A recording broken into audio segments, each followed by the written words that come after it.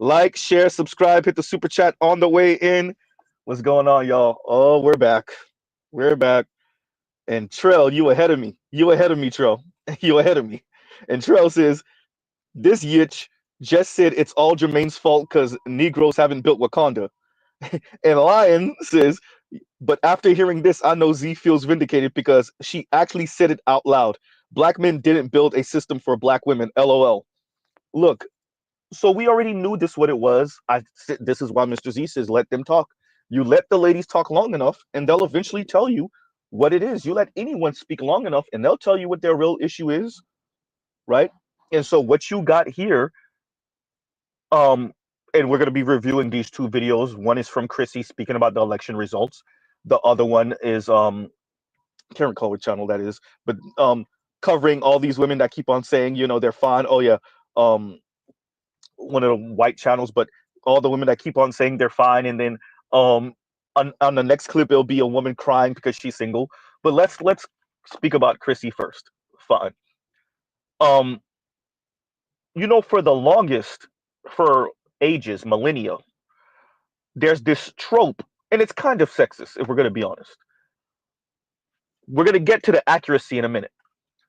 That essentially single cat ladies in various eras of human history eventually become unhinged, right? That there's something about being not just single, but alone or lonely that weighs on men a certain way and weighs on women a certain way. But it's always been this somewhat sexist trope that single women, like chronically single, perpetually single women, whether they have children or not, more often if they don't have children, they're even worse, become unhinged or are unhinged. But what do you hear with Chrissy though? When you're listening to Chrissy speak, what do you hear? Chrissy, if you come up on this video, don't re-listen to yourself now. Come back to this stream, to this video, excuse me, that you put out, this field piece. Shout out to Indigo Flow. This really is a field piece. Not think piece, this field piece. Come back to this in a year and a half, 3 years from now. Huh? Come back to this in about 3 years from now, a year and a half from now, 2 years from now, and listen to how you sound. You essentially said black men can't win, period. I don't care. Shout out to Sarge Willie Pete. Sarge, Mr. Z is right and you're right. What the women are saying, what black women are saying, is until you win a race war, until you can make other people bow to the prestige and the beauty and the opulence and the greatness of black women, we will give you our ass to kiss. Black women will give you their ass to kiss, and you deserve it because you didn't make black women. Wait for it, wait for it. Y'all know Mr. Z gonna go there. Upper middle class and above white women. Thank you, Chrissy, for saying it in so many words.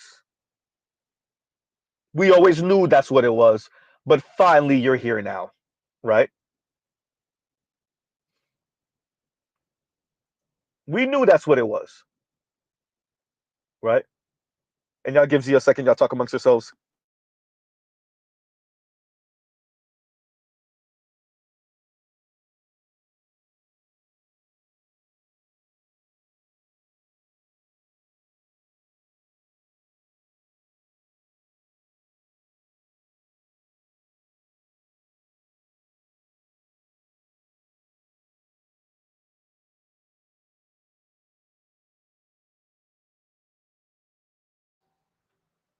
And we're back. But yeah, no, so Chrissy is coming off a bit unhinged. Number one. Number two, this idea that black men deserve nothing, right? Black men deserve nothing. What does it say? Take everything, leave them nothing. Black men deserve nothing because black men did not build black women Wakanda. Now, Chrissy says something very interesting. She says, and I'm paraphrasing, essentially, black men, you say that we won't get down on your program if you were to build us Wakanda. How do you know? Right? Kind of mocking us. Well, you didn't build it, right? Number one. Number two, Chrissy, this is not about what black men haven't done. This is about women of color. Yes, that's other women. That's black women, Latina women, Asian women. That's East and South Asian women, and different ethnicities of non-whiteness, right? Particularly when we say white, we're really speaking about Western European white, the Germans, the French, the British, right? Um, Even maybe Northern European whites, the Nordics. Um, yeah, dear Chrissy, black women, like Asian women, like indigenous looking Latina women, like what I said, Asian, South and East Asian women, it's all about the white peen, Chrissy. We see that with Asian women. No, Chrissy, we will not elevate you to the point where white men will be drooling over you. No, get it on your own. Oop, oh, well, y'all trying and it's not working. Uh-oh. Huh? Chrissy thinks she's slick. Chrissy thinks she's slick. I told you that's what it was. I said this a while ago. The goal for these women is for black men to elevate them to the point where non-black men drool over them and chase them. What, so that white men could pick y'all up? No, Chrissy. No. I hear you. I hear your snarky tone. I hear you mocking black men. Of course, you're mocking black men. What else do you have to do? Right? And Chrissy essentially said it in her own way. There is no win. Black men that voted for Kamala, they have their own reasons. It's not, they're not patriarchal. They're pretty much trying to get the government because the government, Chrissy, if the government's not doing for you, then why does it exist? That's across the board. That's not just a black man thing or a black people thing. If your government's not doing for you, then why does it exist? Number one. Okay, fine. So that's why the brothers that did vote for Kamala voted for Kamala. It's because they want black women to be able to delete their babies, and they want black women to and black men to be able to live off the government and live off the system. She sounded real anti-black, but fine. And she did use the term communita. Chrissy, whatever little, I don't know what white man is pogo sticking down your esophagus, but maybe you ingesting too much of that white male batter or non-black male batter. It's causing you to start regurgitating their racist anti-black talking points. Huh?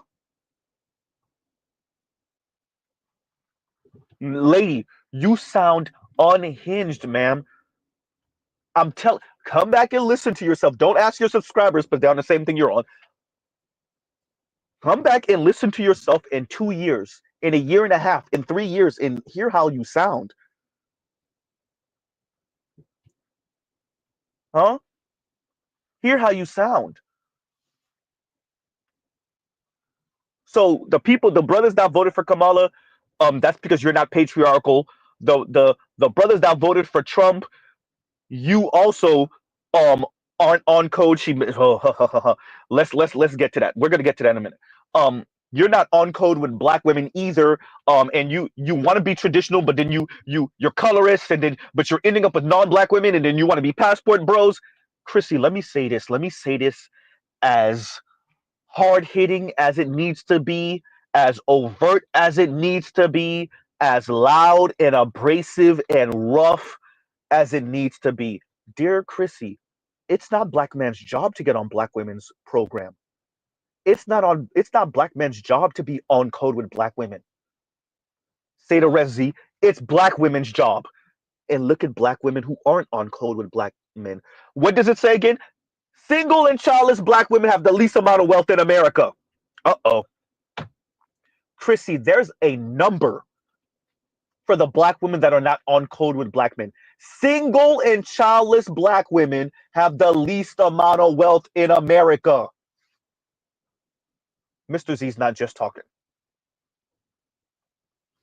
And that's according to the St. Louis Federal Reserve, Chrissy. Mr. Z is not just talking. It's black women's job to get on black men's program, period. Once again, you outliers are doing way too much talking. That's why Chrissy, if y'all listen, she kept on trying to preface her statement. The women that are trying to live hypergamously, and you're trying to level up, and you're trying to do this, and you work it on yourself, and you focused on you, and that, and all these little qualifiers for not being on black men's program, for not being on code with black men. To sum up everything that Chrissy said, it's this simple. Black men aren't perfect, and they didn't build Wakanda, and they didn't force everyone to bow to black women so they get what they get. There you go. If y'all need to know what Chrissy said, there you go. Huh? Black men won't bow. By the way, black men won't protect, provide, and shut up. Chrissy also mentions white women and their voting pattern and how many white women are voting for Kamala, or excuse me, did vote for Kamala, and what she suspects is the reason why, and the college educated women and how likely they are to vote for Kamala compared to the non-college educated, the college educated white women compared to the non-college educated women, et cetera, et cetera. Chrissy, what makes you so dangerous is that you don't learn from history. You have this single-minded hyperfixation with hypergamy because you're a dark-skinned black woman who feels unattractive and you think you can make up with it with status. Sorry, ask Oprah. Don't work. Oops. Huh? Your insatiable inferiority complex that you're trying to tamp down with status and baubles and with white men won't work. Huh?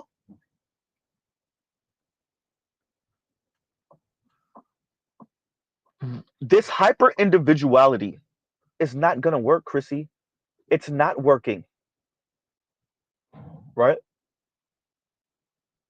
Hyper individuality is not gonna work, and it's not working. Right? Huh. So, and the reason why I'm pausing right now because I'm really considering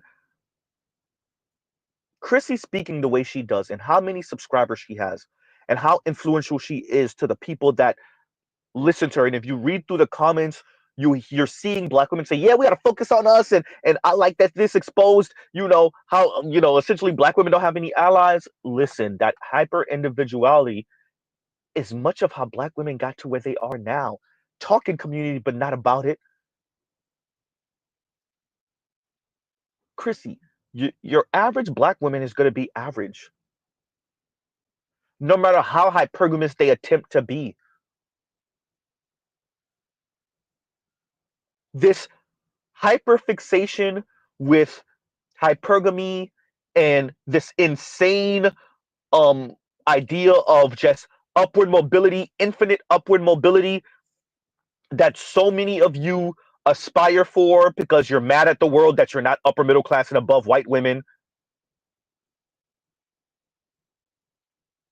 It is going to fail, right? It is going to fail.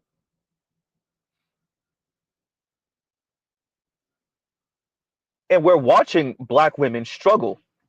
Oh, right. We're watching black women struggle. Train tracks, train tracks, train tracks. Right. So I cover people like Chrissy. I'm covering this because of how dangerous this is. Black women already have the least amount of wealth in America. Black women are already struggling. Right.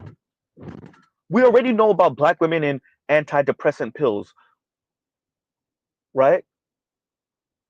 And Chrissy is speaking like she's giving advice, like she's some wise sage. And when you couple what Chrissy said on this, with what, shout out to Compassionate, what she said on that field piece, where she said, I tell um average and below average looking black women that if you can't date hypergamously, it's better that you be alone. And I don't care. I don't care, right? Do you understand how absolutely maniacal you are? How dangerous you are for the black women you claim to care about, for the dark-skinned black women that you claim to care about, for the average and below average looking black women that you claim to care about?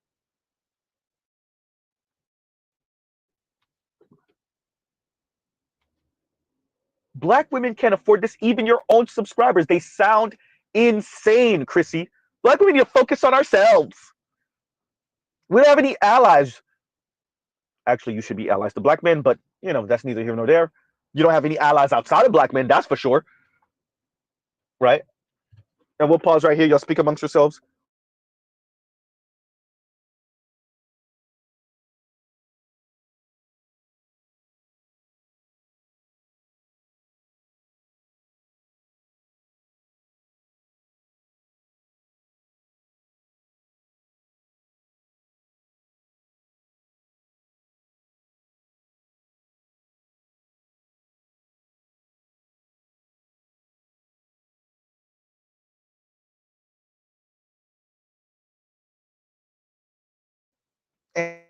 And we're back.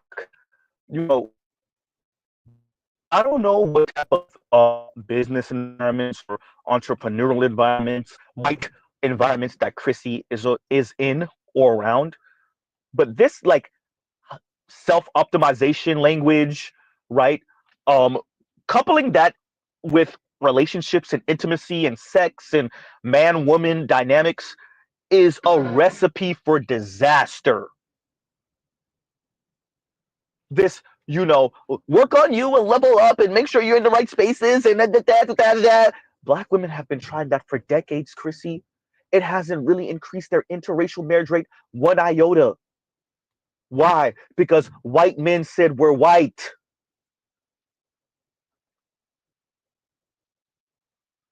Chrissy speaks about white women and their self-interest and how can black women expect, and I'm paraphrasing, how can black women expect for white women to forego their self-interest and vote against their husband in their husband's interest? Granted, but Chrissy, if you're not on code with black men, aren't you doing what you're saying black women shouldn't expect white women to do? Huh? But black men aren't on code with, aren't you? Black men don't need to be on code with black women. Black women need to be on code with black men. Chrissy, you're not on code with black men and you're single and unhinged, racking up non-black body counts, calling the black community communita. Chrissy, you're not on code with black men. How's that working for you? You got some money and what else? Oops.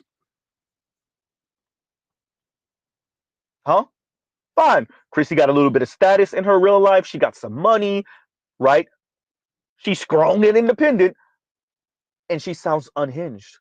And let's not forget, a couple years ago, when she lamented being in her luxury apartment by herself.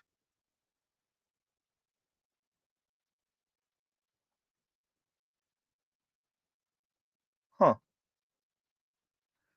The second clip perfectly ducktails with this because what you see is a white woman saying, essentially, women are perfectly okay with being single, and we already know the thing, right?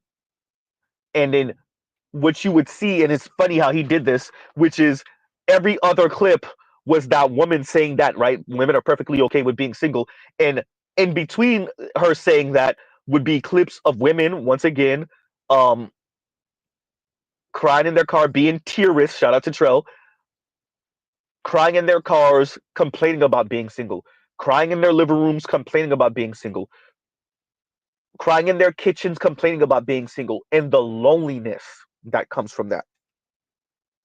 I'm tying that to Chrissy by saying black women are a little bit more difficult.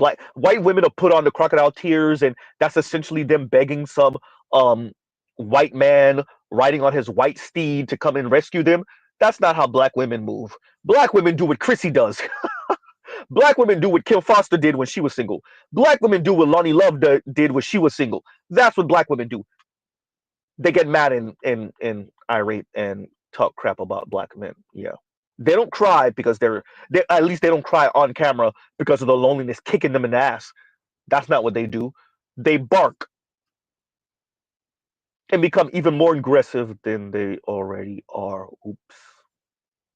And they insult black men because, of course, ain't that right, Chrissy? Huh?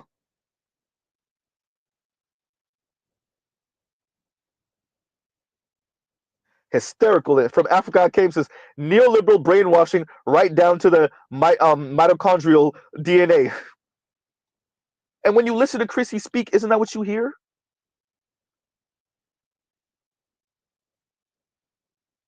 Right? A very hard Milton Friedman esque, Frederick Hayek esque assessment of relationships, of men, right? Of society. Chrissy, if it was working for you, that would be a different conversation. If it was working for you and then we can scale your worldview on men and relationship, that would be a different conversation. Chrissy, for your own sake, the next non-black man that proposes to you, you might want to say yes. You sound unhinged, lady.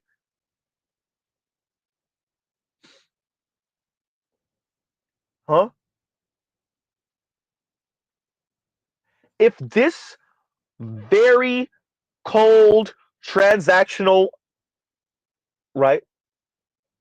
I say mercenary, but fine, transactional view of men and women in their relationships, if it was actually working for you, if you were actually married to your omnipotent white man,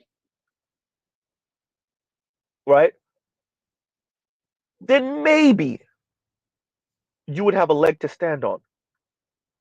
Chrissy, it's not even working for you. This very transactional view of relationships, this car, because really what you are is a little broken 12-year-old inside, a little bitter sister who's still mad at whatever brother called you dark and unattractive when you were probably 8 years old, when you were 12 or 15 or 16 years old, and you held on to it up until now. You really still are that trembling ass 12-year-old inside, but fine. You think we can't see it, Chrissy? We're black. We know who you are. Huh? Fine. Chrissy, if your defense mechanism of being this little transactional mercenary, if it was actually working for you, then maybe other black women should take your advice. If we can scale it, even if it did work for you, if we can scale that for other black women, don't be so race loyal, call the black community communita, be very hyper self interested. If we could scale that, and you could still, if you want to, get married and potentially have children, if we could scale that, Chrissy, then maybe, Chrissy, it's not even working for you. It's not even working for you. And you want your subscribers and potentially other black women to follow? Do you hear yourself?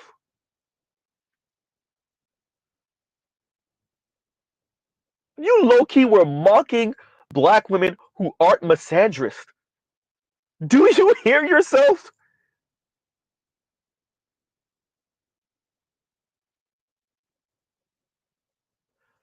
Do you not appreciate why there's a Dr. Richard Reeves and a Dr. Scott Galloway and a Raj Chetty, and why they're like sounding the alarms? Oh my God, if too many men, obviously white men, but if too many men drop off and rather stay at home with the Jergens lotion and the PlayStation 5 or the Xbox and do some menial job, they understand and appreciate the collapse that would bring to society, the collapse that already is bringing. They get it. They get it. You mock it and say, see, this is why you see so many more white women are voting this way. And you see so many more white women not wanting to be in relationships. Yeah, that's for the ones that don't and really mean it. So on one hand, you have JD Vance and Donald Trump, excuse me, but JD Vance in particular, who's got tightened the screws on white women, pun intended, to make them go back to white men.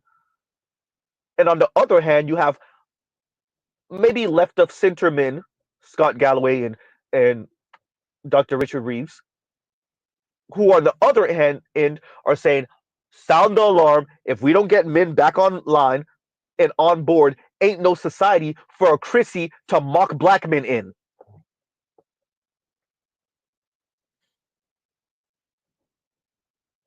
Huh? And Eric Denman says, Nazi, those are some deep-seated daddy issues. That demon spirit of abandonment and rejection is strong within her. Chrissy is next level with it. She a goddamn Ayatollah with it, right? Thank you. Detroit says, meanwhile, Nick Fuentes. Chrissy is a little broken, dark-skinned black woman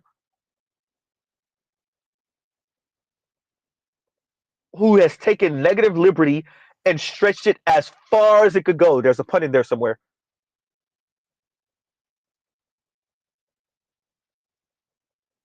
Chrissy, we can't scale your worldview. Let's go through it. So there's one Chrissy. If we made a million different Chrissies, a million dark-skinned, average-looking, dark-skinned black women who are hyper self-interested, let's scale it to 2 million. Hyper self-interested, dark-skinned black women who don't want to have children, go back and forth on whether they want to get married, who are swirlers slash divestors, who speak about the black community like it is a hindrance to their progress, insult the black community and call it communita.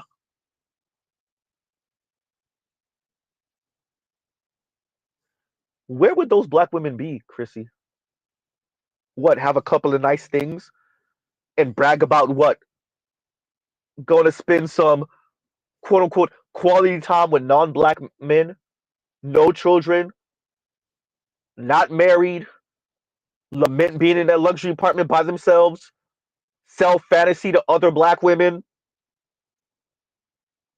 huh? Or obtuse and straight up lie by omission, tell other black women, once again, other dark skinned black women, that it's better that they be alone than not be able to date hypergamously? Really?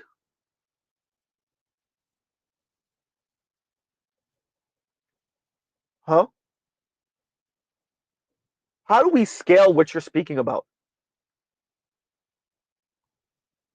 How does this work even for your own subscribers? Chrissy, I can guarantee you the majority of your subscribers don't make $50,000 a year. I'm willing to put money the majority of your subscribers don't make at least $50,000 a year. All this insane hypergamy talk, you are right, Chrissy, what you said a few years ago. I engage in a little fantasy. You were so lucky Mr. Z didn't have the right mind to record you back then.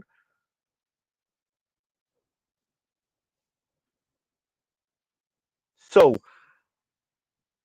days after the election, the best Chrissy can come up with is to give her subscribers this type of coping mechanism. Bro, Paris Milan, Chrissy, Real Talk with Yenny. Y'all, that's all y'all do. Whenever something controversial happens, whenever it's something that are somewhat important to black people, or pop culture gossip but that black people are interested in, here come Paris Milan, Chrissy, and Real Talk with Yanni to give black women the coping mechanism, the coping pill. I know Kamal didn't win, but don't forget, black men ain't ish. And all these black men that voted for Kamal, let me tell you why they voted for Kamal, because they want you to be able to delete your babies when they get you prego. And then the black men that did vote for Donald Trump, oh yeah, they voted for Donald Trump but they're still passport bros, so they're not traditional and they're not on code with black women. Like, what have they built for black women? Meanwhile, Chrissy know how this goes. Chrissy's not dumb. Chrissy know it's women that get on code with men. Chrissy knows. She's not dumb. She's banking on her subscribers being dumb, but she's not. These black men are not on code with black women. Black women need to be on code with black men. That's how that goes. Huh? And Charles Irby says, "Is that dirtbag hysterical?" The word dirtbag has always cracked me up. It's hysterical. Is that dirtbag? Is that dirtbag Paris Milan still making content?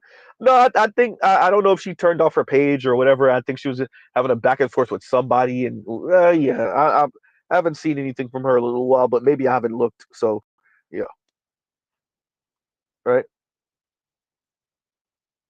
But these people, the Chrissies of the world,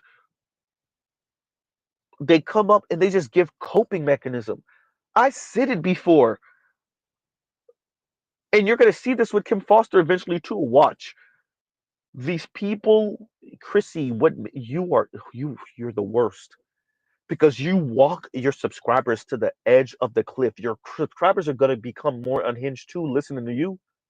You walk them to the edge of the cliff of lifetime of loneliness, essentially being single cat ladies, antidepressant pills, being unhinged. And Chrissy, you might be able to turn it around right before you fall off the edge and end up with that white man that you settle for that doesn't look like he's not an attractive white man and he's way more average than you would like to admit, but because nobody knows who you are in real life or how you look, then you'll just settle. But all the rest of your subscribers will fall off that cliff. And that makes you a bad actor, Chrissy. Point blank, period.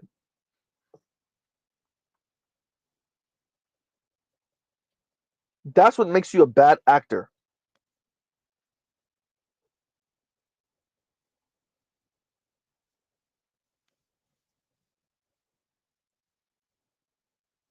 You are walking your subscribers down the road of misery, not just single.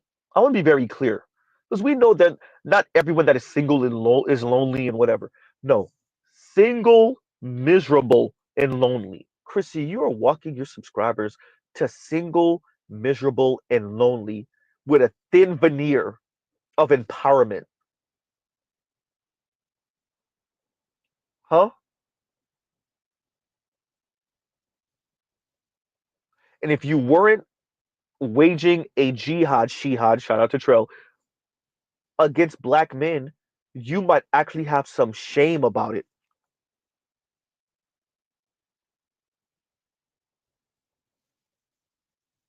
It's the same thing with Miss Foster. Y'all rail on against black men. Kim Foster, in particular, intellectualizes her misandry directed towards black men. Meanwhile, she in a whole relationship. You never know when Buddy Roll might propose to her, right?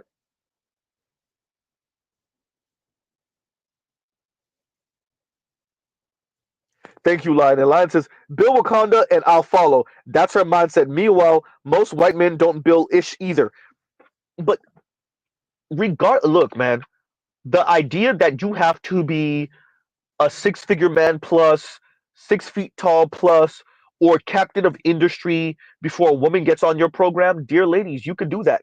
You can operate that like that. If you want hard transaction, Chrissy, you got to tell black women what hard transaction is going to look like. Chrissy, if you want black women to practice hard transactional relationships with men, primarily and specifically black men, you got to tell them what that's going to mean for their life. And most of them are not going to be able to be where you are financially. Most of them are not going to be accepted by non black men, particularly white men. They'll pogo stick up and down their esophagus, but they will not marry them. They won't even hire them. Oops.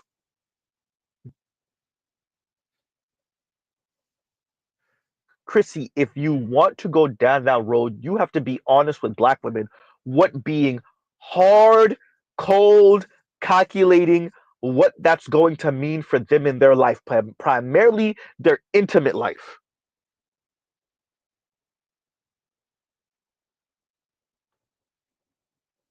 Huh?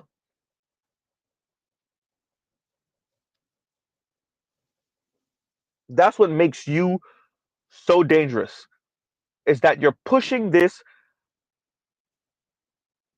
to black women, probably black women your age and younger, and you're filling them up with essentially black man relationship PTSD.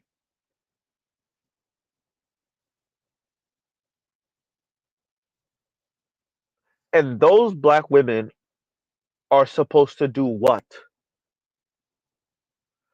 Move in the right spaces and make sure you can practice hypergamy and work on yourself and level up. All this weirdo business entrepreneurial language that you bringing into relationships, intimate relationships with men, even if it's not black men, non-black men. This is supposed to work for black women? It's not even really working for white women, but it's supposed to work for black women?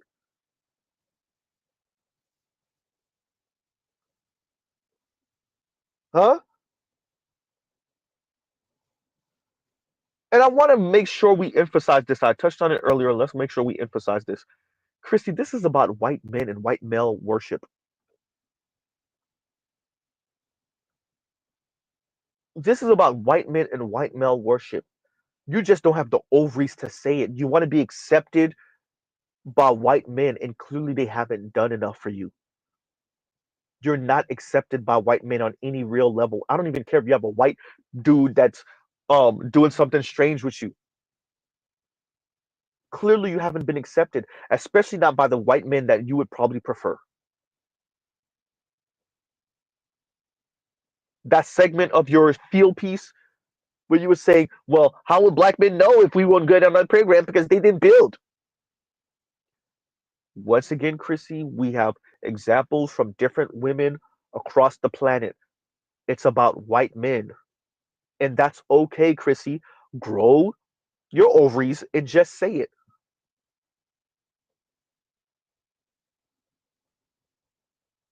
Black men need to win a race war and make other people bow to the beauty and the greatness of black women. Primarily, white men bow to the beauty and the greatness of black women. And anything short of that, then we will be ruthless and mean to black men because they deserve that. You haven't built Wakanda. You haven't made other people bow to us. Literally, Mr. Z said it. Y'all thought I was joking when I said it on Dr. Green Gorilla's channel. I said it and I meant it. Kick Margot Robbie and other blonde, blue-eyed white women off the European beauty standard and replace her with Lizzo. Replace Margot Robbie with Lizzo. Huh?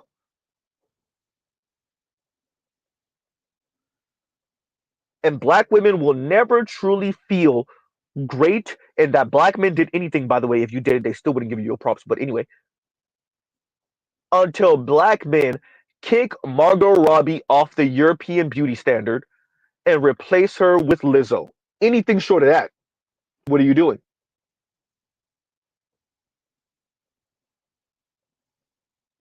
Huh?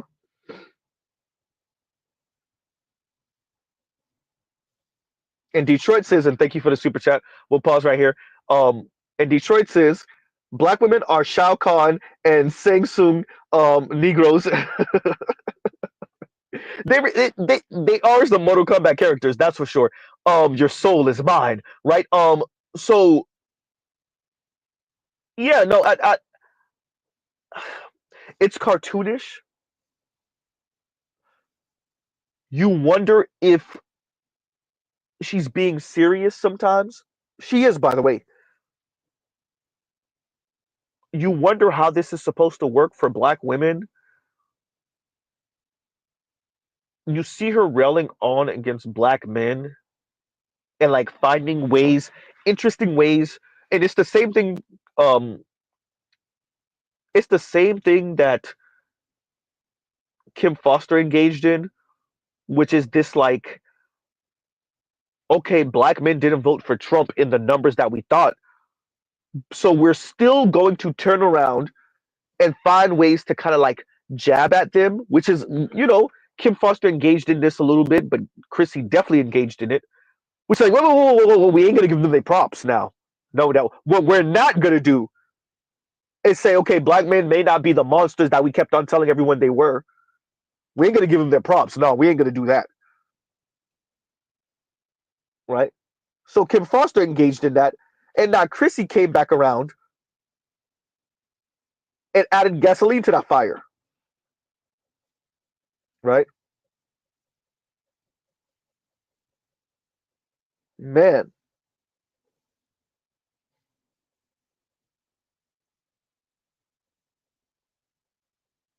right? This is always Jermaine's fault. An election where white women showed you who they are, Latina women showed you who they are, Latino men showed you who they are, white men, y'all already knew who they are. That's why y'all want to be with them. And like, I gotta, Chrissy, like her very neoliberal assessment, it's frightening. It's like, oh, like this was like Malcolm's nightmare about sending your children to the enemy, which you think gonna come back home. Because like all I heard Chrissy saying, other than obviously black men ain't ish and black men ain't built us Wakanda, so give them nothing, is this very like once again white entrepreneurial business way of viewing black people, and like once again the miseducation of a Negro. Like you're going to these institutions, you're being filled with all this white worldview, along with your education, you're being indoctrinated, and then you come back to the black community, essentially a white racist man. Everyone, Chrissy. Um, and so her assessment was like, of course, these white women voted along the lines with their husbands because their husbands are like these business owners and these providers and da da da, right? And like that's so frightening to Z. And like this is what that's why y'all see I speak the way I do on my channel. That's why y'all see me even go in on white folks on the left. Y'all see me go in on some of the brothers that adopt like white conservative worldview. That's why like y'all don't see me doing like a left version of Anton Daniels. Shout out to Angry Man. I'm not doing a black like version of a black leftist version of Angry Man, right? Because it's frightening, like watching black people do this, especially when it comes to black women, like this 1 foot in, 1 foot out of black, 1 foot in, 1 foot out of like assessing black men through like a white patriarchal lens, which black women still wouldn't want to be subject to in the first place. So they mock you for not being it, but then they don't want you to be it in the anyway. Like that's the rub of it all, right? Like Ebony K. Williams is a prime example of that. She's a prime example of that. She railed on against black men, calling black men mediocre, saying she would, only if he owned the bus to Yana Van Zant.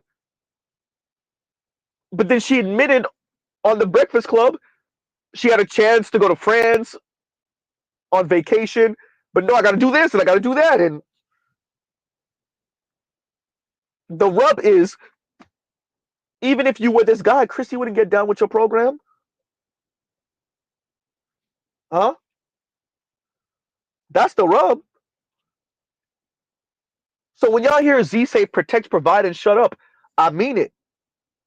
That is what the ladies are effectively saying, huh? And if you cannot protect, provide, and shut up, then we will be ruthlessly transactional with you. But then the ladies don't really want transaction either. So Z, what are you saying they want? They want everything, right?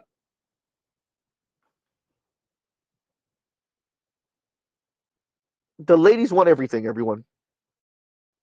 Right?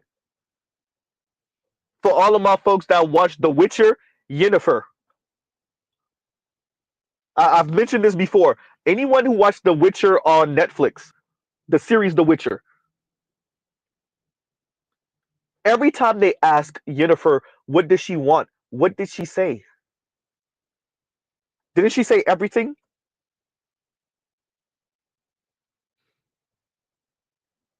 Huh? Protect, provide, and shut up. What did Melissa Ford say? Progressive traditionalism or something like that? Not progressive traditionalism. It was progressive traditional. What is it? Was it progressive traditionalism? It was a progressive traditionalism. It was something else, right?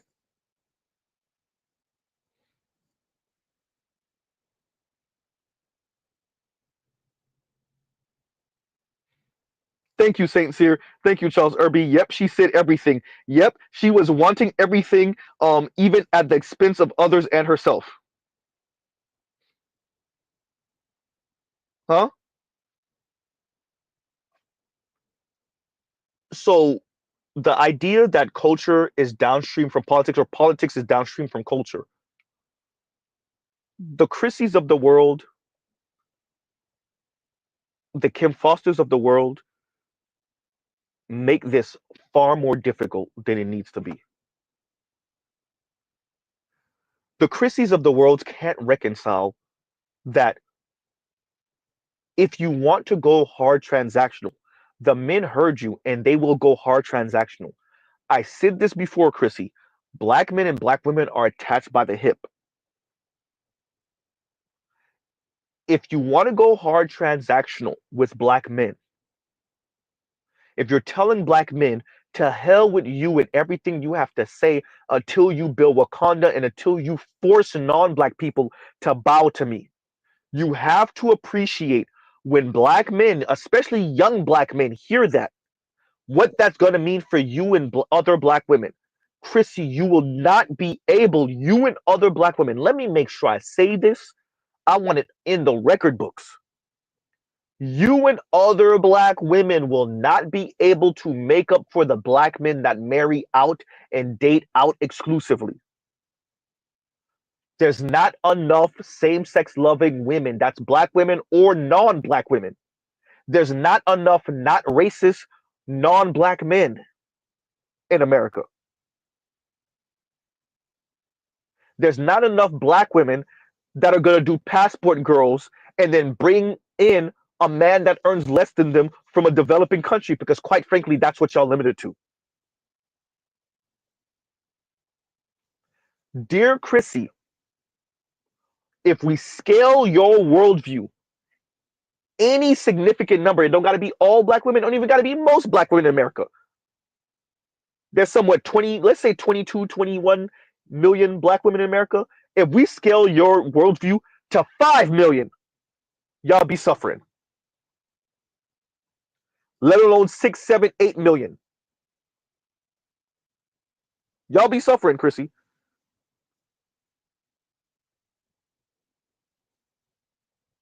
I said this when the passport bros, when it really started getting big on the scene and black women started responding, like they'll be passport girls, right? And if, for those of you that caught me that night on when we were speaking about Ebony K. Williams, um on the breakfast, well, not the breakfast, I'm sorry, on the breakdown a woman's perspective, and I think was that May up there? I can't remember who it was up there. And Mr. Z was saying like the numbers don't work in the favor of black women when it comes to finding men from overseas that make more. Like Western women writ large don't appreciate that the second you walk out the West, the overall income drops like a rock.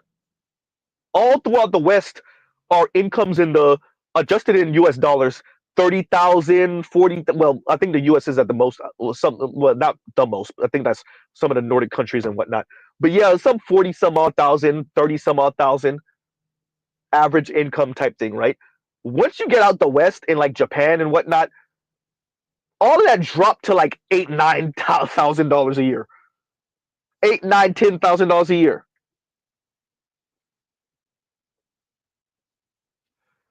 Chrissy, the numbers are, but Mr. Z is saying all of that to say the numbers are not on black women's side. Black women are going to get on black men's program or die not trying. Ooh, ooh, Z. Starve and die not trying. Chrissy, most black women are not you. Kim Foster, most black women are not you. They don't got it like that. They don't. And this idea, well, and same thing with what Kim Foster said. Y'all notice these two people are like meeting somewhere in the middle. What did Kim Foster say to the white man that was on, whoever that was interviewing the white man? And Kim Foster said, "You're not going to be able to pay all of the mortgage. You're going to need a partner. You're going to need to go 50-50." And she said it's snarky and mean because she was in glee. Ha ha. You can't play your patriarchal duties. Now you have to deal with me and other women and our BS. Ha ha. Now we get to be attitudinal and mean. Huh? Now we get to be condescending and rude. Isn't that essentially what Chrissy was saying too? You black men aren't traditional. That's why you voted for Kamala. You didn't build Wakanda. That's why you voted for Kamala.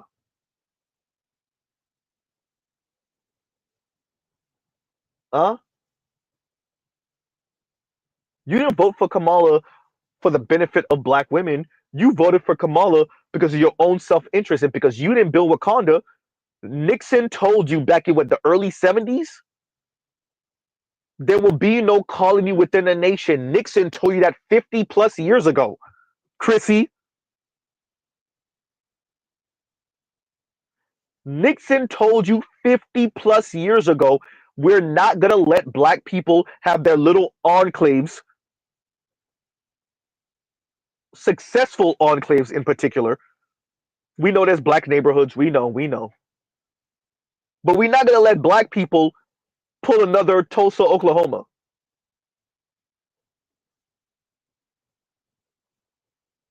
Huh? And Chrissy said it too, until y'all build another Tulsa.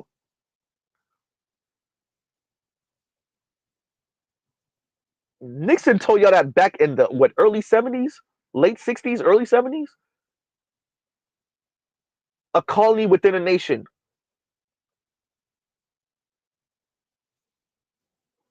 And he waged war on black people. Huh?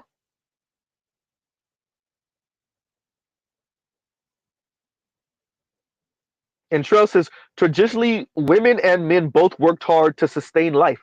Yeah, but when you have adopted and want so badly, you want so badly to live this Victorian era, Regency era black life, black woman's life. You want the white woman, you want Queen Victoria's life in modern day.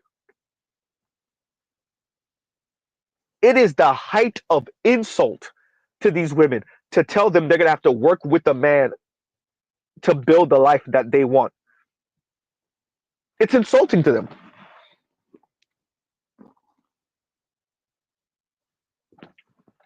Huh? What they're saying is, if I don't get to be hyper feminine, I'm using that word on purpose. If I don't get to be hyper feminine, then you get my ass to kiss. Right? And no placeholder says, and thank you for the super chat. Right? Like, share, subscribe, hit the super chat. No placeholder says, rail against black men to find white women are the ops. Every time black women get punched in the face with this, they act brand new. They always act surprised. And it's funny you put the emojis at the end exactly. Gasp. Every white women show black women they ass every single time. And black women pretend like they're shocked every single time.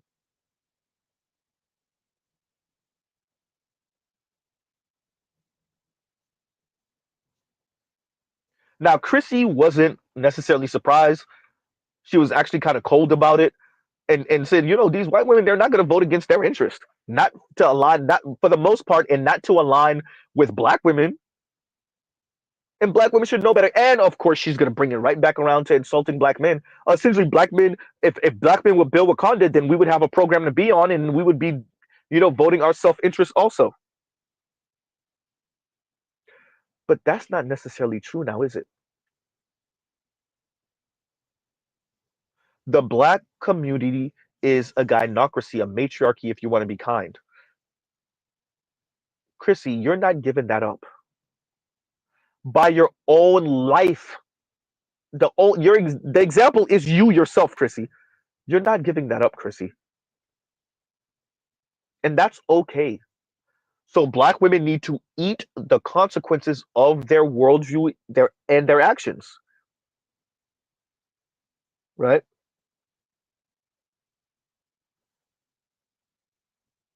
Black women need to eat the consequences of their actions. And I'm about telling other black women, until they're on brunch with women like you and then tell you to shut the hell up, they get what they get. Until they shout you down and maybe even embarrass you and shame you in front of everyone else,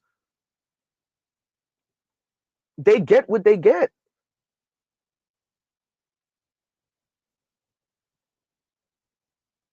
Huh?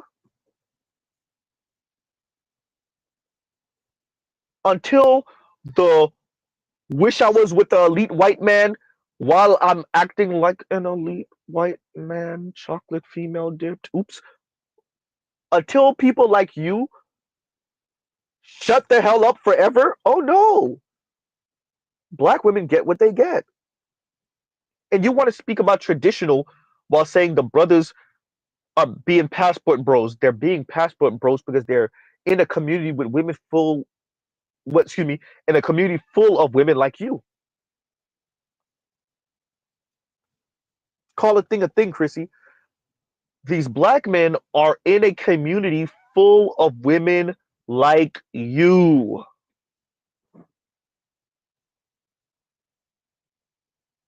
Even if those women aren't necessarily card carrying swirlers and divestors, Chrissy, they're like you, Chrissy.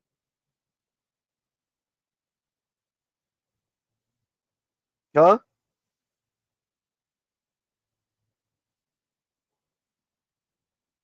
No placeholder. The ops, black women already know white women are the ops. Black women know that. They know that. Black women know that white women are the ops. The issue black women have is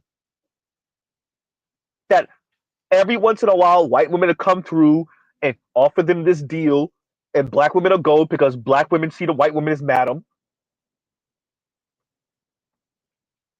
Black women are being pimped out by white women. Black women will go, and then black women will come back and be like, "Okay, we did it. Okay, what's your side of the bar? Did you do your side?" And when they come back, they'll be like, "Wait, where are the white women? Where did they go? Wait, is that Miss Anne walking away with the white dude?" Every single time.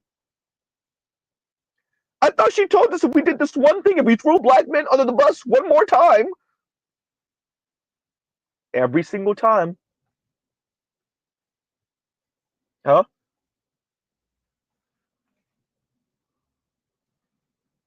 Every single time. Dear Chrissy, white women, the traditional white women, were also voting against women like you, Chrissy. Women like you, single childless cat ladies. Did you not hear JD Vance? He was talking about women like you, Chrissy. Granted, more of the white women like you, but women like you, Chrissy. And other white women voted for that.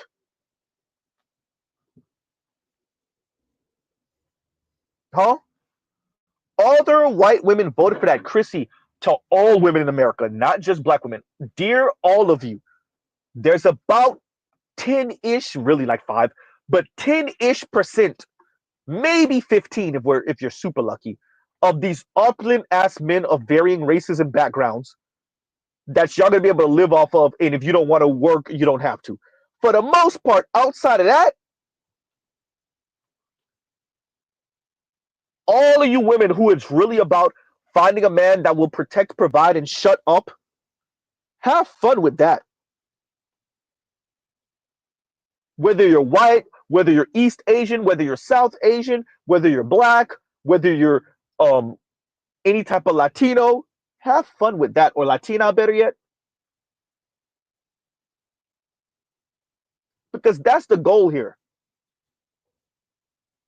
Why didn't you speak of it like that, Chrissy, and be honest? That's why I have the second link in my description box. But that one woman continues saying, essentially, "Nah, women, we're good single, we're great, we're that," and every other video is are women crying about being single and lonely. Even Chrissy, once again, a couple years ago, lamented being in her luxury apartment by herself. A few years ago, even what's her face? Kim Foster put out that little field piece about being single, and yeah, every once in a while I might want some this and that, but I'll be okay. Yawn.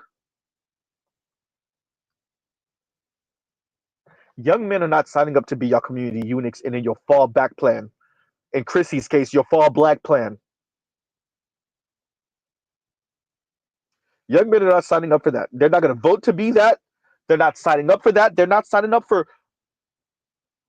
annoying, condescending, rude, entitled, snarky brats, materialistic, consumerist a-holes, neoliberal minded mercenaries who finally get tired of pretending like they're okay being single, but the ghost of loneliness chases them all around the room. Shout out to Bobby Womack, rest in peace, right? Huh? And then they finally settle for the man that was on their level better than them.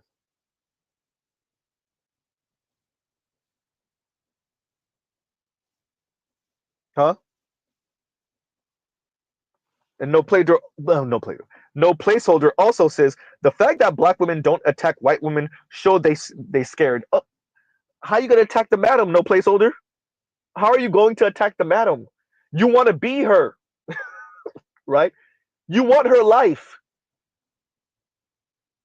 You want to be her, and you want to be with her man, right? Now, I'm not saying, and I really believe this. Your average black women, even the ones that they don't really want to be white women, as in blonde, blue-eyed. They want the political and social position of upper middle class and above white women. Yes, they'll take the economics, obviously, but they really, really, really want that political and social position. They want to be able to weaponize their tears. They want to put on the crocodile tears and get men, black men, hemmed up by powerful white men. They want to practice proxy violence the way elite white women do it. They want the political, and I would argue black women are the loudest about it, but this is the goal writ large for all women, working class white women, Latina women of various backgrounds, East and South Asian women of various backgrounds. Shout out to Mindy Kaling. Shout out to JD Vance's wife. Shout out to Rupert Murdoch's ex-wife. Shout out to whatever Asian women used to mess with Richard Spencer. Uh-oh, we could go on forever. Shout out to Tila Tequila. We could go on forever. Shout out to Amy Chua. Goddamn, we could go on forever. Shout out to Les Moonves Asian wife that used to be on the show. Is she still on the show? No, she's not. What was it? The Talk? Right? Uh-oh. This is the goal for like all of them. Black women,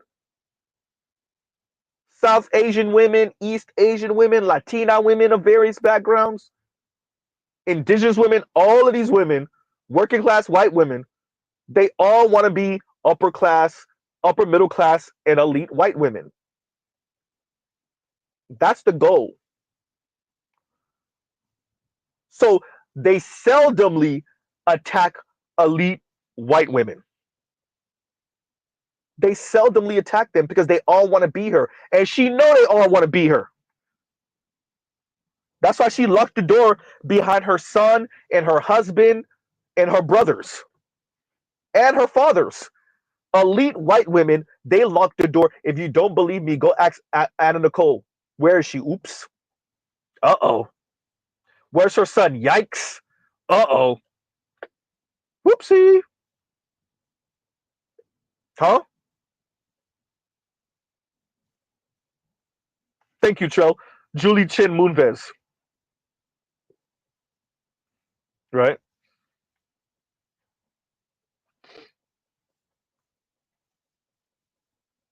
Didn't what's his name? Um the one that deleted the brother in Minnesota. Wasn't his wife Asian too?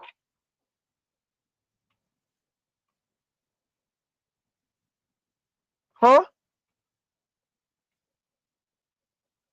Chrissy, all of y'all are on the same thing. This is not a black woman thing. This is a woman of color thing. Y'all all are on the white male peen chase. All of you are on the white man peen chase. And it's not white men's looks or their physical prowess or anything. It's strictly white male patriarchy. So miss me with the well, if black men would build a equivalent, Asian men got something to say about that. You know what Asian men tell us? Don't believe them.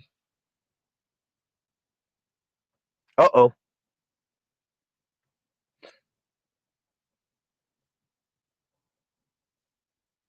Huh?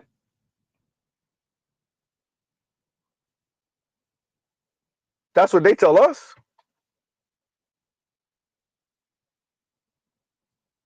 So yeah, you're full of crap. And yeah, they are scared. They are scared of white women because they want the white woman's man, the elite white woman's man, better yet, and they wish they were the elite white women. All of these women with and elite white women, as I was saying earlier, they lock the door behind their sons because they don't want their sons to end up with these women. They'll let their sons have adult fun with these women, but they will not let their sons end up with these women. If you don't believe me, go ask Travis Kelsey's mom. Goddamn, oopsie, oops, oops, uh-oh. If you don't believe me, go ask that Canadian sister that was with the white dude, stayed with him at his parents' house during COVID, and overheard the parents saying, "Yeah, he could have fun with her and do whatever with her, but he better don't marry her." Uh-oh. Huh? Yeah, they're scared. No place on. They're scared. And thank you for the super chat. Like, share, subscribe, hit the super chat. Yeah, they're scared. They're absolutely terrified, mortified. And Tiberius says, and thank you for the super chat, I don't think it's worth talking with the black women anymore. They are showing in mass they are womanist. Black men are our own downfall, falling in line. We are the only community where the women talk about leading lineage. That's comical. That leading lineage. That's comical. Not in my presence. Not in my presence. I agree with you, Tiberius. I'm not disagreeing with you. I'm saying, yeah. Huh? And Phantom Clutches, Mr. Z Chang Nation be flaming Asian women. Bro, it's bad. Everybody know what they're on. And Chrissy acting dumb. How would you know? Y'all didn't build it. How would you know? How would you know? All these different women of color on the same thing. The white peen. Oops. What makes black women mad is because black men are the foil to the whole goddamn thing. And black men are the one group of men, for the most part, who could still get a white woman here and there without being captain of industry. Let me say this again. Let me say this with rocket boosters on. If it was really all about the money and the status, then you wouldn't have a Donald Sterling concerned about who what's her name? Vistiviano was seen with. Huh? It was really all about the money and the status. Because yes, those were rich NBA players, but what was Donald Sterling essentially trying to tell Vistiviano? Yeah, but I'm gonna higher tier than those guys. And he said, I'm the one who buy their cars. I'm the one who buy their houses. I'm the one who this. Essentially, I'm at a higher level than them. And you still try to pipe them and people know that's what's going on. It was really all about the money and the status. Then Asian guys that were doing pretty well financially wouldn't also be complaining about how women ignore them. Ooh. Black men are the foil to this. It would annoys black women and especially white men. Ooh, white men hate this. Ooh, do they hate this? It's charismatic black men walk in the room and he could pipe your chick. Oh goddamn, you know that hurt. Oh, you know that gotta hurt. And black women hate it. Black women and white men hate that black men ain't playing necessarily 100% to the game. Black men can come in, dress nice, smelling good, and charismatic, and still could pipe your chick. Oh, make her laugh. Oh, wait, you're not captain of the industry like me. You didn't grape and pillage the world like me. And yet my wife is still drooling over you. How? Well, Alexa, put up the what's his face again? Jeff Bezos and his fiance. Well, I guess wife now. I guess I'm not sure. And Leonardo DiCaprio again. Huh? You know that's what it is, right?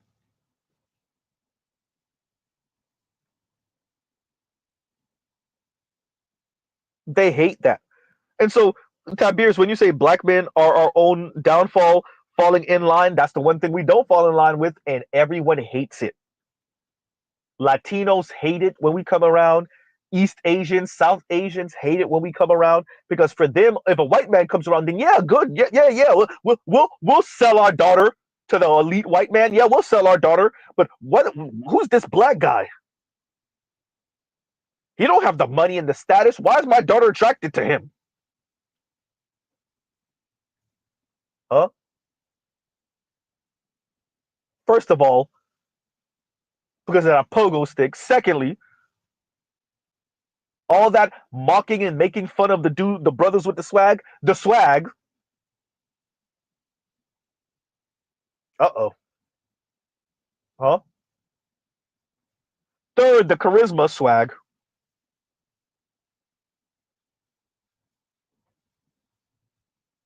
Right? People are annoyed that black men aren't playing the game the same way. And to be honest with you, y'all make y'all daughters want black men.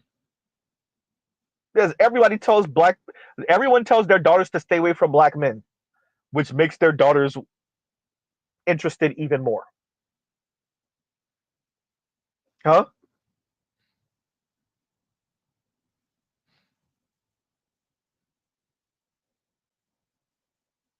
It's that simple.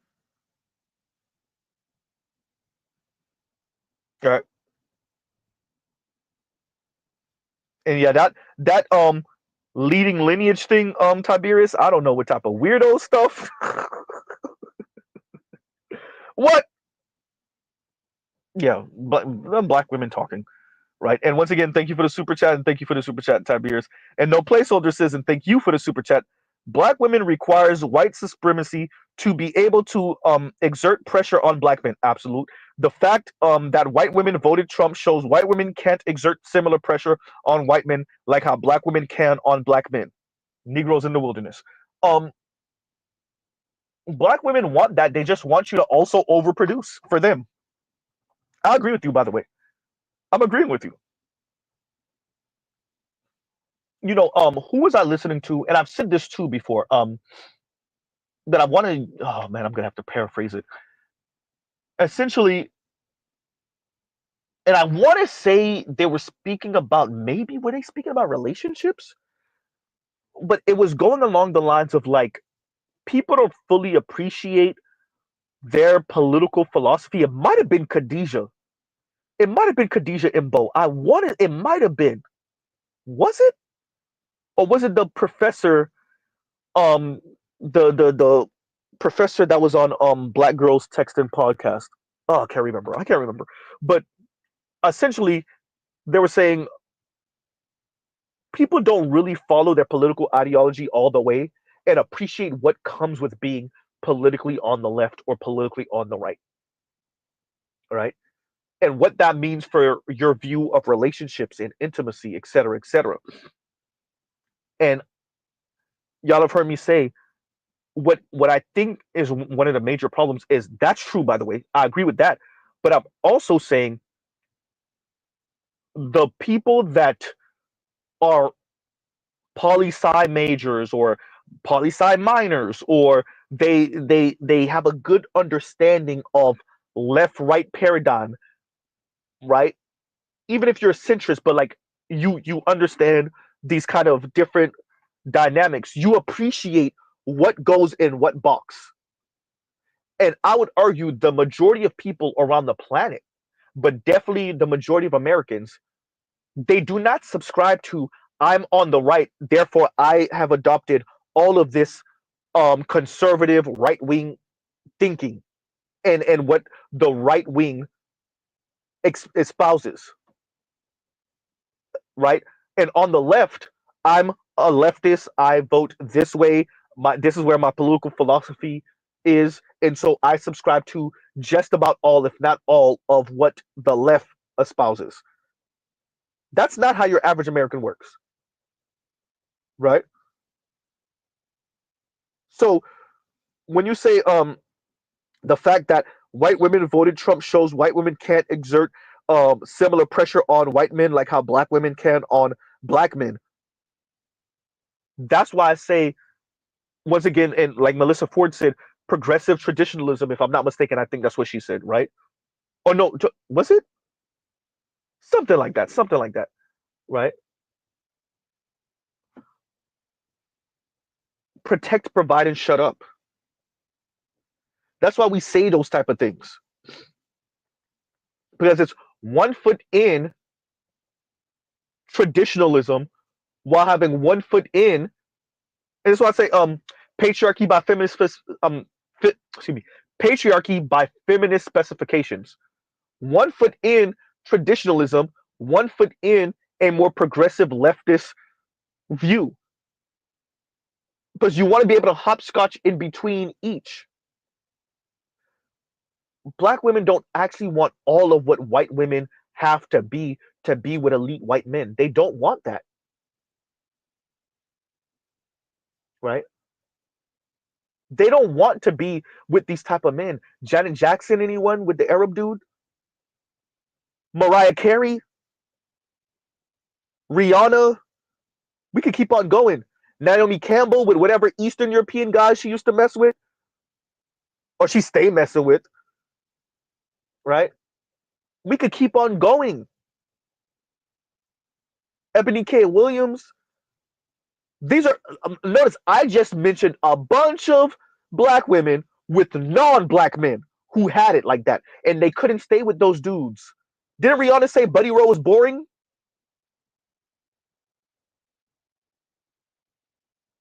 Because yes, they want the man with the life. They just don't want him to exert none of that power and dominance over them.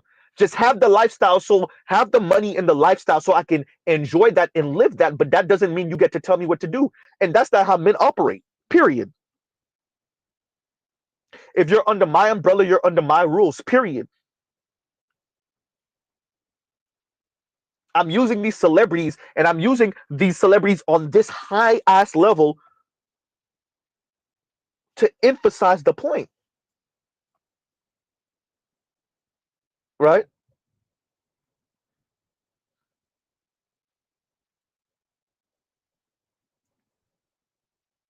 All of these well-off women got with men that made similar or financially they're in the same type of bracket, if not even higher, and all of these women could not stay. They couldn't stay, huh? And you see this over and over again.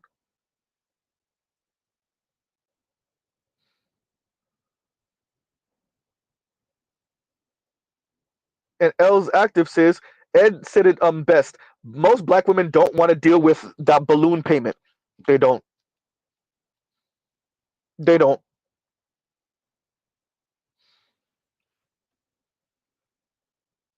And Dr. D says, women's mating preferences are designed for a pre-modern world. In such a world, innate masculine traits are more actually attractive, not necessarily book smart. Book smarts are a recent thing. I agree. I agree. Right. What, who said what? We know the famous saying. What we have um was it space age technology, medieval institutions, and a um it's not prehistoric brain.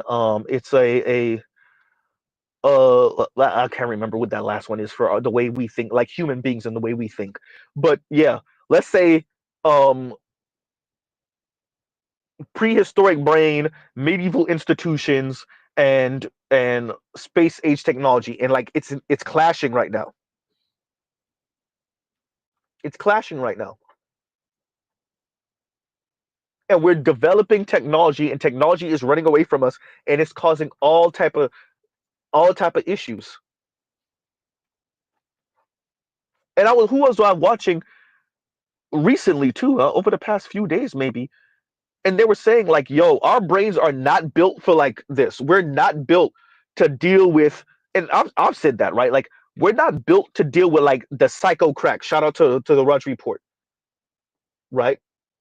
What I was saying to Compassionate, and what Leon was saying when I played the clip from Wisecrack, when he was like, "They sold crack to us in all different type of ways." Exactly.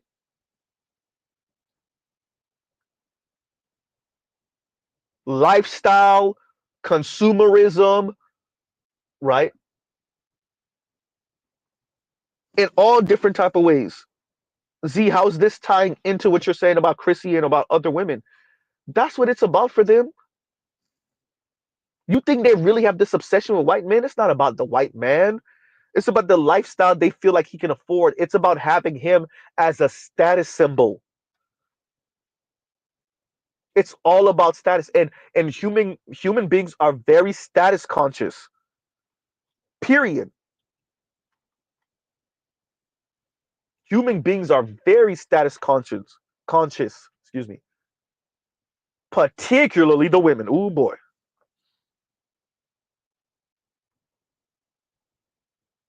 Huh? That's why Chrissy sounds the way she does, right?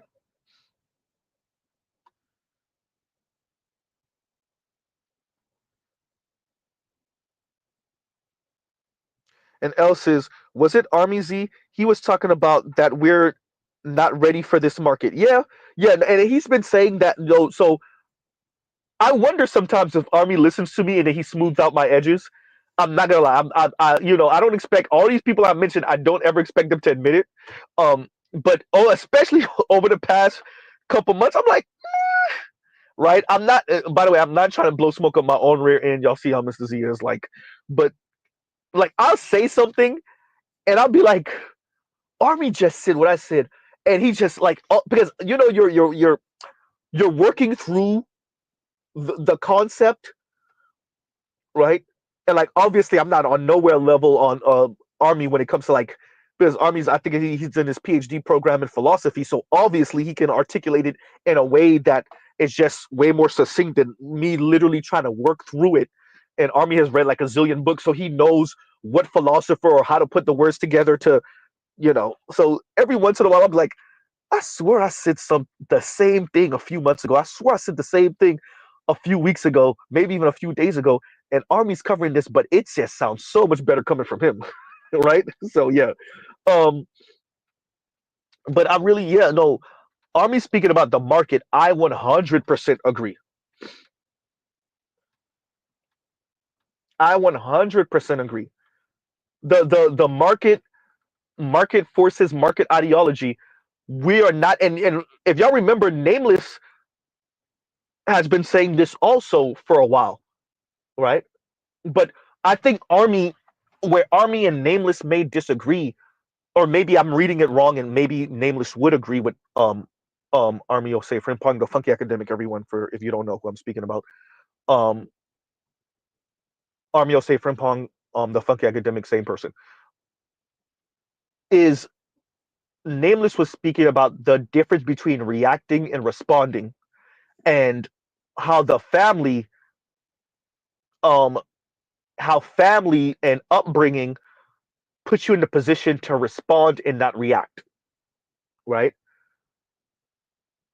And I think what Army is saying is the only defense really from market forces is upbringing and family. And so maybe it's a distinction without a difference.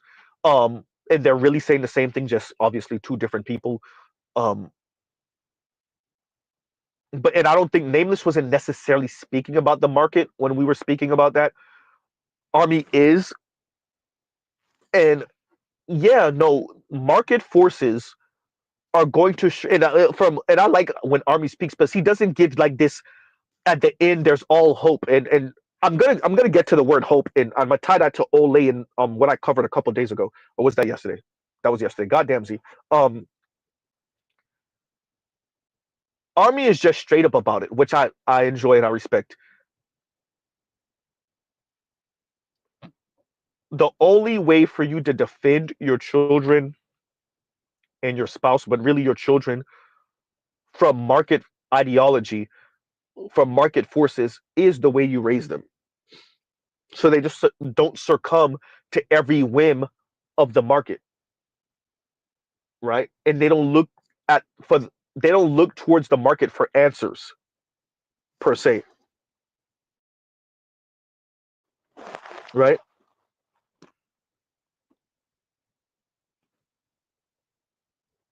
So, and I agree with that. Like, and I'm glad that he's there. He's speaking about that, because I think that's what I was trying to say. But once again, Army say Frimpong said it so much better. Like, we went from Jim Crow, and Jim Crow had already decimated the black family in many ways. And then literally as you get out of, and I swear I said this before too, and literally as you get out of, and maybe even Leon or PK remember me saying this, literally as you walk out of Jim Crow, bow to the face, the market, right? Right to the face. Right? Like, you barely make it out of Jim Crow, you stumbling, but you made it out, right? You're like, oh, okay, all right. And you try to catch your breath, and you're like, all right, okay, let's gather our thoughts. Bow to the face, right? Man.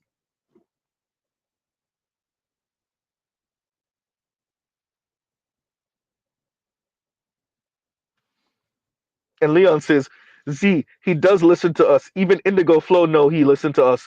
Talking about Armio Sifring Pong. When I come in his lives, he pauses every time and reads my comments. Okay, okay, okay.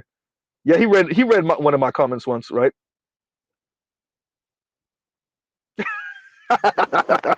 Not in the UK. And Els Active says, I be taking your ish all the time, Z. Oh man.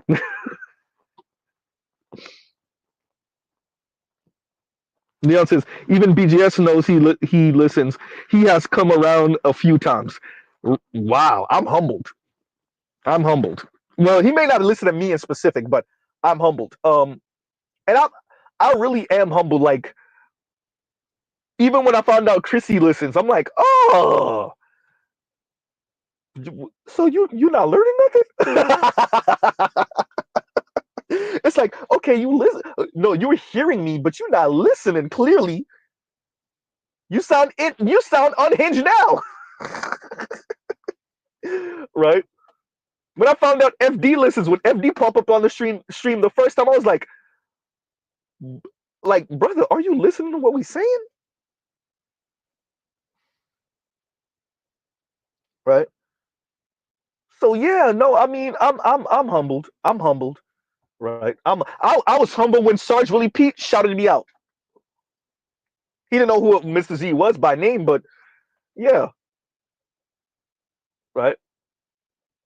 So yeah, and Sarge Willie Pete, I've been listening to Sarge Willie Pete since what, 2010 or something, 2011, something like that, forever ago.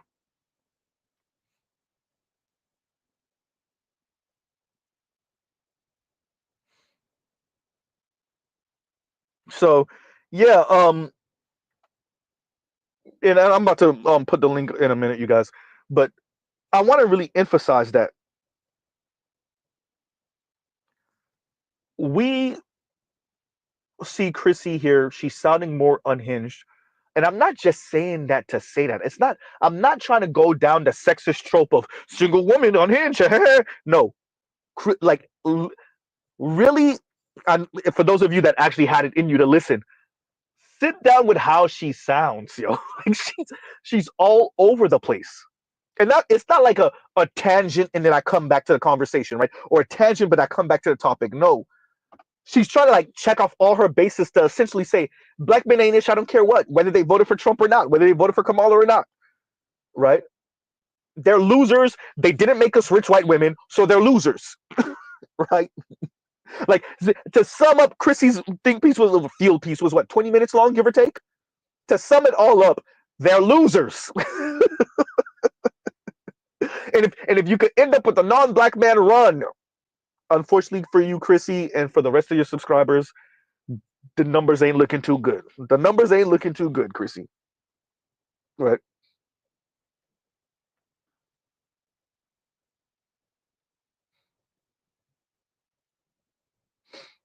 I remember that. And Dr. T says, I said Dr. T. Das Burrell says Dr. T interviewed the funky academic. That's when the floods drops. I think he mentioned he found his tribe in regards to us. Yeah. Yep. Yep. Yep. Hmm. Big Mo says FD was the reason why I started listening to the Manosphere. My BS detector was going off. Right. And Trail says, and thank what's going on, Lemmy. And Trail says, I listened at 2 times speed until she blamed black men for not being world conquerors. Chrissy, I'm going to state the obvious just in case you don't know. I don't think you don't know, but I'm going to state the obvious just in case you don't know. Let me state the absolute obvious, Chrissy. You know who white men conquer first before they conquer everyone else? You know who got to eat white men's crap the most, Chrissy? You know the answer to this, Chrissy. Everyone knows the answer to this. You know who have to eat white men's crap first and the most, Chrissy? White women. Say it again, Z. White women. You want to talk about conquering? Do we remember was it Game of Thrones? When what's her name said something real snarky and rude to Baratheon. I think this is before he died, right? And he backhanded the hell out of her. Y'all remember that? Did he palm or did he backhand? Y'all remember that? When was it Louder with Crowder? Y'all saw the way he was talking to his wife when they were in the on the patio. Y'all saw how he was, and she was. If I'm not, was she pregnant at the time? Y'all saw the attitude he gave her. First of all, y'all too rich to be sharing in one car. Y'all remember how he was talking like, "Hey, watch it now." Y'all heard the rumors, or not even the rumors. What Bill O'Reilly ex-wife and his own daughter said that he drugged the ex-wife down the stairs. Y'all remember that? Uh oh. You want to talk about conquering? Huh? Taking over the world? You know who these men, you know who they take over first? They're women. Sometimes violently so, most times violently so, almost all the times violently so. Uh-oh. That's why if you notice, Trell, well, I don't know. She said it later on though. I don't know how far you got. Because you said you went until she said conquerors. She said something about like benevolent patriarchs. So look, all these women with this weirdo stuff. You nope, nope, nope, nope, nope, nope, nope. Because now they want to be. Well, we want you to take over the world, but we want you to kiss our ass at the same time and like be super nice and like caring and loving and ooey gooey and soft and cuddly. We want a cuddly conqueror. Nope, that's not how it works. Go ask any woman who's with a conqueror. Go ask the Arab women. Oops. That's why she said what she said. Thank you, Els Active. And Els Active says 56 likes and 112 watching Z. A whole lot of man plagiarizing and taking notes in secrecy. Like, share, subscribe, hit the super chat. I'm gonna start treating y'all like BGS, y'all. I need to get with compassionate so I can get some annoying ass music and be like, oh, y'all messing with my likes. I ain't saying nothing until y'all get the likes up and start playing the annoying ass music, right? Oh man. Like, share, subscribe, hit the super chat. If y'all not gonna donate a super chat, then at least like the video, like BGS be saying. Right? At least like my video. Oh, and Lion says it was an open slap. Baratheon, it was an open slap. Right? Huh. Right? So yeah, no, this is the benevolent. I think she said benevolent patriarchy. If you don't get your lame at Chris, this is the problem. Like Chrissy, I don't know how much time you spent with your stepdad. I know you said your mom, remarried or married, I guess after you or whatever the hell. And I don't, but y'all have some really weird concepts about men in relationships. This is another problem with like single mothers. Your daughters grow up to have some delusional, weird view of men in relationship. Like men are supposed to be conquerors of the world while also kissing their wife ass, while also doing like 50-50 house chores, while also like working their ass off. Man, y'all weird, right? Y'all are weird. And put it in a book, by the way. The Cuddly Conqueror. Y'all heard Z.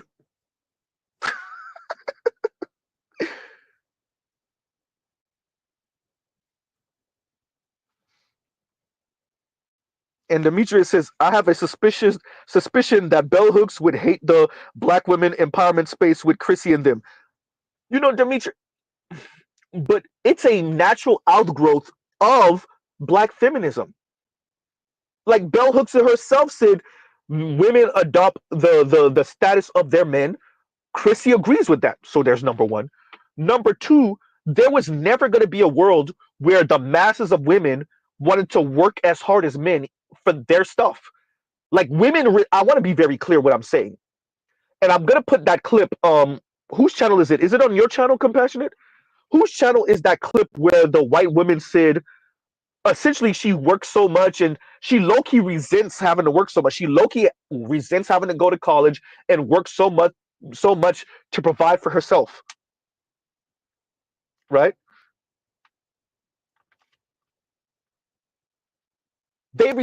The women resent it. Don't get it twisted. Men are human beings too.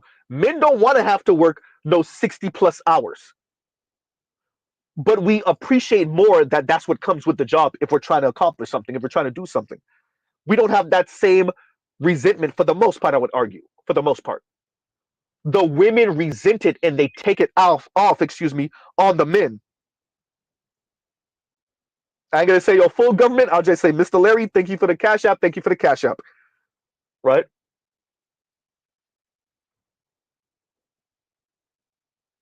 And you see that.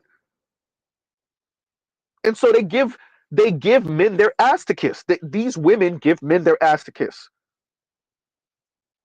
That's what you see with Chrissy. And so my thing with Bell Hooks, I would say, but what did y'all think was? I would say to Bell Hooks, if she was still alive, if we were having a conversation, I would remind her of herself when she was speaking to Gloria Steinem. Oops. Gloria, for all of us that saw it, Gloria Steinem said, essentially, I'm paraphrasing this whole conversation. Gloria Steinem and Bell Hooks were on stage. Gloria Steinem said pretty much the love of her life was a pretty much average earning white man who she fell in. She didn't say white man, but y'all know the picture. Average earning white man. I think she might have got married to him, but they got divorced or he might have passed. I'm not sure. But Gloria Steinem was saying essentially the love of her life was a not as accomplished as her, not as known as her, regular smegular ass white man. But that was the love of her life. And what did Bell Hooks say? Demetrius, you remember, essentially, you could keep that over there, not for me. Paraphrasing once again. Nope, can't do it. That's what Bell Hooks said. I would remind Bell Hooks of herself. I would say to Bell Hooks and to all of these leftist women, maybe you are okay with that. Maybe you are, but your average woman, because this is why I say the outliers are doing too much talking. Your average woman said, I can't do it unless the man is above me in status, in finance, or a combination of both. I can't. That my femininity don't work like that. And Dr. Marcia Inhorn has spoken about this. Dr. Marcia Inhorn is the woman that said a Motherhood on Ice.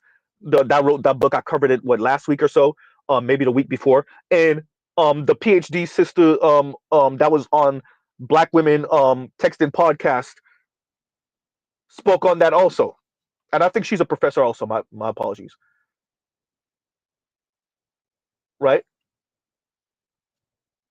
The women's concept of their own femininity. So whoever that weirdo brother was on Jubilee, the FD signifier acolyte that said the women are more likely to let go of their concept of femininity than the men are of their concept of masculinity. What drugs are you on? What drugs are you on? I told y'all, going after men and their concepts of masculinity is the easy part. That's easy.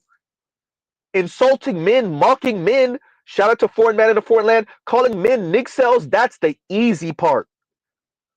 It's always easier to go after the men. I can't wait until y'all start trying to tell the women something. Huh? Wait until y'all wait till the women are throwing a temper tantrum now and y'all not even talking to them. The women are throwing a temper tantrum now and y'all not even talking to them. Huh?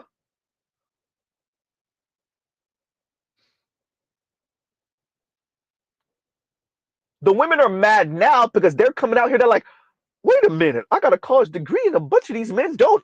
Okay, I can't do it. Wait, I'm voting for Kamala and these men are voting for Trump. Nope, I can't do it. Huh?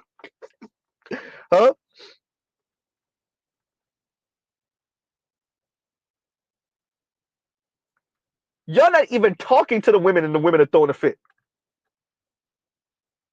I earn 65 and most of these men don't. I can't do it. I earn 70 and most of these men don't. I can't do it. Y'all didn't even talk to them yet. Wait until y'all tell them, hey, by the way, this is what comes with like equality, is that some women are going to have to end up. This is why Kim Foster keeps saying partner. Kim Foster, you need to go all the way with that. You're not going. Y'all are so slick. Y'all so slick. Y'all not going all the way. See, you mocked that brother. Not brother. Sorry, you mocked that white man who said he wants to. He's engaged and he wants to pay all the bills and take care of his wife and blah blah blah. His fiance, future wife, and you said you're not gonna be able to afford that mortgage. You're gonna have to go 50-50. You're gonna need to be a partner.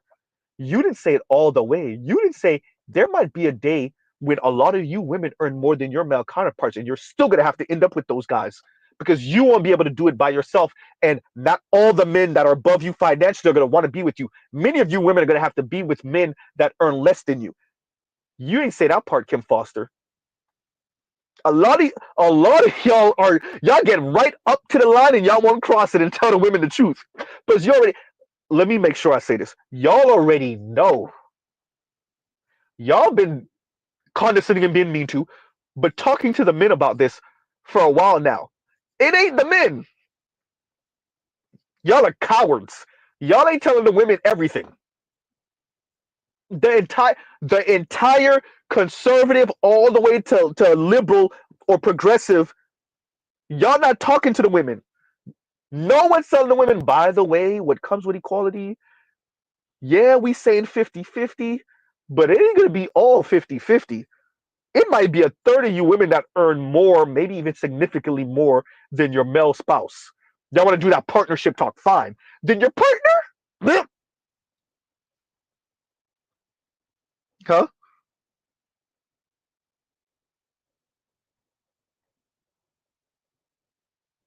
And Leon says,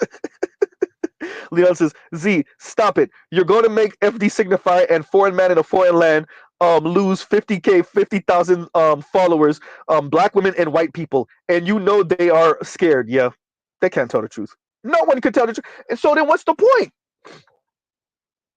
Huh? If the conservatives can't tell the truth and say, hey, to be honest with you, I know a lot of y'all down with the abortion because y'all out here having sex out of marriage. Uh-oh. Y'all watching corn. Oh. Y'all divorcing each other. Yikes. Huh? Y'all engaging in extramarital affairs. Oh. If the Republicans can't tell the truth to the women, to men and women, but definitely the women, and then the liberals also can't tell the truth and say, hey, I know a lot of you women are saying that you progressive, but when we look at the way you want to form these families and these relationships, it looks real traditional. It looks real patriarchal. You women are looking like hypocrites. Huh? When we start telling you that, yeah, you have this educational background and yeah, you earn this much, that's not going to guarantee you a man that earns similar or less. I mean, excuse me, similar or more. So the left and the right are just straight up either being obtuse, lying by omission, or just straight up lying, mainly to the women. Both the left and the right are doing that. And then you wonder why these women sound unhinged and crazy. Shout out to Chrissy.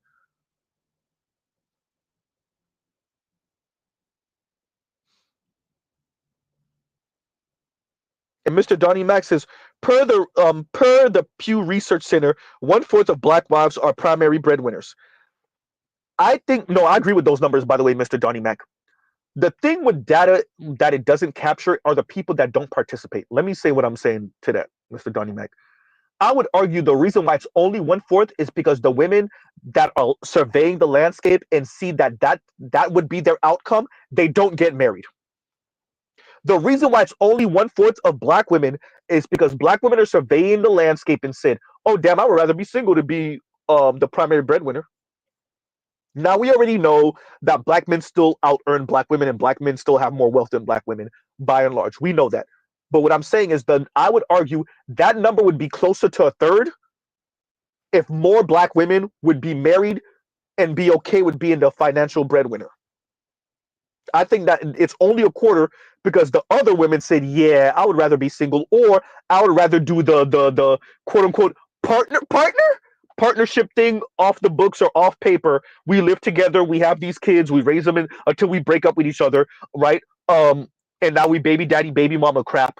Um, but yeah, no, I would argue that's why it's only a fourth, and I would argue similar-ish in white society and Latino, not so much Asian, but definitely in white society. And as a matter of fact, let's take that back. What Dr. Marcia Inhorn told us about all of those women freezing their eggs is a lot. She said of varying different races and backgrounds, but it was primarily small hat women and Asian women that were freezing their eggs. Why? The biggest lie is that you see these other people, they build patriarchies and they women don't struggle, then they women get to practice hypergamy. Yeah, then why are they freezing their goddamn eggs? Dr. Marcia Inhorn already told you these women want men at a certain level or above. They're struggling to find those men. They're not struggling to find those men. And so they're freezing their eggs.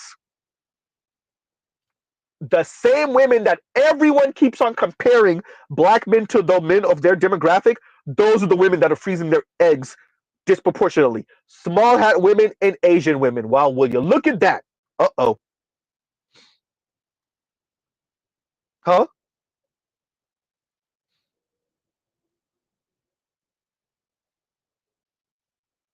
So going back to what Mr. Donnie Max said, expanding that out of just the quarter of black women that earn more than their spouse that Pew Research was speaking about, I would argue the reason why more and more, and this goes against the narrative that the left is pushing. The left is pushing the narrative that these women would rather be single than be with men who are not emotionally intelligent, kiss their ass. Men who voted for Trump, men who are conservative, men who um didn't go to college, et cetera, et cetera. I think it's more in line with what we're saying, Mr. Donnie Mac, which is no, these women are surveying the landscape and they're saying these men don't have the status I have or better. These men don't earn as much as me or more. And so I would rather be single. Right. So it's a quarter of black women that are married to black men. I would argue it's only a quarter because the other black women said I would rather not be married if this is what I have to choose from. And I would say it's similar in other communities across America. That's why I brought up Dr. Marcia Inhorn and her Motherhood on Ice, because she was saying, once again, disproportionately, it's small hat women and Asian women who are freezing their eggs because, right?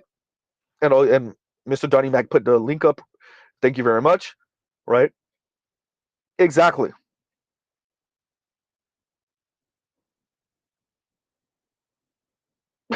That's funny. And Trail says, and if you can find a small hat Asian, then you got yourself some kosher sushi. Hysterical. And there might be a pun in there. That's hysterical. Right? And once again, no placeholder. Thank you for the super chat. Thank you for the super chat. Like, share, subscribe, hit the super chat or cash app. Mr. Ziga Button. Check his likes. Let's see what them likes look like. See if y'all playing around with the likes. Wait a minute. So we can make some annoying ass music or something. I'm gonna hit y'all with the dollop tone. That's what I'm gonna do. That's torture. Or I'm gonna hit y'all with a clip of Cynthia G or something. We got 71 likes and 103 watching. Oh man. All right. Wait a minute. There we go. There we go. All right. Right. Better use this. Hit the like button, FD. Hysterical.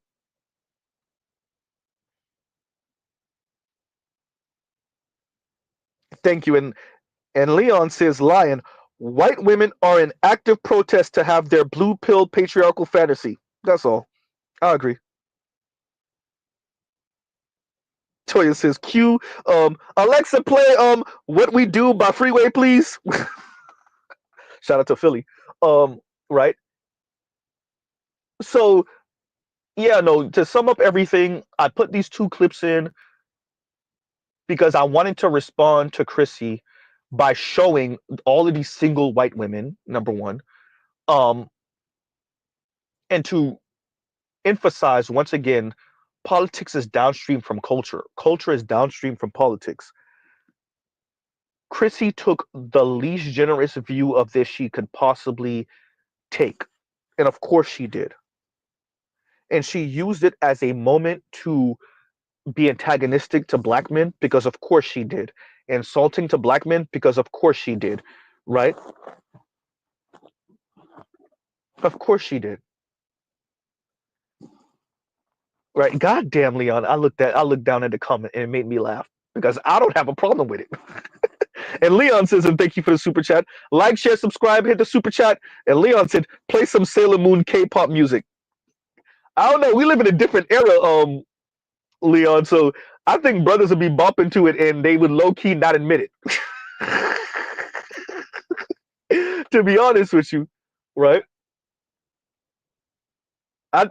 Yay, you forgot. You talking to like Xers and millennials that grew up watching anime, and they listen to the intro of Dragon Ball Z. They listen to the outro of Outlaw Star, right? They yeah. If you like Z, you have like certain OST original soundtrack anime music on your goddamn iPod. You have it in a playlist on YouTube, right? So I don't know that Sailor Moon. People won't admit that they bop into it, but they'll be bopping to it. It won't be torture, right? Exactly. Mr. Donnie Mac says Toonami. You talking about the Toonami generation, right? Line said hit the like, Chrissy. I'm saying, right? Demetrius says hot take: Dragon Ball Z was overhyped, except Cell and Buu Saga. You had to be there though. Demetrius, you're a little bit younger, so I get your take, but you had to be it. You had to be there. The hype. You're right about the hype to a certain extent. I'm not even gonna lie about the hype, but I think it's like a generational thing, right? You have to be at like a certain age cohort to really get Dragon Ball Z, right? I think it is a bit overhyped. I'm not gonna lie to you, but yeah, I don't. Maybe not as hyped as you say it is, right? Yeah.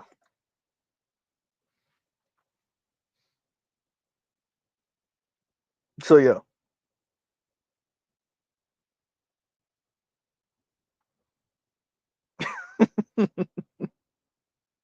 And Leon says, "Damn it, damn, you might be right." No, no, you said, "Damn it, you damn right." Yeah, I'm telling you, you're talking about the anime Xers and millennials. We're the anime generation for real, for real. Boomers barely, but really Xers and millennials, and then now Gen Z. Gen Z, it's not even weird no more. For all of us older millennials, like older than 33, 34 maybe, and all the Xers, if you was watching anime, people like, are you, especially black, are you okay? Right? Are you okay? But in but now it's like whatever. That the nerd subculture is culture now. It's not that's popular culture now. It's not a subculture. So all the anime shirts and the even for me as a JDM car fan, Japanese domestic market car fan, all of that stuff is not subculture no more. It's just mainstream culture. All the K-pop stuff, J-pop stuff, um, and all of that goes with it. The shirts, the cars, the weird ass Japanese peace sign, all it all that's just mainstream culture now, right? Trellis, as I'm folding my anime T-shirts, hysterical. I'm saying all of that's just mainstream. That's not all of the nerd stuff, critiquing, um, all of it. Like I had a whole breakdown. Yeah, with Mama Z, I put Mama Z on Iron Blooded Orphans, right? Gundam Wing, Mobile Suit Gundam, Iron Blooded Orphans, and I walked her through, and I broke it down after she watched it because I had been watched it, right? And I broke, yeah, that's mainstream culture now. That is not even, So yeah, Leon, like that wouldn't be torture. Playing some J-pop music, especially if it's from an anime that people actually liked, right? Yeah, no, that's mainstream culture now. But okay, before I let y'all up, I just want to emphasize that we covered this and we covered a bunch of people speaking about the election. I came at it from a different angle than everybody else in their view of the women crashing out. I specifically focused, y'all saw with Kim Foster and with Ole and whatnot, a certain type of left crash out. And then I'm speaking about Chrissy and her take of it because Chrissy claims to be more of a centrist, more of an independent, better yet. Um, but reading through her comments, I just saw the women coping hard, and taking the absolute worst take humanly possible. Chrissy, you pushing this hyper individuality on black women is going to devastate black women. It's going to devastate black women. Okay? I just want to emphasize that. Right? So just speaking about that, and obviously, y'all could come up and we'll just have different conversations. But like, share, subscribe, hit the super chat, and let me see what them likes look like. Wait a minute. I said that earlier. We went from 71 to 78. Y'all wildin'. We got 109 watching.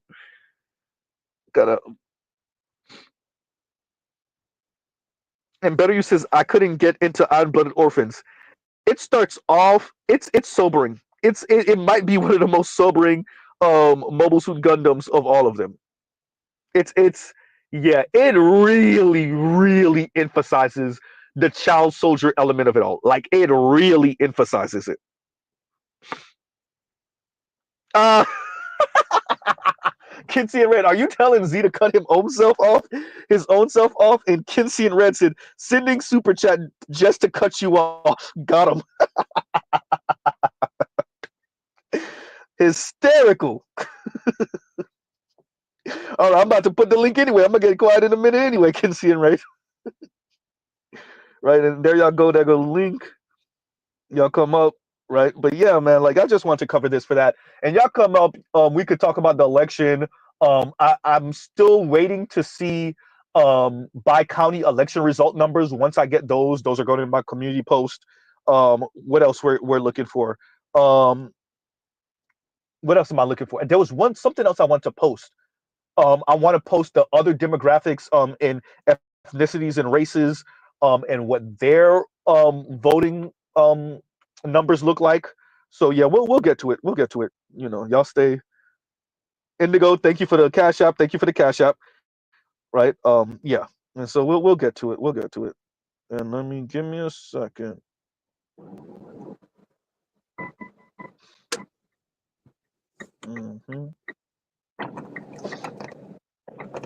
All right. Namer, you up? No placeholder, you up? Socrates, you up? Socrates actually here early today. Lion, waiting for you for your thing to populate. Give me a second, because I clicked on it and it didn't yet. I don't know. This motherfucker work using his woman's iPhone again. How many times we tell you to stay off iOS devices, fool? I'm not. I'm Android for life, sir. Okay, there go. I know you Android for life, but I remember that one time you used an iOS device. Okay, there you go. All right, y'all. What's going on, Better You? Nothing much, man. Like, my take on all of this is we have some serious main character syndrome going on. Like, and the takes from like all of the people on BreadTube and CornbreadTube have been so horrible. Like the world revolves around them. Yeah, it's crazy. People are talking like, oh, well, the country's just racist and sexist. That's why she lost. Now, I'm like, yo, she ran one of the worst campaigns of my lifetime. Like, hey, y'all gave her 3 months to become president, bro. What you talking about? Go ahead, baby. I actually feel that helps a lot. But it's like, yo, you're trying to say if people got to know her better, it would have been worse.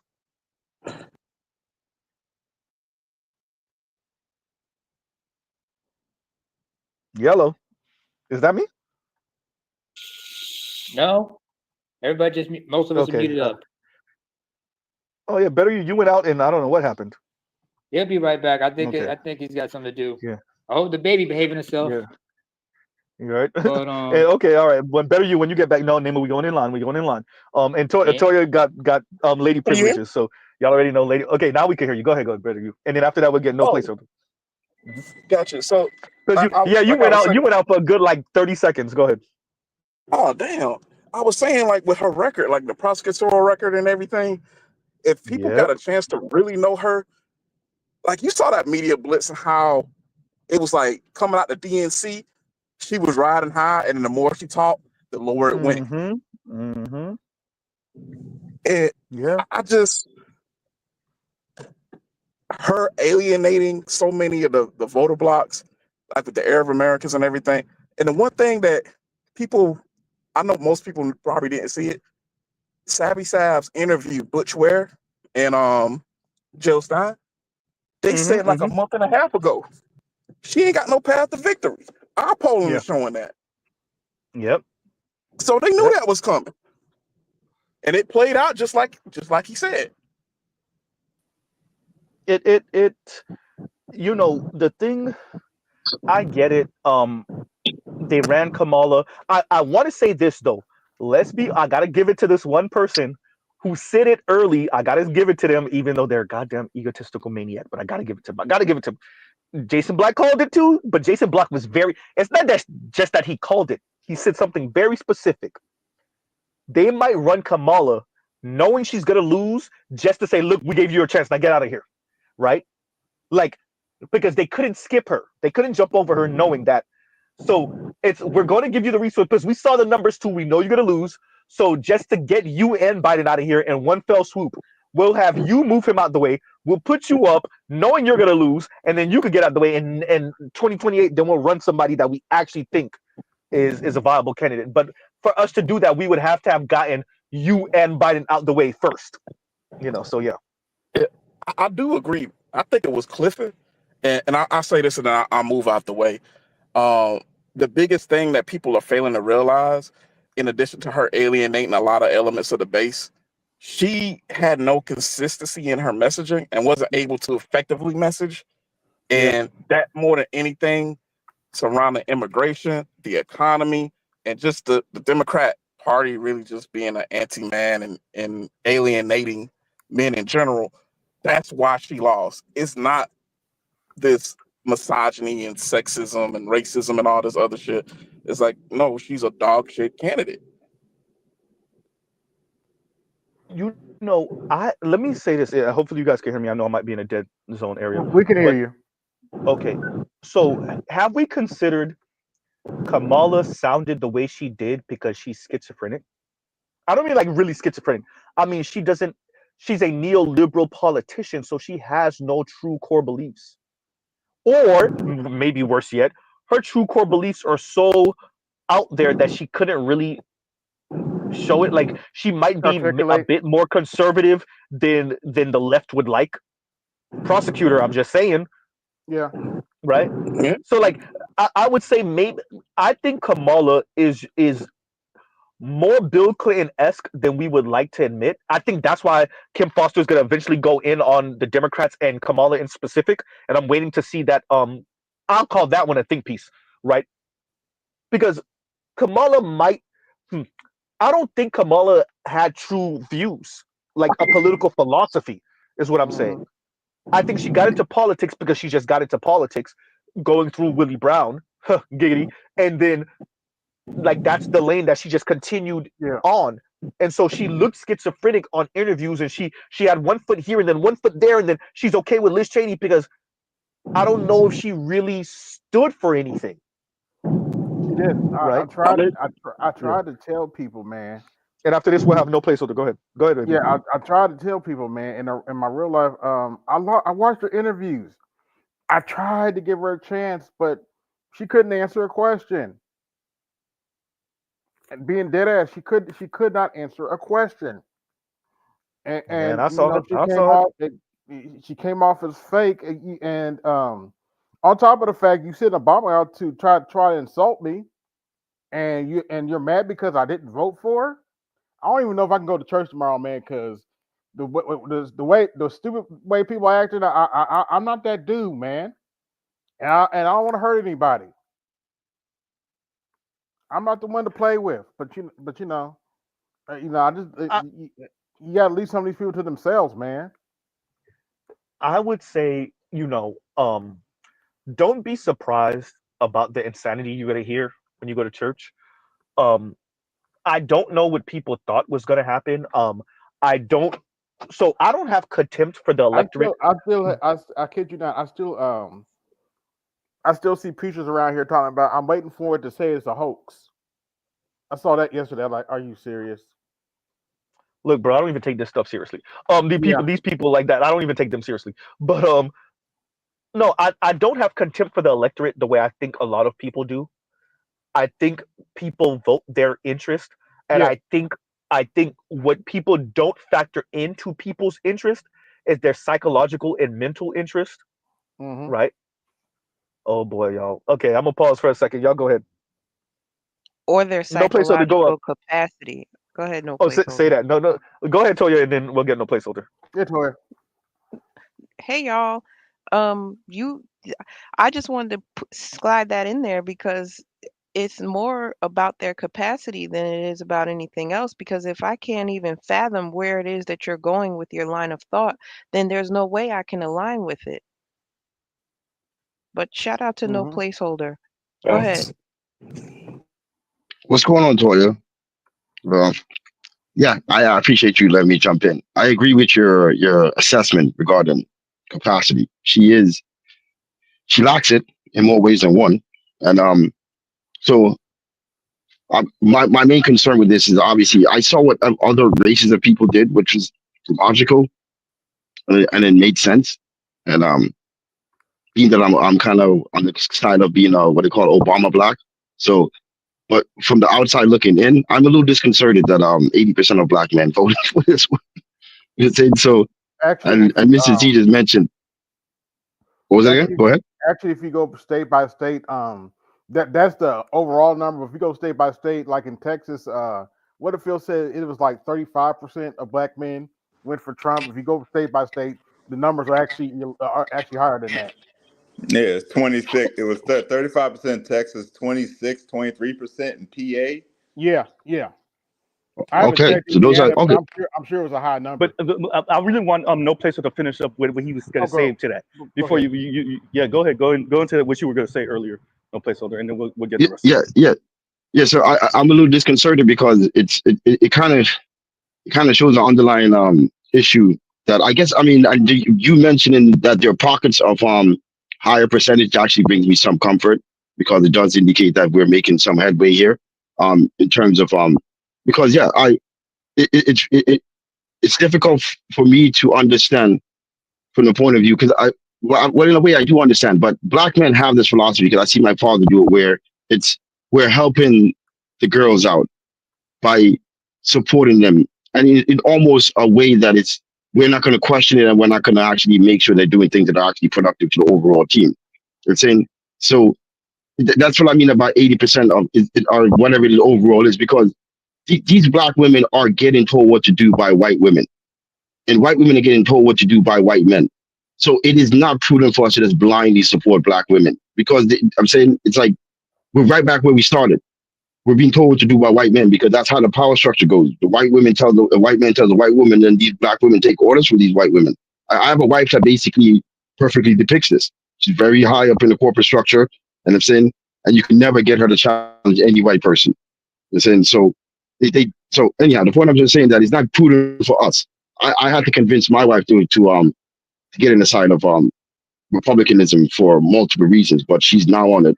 But the whole point is I'm saying is that yeah, it's not prudent for us to just basically blindly support black women. And I'll land there. I agree with what you're saying and why, and better yet, why you're saying it because Hmm. it is the it is white man, white women, black women, and then black men following in that line. And so the blind quote unquote support is really beneficial to the white guy on top. I agree with that 150%. And then you end up here where you actually voting against your interest and quite frankly even the black woman's interest in the long run, to be honest. Right. And I'll Yes. pause right there. Y'all go ahead. Go ahead, Naima. I done did all of that and Naima ain't speaking. Y'all go on ahead. I'm taking care of something. Okay, Okay. go ahead. Go ahead, Socrates. All right, how's everyone doing? What's up with you? I'm good. I'm good. I'm actually a little bit of shock, not because of the results. I assumed there was going to be a landslide. What I'm in shock is just the extent in which the people who supported Kamala actually thought she had a chance and also why they think she lost. That's actually shocking to me. And the reason it's shocking to me is because it shows that there's a crucial divide in this country in terms of worldview, values, and philosophy. And yet, one side completely doesn't acknowledge this. So if you go to like the BreadTube, the CNN, all these individuals, the reason why Kamala lost is because she's a black woman. That's it. It had nothing to do with the inflation, had nothing to do with the war adventurism, has nothing to do with symbolism, tokenism, had nothing to do with that. It's only because she's a black woman. And what that shocks me is because it could be further from the truth. I don't deny that there's people who probably did do it for that reason. But the main reason is the policies of the current Democratic Party does not mesh with everyone. And why would it? Why would everyone have the same interests? Why would everyone believe the same things in a country of 350 million people? I believe that this whole entire campaign exposed something. That the way they won elections before is by controlled opposition, controlled presentation, controlled everything. Once the curtains are up, once you see how it's made, it falls apart. And I don't even know how the Democrat Party plans to win in the future. Because what I find from them now, the current establishment of the Democrat Party, their main thrust is symbolism. I don't care what people say. I know what people believe. Huh? That's all they have. Yes, I don't care what people say. I care what they do. And what the actions of the Democrat Party or Democrats or elite Democrats show exactly what they believe. They talk all this rhetoric about progressivism, about unity, blah, blah, blah, while living in high-priced condominiums. Why, like New York City is supposed to be one of the diverse cities in the country, despite the fact that it's the most segregated city in the country. It's also the most financially segregated city in the country. The fact that when you have charter schools that try to give minority kids some benefits, the white elites, liberal elites take their kids out of these schools so they don't have to deal with the poor kids. And yet they sit there and talk about we need more unity and progressivism. It's all BS. If you go to Ivy League campuses, you'll see all the professors live in monochromatic white neighborhoods. Yet they talk about diversity. You see that the students, they'll talk about how, oh, we believe that a single mother should be platformed and single mother should be great. Do you come from a single parent household? Absolutely not. Do you plan to be in a single parent household? Absolutely not. So why are you promoting this? It's a complete lie. And the lie has been exposed that the Democrat Party only has symbolism and tokenism as a platform while giving money to special interests. Go ahead. Here's something to consider. So I would argue what the Democratic Party has become even more and more is the party of the professional managerial class and the technocrats. Sure. And yes, so absolutely. the problem is that they can't be honest about their worldview and what they actually think about you. They think that you should be managed by them. You're not smart enough to tie your own shoes. And by the way, so the conservatives have their own, but they know how to play the game better. They know how to get right to the trailer park folks and press the buttons to appeal to really white supremacy, but to appeal to their interests, where the technocrats really don't know what to do with that. That's why they hit you with 10 tons of celebrity this current election. That's why they hit you with 10, because they couldn't tell you, listen, we don't believe that you know how to tie your own shoes. And we got things we're trying to accomplish with Ukraine. And we got things we're trying to accomplish in that little slice of Europe they got in the Middle East. So we're going to hit you with 10 tons of celebrity because we may not have the policies that actually benefit you. We're not going to go against our donor class, right? Because we learned our lesson from Mondale. So yeah, we just going to hit you with 10 tons of celebrity, and hopefully that's good enough. Right? And you can delete your babies, that part too. You definitely delete your babies. But not only that, because I had a conversation with ChatGPT. Yes, I conversed with ChatGPT, and I wish I could show you the conversation, because I was asking ChatGPT, why does the left continue to speak in a certain type of way? They talk in buzzwords and sloganeering, right? It's all buzzwords and sloganeering. Unity, diversity, equity, blah, blah, blah. And you ask them, can you explain these things? Like, Kamala, can you explain what you mean by these things? They can't. I'm like, go past the slogan, go past the veneer, go into the substance. Explain exactly what you mean and how do you plan to bring it to fruition. They have no idea because it's all BS. It's tokenism and symbolism. It's basically, we're going to make you feel good. We want to boil you in this pot like a frog, but we want to make it comfortable for you. We're going to put some seasoning, we're going to put some incense or some essential oils so you can't smell the fact that you're frying, and we want to make it comfortable for you. But the truth is, we're going to give money to rich Wall Street bankers, to military contract companies, and we're going to play musical chairs with our family and our friends when we jump from the government to the banking sector, to entertainment center, to the media center, and keep going back to the government and think tank, etc. We're gonna keep doing that while we're also talking about diversity and progressivism. Then we'll get a couple of token minorities to put in key positions and then claim that look, we're progressing, even though society is exactly the same way class-wise. I'm like, this is nonsense. The reason why you lost is because the right actually did something that I know sounds crazy to people. They actually went to their base and asked them, what do you want? I know it sounds crazy. I know it sounds.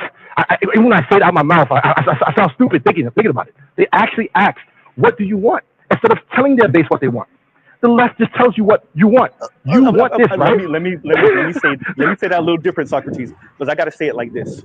I think the left did come back and ask their base what they want.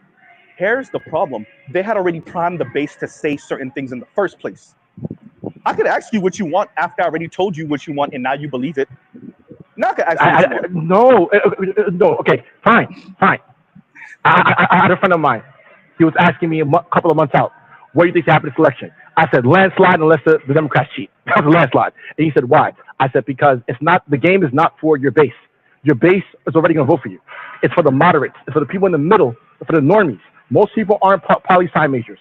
Most people aren't political walks. Most people could care less about different political philosophies. All they know is they live their life, they watch TV, and they have a bunch of friends, and certain things affect them, like their bills, or maybe some new person coming to their neighborhood.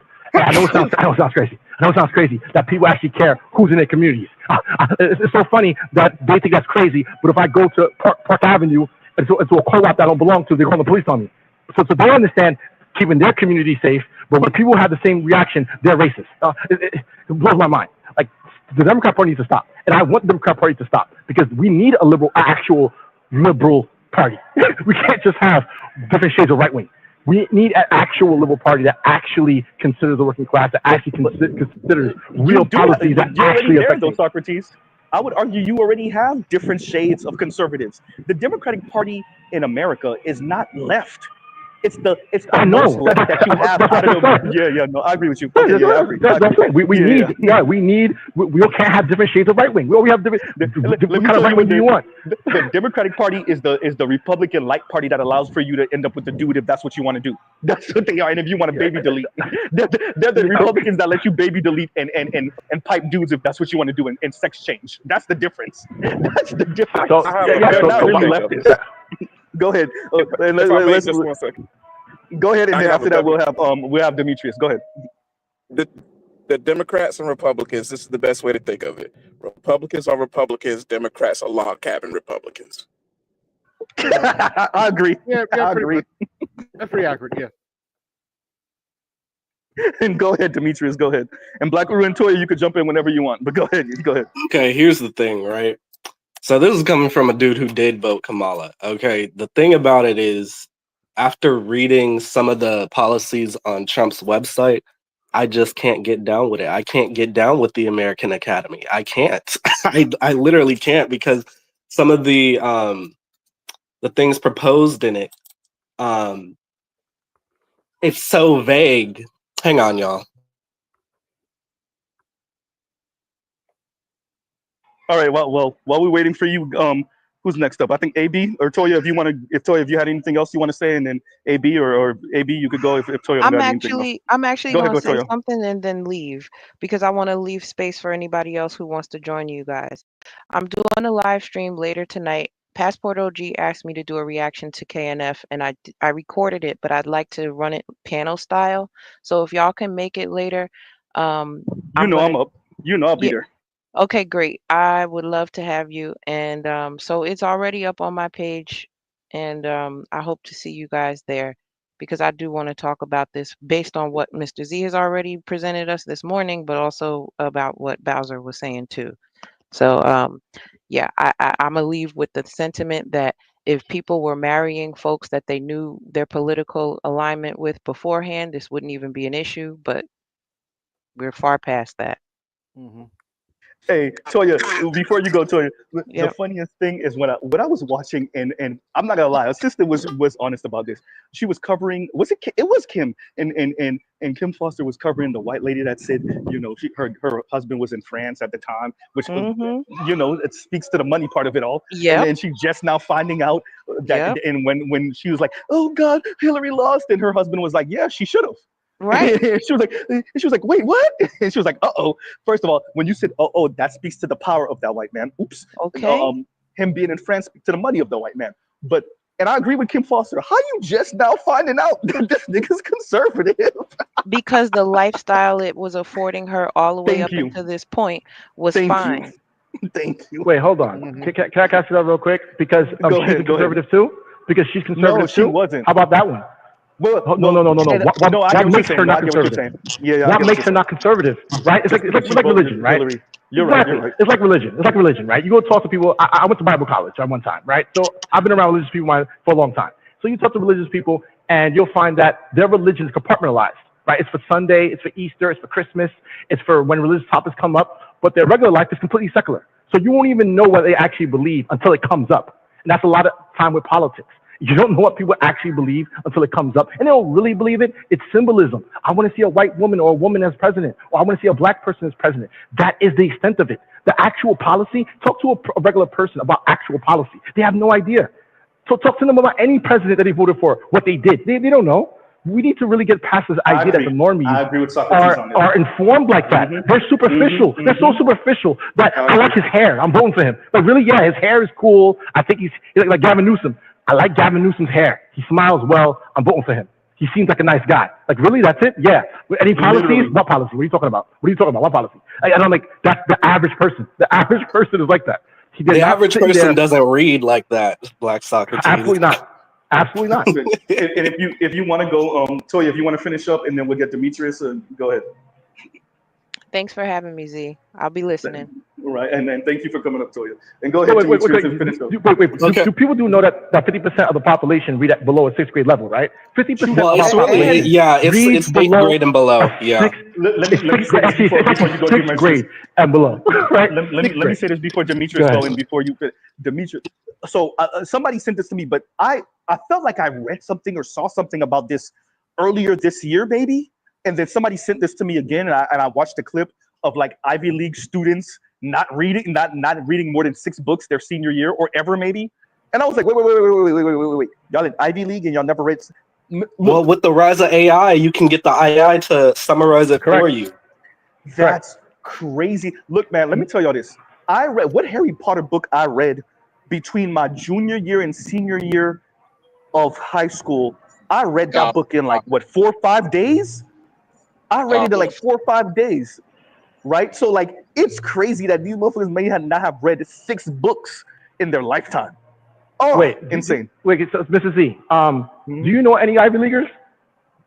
Yeah, I know 2 really know them, and I know 1 like as an associate, kind of. Yeah. Okay. Have you ever had the conversation of how much cheating goes on in Ivy Leagues? Oh yeah, no, they already told me. Well, that's in universities in general. That's universities in general. I'm like, I was shocked. I was like, they're cheating. Literally, I remember being in the classroom during a test, and like I see like 13 people look under their desk at their phone on the phone on their lap. A friend of mine went to on term papers. Yes, absolutely. Ivy League, MBA. Socrates, when you finish, you got to give Demetrius his intro space. But go ahead and finish. He said one time. He's talking to me. He worked at Chase at the time, and he was saying one time when he was doing his MBA, the class cheated, and they all were part of the same email chain line to forward the answers to the exam, and the professor's email was on it too, and they almost got caught. And I was asking him, I said, hold on, y'all cheating? He said, of course. I thought that's it. I'm done. Go ahead. Okay, so picking up where I left off, the reason why I did vote Kamala is because I couldn't get down with the policies on the Trump website, specifically that of the American Academy system, because it's so vague. And the reason why it's vague is because it uses terms like woke and everything. And typically with most people, people who use that term, they can't even define what woke is. Shout out to Breonna Joy Taylor. Or Breonna Joy. So yeah, like it uses vague terms like woke, like that's supposed to actually mean something to me, especially after like white people like basically co-opted the term from Black people and turned it into basically a pejorative or an insult or something like that. Yeah, I can't get down with that. And then with the policies around I'm trying to remember, around immigration, I think he can do better. So I do agree with the the discouraging of the naturalization process. But what I don't agree with is basically repealing the 14th Amendment. And people will say that it can't happen, but honestly, it can. They just think it's unlikely that it'll happen. He needs to do stuff that's going to be more, I guess, respectful to American history and not treat the Constitution like a piece of paper. But let me say this to what you're saying, Demetrius. Something that I've come to terms with a while ago is if it's on paper, it can be erased. I don't care if it's in ink. Absolutely. You see what I'm saying? So I agree. So the people that speak about the Constitution like it was written in stone. First of all, you can break stone tablets. Well, there's a. I don't know if you know this, Z. Just for further notice, like I don't know if you know this, but there is a whole debate between Constitution people, like should you adapt it to what it is now, like modern times, or take it at its word? Okay. No, that's the left-right paradigm when it comes to the Constitution. Do you take it? It's the same argument that the Bible folks have. Do we take this quite literally, or do you remember and take into account that this was written, 200 some odd years ago, and for the Bible a couple thousand years ago, right? Or the stories at least were written all over the place, but 2000 and prior. So yeah, no, the left-right paradigm in America is different ways of interpreting that Constitution, right? So yeah, and both of them, by the way, will be real lax for the things they don't want to pay attention to, and they'll be real strict about the parts that they want to pay attention to. Although the conservatives may be a bit more headstrong on that part. But and by the way, so you're not the only one. I gave a bit of warning to the conservative brothers, or even the brothers that voted for Trump, by saying, look, yes, the Project 2025 from the left and the way the left emphasized it was a scare tactic. Yes, they did that. Yes, it was a scare tactic. That don't mean you shouldn't be scared though. I wouldn't let them scare me with it. But as a leftist, I'm like, right? Like, so the Project 2025. Yes, we know that this is things that they've been trying to pass for literal decades. Oh, that's not where I was reading. No, I know. That's Agenda 47. I know. Yeah, no, I know what you're saying. What I'm saying is I am weary of, because white men will white men. And I think there's too many brothers that are comfortable and they don't think that these white men ain't like their daddies and granddaddies. You're not dealing with Jim Crow no more. You're dealing with James Crow Esquire, right? James Crow Jr. Esquire. And so he's going to move different. Shout out to JD Vance, right? And he's going to sound different. Once again, shout out to JD Vance. I'm careful. So I didn't vote for Kamala or Trump. I voted down ballot, but I'm under no illusion that there's some panacea coming out of this. But go ahead. The Democratic quick line. Let me say something very quickly. Let Black Uru finish with that, and then we get you no placeholder. But let Black Uru finish with that. Go ahead. I mean, the Democratic Party since Clinton has enabled the creation of a Trump. I agree. I mean, everything they've done.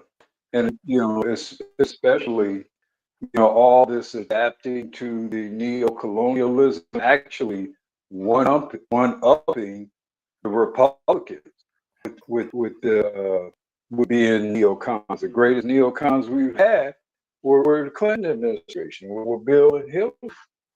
And they basically laid ground. Back the existence of Trump to a large degree is a repudiation of Clinton. To a large degree, ironically, And so when cutting out for anybody else, Project 2025.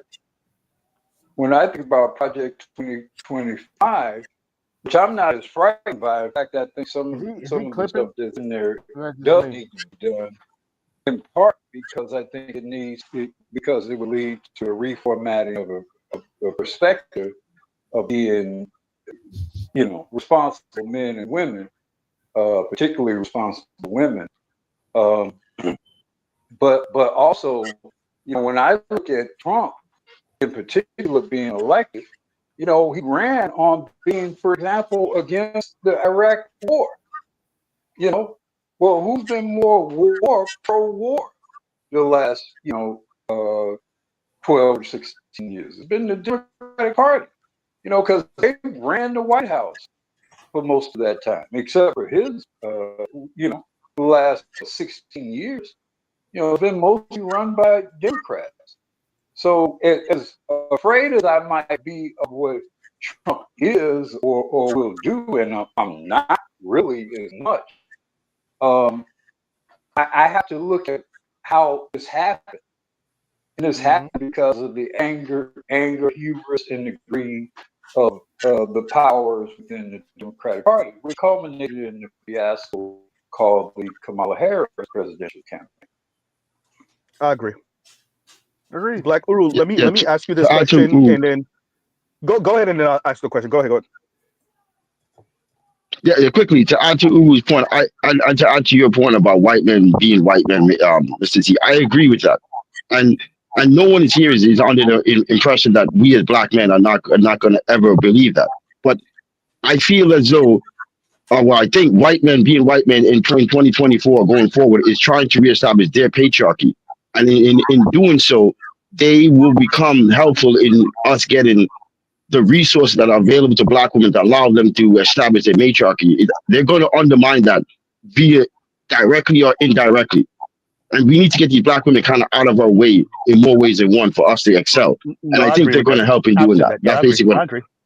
I agree. As a matter of fact, let me be very clear. Because I want to say it the way I always say it, it's not going to be black men that put a foot up black women's ass. It's going to be white men, because white women have used black women as the mascot to this very antagonistic feminism, right? Not just quote unquote feminism, but a very mean, snarky, antagonistic, selfish feminism. And Foaming at I the think it's mouth. going to be, Yeah. and I think it's going to be train tracks. I think it's going to be white men that put the foot in their ass. And I agree with you Agreed.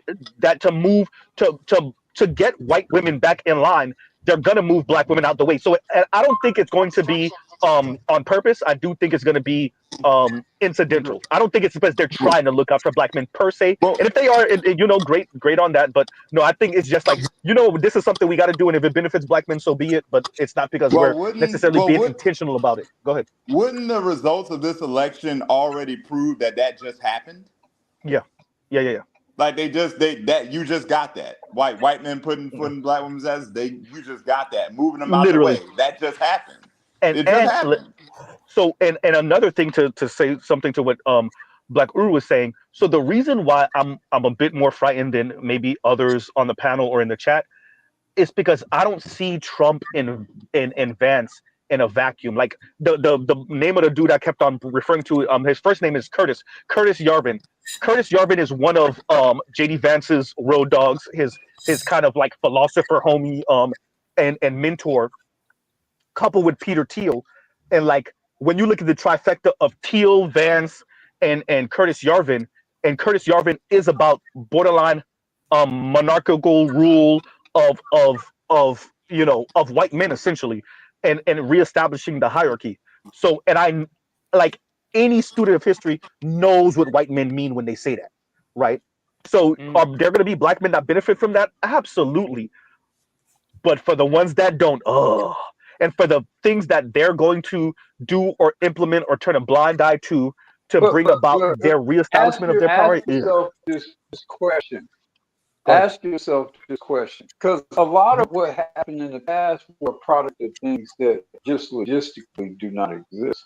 Yeah. I mean, for example, you don't really have the money to perpetuate a penal colony the way you did generations ago.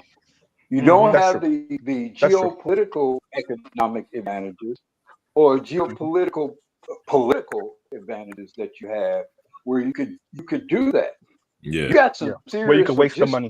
issues where you're gonna have to be really more considerate over what you need to do to survive. And can you play these strictly white man games in order to do that? I think there was a time when it was easier to do this sort of blatant white man racism, generations ago. I just don't think you can afford to do it, and I don't think logistically you can make it happen as easily as you could in the past. I agree with Black Rule. I agree with that. We're far too behind China for them to play racist games, and they know that.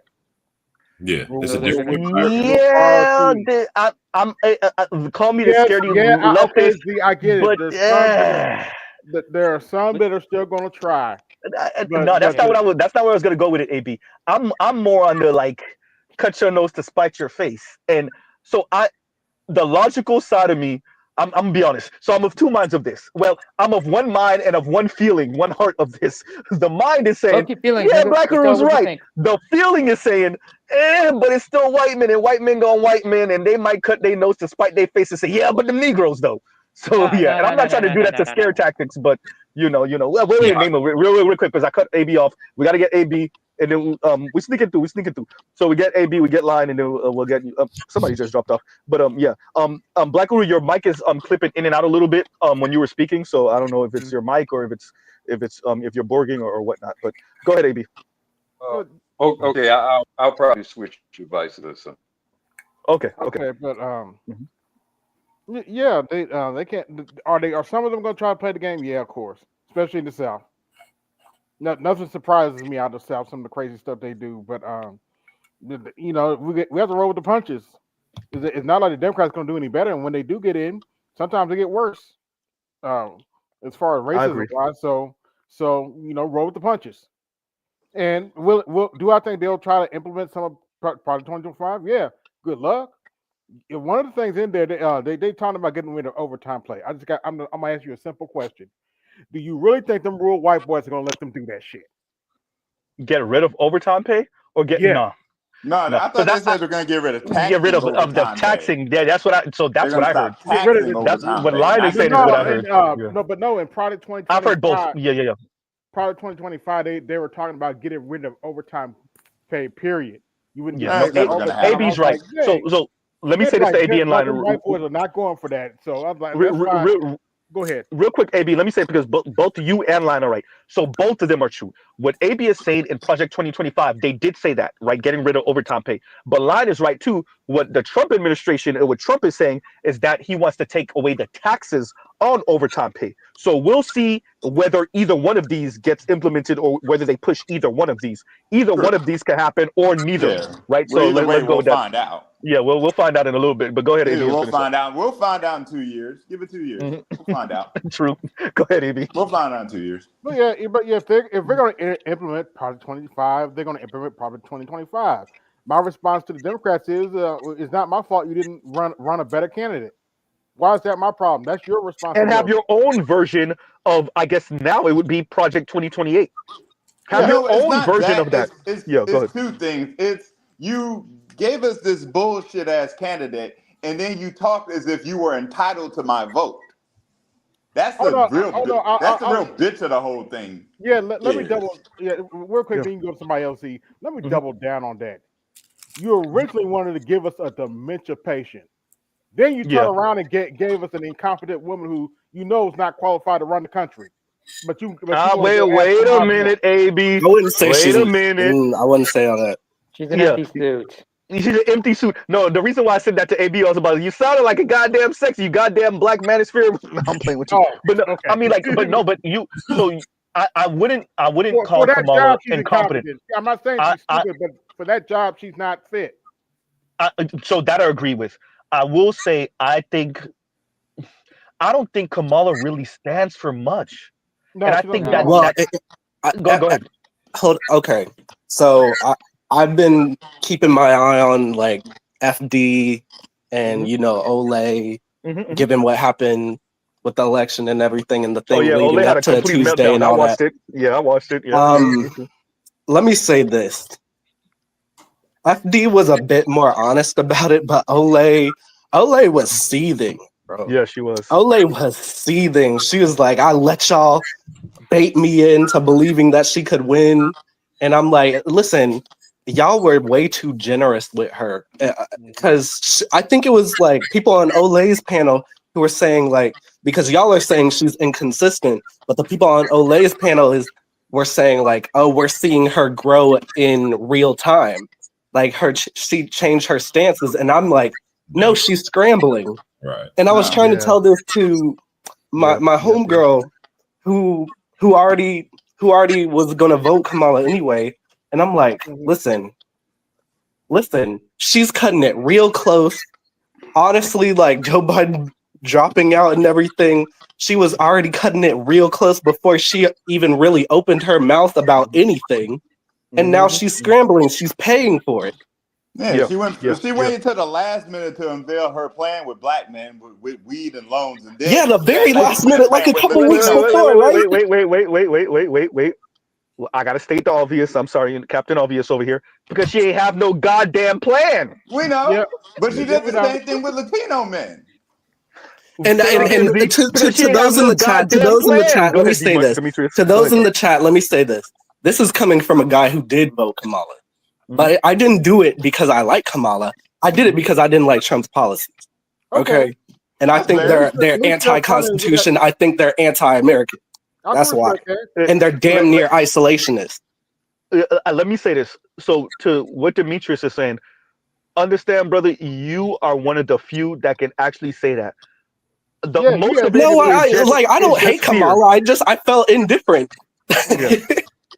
But by the way, I would say that's probably the same argument from Kim Foster, which I would agree with to a certain extent, and from FD. I would say they would say the same thing, because I think especially, but like I said, I'm really actually looking forward to her. This would I'll say a think piece, not feel piece, because I think this time as long as once we take off the black man, black woman stuff, these people, that's when I start to be like, all right, let me see what you're saying. But I would say Kim Foster would say the same thing, which is like, it was a dispassionate vote for her because they think she would do the least harm, and they believe in choosing your enemy, and so they would choose Kamala because they feel like they could push her in a certain direction further to the left. Whereas with Trump, you get what you get in the end, and that makes which is funny because Trump is putting it out on Front Street, which is kind of funny. Yeah.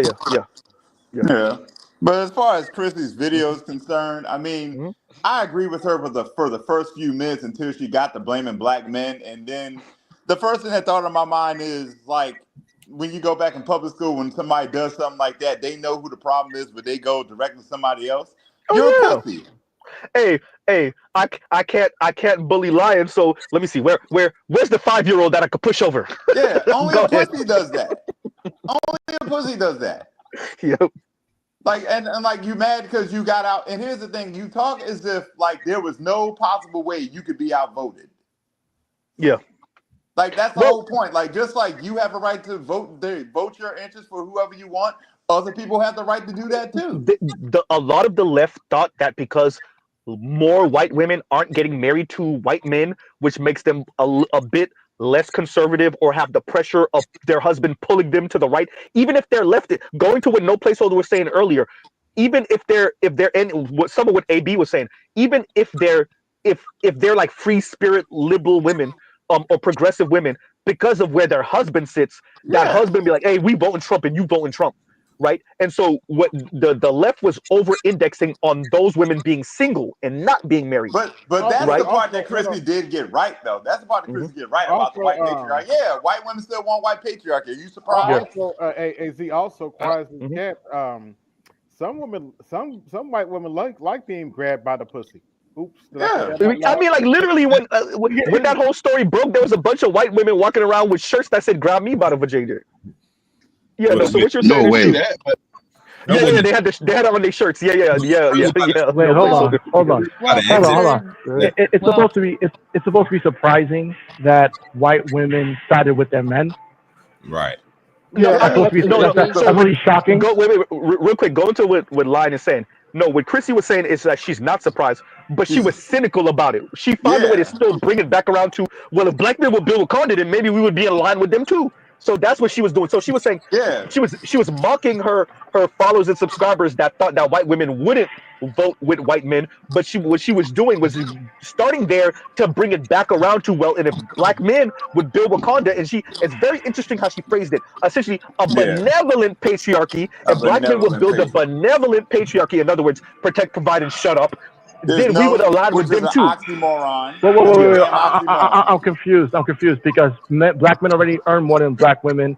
and black men are the most egalitarian men in this She country. covered that too. She covered that too. Okay, I'm Not listening. enough more. She said like essentially exceedingly more, right? Oh, I'll tell you, she's oh, slick as like I owl shit. see. She's Is slick. there an She's actual slick. number? Is there an actual number that No, she's it's how I No, there's feel, not. Socrates. There's I need not. to Kevin already feel asked him like this you make question way years more than me. ago.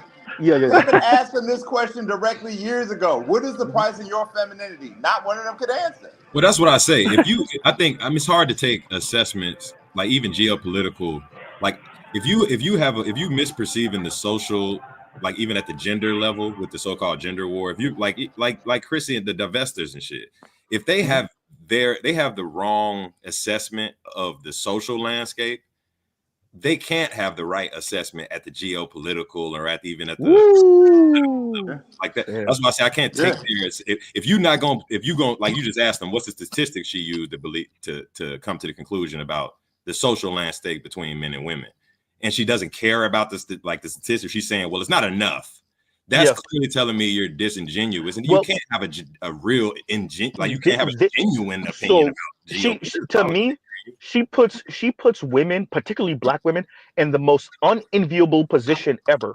In other words, your men ain't ish, so you're gonna have to go it alone and optimize yourself as much as humanly possible to put yourself in the environment with the benevolent patriarchal men with a lot of money, and make yourself feminine enough for them to choose up on you. That way you could end up with probably a not white man a not black man, a non-black man who has so much money that he will let you be who you are, but fund you anyway. This is straight fantasy. But here's the problem with that. You are the only race of women that have more children than the men you share a race with. How the fuck is that gonna work? But here's Explain the that to thing. me. Lion, she's really talking to because we know that, right? And Chrissy knows that. She's speaking to their fantasy, but she's really speaking to the childless cat ladies right now. And The she said it. majority who aren't childless.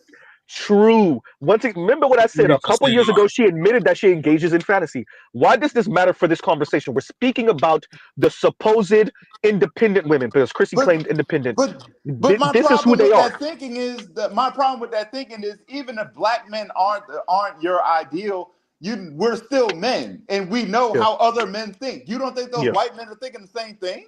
No. No. It's thank you, and it's hope. It's compassion is right. This is what they're thinking. They're thinking black men are such losers. There's no way these other men move, think, and operate the way black men do. So my goal is, and this is what their real goal is, but they don't want to come to terms with it. My goal is to find a rich, naive, non-black man who will eat my shit but pay for me for it. But your dumbass read the stats and you made that cynical dig about uneducated white men. I'm like, those same white men that earn money probably voted for Trump too. What the hell are you talking about? And here's another thing that thank you. You ain't getting into the black woman feelings part of the bag. But here's the important part. There's a number of white men who are not college educated, blue collar workers who make good ass money. Who make good money. As a matter of fact, I know that's not what she wants, but I'm like, okay, but those same kick-ass corporate white men probably voted for Trump too. Both. And here's one of the kickers, right? If I'm not mistaken, one of, if not the fastest growing cohort of millionaires in America, if I'm not mistaken, are like car dealership owners, right? These are a bunch of like blue collar white dudes. Some of them got college education, but they're not hoity-toity uptight. Yeah, exactly, true. But I'm just saying they're not like these. They're not who you think. It's not the guys wearing the suits and whatnot. It's not the guys in corporate America. It's like you said, guys that used to sell cars, they sold enough to buy their own dealership and blah blah blah or whatever. But I'm just saying that to say, like, you don't know who these guys are. But that's the point I'm making. Right? She doesn't care about those guys. She wants Mr. Corporate Mr. Cartwright. Corporate Mr. Cartwright probably voted for Trump. Because that's the way she's trained. Exactly. That's why I was going to say that. That's why I think what did this Compassion? What did the song say? BGS. What did the song say? 6'5", what blonde, blue eyes, blonde hair. I get all that. Wait. And that's the part I want to say. Yeah. Okay, 6 I foot get it. finance. I get the archetype, but understand that same archetype, that guy probably voted for Trump too. True. Because That's all I'm saying. this is the hard thing That's all I'm saying. This is the hard thing to kind of keep these in your head, at least for me, and I'm sure it's for the women like Chrissy or these women y'all referring to. It's a mainstream cultural momentum that we're bumping up against relative to like the space we're in, where we're like the revolution of media being decentralized. Like most people at the political level, everybody's using like almost an antiquated paradigm of how they're assessing things, and because that's what they have control over. They don't have control over this loose space, so they try to push everybody into a space where they still have control. And you said it too, BJS. It's trained in. We've been going with this a traditional mainstream cultural momentum. Like that's how she speaks, as if. Because in the mainstream, if you just looked at the America in the mainstream, yes, we're postmodernists, feminists, men are like super egalitarian, you know, motherfuckers talking pronouns. That's in the mainstream. In real life, though, like in the that's why that's the election. That's what's been fed to you. That's the right pill that's been fed to you. And it's conflicting with this new emergence of this alternative media or damn near alternative virtual reality, because you come into alternative media because the stuff that they're feeding you is not working. Okay, even for women, it's not working. So when people try to make analysis, they're using different perspectives that are clashing against each other, and because they never studied it. That's exactly. So in other words, they're doing this. Okay, this is what I'm noticing. They're doing the same shit that you're doing. They come off like they're well read and all that kind of shit. They're not. They're looking at videos and looking at CNN and MSNBC just like everybody else and consuming the same shit. That's how come they sound exactly the same. Okay? BGS, you giving them too much credit. I don't even think they're watching all of that. I'm sorry. I don't think they even watching all of that. You might have give too much credit. I listened to Cornbread Tube, and I was sorely disappointed, man. I know. I remember. I was sorely disappointed. I was listening to FD Signifier talk about the elections. I said, dude, I said you sound like my 12-year-old. BGS, me and Z talked about this. No other space probably in the world or on the internet is sitting through like 3-hour lectures at a Monahan report or like reading these books that like you've done. Shout out to Arthur Emmore. Nobody in the world is really seriously doing that. So okay, because this is something that Dr. T told me. What I'm really giving you guys is an elite postdoctorate college education on air, okay? That you will not hear anyplace else, okay? That's like guys that listen to me can take this shit anywhere, okay? To PhDs, literally, to people that working for the UN. I've done it. Dr. Marifa works for the fucking UN. That he comes on my channel, okay? Oh yes. Hey, can I touch two topics real quick? Real quick, before you go, Liam, because I want to read this, but I want to make this comment first.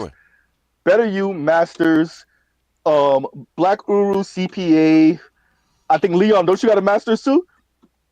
Right? I got a bachelor's, bro. Bachelor's, still, right? I think no placeholder making good money. I think like we got like a bunch of Socrates like connected with whoever the hell. No, yeah, exactly. No placeholder. Go ahead, no placeholder. Boston College. I also have a BS, but I have a BS, but I make my money mainly off my Cisco certification though. It shows you that you don't have to go to college to make a lot of money. But this is why I'm saying that.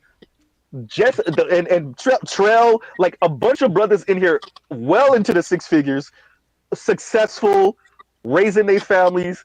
This is the think tank. It's not a think tank. This is the think tank. Nah, I just graduated from trade school. Fuck college. You see what I'm saying? Like, this is a place where so-called thinking black men come to find out that they're not crazy. Okay. Yes. Say that. Yeah. That's actually the first thing I said to BGS when I first talked to him. I said I watched him for 2 years, but I knew I wasn't crazy. But I wanted to touch 2 subjects because I'm actually at work at my other job. Okay, this is for the Ole type, and I've said it before. I'm not trying to be an asshole when I say it, but your position is not getting kicked out of this country because they pulled your card before, and you admitted that these people have pulled your card before. And what you did was you did your job as an attorney and stopped trying to save brothers, and you put brothers in jail. Okay, You played the game, did what those people wanted you to do, so you wouldn't have got kicked out of the country. I Now hate you're you, Leon. facing I the really do. same. I just want you to Now, know that. now, Go I ahead. know. Now you're facing the same adversity. And my thing is, maybe you should marry your boyfriend and have a baby with him, so they God can't kick damn you right, out of this yo. fucking country. I'm Yep. just saying. You no. I'm saying you hate played you, the Leon. I game. hate You you. played the game of locking niggas up. Play the game of having a goddamn baby. Okay, having a I hate you, baby and Leon. Hello? marrying that nigga. I'm just I hate saying. you. I'm just. I came to the same conclusion. I didn't know who Ole was, but I heard Listen. Ole complaining about her immigrant status, and I was like, why aren't you married? Yeah. And she got a Let, boyfriend. She got a yeah, boyfriend let too. me. Why don't So you just marry yeah, Get him? married. Oh yep. wait, he's American black, so have that baby and don't have no Yeah, because problems. I think Now the he's other ADOS. subject. I think he's ADOS. The I'm not sure, but I think the, so. the I know I'm being fucked up by saying that, but I'm just keeping it real. You played Uh-huh. that game, now play this game. The other part that I want to touch is Kamala Harris and BreadTube. If y'all Mhm. believe in intersectionality, you believe in colorism, you believe in featurism, I you hate believe you. in I see where you're going. classism. If you believe in that shit, Why would you assume the she would? first time that Kamala Harris faced adversity was against Tulsi Gabbard. Okay, and And guess she what? crumbled. You can't, She and you crumbled. can't use any intersectional view because guess what? She's Hawaiian. They were conquered. They were Yep. imperialized.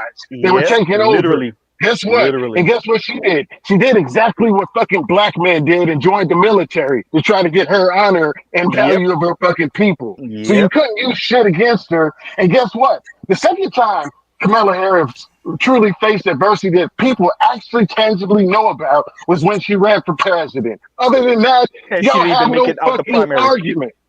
Yep. Y'all have no fucking argument on both stances. They never did. Olay, They Yep. y'all, never did. Olay, to be real for you, with you and your circle, because I enjoy listening to y'all. Y'all were Do you? making leftist arguments. Yeah, I listen to all that shit. That's why I Yeah. found the FD clip so easy.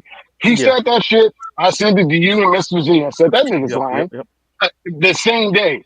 I Mhm. listened to all that shit. Now Me, let me say this. Demetrius, and Leon, and sometimes better you, I we listen to can't all the same shit. listen to that. I We, can't listen to that, Let, man. that's I yeah, really yeah. let me it, You add this you it's can't because listen to these it, let me newfangled they, let me lefties. they sound These like idiots. let newfangled. me They add the sound like last part. idiots to me. They are idiots. They But are they Go, idiots. but they go didn't ahead, come It's, to Leon. Go they ahead. didn't come to the aid of Jill Stein when the Democrats are coming after As a them. matter, no, no, no. oh, They stayed on let me. Jill I gotta Stein. go, guys. I gotta go. They made fun Let of me Jill touch Stein. this. Yeah, yeah. And, Let me they, touch these and subjects. they're lefties Yeah. and they made fun of Jill Oh Stein. no, no, Really? yeah, no. As a matter of fact, Lisa BG, Neal, the BG, white I girl. gotta go. I gotta go. Go, Time out. go, go, go, go I ahead, gotta Leon. Go, go. go, Let me touch go, these. go, go. Let me touch these subjects. When it comes to Jill Stein and her vice president position on abortion, Jill Stein agrees with abortion. He says it should be regulated when it's always been regulated. And if that's your goal for throwing out the Green Party, cool. But this is the thing. Y'all sat down and said, we have to redefine how to hold women accountable from a leftist perspective that does not What? come off misogynistic. How do we hold a woman accountable? We don't have these tools to do it. Y'all No, said no, it no, on no. your own fucking video. Say No, that. That's what they said, BGS. Yeah, well, the no, thing, she did say that. She did say that. the way you hold women accountable, and this is something that Phyllis Schlafly saved them from. Okay, is I make gotta go give though. I'm gonna holler at you. I just had to is get that through. But is yeah, give All right, all they right. said is give them what they want. You want to be like a man, okay? Presto change you. You're like a man, okay? Now go do what men do, and shut the That's hell what up they. and watch your Oh, and before you while go, being a no woman. placeholder. Before you go, no placeholder. And Vince says, Z, did you get the email about the amount of books college students read? I literally just mentioned it a little while ago, Vince. And going to what BGS was saying earlier. BGS, don't make fun of us millennials I Gen got Z. It's gonna three. be too easy. I'm telling I you have this time. I gotta preference it because I it's gonna have be Give three too of him them. the easy. ammo, Z. I'm giving him the ammo. I'm asking him not to use the gun though. So here we go. I have three of them, so I already know. Wait, here we go. Hey, they said BGS at Ivy League schools, Hmm. these young folks haven't read more than 6 books all the Yeah, way through in their life. yeah. And that's an Ivy League.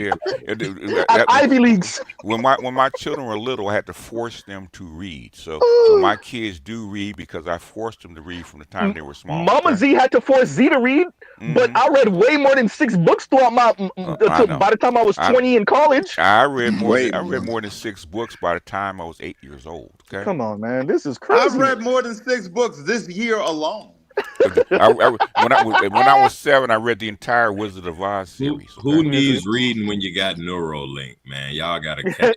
Well, Hey, when it comes, when it comes, that's what I was gonna say exactly. When it comes, but we're not there yet. and when it comes, what are the downside to Neuralink? Oh Yeah, shit! that's a good, yeah. Right. Go Hey, ask shout out Elon to Ghost Musk. in the Shell, right? Go ask Elon Musk what the downside is,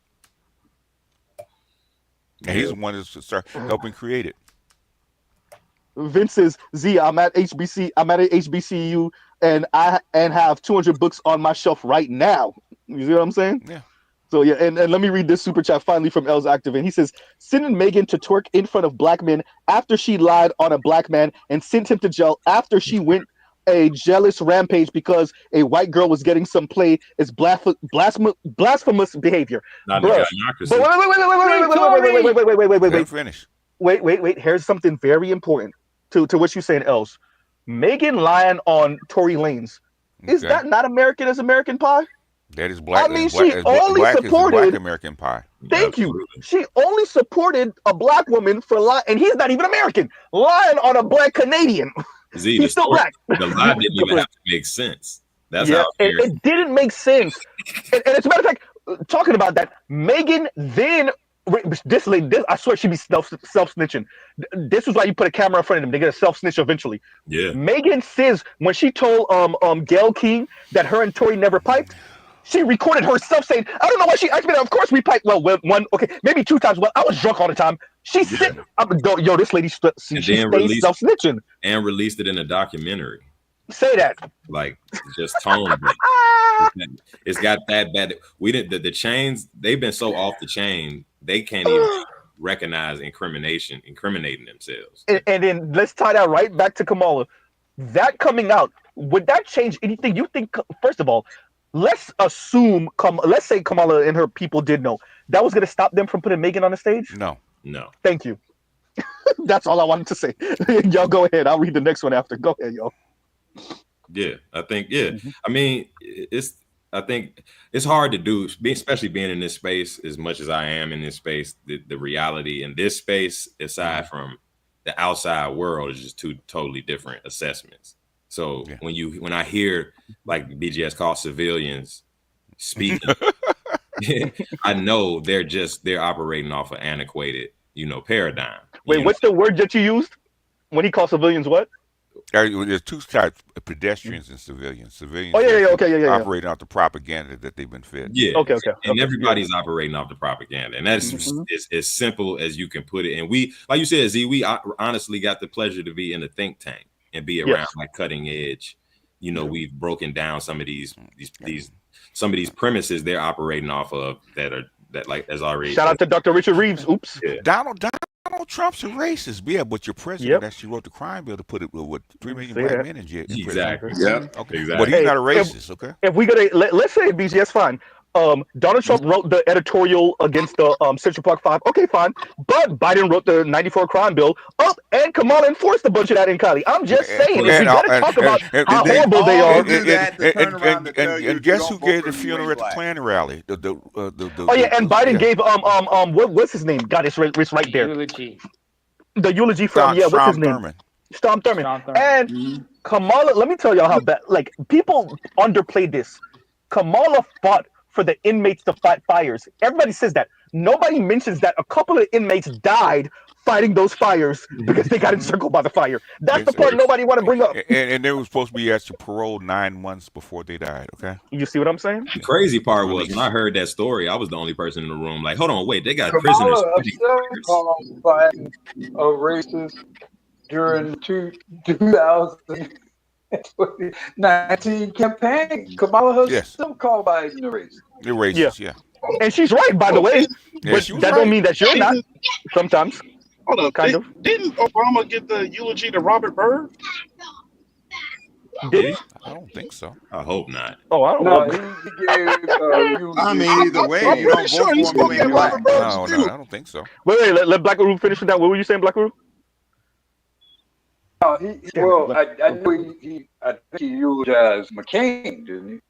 Yeah, McCain. McCain is not. Not a. Oh, McCain Ryle says I don't McCain remember is a military guy. he was. Wait, Rael is saying Obama and Biden gave eulogy for Senator Robert Byrd, a Klansman.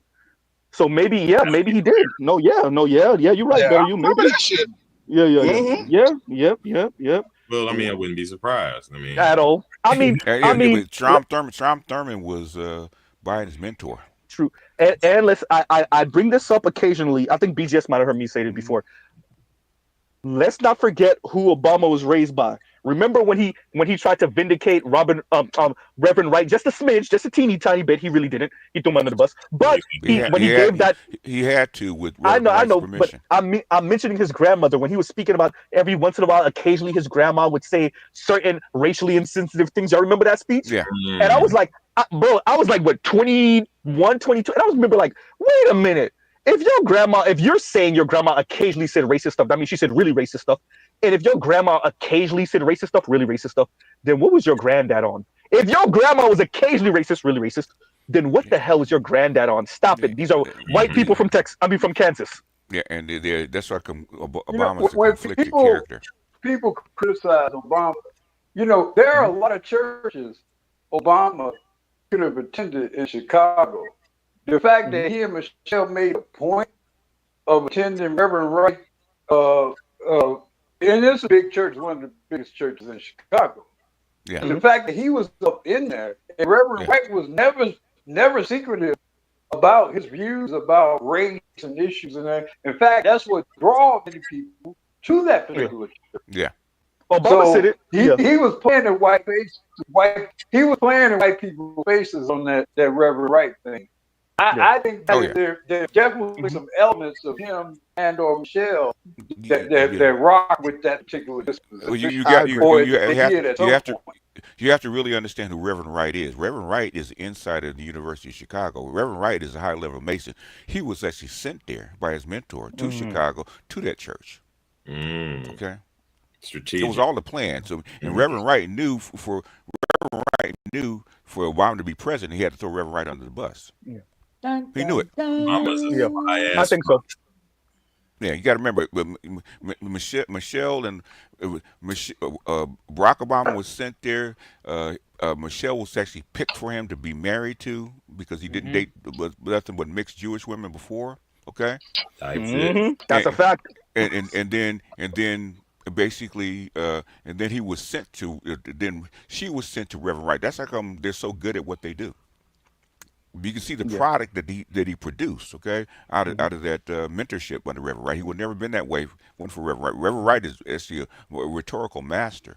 Yeah, they should have sent Kamala to sit up under Reverend Wright for a little hot. They could have sent Kamala to Kamala should have been set under her father. Okay, she'd have been better. I agree. Instead of her mother. I agree.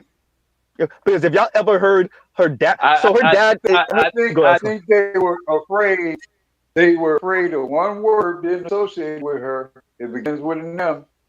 And her father probably was that brand. Yeah. He is. He is. He's a Marxist. Because him and Dr.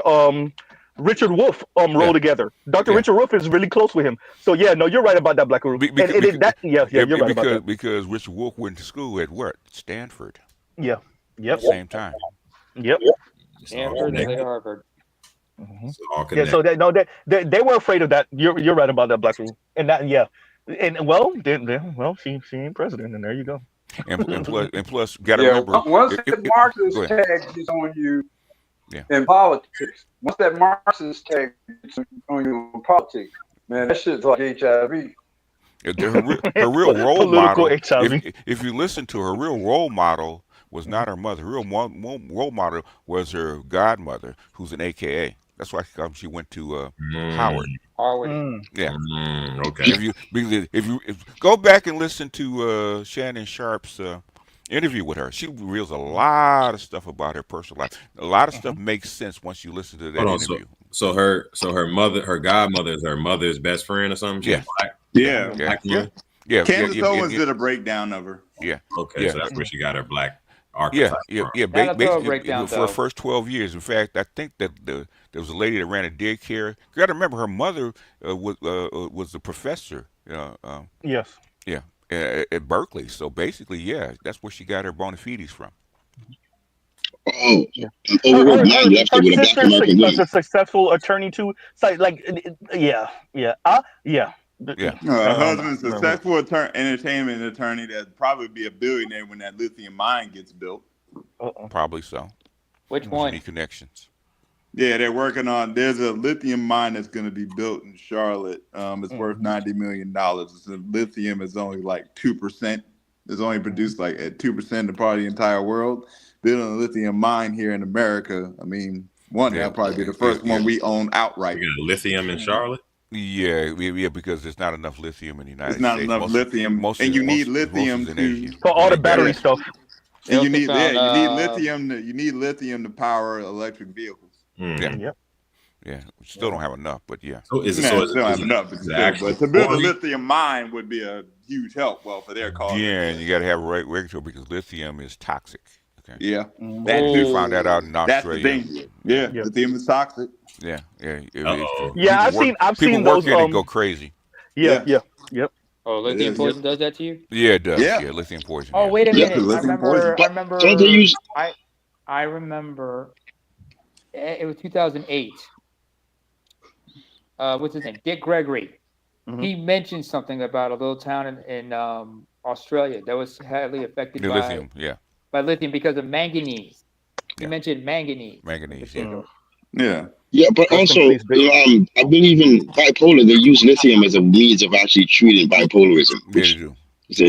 So it does affect your state of being.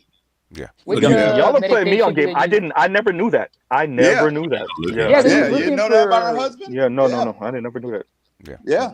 Oh. So either way, she'll be fine. So she can win the presidency. That's fine. But she got connections. That's all. She got. Let me read this real quick, and then we'll get Nema. And L's Active continues what he was saying earlier by saying blasphemous. I don't know why I can't get that out. Let me read it speaking for about you. once again the right. Speaking about the Meg Thee Stallion twerking thing. Blasphemous behavior, especially when married to a white man. Speaking about the Kamala having Meg Thee Stallion twerking on stage and whatnot. Meg Thee Stallion running the goddamn Chris Brown Rihanna trope, okay? Bro, maybe worse because Rihanna, it almost looked like she felt sorry. She was like, God damn, I didn't want it to be this bad. Meg Thee Stallion looked like she was like, shit, that's what it is. Oh well. She didn't want to go to jail for it. Yeah.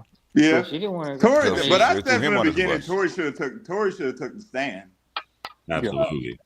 Okay. So first of all, somebody probably cut a deal with him. Okay. Yeah. Do this time. They said the inherent structural problem. My bad, Namer, but let me get this out real quick. They said the inherent structural problem with Tory's case is Tory Lanez is low key independent. He's not signed to anybody, and Megan. Oh, so nobody could advocate for him on a high level. In the background, Megan had Rock Nation, Jay-Z, and them boys. He had a bunch of had some interests that was converging that they weren't gonna side with Tory. A successful independent of that. Thank you, Malik. Yeah. But let's let Namer go before he explodes. Go ahead, Namer. My bad, Namer. No, let's go, Malik. At least you owned up for it, so I appreciate that. Namer exploding, really? I'd whip it on. The worst thing I could do is probably, considering my mom probably speaks French, have my mom fly to Florida, meet Mr. Z's mom, and then let her know in advance that on my behalf, she's gonna slap him albino. Because remember, my mama slapped the black off me when I was little. That's why I have to like her. For you to get the approval, you would probably have to go to Papa Z, actually. Well, I'm sure she would look. Patriarchy around this. Right. I know it's a patriarchy. I mean, but then again, I'm sure she would say like. Mama Z would be hesitant. Papa Z would be like, "Yeah, teach him a lesson. Go ahead, yo." No. He would go like, no. He would go, Madame, s'il vous plaît. Right. He'd be like, he would go like, Madame, s'il vous plaît, Madame. Z got so many whippings, he probably slap him and say, "Oh, man, is that all you got?" Man, I can't count. I think I got out of all my cousins, I put money I got the most. Ain't nobody come close. It's not. I got a lot of whoopings going on. But okay. Let me answer with compassionate real quick, and then we got Nema again. So it's both and. So in Haiti, it really is a back and forth between any type of like male leadership patriarchy and matriarchy, right? So like if the man is not in the home, obviously, failed relationships, obviously, the default would be patriarchal, but there's a heavy matriarchal presence in Haiti. Very, very heavy. The So vast it's not. majority is It's a matriarchal. back and forth in between. It depends on the family. I'm not gonna say it's full on matriarchy or full on patriarchal because it's not. Plus the country has never really truly been stable for you to really see what it would be, and Yeah. it's got even worse since since Jovenel Moise. So yeah. So it's bad right now. Isn't it So right hard now for I you? can't really answer that. Do Yeah. most of the women have been married to more than one guy, or been with more than one guy, or have children by more than one guy? Shit. Yeah, I would probably say yes. sounds about right. Well, I then would say. I it's a would say. matriarchy. It's a Yeah. matriarchy. I would say if it's not most, it's a super sizable minority. In It's a other words, huge minority. it's got to Yeah, be. yeah. It's got about 60-70% have multiple children by multiple men. I don't know it's that. I don't know if it's that, but if it might be 40 some odd percent at the Okay. least. Okay. Yeah, at the least. Yeah. Because and so even my own grandmother on my mom's side, was it 3, 4 baby daddies? Yeah, that's a matriarchy. Something like that. What in the So my blue hell? Mama Z did not follow down that road. She's still married to my dad, et cetera, et Yeah, cetera. yeah, yeah. But her mom, see, my dad's mom, shout out to Grams, rest in peace. She was 1 man, 3 kids. She was done, right? But on mom's side, oh boy, Yeah, yeah. right? So yeah. It's a So it's a soft matriarchy. yeah, and by the way, so that what I just described is a perfect example of what I'm saying. So half of Haiti, I would argue, is grandma on my dad's side, but the other half of Haiti is grandma on my mom's side. So it all depends. Yeah. You'd also have to consider that Yeah. Go ahead, Nima. also another situation where you have a matriarchy is like if the wife is widowed, if you're dealing with the case of a widower, like in my like where I'm from, many of the households are actually matriarchies simply because you're dealing with mostly widows or divorcees. And because men don't live that long. A lot of them work themselves, because remember you have the hardcore traditional patriarchy, but the men work themselves to death and probably croak by the time they hit 60 or something like that, and then the oldest son has to take over. Well, one or both sons have to take over, and then sometimes even if you have a family, the problem is like you're gonna have your mother and your spouse and your wife. And no, I'm not going to say partner, or I'll whip it on your forehead, Mr. Z. Don't ever say that again. Don't ever say partner again, please. Anyway. Fuck you and your Z, motherfuckers. That's it. I'm flying my mom. My mom's going to go come see you. And fortunately for her, because you're 5'9", she doesn't reach. She doesn't reach. Get in Mr. Z with muddy boots and say, fuck your Z. Fuck your Z. No, Z. No, I'm going to jack the Z. I'm going to jack the Z, and I'm gonna send it right and give it to my brother because he's been wanting a car like that. I'm sure he would love it over and over. Now I'm gonna get him this on the side, the passenger side with muddy boots and say, "Fuck your Z, no, please, fuck your Z." I would cry. You know what I'm gonna install? Z, nigga, fuck your Z. I'm gonna tell you what I'm gonna do. I'm gonna install an ejection seat like how Tariq did in Fast and Furious 2, and I'm gonna just be like, eject those seat cars, and I'm gonna it's too late by then. The mud's already there. It'll be like, fuck your Z. Fuck your Z, nigga. Fuck your Z. BJS, sir. Charlie Murphy. Charlie Murphy, yeah. Change your plan. Change it. Yeah. Before you hold on, line. Real quick before you finish, Nema. Leon, what link are you speaking about? Because I just checked the back chat. I checked. You might have to post it again because I don't know what link you're speaking about. So Leon, got the Bill Hooks page about her and the Central Park 5. Is that one? Oh, so okay.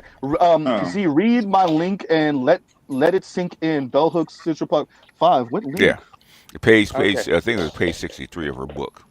Yeah. Where she spoke about and she had some very anti-black man misandrous ass stuff to say. Anti-black, right? Bell Hooks, anti-black man. Say it ain't so.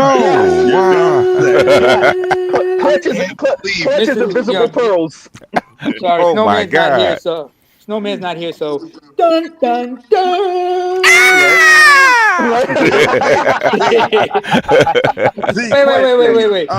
You should go like let me say this real quick. Let me say this. Go ahead. Black Rule, if that was you that was trying to come up, I don't know, somebody was trying to come up and they fell off. So I think Black Uru might have to try it again. But Something okay, wrong with hey, this go ahead, Nema. device. Real. Yeah, First of all, go ahead. BGS, sir, I apologize, but change your plans. Yes, sir. I'm driving her to California. So what? You driving her to California? I'm driving on Gorilla Grip to California, unfortunately. The way Donald Trump's talking, we might have to meet in Mexico. And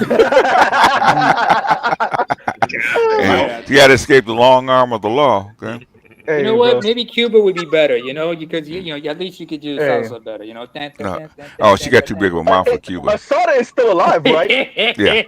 Oh, she's still okay. Asada Shakur still. Yeah, Cuba might be the place. Cuba might be the place because apparently they look out for their people over there. If you can make it from the U.S. to Cuba, you might be straight. Yeah. Yeah. Or Puerto Rico. What does they trying to liberalize them? Yeah, they are.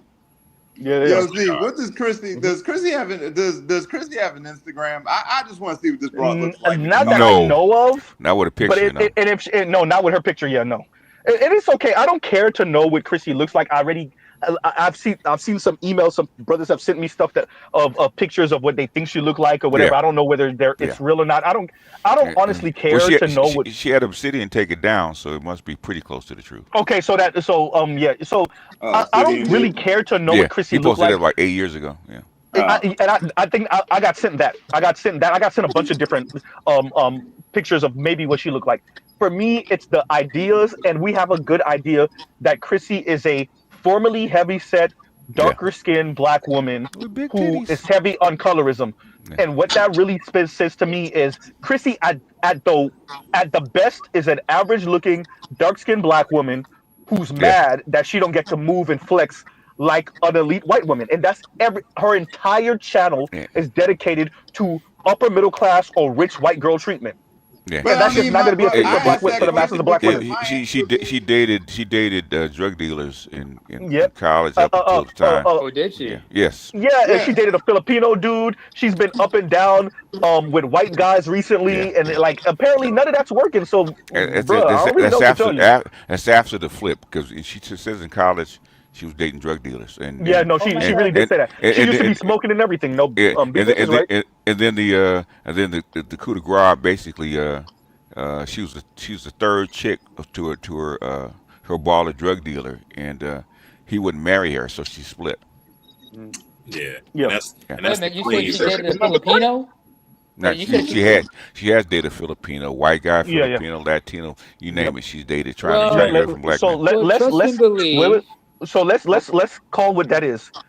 Chrissy's story, minus maybe the sex and the age, is similar to that African sister that tried to do the whole bean juice and what you do taking me on coffee dates. Because both of them started one way archetype and then flipped the other way and then started doing the black men ain't ish. It really is the white guy appeal. You attempt to appeal to elite white men by talking crap and saying that black men's problem is that they're not practicing patriarchy good enough. So I'm coming over to you guys. So hopefully I can experience that benevolent patriarchy that y'all about. Yawn.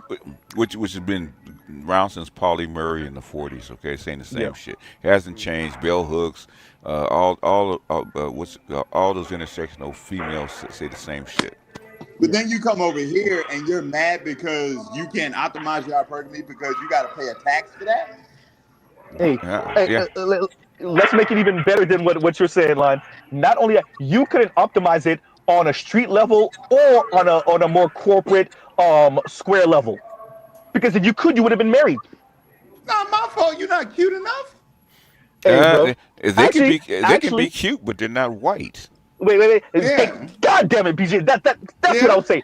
No, it's not about cute enough. Listen, Lion, if you and other black men, you and BGS and Black Uru would have built a black male patriarchy, we'd be light then maybe I wouldn't have to be cute.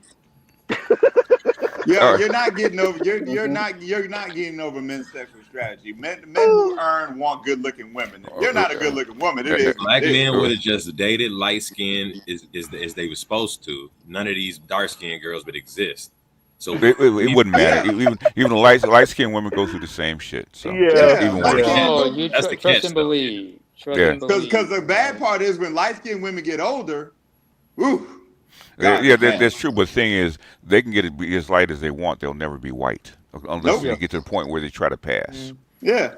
Oh man, that's a scary thought. I Well, mean, like, I've seen them. yeah. I've seen actually kids who pass once. I mean, You can, yeah, black people can spot them, so they put their finger up to the lips. Shh, don't say nothing. Here, let Yeah. me read the link. Hopefully, I don't borg out. Give me a second, y'all. Hopefully I don't borg out. But the link says bell hooks on Central Park 5. No one can truly believe that the young black males involved in Central Park incident were not engaged in a suicidal ritual enacted enacted of a dangerous masculinity that will ultimately threaten their lives, their well-being. If one reads again Michael Dyson's piece, the plight of black men, quote unquote, the plight of black men, focusing especially on the part where he describes the reason many young black men form gangs, quote, the sense of absolute belonging and unsurpassed love, end quote. It is easy to understand why young black males are disparaging, Yeah. and nihilistic, despairing and nihilistic, and it rather naive to think that if they do not value their own lives, they will value the lives of others. It is really so difficult for folks to see the connection between the constant pornographic glorified of male violence against women that is represented, enacted, and condoned daily in culture, and the Central Park crime. Bell hooks, yearning, race, bell hooks, yearning, race, and gender, and cultural politics, page 106. Well, it actually page 63, but it's. Oh, it says, oh yeah, yeah. Well, it says Yeah. P106. It might be page 63, but No, yeah. what I'm saying Yeah. is they actually admitted the guy had to, because people actually went back and looked at the book Yeah, and that said, shit you're aged. wrong. It's actually page 63. Yeah. Yeah. Turned out the As kids you didn't looked know at it at all. say what? I said no. I'm agreeing with you. I'm saying that shit didn't age well because then it plot twist. The Central Park 5 didn't do the shit at all. So all that pontificate didn't even matter. It's always Jermaine's fault. Well, it doesn't matter because the idea of a black woman agreeing, a quote unquote more left leaning black woman agreeing with white racists, whether they're on the left and the right, that black men have a character flaw, an almost innate character flaw in them that needs to be civilized out of them, either by white society or by black women. So black women are essentially doing the same thing they did on the PlayStation. No, master, let me get the whip. I'll do it because you're going to kill them if you do it. It So cannot be. It cannot be overstated how much bell hooks work contributed to a dangerous environment for black men. Amongst she ain't the first, man. This has been. It's been around for a long time. Sounds a lot like Katie Stanton did that shit back in 1850, man. It's just been around. Yeah, but she was white though. And that excerpt you just read, see, that sounds a whole lot like that shit that Kim Foster was spitting last week. But what's the difference? It's never changed. Yeah, there is no real difference. It's about the reason. I'm glad you said that because those are the people that she looks up to. Yeah. Like the bell hooks is who Kim Foster. She fashions herself as a more modern bell hooks, a more modern Oprah, a more modern who am I thinking of? The philosopher that the author that passed. You know who I'm speaking about. You said her name the other day. Which book? Which book? Which book? No, I'm not sorry. I said the wrong person. Poet. Maya Angelou. Maya Angelou that passed. Yeah, she fashions herself like this. That's who she looks up to. So of course she's gonna say similar things to them and whatnot. You know, it is what it is. And so I rise. But two things I want to mention on that one, because remember people are also talking about like how Now is also protesting about that.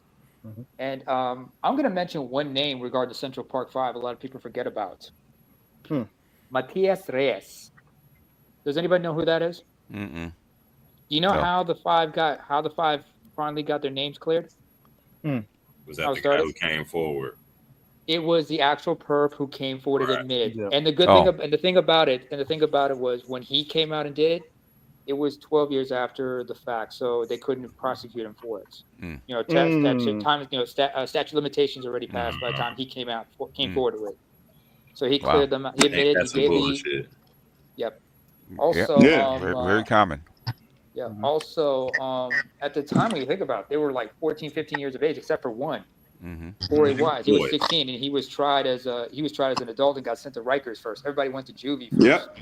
Yeah. I started watching the little movie, the little series about it. And On When They Netflix. See I Us. couldn't watch it. When They See Us on Netflix. Yeah, that shit. Yeah, Was, that shit was brutal, man. like knowing these Oh. kids didn't do it, and watching like the portrayal of what they end up having to go through.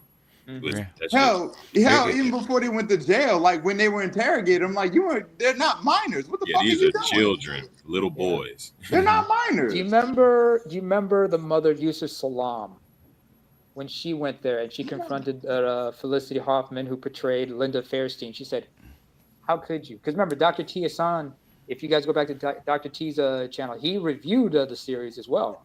He talked about that particular scene where, the woman who portrays Yusuf Salam's mother went to pick him up, and then she, like, while she's holding her son, she's looking at Fairstein and said, "How could you, without a parent legal? He's not old enough." And hey, they did the same words to Ray Santana Jr. because in his case, his abuela, that's grandmother in Spanish, she doesn't speak English, and they were trying to talk to her in a certain one. I mean, so this is not something that only happened, 30 some odd years ago. Just consider Khalif Browder. Khalif Browder, God rest his soul. You see what I'm saying? This is something, especially for those of you who've never been to New York. Like, I used to spend summers in New York as a kid. I didn't fully comprehend how easy it could have been for me to get caught up. But when you're in New York, especially when you're in one of the boroughs, Brooklyn. It's so easy to get lost in the sauce. Yeah, it's so. When I say easy to get, you're talking about like concrete jungle. Quite literally. It really is. Like, people hear that, but until you go there, until you're riding the subway, until you're in traffic, until you're like, you hear these stories of people that pass on the train and nobody knows it for a day or so. You hear that and you don't really understand how that could happen until you're in New York. You're like, oh, I can see how that could happen. I have lost count. Like, when I was living in New York, I have lost count of how many tourists I had to read a subway map to them. Yep, I've lost count. I'm telling you, when you gotta go to New York to really see how easy it is to get lost in the sauce. Like, if you live in a major city, you kind of get it. But until you're in New York, that's when you're like, oh, okay, I get it. I live in LA, so I get it. Where you going before you get on that train? Yeah. I never lived in a city with By the way, stop Z, and frisk. They can lick Excuse me, Z. One thing I got. Go ahead, Nima. And it's a quote that's really relevant to what you guys said about what bell hooks and what's her face said. And this comes from, I remember when I was looking up the Zanj Empire, the Zanj uprising that took place in Iraq in the between the 8th and the 9th and 11th century. They were the slaves. That uprising.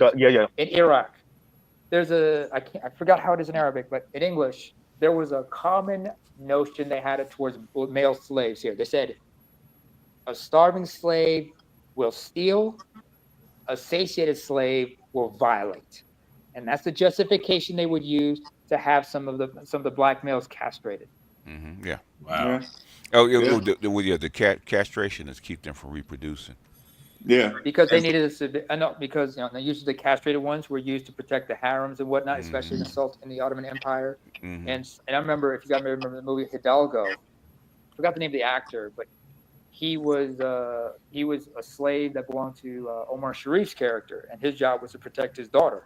Yeah. And he was most likely a eunuch, but you saw, and you know it because he had earrings. Social dominance and also eunuchs actually used for sex. So social dominance tracks that propensity in genocides where outgroup males are labeled as hypersexualized and essentially dangerous or murderous. Yeah, that's across all genocides. They always label the outgroup males as over hypersexual. Yeah. Let me read this real quick. And Ray Knowles says, and this is a perfect song. Ray Knowles says, Stevie Wonder song about it, living for the city. Listen to it again. That song perfectly describes perfectly. That encapsulates the black experience in such poetry. There's not many songs that. And by the way, I hated that Usher remixed it and make it a freaky song. But for those of you, he took the sample of that song and I heard it. Man, it's a horrible song. It's horrible. It's horrible because because when you know the meaning of Stevie Wonder's song, and then you hear Usher took it the I want to say, was Nicki Minaj featured on that? I can't remember, but yeah, he Oh took the hell sample and he did no! something else with it. I'm like, Oh boy. right? This is forever ago, by the way. This song is like old. It's like 2010 or 2011 or something like that. But yeah, either way. But yeah, I'm like, man. Anyway, yeah, that's neither here nor there. But y'all continue. Y'all continue. I remember That's Richard Mrs. Black. Pryor quoted that song in one of his comedy albums. It was for Yeah. something. I think it was it was in or Something I Said. That was the album where he quoted the first verse of that song as Mudbone. Yeah. As a Mudbone character. But people always say that, but I always get lost at Indigo Flow. I'd be needing a buddy. Oh yeah, that's true. She's talking about when she's in New York on Oh, New Manhattan. York. Yeah, Oh, yeah. You need a backup. Yeah. Yeah, You need I'm somebody telling you, to when you're in New York, I'm telling you, it's a whole, and I'm talking about it as a person who's been going since I was what, 12, not even 11, 12. And we used to go almost just about every summer, almost every winter, up until I was like at least 20, and then it started becoming more and more seldom when I became an adult. But either way, man, whether it's Queens, whether it's Brooklyn, you could get lost. Definitely Manhattan, you could get lost in the sauce so easily. especially in Manhattan. If you're a Westerner or somebody else, go to Lagos, Nigeria. You got to get lost. That is nothing. New York City is nothing compared to Lagos. You're in danger Lagos, there. like the Cape Flats of Cape Town, South Africa is another example. Yeah, let me let Better You Kingston, go real quick. Jamaica. Oh, is that you? No Kingston, place over? Go ahead. Nigeria. No place over then Better You. Go ahead. Okay. Now, No, I was going to get lost in Kingston. Yeah. when they fly, when they fly into Lagos, okay, the pilots and the stewards have to have protection, okay. When they fly into Lagos, okay, that's how bad it is, okay. Well, everybody got to take notes from Chicago. One thing about Chicago is you can get around anybody. You can hop off a plane, and our transportation system is beautiful. You can get from the suburbs with one train, and get to the center of downtown. You can get everywhere damn near on two trains. It's the most beautiful transportation system in the world. That in All I Tokyo. know is New York City. I was not prepared for them goddamn rats. Oh no! Nobody Hey, is. No one is. Hey, the rats are the potholes, man. Yeah. Oh, that too. The rats I seen, but the potholes I had never seen potholes like that in my whole Let me entire say life. this as a I walked up on a rat. I thought that motherfucker was a cat, bro. I'll be for real. Let me say this as a Floridian, South Florida in particular. Yes, our roads aren't the best. I'm not saying that, but so we have cars slammed. I mean, in static suspension. I'm not saying airbag suspension. Slammed, and they barely scrape. Bro, you cannot live in New York with this current ass potholes with no slammed ass static car. You're on drugs. The Them population potholes will eat your suspension up. You will be all right. It's so densely packed that the streets are the cars are always so much in congestion that they never they can't reroute a street to actually fucking fix the pothole. So it's that's compassion. I grew up in Brooklyn, and I tell you that. That's not what I lived on a street where it took them like 15 years to fix our pothole. It's because the bureaucracy.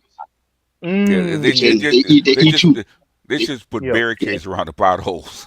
That's all they do. We keep running or rolling. I said, what kind of shit is this?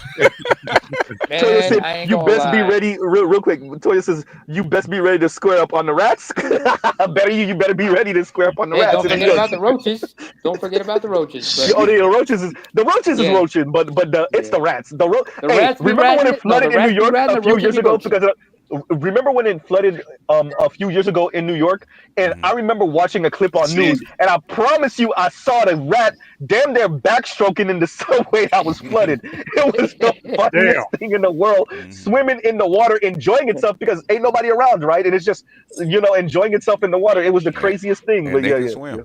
They can swim. But what I wanted to say was like because I grew up in the Middle East. I grew up in the Middle East, and man, when they do construction and shit, they have to the way they divert traffic and everything. They have you going through look like a maze and shit. It's just some ridiculous shit half the time, especially like in Riyadh, KSA that is. Because I remember growing up on the East Coast, it was not as bad, but in RYC the cars can get really congested and shit. That was scary as hell. but you don't get lost like that, except in certain areas. The city plan isn't like grid style, though, is it? No, no. But the thing you got to worry about, especially if you are in Eastern Coast, on the East Coast or in central part of KSA, is in the Gulf region, is because when it's wintertime, that's when it starts raining heavy and shit, right? And they don't have a sewer system to help drain all that water. So you have to worry about underground tunnels getting flooded and shit, roads getting flooded. Dubai, the UAE, at certain cities in UAE, they have to deal with that shit. Because they weren't prepared for this stuff. It's all desert and shit. Yeah. So regarding New York and the roads and the subway, a lot of the money that's in the city gets sucked up and sent to the big other parts of New York. New York is a big state, and the city is kind of like the engine for that big state. And a lot of white people that live outside of New York City. So essentially, that is why you see what it is. We are the city is black. So that's what I'm trying to say. It's literally what it is. It's like the entire state is like the suburb, the other parts, and then we're like saying the money. Let me say it a different way. No placeholder. But no. So the different boroughs. So Queens, Brooklyn, Bronx. All of those. Like everybody don't know. All of those are concentrated around each other, and it's like a small area relative to the rest of the state. Once you go, whenever you hear people say upstate New York and all that other stuff, that's everything else. And everything else is like let's say all the boroughs might take up what 12-20% of the state, maybe 20, maybe if even that. And everywhere else is everyone else. Yeah, I can't give you numbers like that. And the rest of the state, by the way, go ahead. Yeah, I can't give you numbers how much it takes, but I'll give you from the point of view of my father who works in transit. And he would talk about the egregious misallocation of budget. How like New York City Transit is what it was is us. Brooklyn, Queens, the Bronx, Manhattan, Staten Island, Long Island, and then basically and then what will happen is that in the budget we just get a tremendous amount of money get put off to like New Jersey Transit, Metro North, or like the upstate and like all these rails. They like take massive amount of money off our shit. It's in. And then we got trains that are like 20, 30 years old. And then in other parts of like the state, they would have brand new trains and fancy shit. So they know what they was doing. Trains don't get used as much, by the way. Go ahead. Exactly. I'm saying they literally spend billions to make a line, literally take rich people from outside of New York City into New York City once a day in and once a day out. And billions came out of our budgets. I'm saying our bridges will be shitty, our roads will be shitty. And then you're like, what's going on here? I'm like, we got money. Y'all charge the state tax. Y'all charge us a federal tax and a city tax, and you charge sales tax on top of people. On top of that, I'm like, come on, man. How we have bad roads? The rich folks say just because I'm rich doesn't mean I'm gonna pay for it. Go ahead, y'all. Yo, Louis, can you come on up here? Since you're from Jersey, you can break it down on your side how it is. KMS is. And thank you for the super chat, KMS. Like, share, subscribe, hit the super chat. And KMS says, in my humble opinion, the election was black women gynocracy's Waterloo. There will be a couple of smaller skirmishes, but this was the death knell. Insult to injury was how black women still chastise the black men who voted for Kamala. It's over. It's over. Wait a minute. Hold on a second. Alexa, can you play Game Over by Lil Flip? Yeah, because that's actually a good song. They can read the tea leaves. It's hard to have a state-backed gynocracy. It's hard to have a gynocracy without the state's backing, and they can see that the federal government now is probably going to start attacking a lot of the institutions and structures that was backing the gynocracy, which they'll just assume going to trickle down to the state, which because I think you're gonna have to deal with one or two kinds of tyranny. You're gonna have to deal with the white man's tyranny or the tyranny of everybody else, including black women. And I just rather deal with the white man's tyranny. I think it's clearer and easier to deal with. I'd rather fight I one think white all man. this tyranny of POC and leadership and black women enabling all of it. I just rather fight against the white man, frankly. I mean, to me, it's just that simple. I know who he is. I know what he's going to do. I can predict everything. I don't have to feel any guilt associated with it because we're so-called black and POC and liberal and all that bullshit. I'll just fight with this white bitch. Yeah, we got a long history of fighting with the white boys. We know how to fight with them. We don't know how to fight with no purple-haired intersectionalists. Fucking India. Who? Yeah. Wait. Intersectionist that's claiming oppression while attempting to be the oppressor. Exactly. Yeah, that's some 4-dimensional chess. We just ain't Hey, pointing. bro. That is Because what intellectual it does is gambling. Wait a minute. Z. Stop Punching talking in this about. shit just like everybody else. Right. Go ahead, AB. What you gonna say? Go ahead. That's funny, Don't talk baby. about Go ahead. Destiny like that. I mean, ooh. That's what it is. AOC. Anyway, oops. But no, it's claiming to be the oppressed while playing oppressor games, and that's how you weaponize your quote unquote minority status. And Yep. I think the best way I've heard it described in a long time is what that white woman said to Nina Turner when she said what did she say stealing valor. Like So these other groups, stolen valor, right? These other groups are practicing stolen valor, but she stopped there. But I would say they're practicing stolen valor and then use that as a way to shield themselves from their very clear what's the word I'm looking for? trying to scale the hierarchy. But there's a word I'm looking for. Describe it. It's not opportunistic. It's They're using it to damn. steal.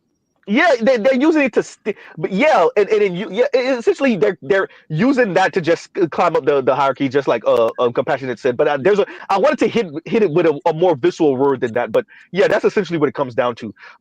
And yeah, and that caused black men. I agree with Black Uru where it's either white men's tyranny or every non-white man's tyranny minus black men, because of course, yeah. Yeah. And that's where we at with it. And this election pretty much came down to that.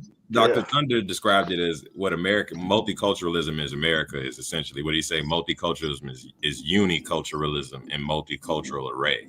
So we end up fighting. We end up like Uru speaking to. We end up fighting basically a bunch of white boys in multicultural masks because we know what ends up. They're cosplaying. Yes. Cosplaying. You end up fighting a bunch of you might be fighting a Latino or Indian, but he's actually let me say compassionate. TRANS. Yeah. You're fighting a TRANS woman that's really a man. Yes. Right. And so but they get to claim I'm oppressed because of my sexuality and because of the way I show up and bro, you're a dude though. You're a 6'3" tall white dude, bro. Yeah, no, and that's just the here's the thing about the white boys, though. Well, here's the thing about the white boys, because here's the thing about the white boys. I've listened to them. I'm telling you, you won't have to fight them. They'll take each other out. The white boys. It is kind of real, but yeah, maybe not. I get what you're saying. Contemporary white boys are lost in the sauce. They looking for leaders. They really are. They really don't know what's going on. Yeah, they looking for a leader. That's why they attracted Trump. That's why they attracted Andrew Tate. They're attracted to people leadership because they're mentally broken too. Like we call these women broken. White boys are broken. But here's the thing about that though. But even among them, even the men who do understand what's going on over there, they don't even want to take the helm. Yeah. No. Well, number one, it takes a lot of responsibility. There's a lot of responsibility that comes with it. I would the broken white men. I see them real quick. Real quick. I see them as essentially who said it? Was it Baldwin that said black men don't go through a midlife crisis because we never thought like we would be promised all this other stuff and then realize it's not going to happen. So essentially that's what the white guys are going through. They're going through their own as a group some a profound crisis of let's call it a white male patriarchal crisis. Yeah. Right. No. It's called a white hegemonic, or should I say white hegemonic disillusionment, basically. Disillusion crisis. Yeah. I would agree with that. Crisis. Yep. Yeah. All that. We go through, man. Oh, go ahead, Kev. I'm sorry. Yeah. And then what I'll also say too. After this, we got Naaman. Go ahead. Thank you. Also too, what I also say too is that a lot of people keep trying to frame it as we don't take enough power. If anything, the problem with most so-called black men, especially those of us that are working classes, is that we have a problem with over accountability. All right, our problem is not that we don't quote unquote try to take control. No, the problem is that we try to take responsibility for things that are clearly outside of our control. Like I was reading this article right on the You're saying counseling, black right? men in specific, Big Kev? Yes. Okay, Yes. okay, go ahead, go ahead. I'm sorry. I was reading this article, right? It's from like One Heart Counseling Center. It says, "What if you are too accountable?" And it lists like the reasons why people are like overly accountable. And if you look at the reasons and explanations why some people take too much accountability, I'm like, this sounds like your typical so-called black man in a nutshell. Like all the stuff Mm, that's always marketed to us. You know, for example, it says one, or why do you take too much accountability? One, it's been unsafe for you to communicate your boundaries. Think about mm, again, the legacy of colonization, chattel slavery, Jim Crow segregation, post Jim yep. Crow racial discrimination. Two, others have not shown up and done their work in important relationships. Again, think of the benign neglect of a lot of black boys in academia. A lot of these politicians, making promises and not following up with them, or not making any promises at all. That type of shit. Yep. You know what I mean? Yep. Yep. Yep. Three, you have been blamed a lot in important relationships. It's Scapegoated. always Jermaine's fault. Yes. There are some reasons why it doesn't serve you. It says one, your self-concept becomes skewed. Being accountable for things going wrong all the time might feel like you're damaged goods. Again, Yeah. think about how most black men come up with a guilt complex about everything. Oh, it feeds the false illusion that you can control and fix everything. Think about your typical pro-black step talking points. Oh, we need to do more for our women. We need to do more to heal our women. We need to do more to protect our women. It's like, bro, you've Big been the Kev, most could I progressive boil dem- down everything you said Yeah, in like the most simple statement ever? yeah. Neoliberalism. But no, not even. Black men have ingested the concepts from everyone that we're not white men, and we're trying to overcompensate for not being rich white elite men by Right. being overly accountable. Yep. Yep. I would say, Yeah. but on top of that, In Z, fact, what I would say, yeah, yeah. In fact, what John I would Henry say, is yeah, it's like, Yep. it's like Yeah. Better you. everything. Exactly. Go ahead. Niggas have been made to believe that every single problem that we've experienced is a result of either us not being, us either not being quote unquote man enough or Mm-hmm. cool enough.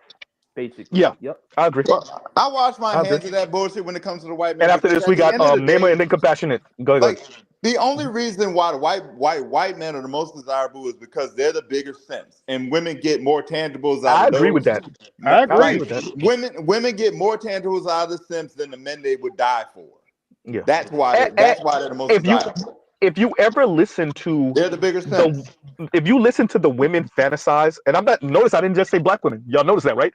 If Yeah. you listen to the women fantasize about their idea, why the Asian women, when you listen to what's her name, Yes. Kidology, when you listen to Latina women, when you listen to He black listens women, to me. whenever He they respects me. fantasize, it's even because that's how they're saying it, line. But when you actually peel back the layers of what they're really saying, they're attempting to end up with the white man because they see them as elite, but they They're the say bigger trick. benevolent patriarchs, but really it's elite simp ass naive They're the bigger tricks. tricks. Here's your Yeah, the Yep. bigger movie. Yep. Here's your they're the movie. bigger tricks, but they're Here's your simp what reference they movie. think. Yeah, Beauty yeah. and the Beast. Beauty That and the Exactly. that's Beast. Yep. perfect. Tricks. They Yep. they they want and what they dream of is the naive ass white knight who all of her flaws will be. That's where benevolent patriarchy comes in. Where like, oh, but she's still a woman, so I'm not gonna bam her with all of the accountability for what she said or what she does or how she acts. That's why they say, but quote unquote benevolent patriarchy. Yeah. But the patriarch part is the provide protect part. The benevolent part is don't hold me accountable for anything I say or do part. yeah. So that's There's a why they look at movie. The white men in movie is called particular Beauty that and the way. Beast. Yeah, yeah, yeah, yeah, The yeah, movie's called Beauty and the Beast. yeah. But That's yeah, exactly what they want. They yeah. want white Yeah. men because they're the bigger simps. No, they But saw you. go. You saw it in Yeah. Napoleon. If y'all saw the newest Napoleon, how they I care. want to watch that. How was that? If Well, you well, if you actually, yeah, I was about to, yeah, because like the real life Napoleon married a older single mother. and you saw in the Yeah. movie, Josephine. Yep. he Oh, was Jesus Christ. a weak, spineless man when it came to women, and What that's did Yeah. Tony Soprano say about his father? In that, do you guys remember The Sopranos? Tony Yeah, yeah. Soprano once said, I didn't watch Tony that. Soprano, when he was talking to his counselor, to his therapist, he said about his father, my father was one of the most feared men I ever knew. Everybody respected him, everybody loved him. But every time he was at home, my mother would whittle him down to the littlest nothing. Mm. That's how much. Also, when you talk about Latinas I remember this. I remember something really important, and I take most of my cues from stand-up comedy. But George Lopez said this best. We talked about Chicanas getting with güeros or white boys. Mm-hmm. He summed it up by saying like this: Look, a lot of Latinas, I don't get mad at them for marrying white boys. I mean, they want to be homeowners too. And they say other things like he doesn't, and they said things like he doesn't hit me like that, you know. He's cool. He doesn't hit me like that. Of course, we all know there's also another reason why they do it. It's called Maiora la raza or Maiorar o raça, they say in Brazil. He knows that. Yeah. He knew that because it actually means improve the race. Yeah, improve the race.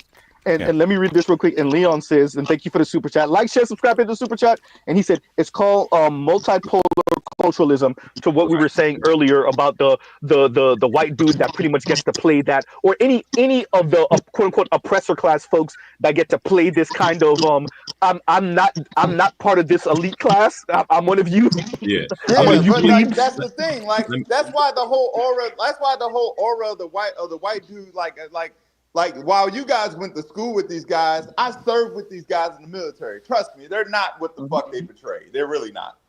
Yeah. Well, the thing is, like, when you see them as little boys, you know who they are. Yeah. Yeah. That's why going to school with them in elementary school, you know who these kids are because you see them as little boys before they become men and cover it up.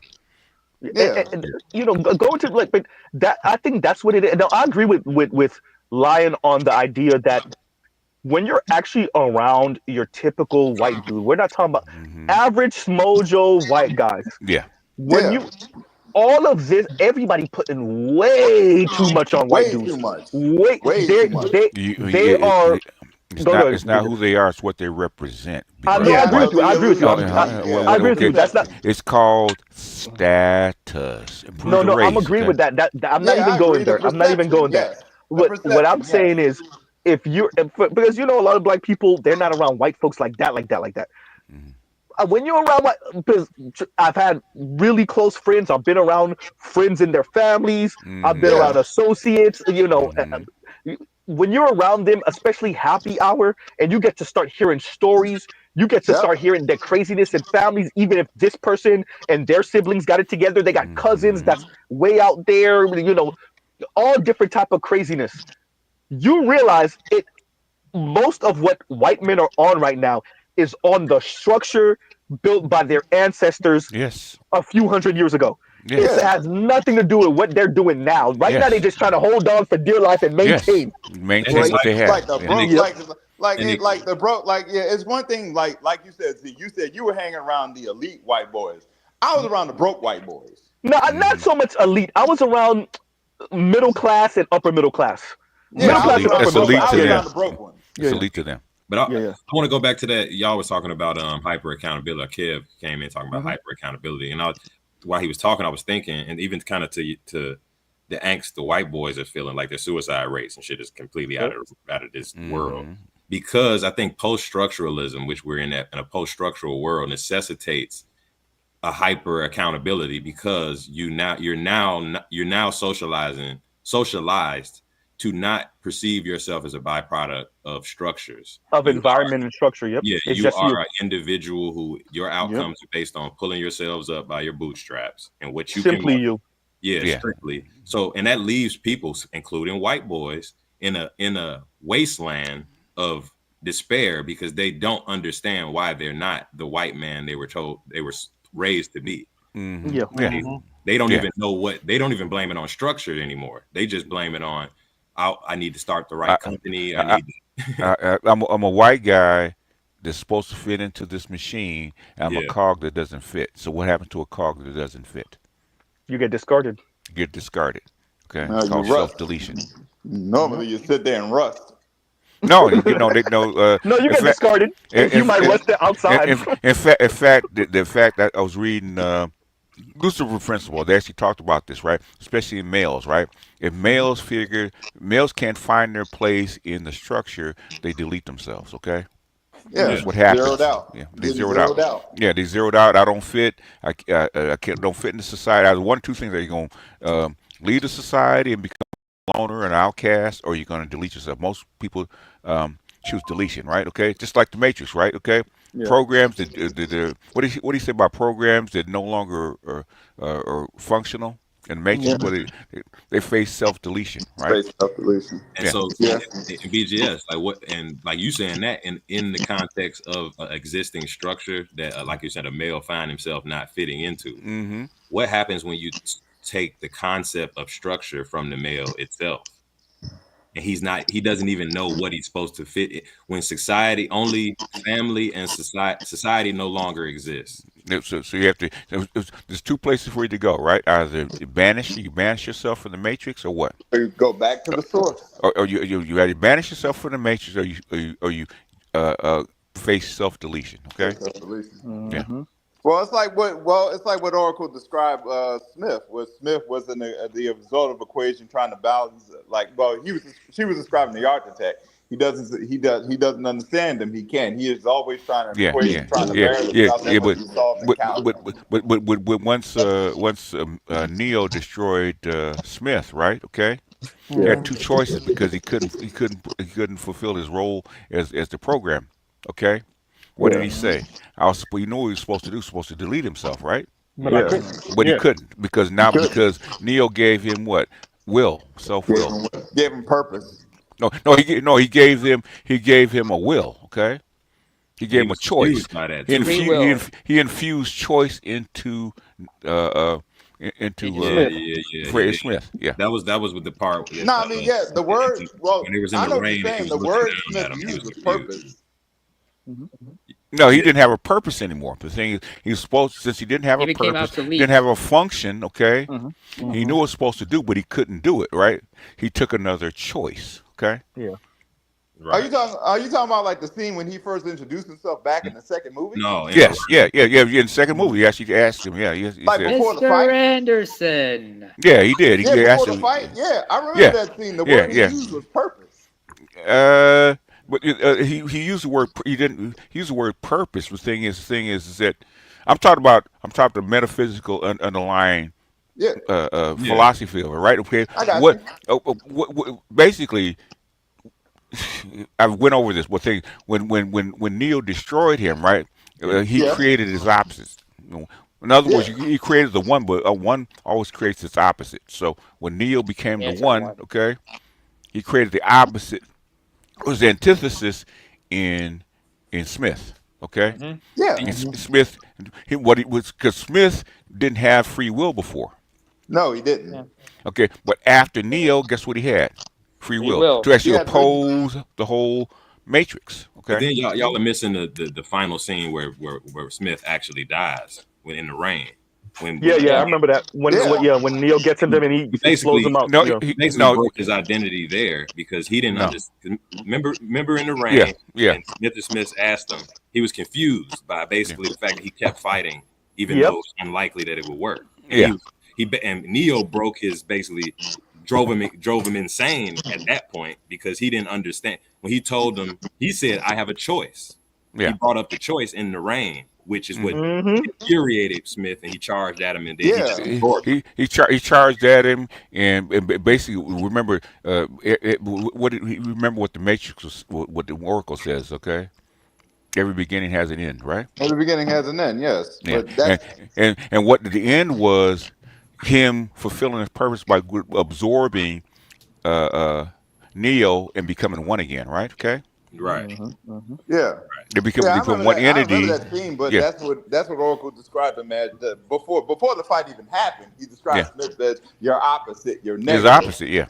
And I remember that scene when Smith reappeared in the second one. He was talking about. He was like, something impossible happened anyway. You destroyed me, but I could have left, but I couldn't. I couldn't. I was compelled to stay. You know, that's a choice. He wanted to live because that's a choice. Okay.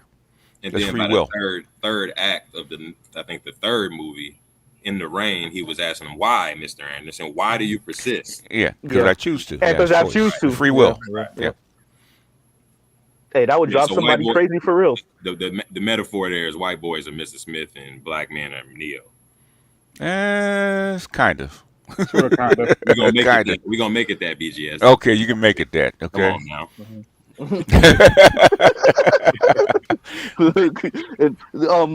If you don't mind, compassionate reading this super chat for me, and then we'll get you no place. So I think you were trying to say something. Go ahead. Detroit 313 with the $5 says, meanwhile, these feminists always looking like the hope Bebop and Rocksteady from TMNT. Teenage Mutant Ninja Turtles. Yeah. You ain't lying.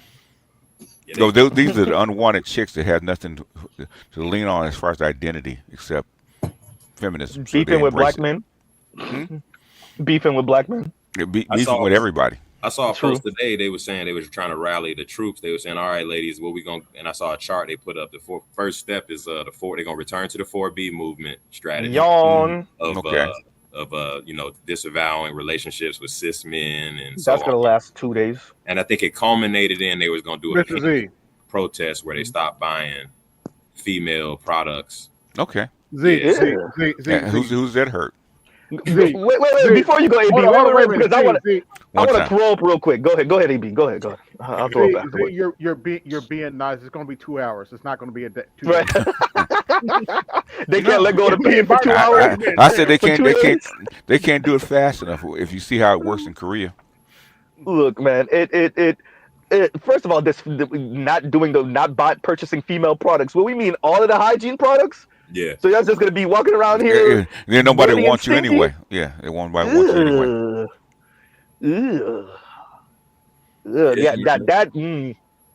I don't know, ladies. I don't know. Yeah, all right. Yeah, I agree with BGS. By the way, if people ain't really checking for you, and then now you're gonna be walking around here stinky, musty, and bloody. I mean, the thing is, they're trying to adopt an organic movement in Korea and try to translate it over here. Okay, good luck. This is them trying to fight the environment changing, and they know they have to change with it, so they just cooking up harebrained schemes. Let me say, what did I say? Throw in a temper tantrum, petulant children. Yeah, throw in a temper tantrum, petulant children. Adhering to, and they're using maladaptive strategies. Yes. And for what? I mean, they gave you like 50 different reasons why Kamala Harris and Joe Biden shouldn't return to the White House. Wait a minute. You used a very specific word, BGS. They gave you 50 what? I said they gave you 50 different reasons why Kamala Harris and Joe Biden. Wait. No reason. You said reason. Thank you. Okay. Reason as in thinking, as in logic. Feelings, right? Thank you. You said reason. 50 reasons. Reason. What you're missing, Z? What you're missing, Z, is this. They are the main character. So therefore, everything you're talking about is irrelevant and doesn't matter. Hey, say that, Cloud. I hear you. The main character is supposed to win. I hear you. Y'all breaking the story. Niggas is breaking the story. Hey, I hear you, Mario. I hear you. Whatever, I hear you, Mega Man. I hear you. I hear you, Superman. I hear you. I hear you, Batman. I hear you, Spider-Man. I hear you. I hear you, Wolverine. I hear you. You know. Yeah. Nope. That main character syndrome is a mug. Look. Yeah, in real life, you are the main character of your life. The second you step out of your own mind, which is like what you do as a human being, you're not the main character of planet Earth. These people are on drugs. No wonder Chrissy kept on saying people need to focus on themselves and, essentially be very self-interested and self-centered. And I'm like, yeah, that sounds nice and that sounds empowering, but I thought black women were already doing that, and how's that working for them? Especially the single women with no children. I told you yesterday they're taking this loss as a reaffirming of intersectionality. That sexism is a bigger issue than racism. Yes, you did. Yeah. That the reason why she lost is because she's a woman. And see, we have to continue the fight of intersectionality. They're doubling down on stupid. Well, Malik, if that is never interrupt your enemy when they're destroying themselves. Yeah, do it. Exactly. You're right. They That's why I'm like, leave them to themselves. Let them destroy themselves. Y'all don't have to join you. Yeah. They sell dogs every day in the pet shop. Yes. I wanted to touch this subject real quick. I love the fact that women are saying they're going to 4B and that express their sexual liberation. This works out perfect. I think it works out perfect. This sounds great. So you can't participate in your sexual liberation because of all the obstacles you have. So now you're going to produce more conservative values. Republicans love this shit. Oh, It they sounds love it. great. They do. Everybody They do cheer. love it. Yeah. Like, I just came up to say that. Like, oh, you're actually doing what the system wants you to do. Clap. Abstinence. Everybody clap. Yeah. Abstinence. Well, Yeah. hey, No dating. No loose sex. All that kind of. Hold Yeah. on, wait a minute, BJ. But a lot of black women are pointing out, oh, so y'all gonna be sexually responsible now because Trump got elected. Oh. So a lot of the ladies point out, yeah, we know y'all are around here sleeping around, but now y'all gonna practice abstinence because Trump got elected. Really? Yeah. Wait a They're minute. not Yes. gonna really practice Good. abstinence, man. They I full of know crap, they're bro. not. Wait, Yeah. hold on a second. And I'm sorry, y'all. I had to dip off let for me like a add One minute. time. One time. Real quick. the I had to last dip time. Let me add the last real line quick, Leon. before Real you quick. Hold on, y'all. Real quick, Leon. Real quick. I had to dip off, so I didn't hear what y'all said over the past minute because Ms. Z called and it wasn't pressing. But shout out to Ms. Z. Of Hey, course baby. it All right, Hey, was. y'all. say Go hello ahead. to Miss Z, man. Yeah, she might be listening. I don't know, but yeah, Yeah. she be calling in. She be like, "Are you streaming right now?" Yes, babe. Aren't you subscribed? I have a life, Mr. Z. Right. Right. Exactly. Babe, I ain't listening to you all the time. Go ahead, y'all. Go ahead. So I was in the Discord when Hey. they came up with the. I was in the Discord when they came up with the coffee dates, right? And I said that's only going to work for so long before women on social media talks about it. So if women are actively talking about being celibate and not having intercourse, most guys are taking you on dates for the chance of intercourse. So let's go ahead and just close down every restaurant while we're at it. This sounds perfectly great. I enjoy y'all not dating, so there's no more dating, which is feminism. This sounds perfectly great to me. This sounds perfectly great to every guy hearing on social media that y'all withholding sex so they have no reason to take you out Hey, on a date. Peace out. Leon, Yeah, that's not really smart at let's all. say this But to that. Real quick, and then we got line. Let's say this to that. Aren't y'all the same people complaining that what happened to the club? Wait, aren't y'all the same people complaining that the men ain't walking up to y'all no more? Aren't y'all the same people complaining about what happened to real men? Wait, aren't y'all the same people complaining that men aren't showing up to speed dating and mixer events? Wait a minute, aren't you? Wait a minute, and then y'all now y'all trying to be abstinent. First of all, I don't believe it. But let's say we take you at face value, and the ladies really are pissed off. They're not trying to date conservative men. They're not trying to date men that didn't vote. They're not trying to date men that listen to manosphere or black manosphere content. They're going abstinent, et cetera, et cetera. If I take you at face value, which I don't believe it, but fine. I don't think y'all could put the peen down. Shout out to AB for even 2 hours, but fine, cool. If I take you at face value, then what is all of this tear-risk crying in your car? Shout out to, what did Destro call it again? Front seat confessionals. What is all of that about then?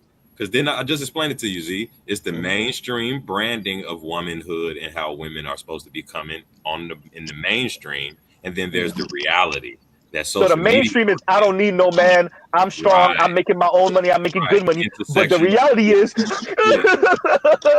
Reality is I but want a family. I got baby fever. The yep, reality is a bunch of yep. reality, and Thank that's you. The reality is a bunch of reality. Say that. but well, the Reality is reality like is inflation says I can't live on my own anymore. exactly. Pretty much, yeah.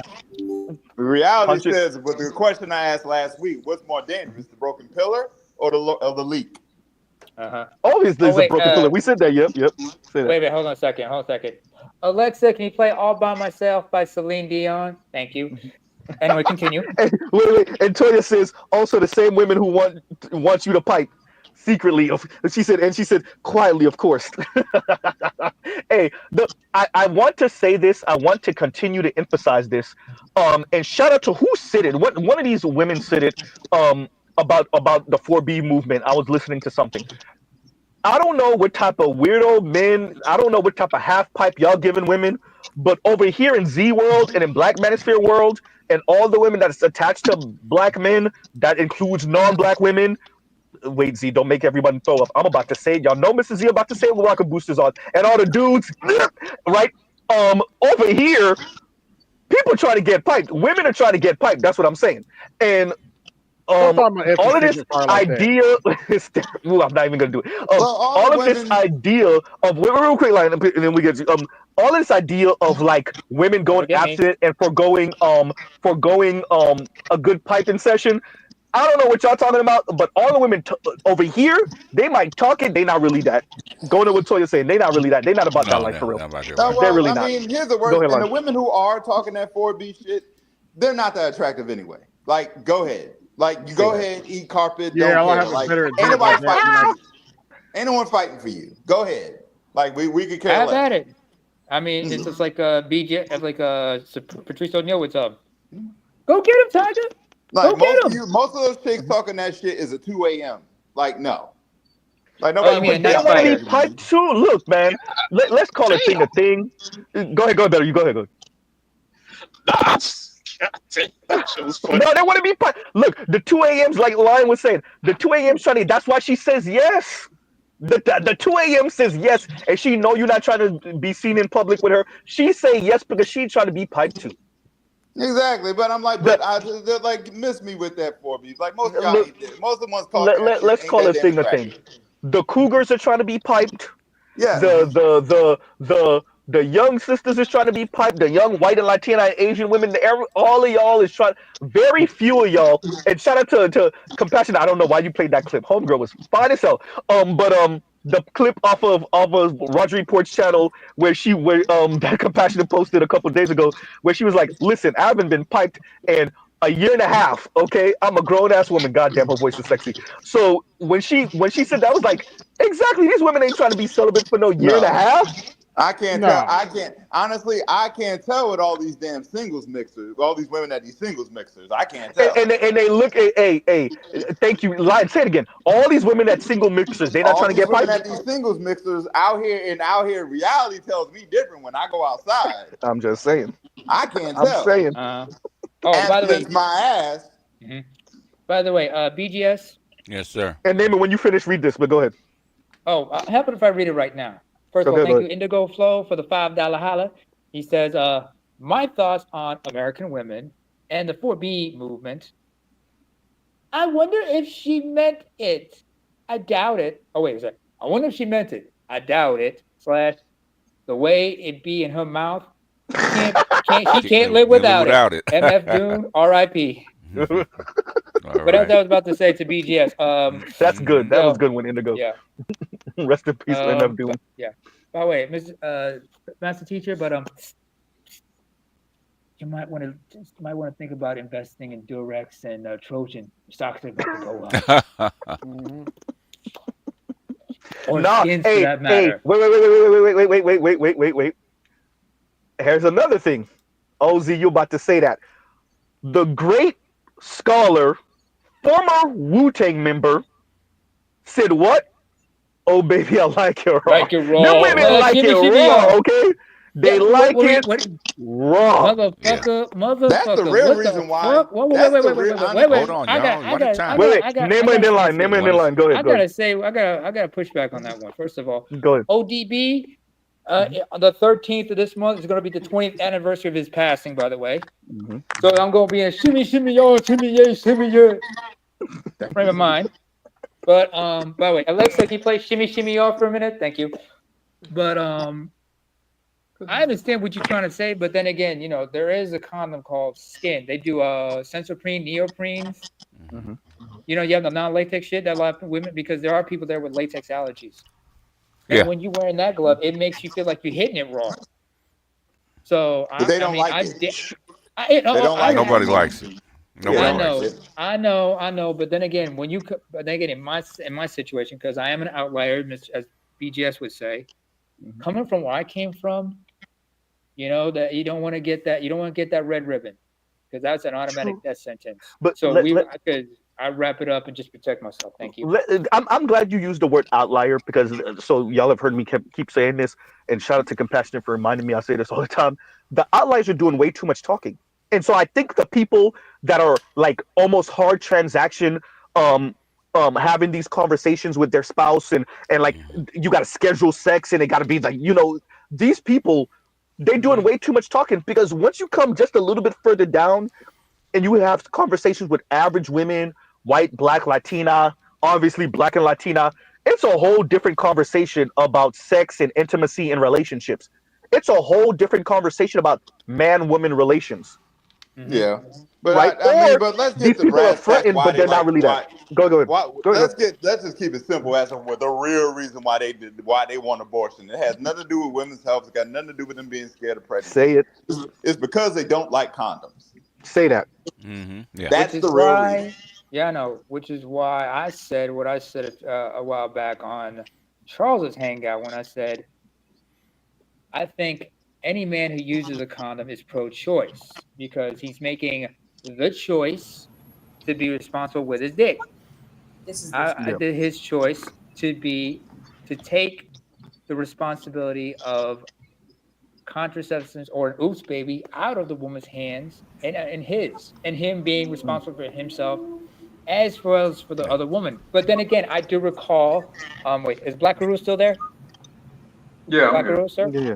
Could Yeah, you I'm here. please tell her? I remember you mentioned this story before back in the day that you tried to hook up with a chick and she gave you attitude because you wanted to wrap up the rascal as Oh Red Pill yeah, Superstar I said. had that happened numerous. Let me tell you something. Please tell me. I know BGS has had this experience. Oh, I'm yeah. sure you men have as well. Once you put some pipe in a woman and she know you put some pipe in a woman. Yeah. The It's raw. moment she know it's gonna be good, she Yeah. gonna want it raw. I She gonna raw. promise you. Listen, I And promise. fast Once you put the moment you put some dick in a woman, and her senses start going off, oh, this shit's gonna be good. Yep. She gonna want that. She gonna want that raw dick. You know, you know what the other reason is, Uru? What? Is that if you're using condoms, that means she knows you're fucking more than just her. That's true. That too. That's true. I think this might be. But it is something. Every time I've been use condoms. Biological in them. Yeah, it is true. It's something biological in them. They When want they your know it's seed. gonna be good, they want the good hotness in them, man. That's just Yeah. that's what they designed to do. Well, the thing is that there's a couple things, right? There's a couple things, okay? One, basically just like anything else. You ever wash dishes with gloves on? Yeah. Okay. Yeah, they Weird feel weird. feeling, right? Yes. Same thing. Yeah, Same thing having sex. Yes. Same thing having sex. The woman feels the same thing. Okay. Okay. Yeah. Oh, It that feels makes like sense. plastic inside her, and basically, you got to remember your skin conducts what? Electricity, right? So it's more than just the skin and the contact. It's also the electricity that's been passed, energy being passed between you and her. Okay. Because you're rubbing, because your genitals are rubbing each No, other. because your body transmits what? More Energy. easily trigger the flow of her natural juices. Her natural which is gonna juices. make it all the more better. Yes. And what is a condom? A condom is insulated. Guess what it blocks? From electricity. Yeah, because it's made of latex. Latex that blocks the energy. So basically, there's a couple things. That's like as soon as you take it off, that's on the sensation, but also the energy flow passes back and forth between you and her. But if her body tells her this is some good dick, yeah, I mean she gonna be almost ready to fight to get that condom off. Yeah, take that shit off. She gonna be ready to throw caution to the wind. Her mind gonna instantly kick into plan B pills and all other stuff. And I don't think it might be after the fact situations. Hey, start doing all kinds of internal rationalization to get that raw dick. If mine's if it's really good dick, mine's gonna kick into plan A, which is I'm gonna have this nigga's baby. I'm gonna have this nigga baby. I could actually talk about that if I could. We gonna make it work. Oh hell yeah! I'm having your baby right now, nigga. Get me pregnant. Get me pregnant. That's what they kick into. That's what they say. That's why I say when you dealing, the biggest problem with dealing with black women in particular is look, white women and other women, particularly white women will because other women are more into the satisfaction of the men, it's easier for them to do the alternative. Yeah. You know, they'll go strictly the BJ route, they'll go strictly the anal route. Yeah. Because their objective is to satisfy the man. Now they presumably will be having fun while they satisfy the man, but their primary objective is to satisfy the man, particularly if they're attracted to him, love him, and want to retain him. But since black women are more into their own satisfaction, that's why they will be, if that dick is good, if they don't like you very much and they just doing it in some sort of pro fashion, then they'll go with the condom. But if they really like you, either are very attracted to you, are very into your dick, very turned on by you, they're gonna want that raw dick. Oh yeah, and They gonna want you that know, raw dick. if you fucking a girl good, you know she been talking to her girlfriends because they give that eye. Like nigga, Let me say slip, this. I'm gonna fuck you too. If I may. No, Nemo, wait, no, because we got to. Let me read this, and then because we got to get other people in real quick. Spain Man says her mind is Minnie Riperton's song "Loving You." Loving you, And yeah. that's just, it started playing into my mind, and that's the perfect song because you can tell Minnie Riperton just came off one when literally when she sung that song, because the way she sings that song, you be like, wait a minute, are you on it right now? Like you singing like you singing on one right now. She when she was making her baby, that's when she wrote that song. Oh man, I promise you. And Turmo Cat, thank you for the Cash App. Thank you for the Cash App. The way she's singing that song, you like, you sound like you like orgasming right now. Yeah. Wait a minute, you got to go back to Indigo Flow's comment. No, the best orgasmic song is Donna Summer's "Love to Love You." Loved you, baby. Yeah. Woo! Yeah. If you brothers have not heard that song, look up "Love to Love You, Baby." Yeah. Oh, that's man. the song. Hey, you know what? She actually recorded in the studio, laying on the floor. Did she? Yes. And she said, you know what? Now that you mention it, it sounds like she was laying on the floor. She said she had to get into the mood, get into the idea of having sex, and she was actually laying on the floor when she actually recorded it. Yeah. Yeah, that's a bad song. And trust me, and remember that she was married to a German man. Her first husband was German. Mm-hmm. Of course, he German was. guy. Yes. Let's let Louis get in because I think he at work, so he don't got that much time, and then we'll get 18. Yo, Z, I've What's been going on? trying to look for the links to that video with that spare tire. Bro, I've been all over Asian Tube, and I can't find the show. Don't worry, I've been looking for it too, and I'm like, I can't. There's a clip that Louis has on his channel, or that he posted, and it's a Asian woman and an Asian. Who's she talking to? And she said, in China, they look at like the orbiters. They call orbiters spare tires. Like he pretty much is in the friend zone, and hoping and wishing and being the orbiter, and he knows he's being used as a spare tire essentially, and he'll call himself that. Like I just came from spare tiring, which is crazy work. That's crazy. Just for the off chance that maybe one in a zillion chance that she might settle for you. That's crazy. Wow. And the same thing is, I mean, but look at the gender ratio disparity in China. First, No, yeah, I know. It's 20, 30 million more, maybe 40 million more women than men. Sometimes they do it just be around female energy. Yeah, that's crazy. If you remember, what did I say? It makes sense. Yeah. Who did I say benefited the most from the one-child policy? Oh no, we know the white folks. We know the white folks in Europe and America. Yeah, we know. Because that's true. How? The Asian women. Yeah, the Asian women. The Asian women that did, Asian girls that didn't get deleted in the womb got adopted by Westerners. Yeah. Mm-hmm. Yeah, that's great. A spare tire and like owning that. I mean, I guess it's better owning it than thinking you have a chance or thinking you have more of a chance than you actually have, and then when it doesn't work out because once again you're in the friend zone, then you're heartbroken. Because what the Chinese people don't do that Western people do. They don't lie to themselves. Yeah. Mm-hmm. Yeah. That's a key. They're extremely pragmatic. It is what it is. Spare tire. Woo! Yeah. You said I guess it's better. Yeah, I guess it's better owning it. The name for? What's that again? No, never mind. I'm confused. I didn't know. No. So the lady was telling a dude, Asian lady was saying the Asian men, the Chinese men in particular, call themselves the spare tire. Yes. Yeah. Men refer to themselves as spare tire? As the spare tire. Because that's what they're doing. Because essentially when women are going in between relationships, so she's not really interested in you, but you're hoping one out of a zillion chance that you can transition from the friend zone to the boyfriend, and you're calling yourself a spare tire. There'll be a flat, so in case there's a flat, Oh, I get it. Because of the dynamics in China where the men are super thirsty, like vying. There's not enough women. So and not that many men can grab a woman from overseas. That's the thing. because I mean, you look at the what is it, 999 in situation in China? Was it 996? Yeah, Is it 99? 996. It's 996. Like 996 that is in China. So, and Mhm. not to mention the the pressures that people will be put on in traditional societies, because a lot of men are it's a lot of people depend on them just because like not just them, their parents as well. And it's just it's just hard for people, especially from the rural area. Especially if you come from the rural area, it's hard to find a potential spouse. And like every one particular day, people go out into the parks, and they're gonna have like advertisements for spouses, for children's spouses and whatnot.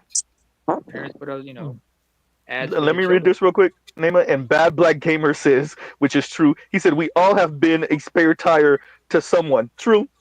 And I would argue for most people, at least in America, not only have you been the spare tire, but you made somebody the spare tire once. Oh yeah. Maybe unknowingly, or maybe not so intentionally. And I think some of us, we lie to ourselves. We know what you trying to do. We just not interested. Was it like String them along? Yeah. String them basically along. the friend zone, basically. A lot of Yeah. I would argue, yes, we know women are more likely to put men in friend zones than men are, but men have put women in friend zones too. I know I have. Yeah. I kind of disagree with that one. Now, women put themselves in friend zone. You just don't know it. Yeah, it's a different dynamic with the men. We don't. I Have was once the flatbed truck. You gotta explain that. You gotta explain that. You gotta explain that. You gotta explain that one, Louis. I'm lost. Go ahead. Well, what do a flatbed truck do? When the car Tow. breaks down, you take it Tow to the the garage to broken- get fixed? So you deal in broken holes. You do whole. Huh? Oh yeah. Well, Yeah. hey, shout out to Corey Holcomb. Yeah. Okay. That's Corey Holcomb joke. I mean, That's everybody on the hysterical. panel had an orbiter, a female orbiter. Yes. Right. Yes. Several. Yeah. That's the friend zone for females. Yeah. Basically, right. Yeah. Yeah. But they not have to. They not have to VGS. Say Like what? female orbiters. Like when you say a female orbiter, that's not a pretty chick though. It doesn't. Sometimes Well, it's Either way, that's how they most look at guys us. in the friend It's the zone same ain't thing. handsome Yeah. dudes. Yeah. That's what I'm saying. And they're not They always. look at us the same They're way. not always weak. Like they're How not many always ugly. how many handsome dudes get put in the friend zone? Right. That's a good point. That's a good point. 'Cause I'm like, I the never chicks that heard this one orbit. I'm before. like, Shout out to Toya, real quick, no place order. And Toya says, "Lord in all of His mercies." I never heard that one before. I heard Lord in all His as soon as mercies. he said it, I knew what he meant. Okay. That's hysterical. But go ahead, no place order. A flatbed. Yeah, flatbed. That's truck. hysterical. Yeah. That was funny as hell. He told the broken chicks that's crazy. In other words, That's he hysterical. takes in broken chicks. Yeah. Yeah. That's a you know what? You know what? Shout out to you, Louis. I couldn't do it, man. That's Louis should have his hysterical. own. No, Louis should have his own tow truck service Hey, called and you Brick City Tow. and you know he good for it too because Louis is a light skinned brother. You know them sisters. As much as they talk crap, they more color struck than anybody else. So I know Louis be pulling it all of the chick. Oh, I got me a light skinned one. You run the same shit as Redman when you think about it. Right? Hey, Louis, how much of the trifecta do you have? What you mean? The light The skin eyes, trifecta. the color, yeah, the hair. Light eyes, curly hair, light skin. I got brown eyes, but Okay. I got So curly he got two hair of the to three. grow out. Curly hair. You got two-thirds of the Because trifecta. Louis keep a baldy last time I checked. He keep it low. Yeah, so Yeah, he got yeah, two of the three. Yeah, you got two of the three. Now he got That's the good three. enough. Well, He got the well, three. I feet gotta there. cut. I have to cut it low because wearing helmets and Oh, carrying okay. carrying fucking rubber wraps on my head wore all the fucking hair off the top of my Okay. head. Okay. So Mm-hmm. Yeah. Oh yeah. But that 2 of the 3 is good at 2 of the 3. That's Light Yep. skin I got me a light skin one. Yeah, me and Ed came up with that the trifecta. Look. If you ever see women, black women and babies, right? They check for skin, eyes, and hair. That's the trifecta. Yeah, I saw it. You see, I got a clip of Pimp Guy when he said his mama seen his son. Mm-hmm. She first seen his son. She said, "Ooh, he's light," Mm-hmm. and he was what? He said that's the first thing she said when she seen his newborn son. And I'm damn. He said he was worried about can he see, can he hear? Yeah. I just want to know can he walk? He's heard me say that before because I've seen it since I was little. Because my baby sister's dark, right? And I was wondering what color she was. I think I was about 7 years old, and I was wondering what color she's gonna be. My mother taught me how to determine what color she's gonna be by her cuticles and by her ears. Yeah. Since I've conceptualized that, BGS, I cannot wait to catch a black woman doing that to a newborn, so I can catch it. You'll see, but it has to be a newborn. You had to get a bunch of women. Yeah, ears. Uru, I don't care if it's an old lady. If she starts checking behind his ears, I'm gonna cuss her the fuck out. Don't do that. You can't do that in the middle of goddamn. Every black woman you put that child in front of, she gonna look. She gonna check. It'll be real subtle, like she gonna pick the baby up. But they gonna look behind those ears. They're gonna look at the ears, the lobes of the ears, and they're gonna pick up their fingers and kiss them. Right? They'll check them for the cuticles. You might not even notice. In other words. Yeah, you wouldn't notice. Go ahead, no placeholder. No, BJ's is right, because I've been telling you guys I have a baby on the way, and she was born on Friday. Congratulations! Congrats! I appreciate it. Congrats! I hope your baby and your wife are healthy. Absolutely. Yeah, the wife is recovering. She's the baby's getting a little bit of care because she's about a month earlier than expected. Okay. How much does the baby weigh right now? What was the birth weight? That's a good question. Birth weight. Yeah. What was the birth weight? Yeah, 5 pounds 13. 5 pounds 13 ounces. She won't be in there long. Yeah, be fine. My younger daughter AC early. She was 2 pounds 13 ounces. Oh yeah, that's a real premium. Yeah, she had to spend about a month in the incubator hospital. Yeah. But she was a tiny, but she was a strong little something. She a little mean thing, wasn't she? Yeah. Wait a minute, she was in the while we were on this on the live when I was away, I was talking to her. She was lamenting the election results. Hey! Don't tell me you're drinking her tears. I was trying to bring it down. Hey, I would pay to listen to Black Uru and his youngest speak about I would pay for that. Because my wife, she voted for Trump too. And they were arguing, I'm kind of like, I voted for Trump, but I'm conciliatory. My wife is more child. We got bills. We got to pay for shit. I ain't got the time. Yeah. Kamala, that's my wife. I'm losing money with Kamala. That's what my wife said to you. My wife said the exact same thing. Real quick note, I think Louis at work. He's trying to say something real quick. Go ahead, Louis. Oh nah, a flatbed truck had went by. I was showing you on the video. Oh, yeah. That's why you. That's hysterical, Lucian. What I wanted to mention, I heard that I And couldn't. after this, we'll get no placeholder back. Go ahead. I couldn't hear Black Guru correctly. He said his daughter was in the incubator when she was born. Why? Yeah, about a month.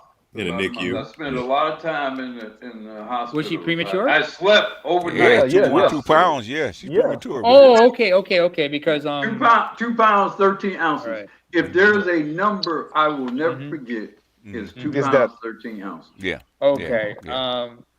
It's interesting you guys bring it up because I don't know. The other day I was just going through my own documents and shit, and I came across my own birth certificate and other paperwork, and I was like, wow. Just looking at all that shit, I was surprised. But when you mentioned incubator, something crossed my mind. My baby brother, when he was born with jaundice. Y'all know what that is? Mm-hmm. Yeah. Yes. So my daughter had a little jaundice as well. Yeah, and so they had it. So even though my mom was discharged, she had to go back for the next week or so. She had to go back and forth from the hospital just to breastfeed him while he was in the incubator, just getting his tan on because that little motherfucker, but he's dark skinned, thankfully. So he's like a couple shades darker than me. Well, what's left of me. But yeah. But it's interesting when we talk about incubators and shit. That's like, wow. I spent a lot of time in baby ward and slept. Boy, there's nothing more frightening when a doctor delivers your child and you're not even sure of whether she's alive or because the first thing my mother asked me, and we laughed about it later, But the first thing my mother asked me when she was born was, did she have all her fingers and toes? She was right to ask. It's She wanted. instinctual. Yeah. There better be You know, 10 toes and 10 fingers. and when she was being born, they had, it was in like this separate room, but it was a glass wall. They had like about 20 or so resident doctors looking at the delivery. Wow, it was an instructional class because of how special and troublesome her delivery was. Because they had to induce the birth and everything. So it was a very frightening time. If I'm not mistaken, Black Widow, you said your daughter was in some type of journalism. I would joke with her, baby, you've been teaching. You've been teaching since you was born, literally. That's what I would say. Yeah, it's interesting. I think because she was, she kind of started out, with troubles. She's a little more introspective and artistically creative, and she does very well. Does very well on social media. She 6 figures, not even 30 years old. She does very well. But it was rough early. I discovered when she was in the hospital, I discovered that all of the different colors of breast milk. Which was a rather shocking experience because my wife had to pump the milk and we had to leave it there, and it was left in this refrigerated area. And the breast milk of other women, which probably was a security risk in hindsight, because it was just, you had all these breast milk of all these other women in there, and there were purple and orange and it's like what the fuck, man? All these what have they different been colors eating? The mother's of been breast eating. milk. Uru, what shocked me with my son was my son had to spend some time in the NICU too, and what shocked me was how many women don't breastfeed. We went in there and figured out, like, my fiance was like one of the few moms, even with kids in the NICU, that would actually come in and breastfeed. They had like most of them, they were like short on breast milk to the point they would take random women's breast milk. Otherwise, it would be similar. But it was like, damn, like that's interesting. Like 70% of American women don't breastfeed. Yeah, they have, a lot of them have unhealthy diets. Yeah. Well, you want to hear something funny? It's That's not true. good anyway. Yeah, a lot of mother, if they're overly medicated or whatever, they don't want to pass the drugs. Most of their ass overly medicated at this point. Let Louis say that real quick, because I really want it. Louis, go ahead, and I'm gonna say something.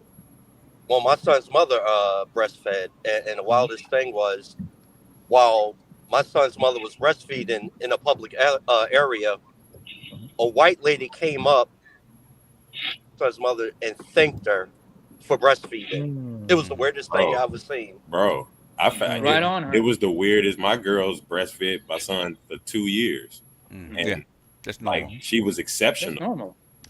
With other women. Women do not. That's compassionate. That's the minimum. You know that, right? 2 years. Yeah, but they straight out the womb on Similac. Like 70% of them don't even try. And the diets are so bad because my daughter, she tried it, but the thing is, my grandson wouldn't take it. Okay, so he knew something was wrong. He knew something. There's something wrong with it, so he wouldn't take it. He wouldn't take the breast. So, and I had to get on her and say, hey, I said, doesn't. As long as he eats, okay, it doesn't matter what he takes. If he won't take the breast, give him something else. Okay, don't worry about it. Don't let him dehydrate himself and starve to death because the nurses want you to breastfeed. Okay, do what you need to do. Also, babies cannot drink water at that age. They can't, because if they try to consume water, they might have seizures. You would be surprised how many women do not know that become mothers.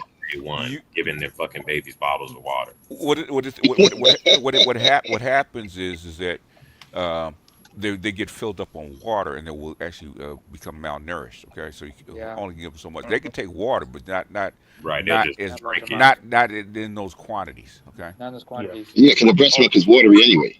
It is Yeah. watery. But the thing is, they'll take it like nutrition, and they watch you starve to death. So you can only do it in spurts. You can't. And Oh, one thing you absolutely. realize when you witness a woman like actually go through the task of like feeding her baby exclusively from her own body, it's a lot of work. And these bitches are just lazy at the end of the day. They will not, the commitment it takes to maintain the milk production and just be on sync with a child 24/7. They're just, and if you give them the alternative where you can just boil a bottle of Similac, chemical milk, based Exactly. like 70 will take that. Fuck the baby.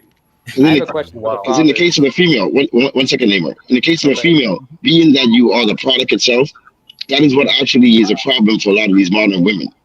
Because they want the output of their existence to be their worth. But it's not, that's not how it's going to be. Your physical entity yourself is the product for sex, for child rearing, for childbirth, for all of it. You being there to make it's an actual physical, you are the physical product. So it's not the actual output. They So said a lot of full these women, contact sport. That's what they meant. Yeah. Anyway, first of all, two things I want to say. First, a couple things before I say what I say. To Compassionate Callus, I appreciate what you said. I appreciate the apology earlier, and I also apologize because I mistook you for Malik, because you sound somewhat similar. So I hope you can understand that. It's cool, bro. Yeah, we gotta chop it up one of these days because we were talking about women of my area and whatnot. Yeah. To better you, to no placeholder, and anybody else has baby girls. I'm going to teach you a word in my mother tongue. I've done this before. BJS knows where I'm going with this. It's a word we have in my mother tongue. It means Aina Abwa. Aina Abwa means the eye of her father, or the apple of her father's eye, which in my mother tongue is way of saying she's a daddy's girl. Because in my mother tongue, when parents say they love their daughter, they say Ainechi, which means you are precious to me like my eyes. If I can't see you, there's no point looking at the world. I mean, my father would tell that to me and my siblings when I was young. Secondly, to all the men here who have children, do you remember the first time you held your child? Each and every single one of them. The first time you held them when they were born. Oh yeah. Indeed. Yes, indeed. Do you know? Yes. Do you know what the point of what you guys were doing when you held that child? No, you mean the skin contact? Yeah. No, no. Holding your hands. I raised both of my children to the sky. Yeah. We When you dedicate to God. hold that child, okay. You know the old saying, her baby, his maybe? Going back to prehistoric times, even back to the evolution, if I believe in evolution, a man would hold a child and try to look at that child, because most male animals, when they check a newborn offspring, they're going to try to. There's usually, if their scent, or their olfactory nerve has that capacity, they can sense whether or not that offspring is theirs by the scent it gives off. Human beings do not have that capability. So when they hold a child, they're trying to look and see if there's any resemblance this child has of them. Because back in the past, before DNA testing or paternity tests, it was impossible for fathers to choose, to be sure of paternity. Hell, there were times where infanticide was common in certain parts of the world on the slightest suspicion that the child was not theirs.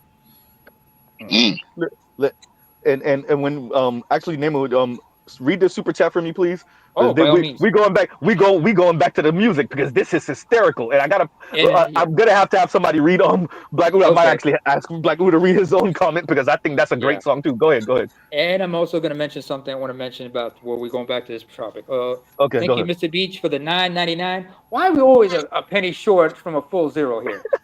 Cheap ass motherfuckers. Ain't no chicken dinner. What is it? Chicken dinner shit? Anyway, good raw for women's minds.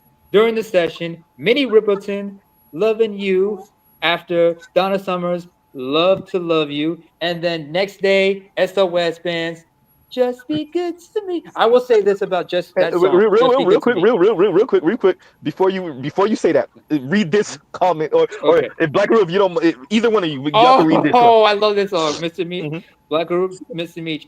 Anytime, Any Place by Janet which is Jackson. a great song. That's And that does sound, that's yeah, a that sounds like she getting fantastic off too. song, man, to It get your sounds like she, thing going. hey, that's There was hey. wait. There was a song she had. It was in the song. It was similar to Isaac Hayes' Moonlight Loving, aka Menage a Trois, because she was singing That's from a another perspective great of song. Goddamn, great try, song. try Janet Jackson. That's the way love goes. That's the I love That's the way love goes. Yeah, but anytime, Don't any forget place, If. it's the tone. And anytime, I agree with it.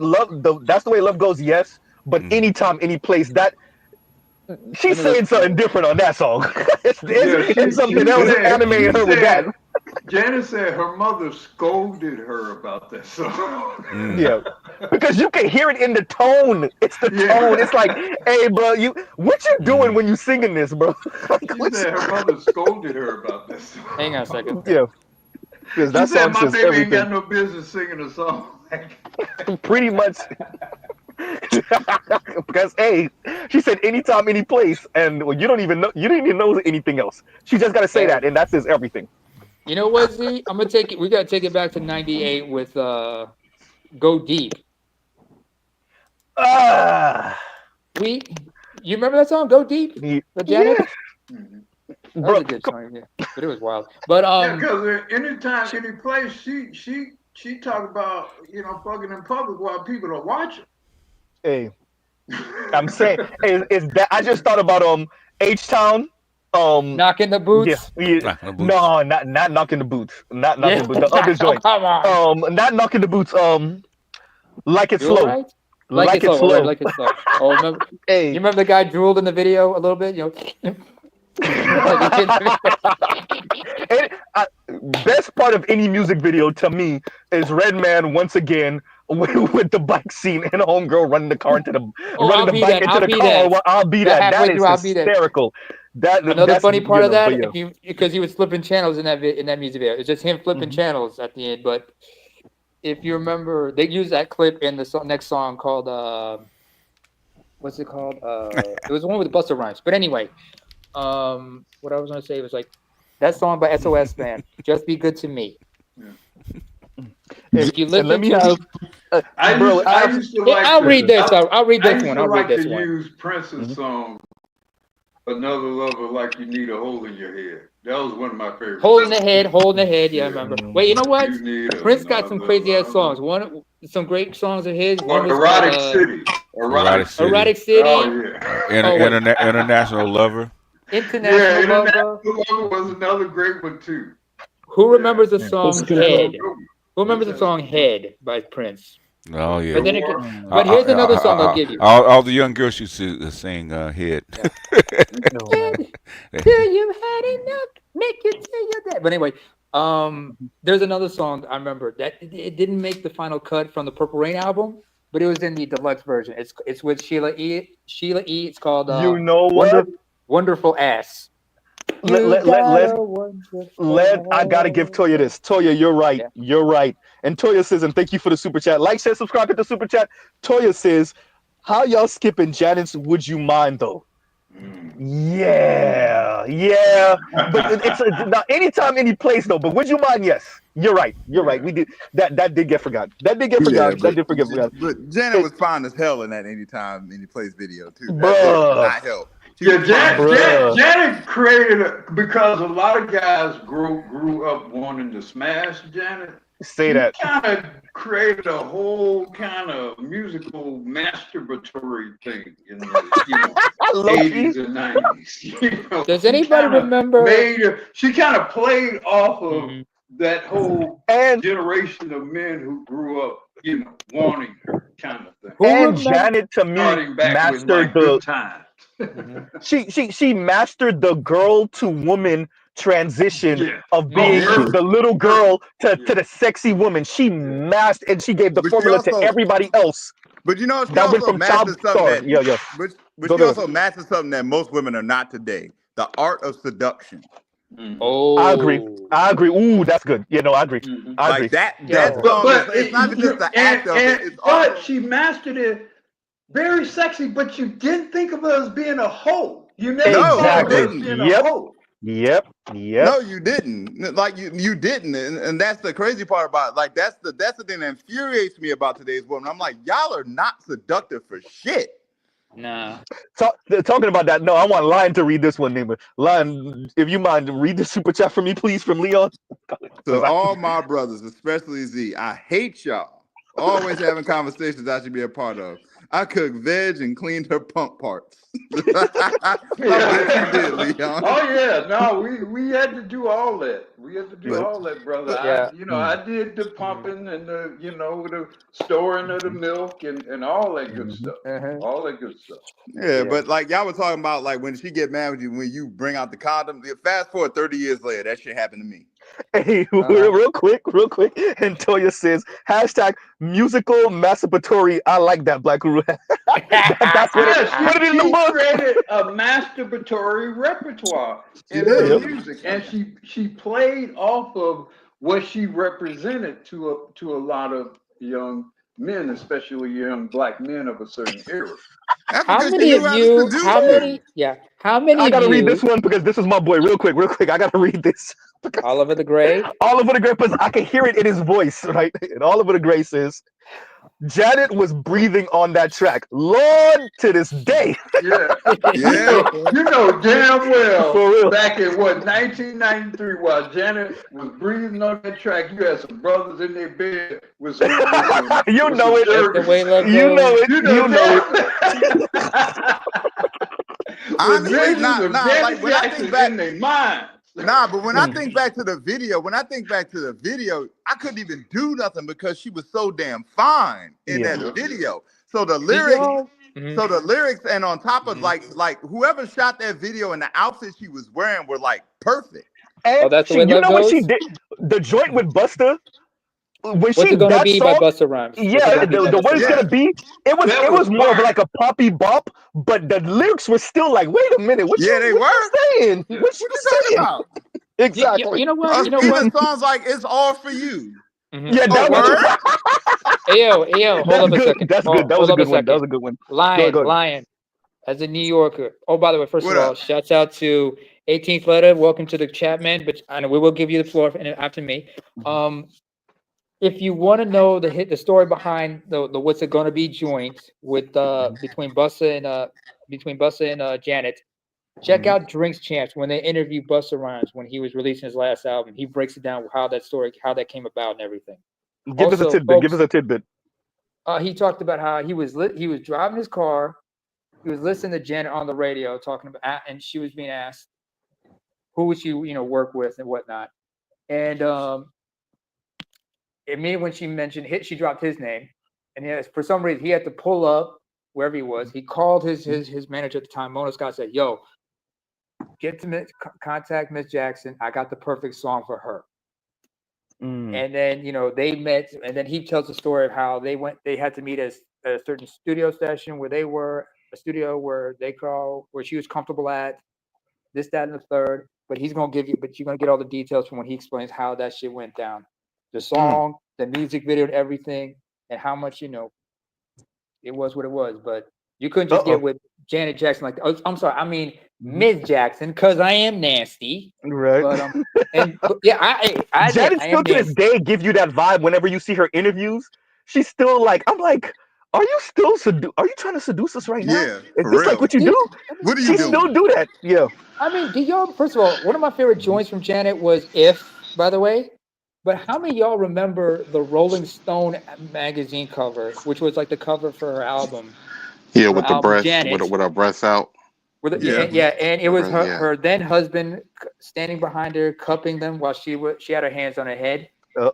Yeah, man, bump that. She could have got it in Pleasure Principle, okay? She would have got it right there on that dirty ass car. Let me read this real quick. There in that video. Let me read this one. And Dr. Thunder says, Michael Jackson in the closet / Dangerous, and he says Dangerous seems to be a song about my ex-wife. I gotta go back and listen to it, but I already get the context. I'm gonna go back and listen to it. Remember, he told Naomi Campbell Jay in the closet. Name it real quick. Let us go. That video was fire. with Michael Jackson and Naomi Campbell for the video for that song. That was a fantastic. Wait, I know. Okay. I know what song I'm talking about. I know what song I'm talking about now. Yeah. Yep. Yeah, it was. That was a dope video. Shut up, Anubis. She wants to get it. Oh, she wants to get it. You know what I'm saying? I hear you, Dr. Thunder. It's interesting because even though you didn't get the sense that personally Michael was sexually active, although, well, we don't really know what Mike was doing. But certainly in his videos, he could appear to be very sexually aggressive. I always thought that was very interesting. And come on, man. Some of that stuff, I'm not even sure you could get away with doing today that he did in some of those videos. With those hey, or the live when you say that, I think about Prince halftime show, and when he was with the guitar and the sheet, and what he was really portraying. I'm like, Prince, you mean when they had didn't they have something coming out of the guitar or something? And then the way he was the thing that got me is the way he was raising the guitar behind the sheet. I'm like, but it worked because the crowd was going crazy. The females in the crowd was going crazy. For me, it's like, but how many of y'all do y'all get what he's? Is it? We know exactly what the hell. You know what I'm doing. saying? Like, glad I wasn't there. Wait. You don't want to insult people's intelligence, but at the same time, you want people to get it if they don't get it. So it's like this. What? Am I the only one? No. Are we all seeing this thing? Go back and watch Purple Rain. Go back and watch Purple Rain. Like, he did it in Purple Rain. Remember, like in Michael Jackson's "The Way You Make Me Feel." Remember how he was constantly doing the fuck stroke to the woman. Yeah, you all remember that? He was like, doing that. Women love that shit, pumping. though. He was pumping at the woman. Yep. Throughout most of the video. Yeah, but women love that shit. When he performed that song live in the 90s, women love that shit. Don't forget, She's Got the Look. I remember that song by Michael on the Dangerous album. I'm sorry, name. I gotta cut you off. Grab my crutch, bite your lip. Let me read it. And Indigo says, grabbing your crotch and biting your lip in front of a chick has to be at least a misdemeanor. Mike was a damn menace. Yeah, sure was. And then, don't forget the leg kick too. You gotta kick that. You gotta really get that stroke in, so you gotta get that leg kick. Wait a minute, y'all remember? Hysterical. Let me the take 80s and the y'all. 90s, y'all. 80s, Let me y'all. take. 80s. Since you brought up the leg kick, I gotta take it to a comedic angle here. Chris Tucker's first appearance on Def Comedy Jam. We talked about what if Michael Jackson was a pimp. Oh yeah, I remember that. I remember that. That was funny as hell. That's a fantastic skit. That was a great skit. And the fact that they became good friends much later after that was very interesting. Because he was one of the first comedians who really kind of effectively incorporated Mike's, behavior who else? into his routine. You know who Eddie Griffin and Chris Tucker, I think best represent that Mike was a real human being, and that they knew him and they chilled it. He had a sense of humor, and he didn't find none of this stuff offensive. Right? So Michael Did Jackson y'all ever watch crack, Black Dynamite? Oh no, yeah, I didn't. I never did. When they had little Michael Jackson, he was pimping cream corn basically. Oh yeah, the anime series. Remember? Yeah. Damn, I have to go back and see that. I remember watching with Michael J. White, the live action one. Yeah. Oh no, the cartoon. There's an episode where it's like it's young Michael Jackson. And, he's an alien. Cream corn is like I saw that better. I saw that. Yeah, I saw that. I've seen He it. was slapping the shit out of cream corn. I'm still laughing. Do you remember? I'm still laughing at Indigo saying that Mike was a menace. Hey, he was a menace. He definitely was a menace. I mean, y'all. If y'all remember, I think that's the thing I miss about music. Real quick, the thing I miss about music is the implying, suggesting, but never saying it, but just being right there, but not right there. Always Like giving art. yourself, like, if you want to, you got plausible deniability, and it took a lot for the kids to get it. I miss the days when the 10-year-old did not know what the hell the song was about, but all the adults knew what the song was about. Right. Adina I ain't gonna Howard's lie, I got freak. my ass whipped for trying to betray Mike out in the street when I was fucking around because my parents knew what that meant. My Well, you're parents knew grabbing your that. clutch and shit. Yep. Yep. Crotch grabbing Yeah, all. and I'm sure your daddy ended up, took you home and portrayed Joe Jackson with the belt, didn't he? My dad was like, knock that shit off. Oh, that shit. Dad said straight up, knock that shit off. But Don't do because that. you don't get it, but they get it, right? Yeah. That's the thing. Yeah. Yeah. They get Oh, it. hey! Who remembers "Starting Something" by Michael? Oh, of Starting course. something. Everybody. First track on the Thriller album. What did they think they mean by starting something? We already know what he meant. Yeah. Hell, you can go back look at I remember there was a clip when they were performing that song when he was with his brothers. It was a live performance, and I don't know which one it was, Randy or one of them. But Randy was like on the stage doing way too much, and like you see Michael getting hella frustrated. Like, what the hell is wrong with you? Like, hey, bro, when you not Michael and you on stage with Michael, even if you Michael's brother, you might do too much to be seen. Nah, but not even just Michael. The brothers was trying to stop, and they was like, "Yo, man, what's wrong with you?" Hey, I'm just saying. Randy was the little brother who was never really supposed to be in the group, but Jermaine, I'm saying it was Marlon. Yeah. Randy was number 6. Yeah. Mm-hmm. Yeah. You guys have to enlighten me. What does the starting something mean? Because I'm not familiar with it. I thought because growing up, I thought it was about a fight. I thought it was about a fight. You remember the lyrics when he said, "If you can't feed the baby, then don't have a baby." Yeah, don't have a baby. Oh, Don't okay, think yeah. baby. If you can't cheat. Hey, I remember when he said took my baby to the doctor with a fever, but nothing he found. By the time this hit the street, they said she had a breakdown. Like, "Wanna Be Starting Something" is a sequel to Billie Jean. Gotcha. Ooh. Gotcha.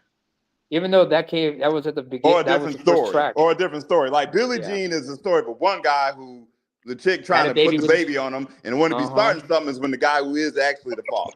Better uses. He was there, hip thrusting menacingly. It was very menacing. He's sending the women in a frenzy. The women are in a frenzy. The woman was trying to walk off, and he would cut her off and then start pumping in front of her. Don't y'all remember That's that? a fact. Yep, that's a fact. She would walk away. He would run around, get in front of her, and start pumping. Don't forget the part. And don't forget the part when she got in the car trying to get away from him. He went after her in the car. Yeah, that was that would have been a whole harassment. That's a whole harassment suit. He'd have been fired. You can't run from this, do that video today. Shout out to Bad and a young Jermaine Dupri. Speaking of which, you can't run from this, Steven. Yo, speaking of which, if you remember from the Bad album, the last song on it called "Leave Me Alone." That's if you gave the girl the good shit, but she's just too much. You like, just leave me the fuck alone, Girl, just leave me alone. that song was more about a message to the paparazzi. Yeah, it was to the paparazzi, but you could use that song to tell a chick, just leave me alone, Oh yeah. You know what I'm saying? True. Yeah. R.I.P. I don't know about y'all. I'm not gonna lie to y'all. When Quincy was gossiping and starting to tell everybody everything, and because he got too old and now he can't hold his secrets because he can't hold it. I was enjoying that time. I want to know all the old secrets. I want, and when everybody's like, Quincy, go away, stop talking. I was like, no, let him talk. No, Quincy. I enjoyed it. Quincy was about to reveal how P. Diddy got started. Uh-oh. Because all that stuff came from him and Arista Dark Records. Boy Clive Davis and those folks. Yeah, Clive David did come out as switch hitter. Too much about that, but yeah. Oh, by the way, and Tupac said some stuff about. Yes, he did. Quincy Yes, he did. I remember this. I remember. Yep. Hey, I'll just say this. Pac was trying to mess with the oldest daughter, and Quincy was like, "Yeah, you got to go through one person first." Oops.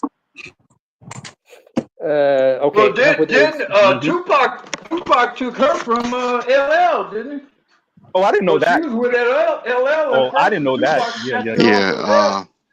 Kadada dated LL first. Oh, I didn't know that. I did not know that. Kadada dated LL first. But you know was who else had like... a thing for Tupac as well? Who? Selena. Did they even know each other? Yes, I heard. Tupac and Yeah. Selena? Yeah, they knew each other. They had pictures together. Let me tell y'all, Tupac had a 25-year run that was of like Greek god level. Yeah. It was almost like Zeus. Like, man, But going through the entertainment business, man. I do know. All them chicks of that era have a Tupac story. I mean, I do know Pac did mess with Adina Howard. He did mess with Let's Adina call it thing Howard. a thing. Pac was he was 25 when he passed, right? Shout out to my girl Toya. What's up, Toya? Let's September call it thing a 13th, thing. 1996. That's when he So died. Pac was the son of a legit, bona fide Black Panther member, one of the Black Panther members. Number one. Right. Number two, in his short adulthood, this man done touched everything walking. Everything. Yeah. Madonna. Everything like crazy. He was with Madonna. Tupac was the living embodiment of hypergamy. Yeah. He was a living embodiment of it. Because literally he managed to ascend to a certain level where he could have pretty much smashed any woman. But you know what? One thing I always say too, another thing that we forget, really, and I'm the biggest Tupac fan, but Pac didn't become legendary to years after his death. Because at the time of his death, he was just a hot rapper. And I think a lot of us, he only had like what, 4 albums out at the time of his death. Then all of the music that released afterwards, and then of course the movies and different things like that. So I think his music over time is what made him definitely more legendary. Because at the time that he passed away, he was just more of the hot rapper at that time. He wasn't considered legendary then. Well, I mean, he had really really been on the scene or at the height very much. I mean, how do you become legendary in 2 years? I mean, which the is movies basically the height of his career. Go into what you're saying, Black Roots. Indigo says that's a glow up too because Pac was a super simp before that. Yeah, we've seen the interviews with the box fade and the Gumby and what he was saying. Yeah. I remember that. And then when he went and he did this, when he went switch after coming back from lockup, Hey, bro. and everything. Thug life on the chat. Thug life on the stomach. Pac is a whole different Pac. That's the minute right there. It was. I remember listening on a. It was a MGTOW channel. Barbarossa said this. Where he described Pac's transformation as red pill feral. That's what he said about him. He went red pill feral. I was on Roger's channel yesterday. I say you guys got to embrace the villain. You got to become the villain. You got to make yourself feared. You got to. Especially going forward into this thing, dealing with these black women. You got to position yourself in such a way that either you're going to bow down to me or you hate, whatever the white man do to you, he do to you. Well, it's gotten to a point, Uru, it looks like a lot of brothers are bowing down to the women based off those voting polls. So I don't know. I see that, but what I hope happens is that black men look at what has happened and reconsider, how you gonna act going forward. Well, I mean, because the fact is, you supported these bitches and they lost. And it's gone now. And Trump is coming in like MacArthur going into Tokyo. Somebody shared something like that on Twitter. They shared like Trump, they were using the analogy of, I don't know if you watched wrestling when Stone Cold went on a hiatus and then he came back after 4 years. And when it was like WWE versus WCW, that big beef was going on, and then that's when Stone Cold came back. That's how people were referencing Trump coming back. Yeah, he was kicking everybody ass when he came back. Like they cleared the ring. Like he practically cleared the ring by himself. You know what? Now's the time to reposition yourself. If you're gonna be dealing with these women, now's the time to take a sterner position.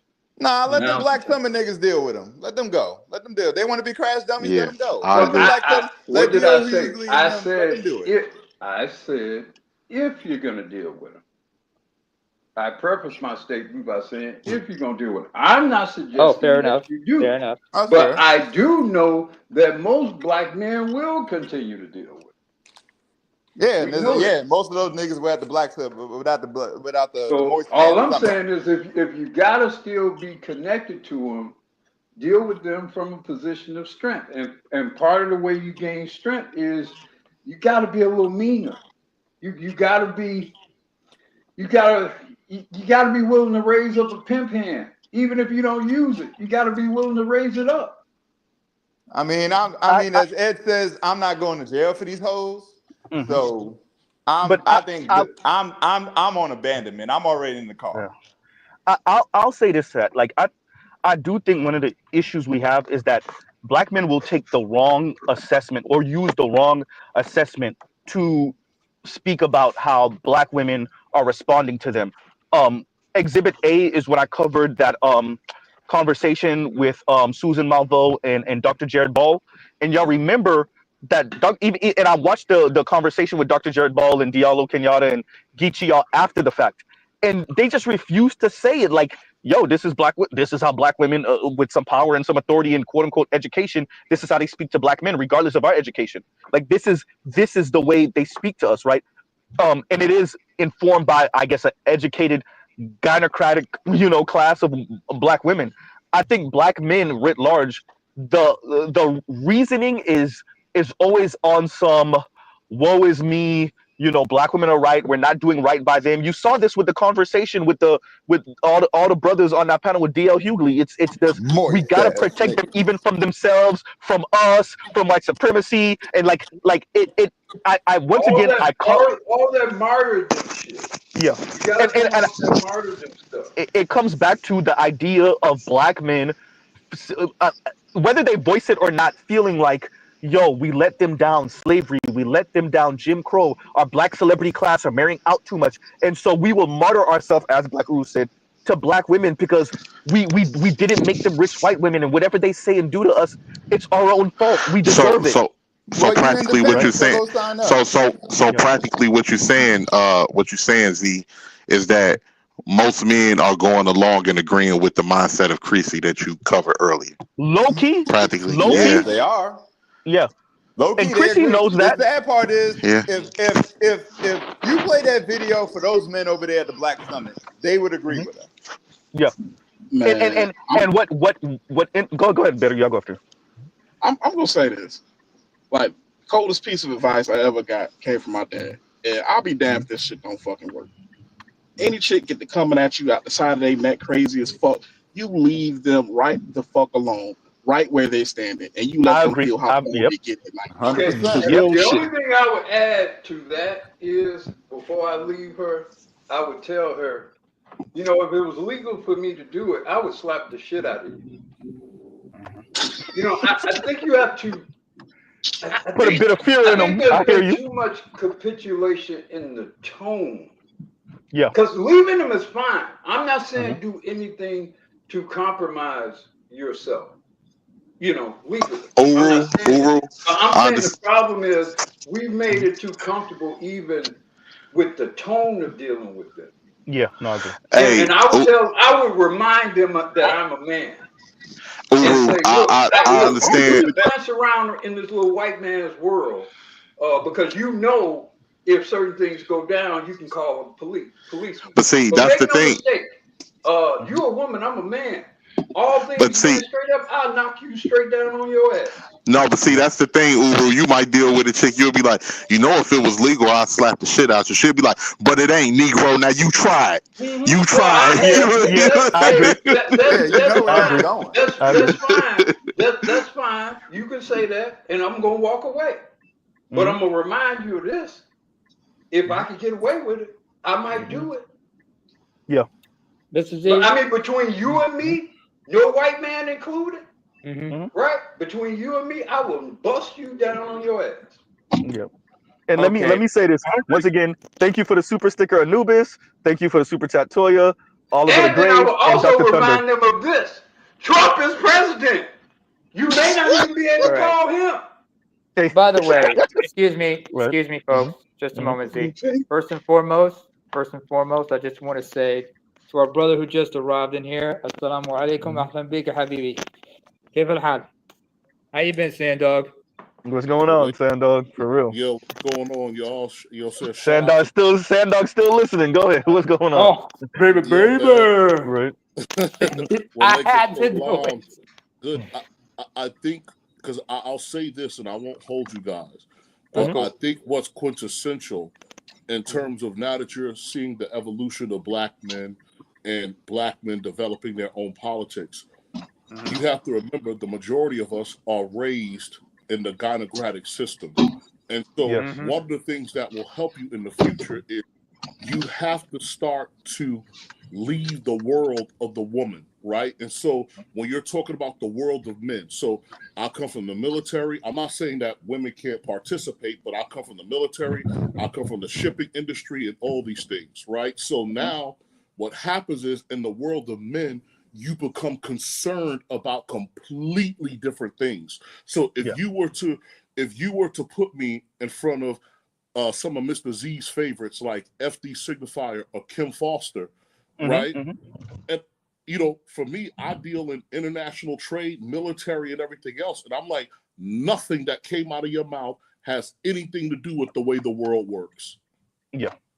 And the fact that you can talk the way that you talk is because there has been groups of men who have done the heavy lifting of society for you to even engage in this, right? Because you would have to be at a very comfortable and high standard of living for this to even be deemed important, right? And so now, like, if we're sitting down, we're having a conversation, and we're talking about transportation, ground lines of communication, shipping lanes, customs clearance, supply chains, procurement, right? So again, right, you're okay. A lot of people want to engage in a neoliberal lifestyle. Well, let's talk about supply chains. Let's talk about contract types. What's the difference? What are the different types of fixed firm contracts? What are the different types of cost plus contracts? So on and so forth, right? So not to sound boring, but what happens is as we evolve,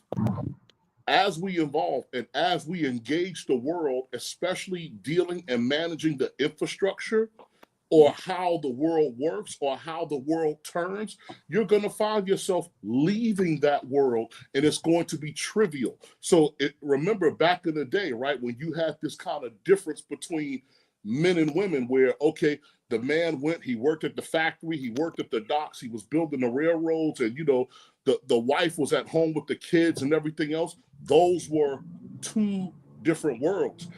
You know what I'm saying? Fred Flintstone and Wilma didn't live in the same world, although they were married. Ralph Cramden and Alice did not live in the same world, although that they were married. And so as African-American men began to evolve and you begin to engage in the world of men, engage in the heavy lifting, which will facilitate your freedom and your autonomy, right? So if white men disappear tomorrow, most of us don't know, what's the Department of Transportation, Department of Interior, right? Department of Energy. A lot of us wouldn't have it. A lot of us wouldn't have a clue. So as you evolve, as you further engage in the world of men, what you're going to find is a lot of this shit is going to be trivial because it has nothing to do with what makes the world go round. And I think that once you kind of reach that point where you have other concerns outside of them, you're on your pathway to liberation. And that's all I got. No, thank you for that, Sandog, and please stay up if you want to. And so going to that, especially when you were speaking about the heavy lifting, especially of men of the past that have created this world of somewhat luxury, instability that allows for these people to have these kind of out there things. And that's why I continue to emphasize the outliers and how they're able to speak this way and have these type of concepts, because and at least in their individual lives, they're beyond the everyday struggle, the sludging through. And there's nothing wrong with that.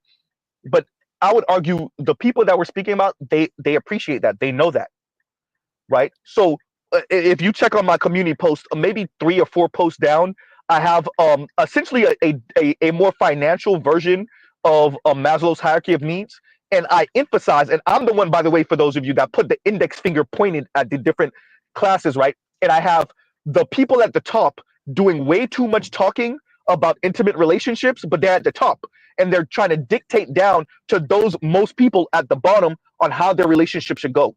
I would argue you have the technocrats both on the left and the right, but definitely the leftists who, in their minds, you have to be a whole person first. This is what you get from Dr. Chris Marsh. You have to be a whole person first. You have to self-actualize first before you engage in, especially marriage, not sex so much, not even dating, but marriage, right? And most people aren't there, nor will most people get there, I would argue. And so the handful of people that do get there, particularly on the left, that then allows for them to feel like they are self-actualized enough to engage in quote-unquote partnership with men. I'm talking about the women, but the men that believe in this too, the leftist men, they know what you're saying. I don't even know if they would overtly disagree with it. I would say that they would be like, well, we're here now. And being here now dictates that we get a different type of man.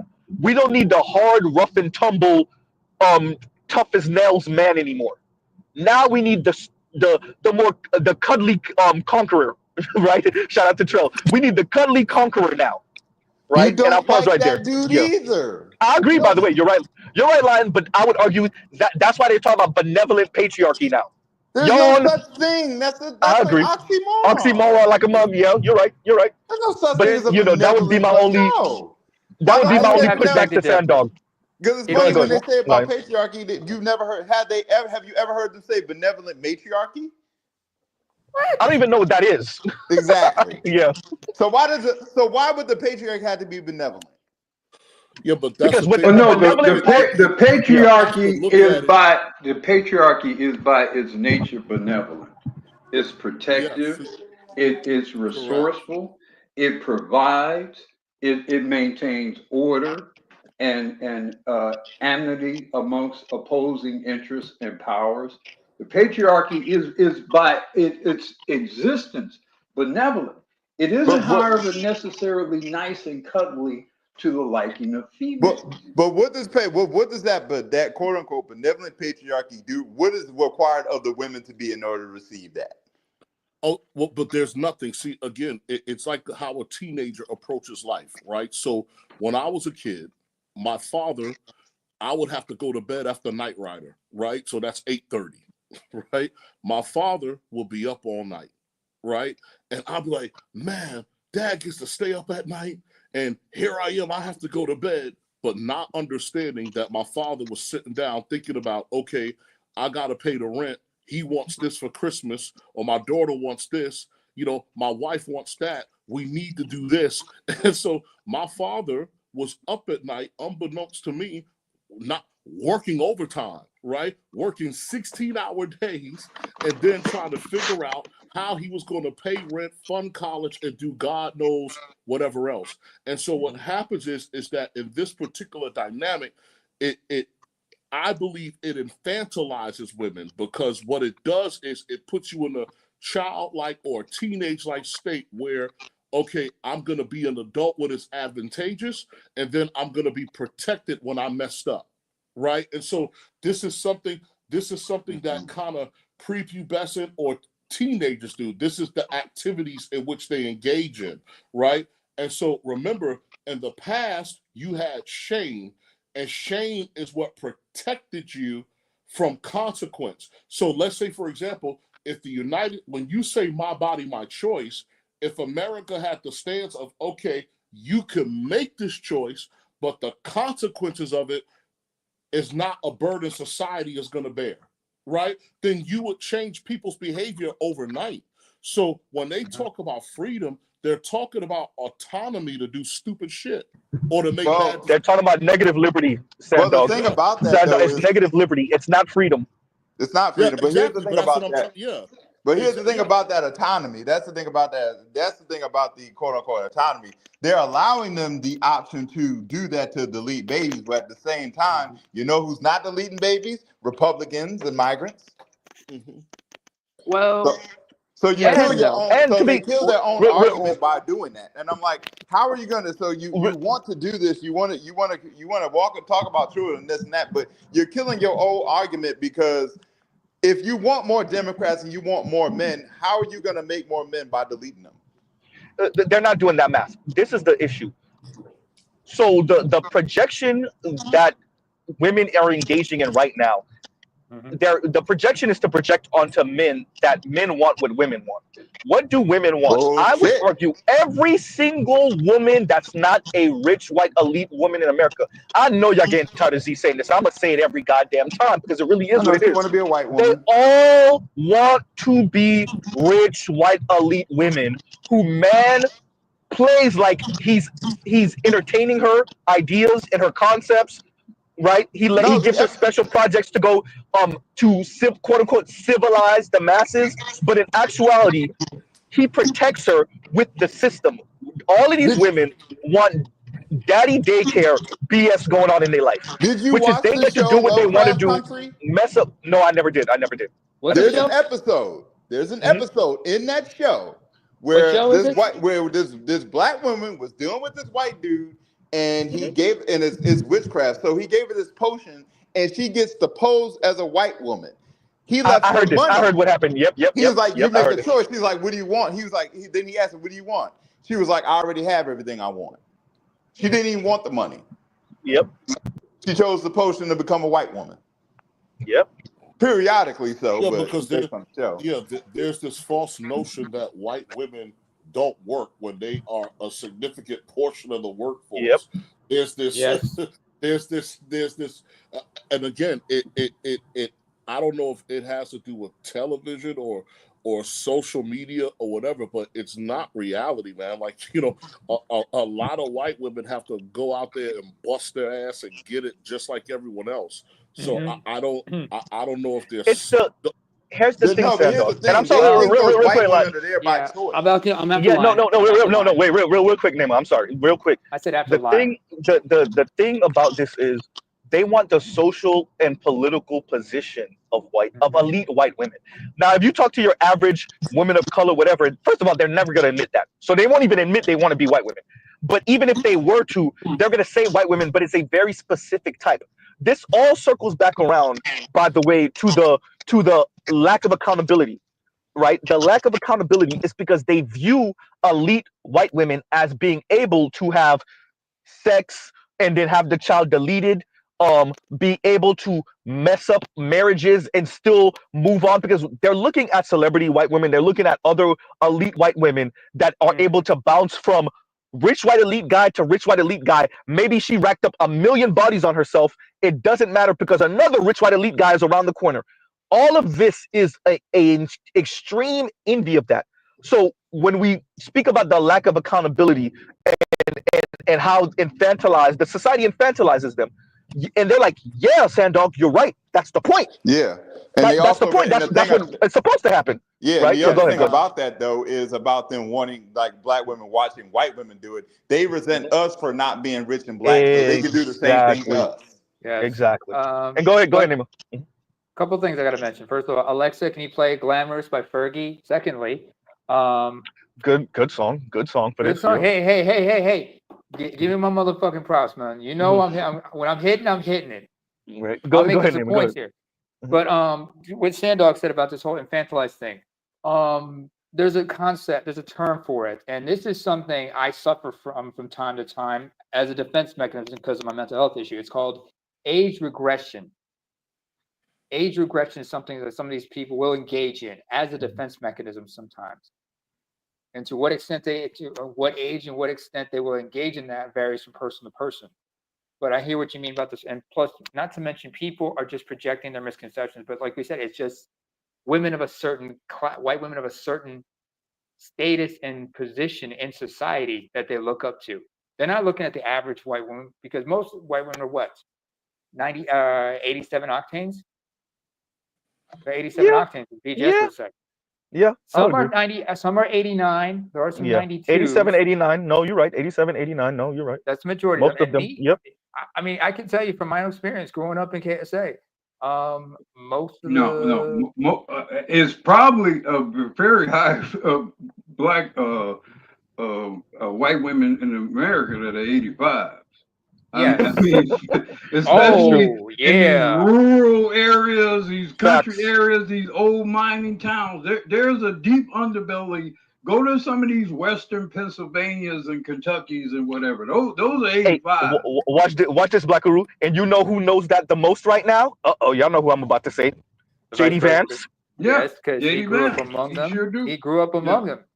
It wouldn't be a His surprise. mom His was own one for a sister. little bit. Oops. Yeah, outside His of New York. mom, his own sister, possibly. Yeah, outside of Yep. outside But of New York. Hell, just go look at the key states of Georgia and look at those exit polls. yeah. But what I was going to say is Amongst like, white women. when I was coming up, growing up, most of my dad's folk colleagues, their wives worked.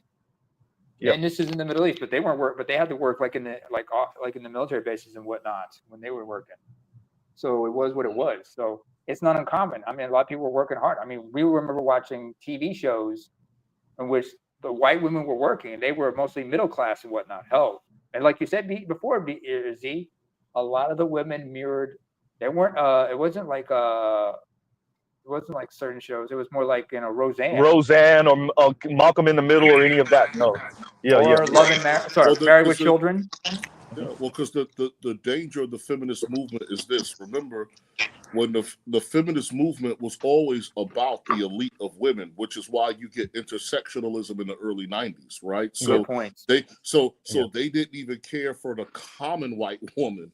Nope. You know what I'm saying? Let alone other groups of women that they were often try to use as a shield for their political gain. So feminism from the rip has always been about being in the pool with the top 5% of men, right? Yep. The mistake that American society made when they chose the feminists in Title VII over African American men was that African American men, Title IX. African American men were demonstrating responsibility, right? So if you look at Christmas Addicts, if you look at Martin the Lady, so all the black men that will fight from the Revolutionary War, the Civil War, and every war America has had from the beginning. So for black men, the perspective of it really was, hey, the steel mill pays $2,000 a month plus benefits. I want to make $2,000 a month, plus benefits. So the whole concept of, hey, you know what? I'm going to fight World War I. I'm going to come back home. I'm going to be respected by my fellow countrymen and everything else. So this is actually the epitome of personal responsibility, right?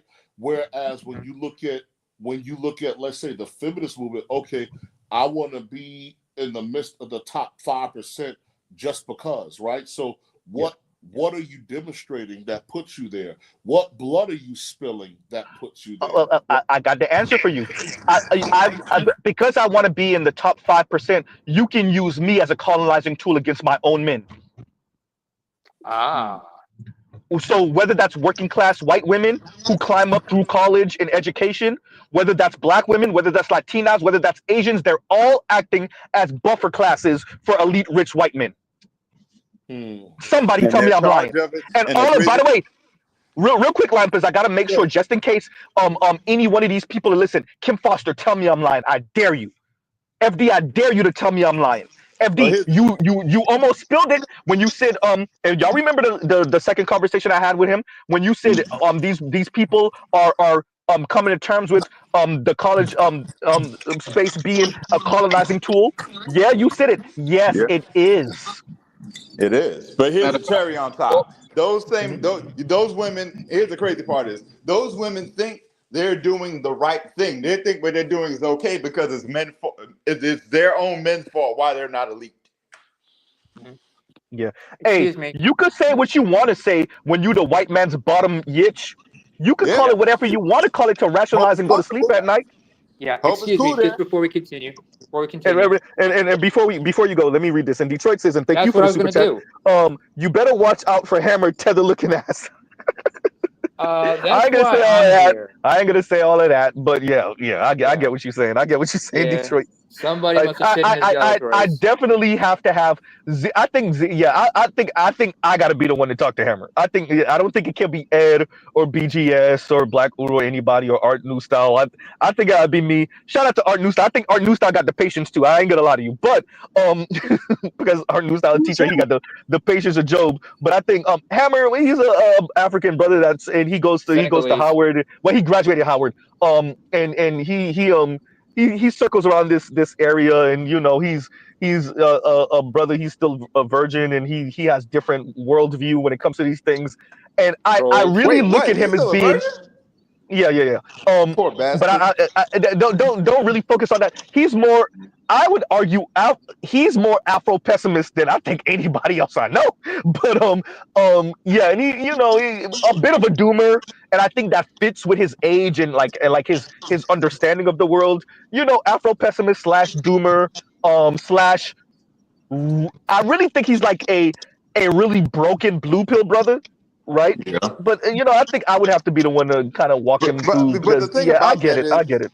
Mhm. I'm not trying to hold it against him because he's a virgin, but Exactly, I I'm just not. want. I'm But not. I think the thing is, like, that puts you as a severe handicap because you truly, truly don't know and understand the nature of women. Mm-hmm.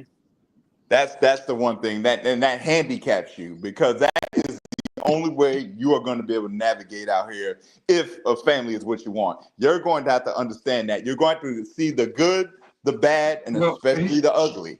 He not only does he not understand the fundamental nature of woman, he don't understand the effect that a woman really has on you as a man.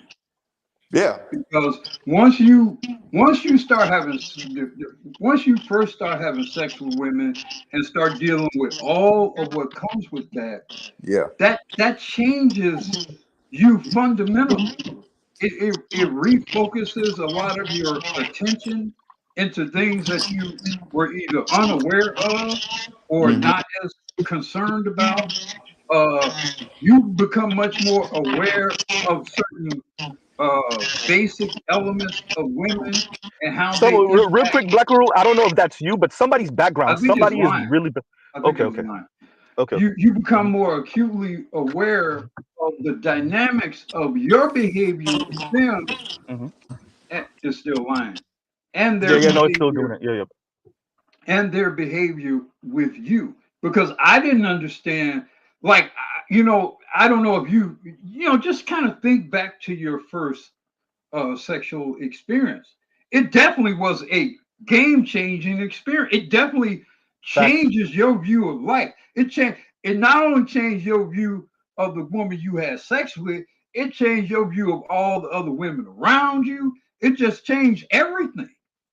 So if you've not had that experience, there's some sort of fundamental life experiences and lessons that they're going to be invisible to you almost. Yeah, I would. when you first notice the change though, the night after. The night after you have sex. Look, When you see it for the first time after that. I noticed it after I left her parents' home. I remember seeing the sun different. Yeah.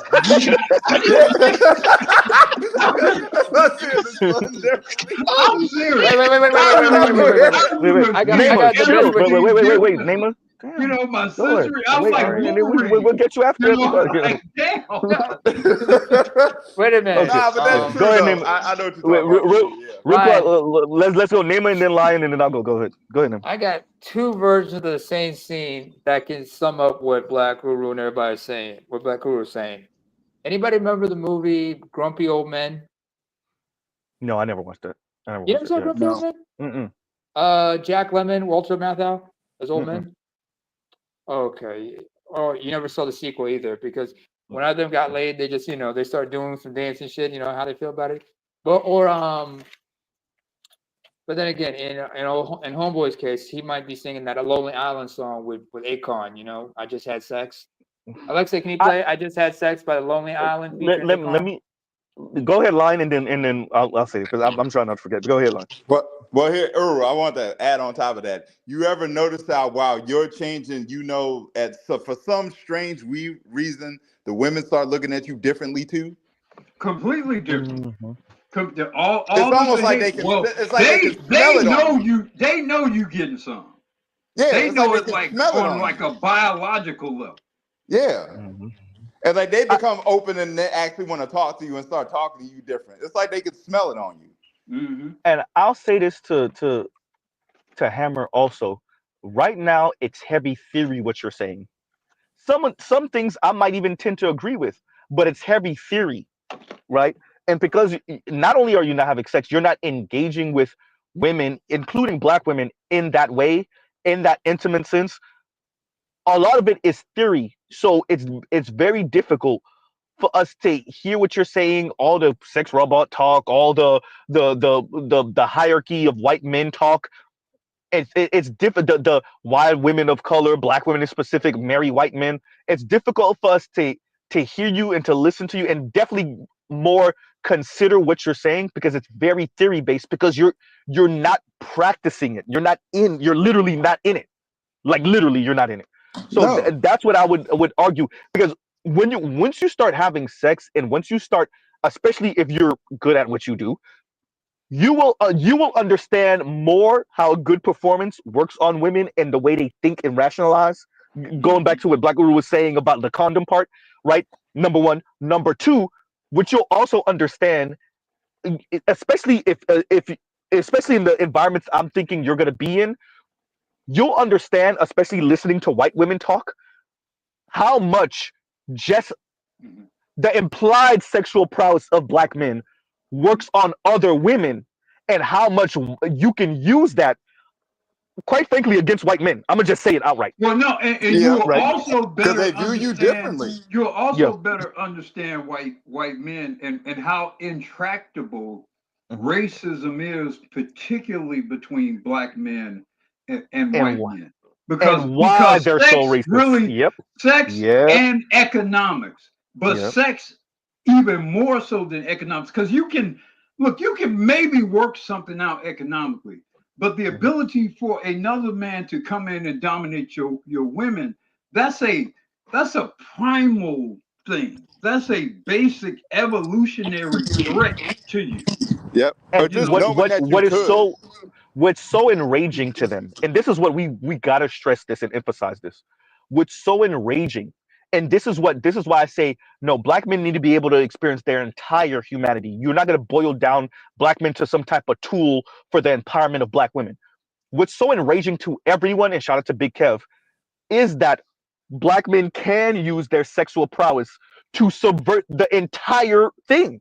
That's what's so enraging, particularly to white men, but to everyone else. In their mind, they're looking at black men, feel like black men oftentimes can skip the line off, not purely off of swag, but swag and charisma, and the same tools that white men use to keep black men on the bottom, which is they're just big dick and swag, and they're nothing. They're just these big brutes, low IQ, and all of this other stuff, and they use their charisma to subvert their lack of intellect.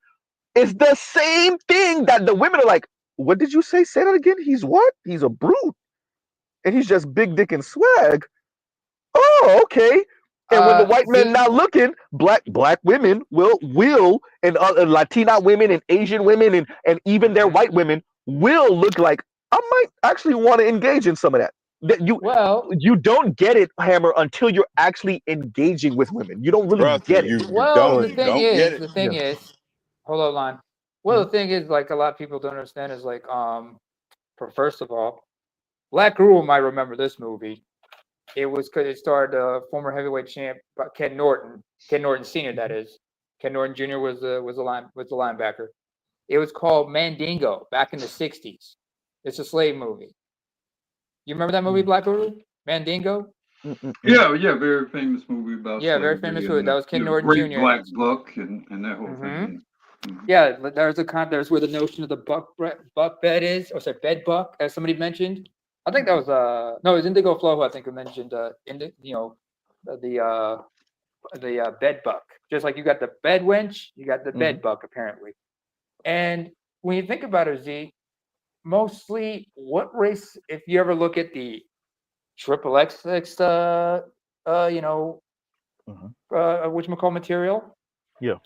when it comes to the sea holding, if I can say that, what race of men is usually sea holding what other race of men?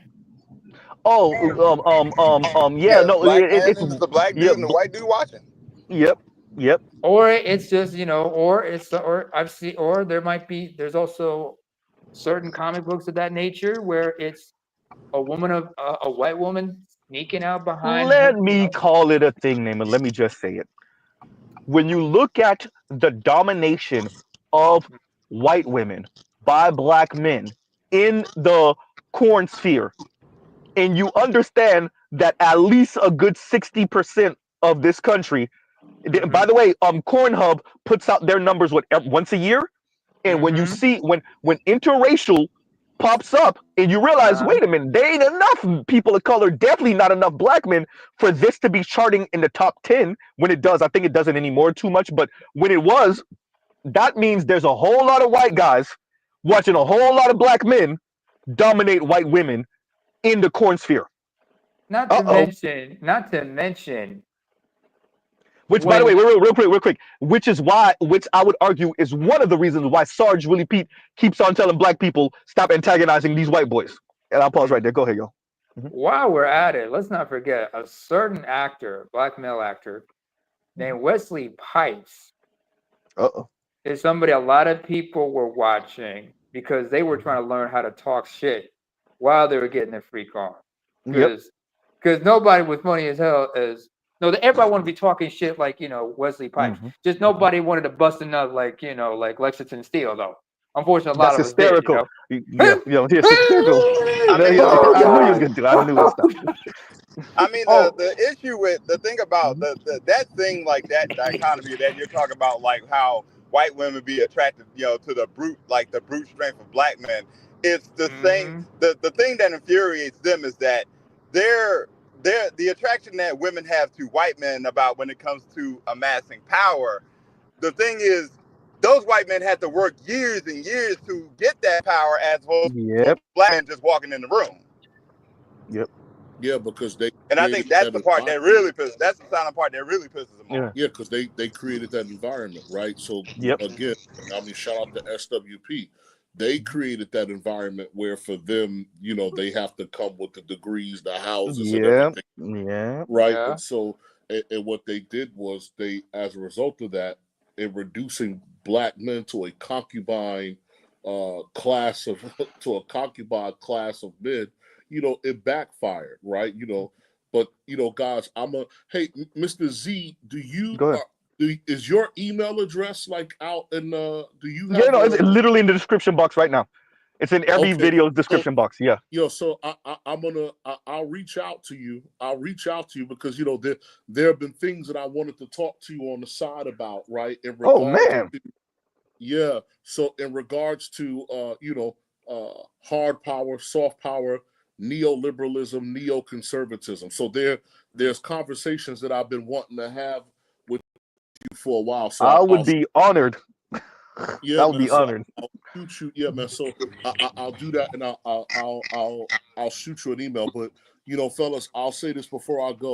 The people will say in the manosphere that you talk about women too much, you talk about this too much. But what you have to understand is that the conversation, let's say, that started in 2008 up until now, right? So you're approaching 20 years, and basically what you have, even in 20 years, still concepts.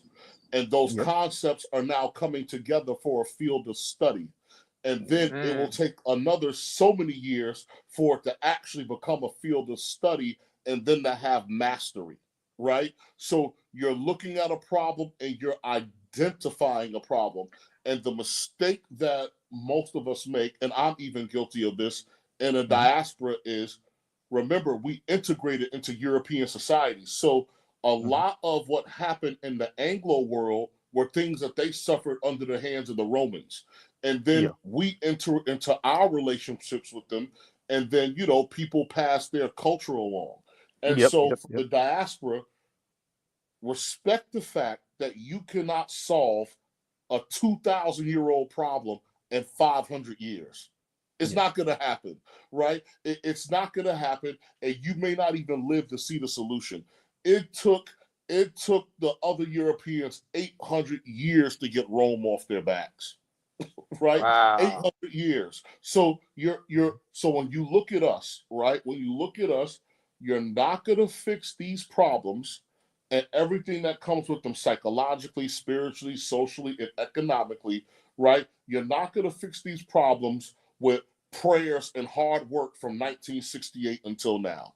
That is just, that's completely unrealistic. I think what you do is you observe, because one of the dangerous things, especially from a female lens, that Black America has done was use history as a grievance. Whereas most institutions, right, especially in the world of business or military, most institutions are using history for self-improvement. So this is what I've done. This is what I do well. This is where I messed up. And this is where I can improve, right? So if you're the New York Jets in the early 2000s and you want to find a way to unseat the New England Patriots on top of the AFC East, right? You're not looking at your previous losing seasons as grievances. You're looking at them trying to find as lessons. As lessons, right? And so what happens is, the more you study our history, the more you're going to find out that we actually shaped America into what it is. So if you study our history, you go down there to the U.S. Patent Office, that's going to tell you the truth about where a lot of American technology came from, right?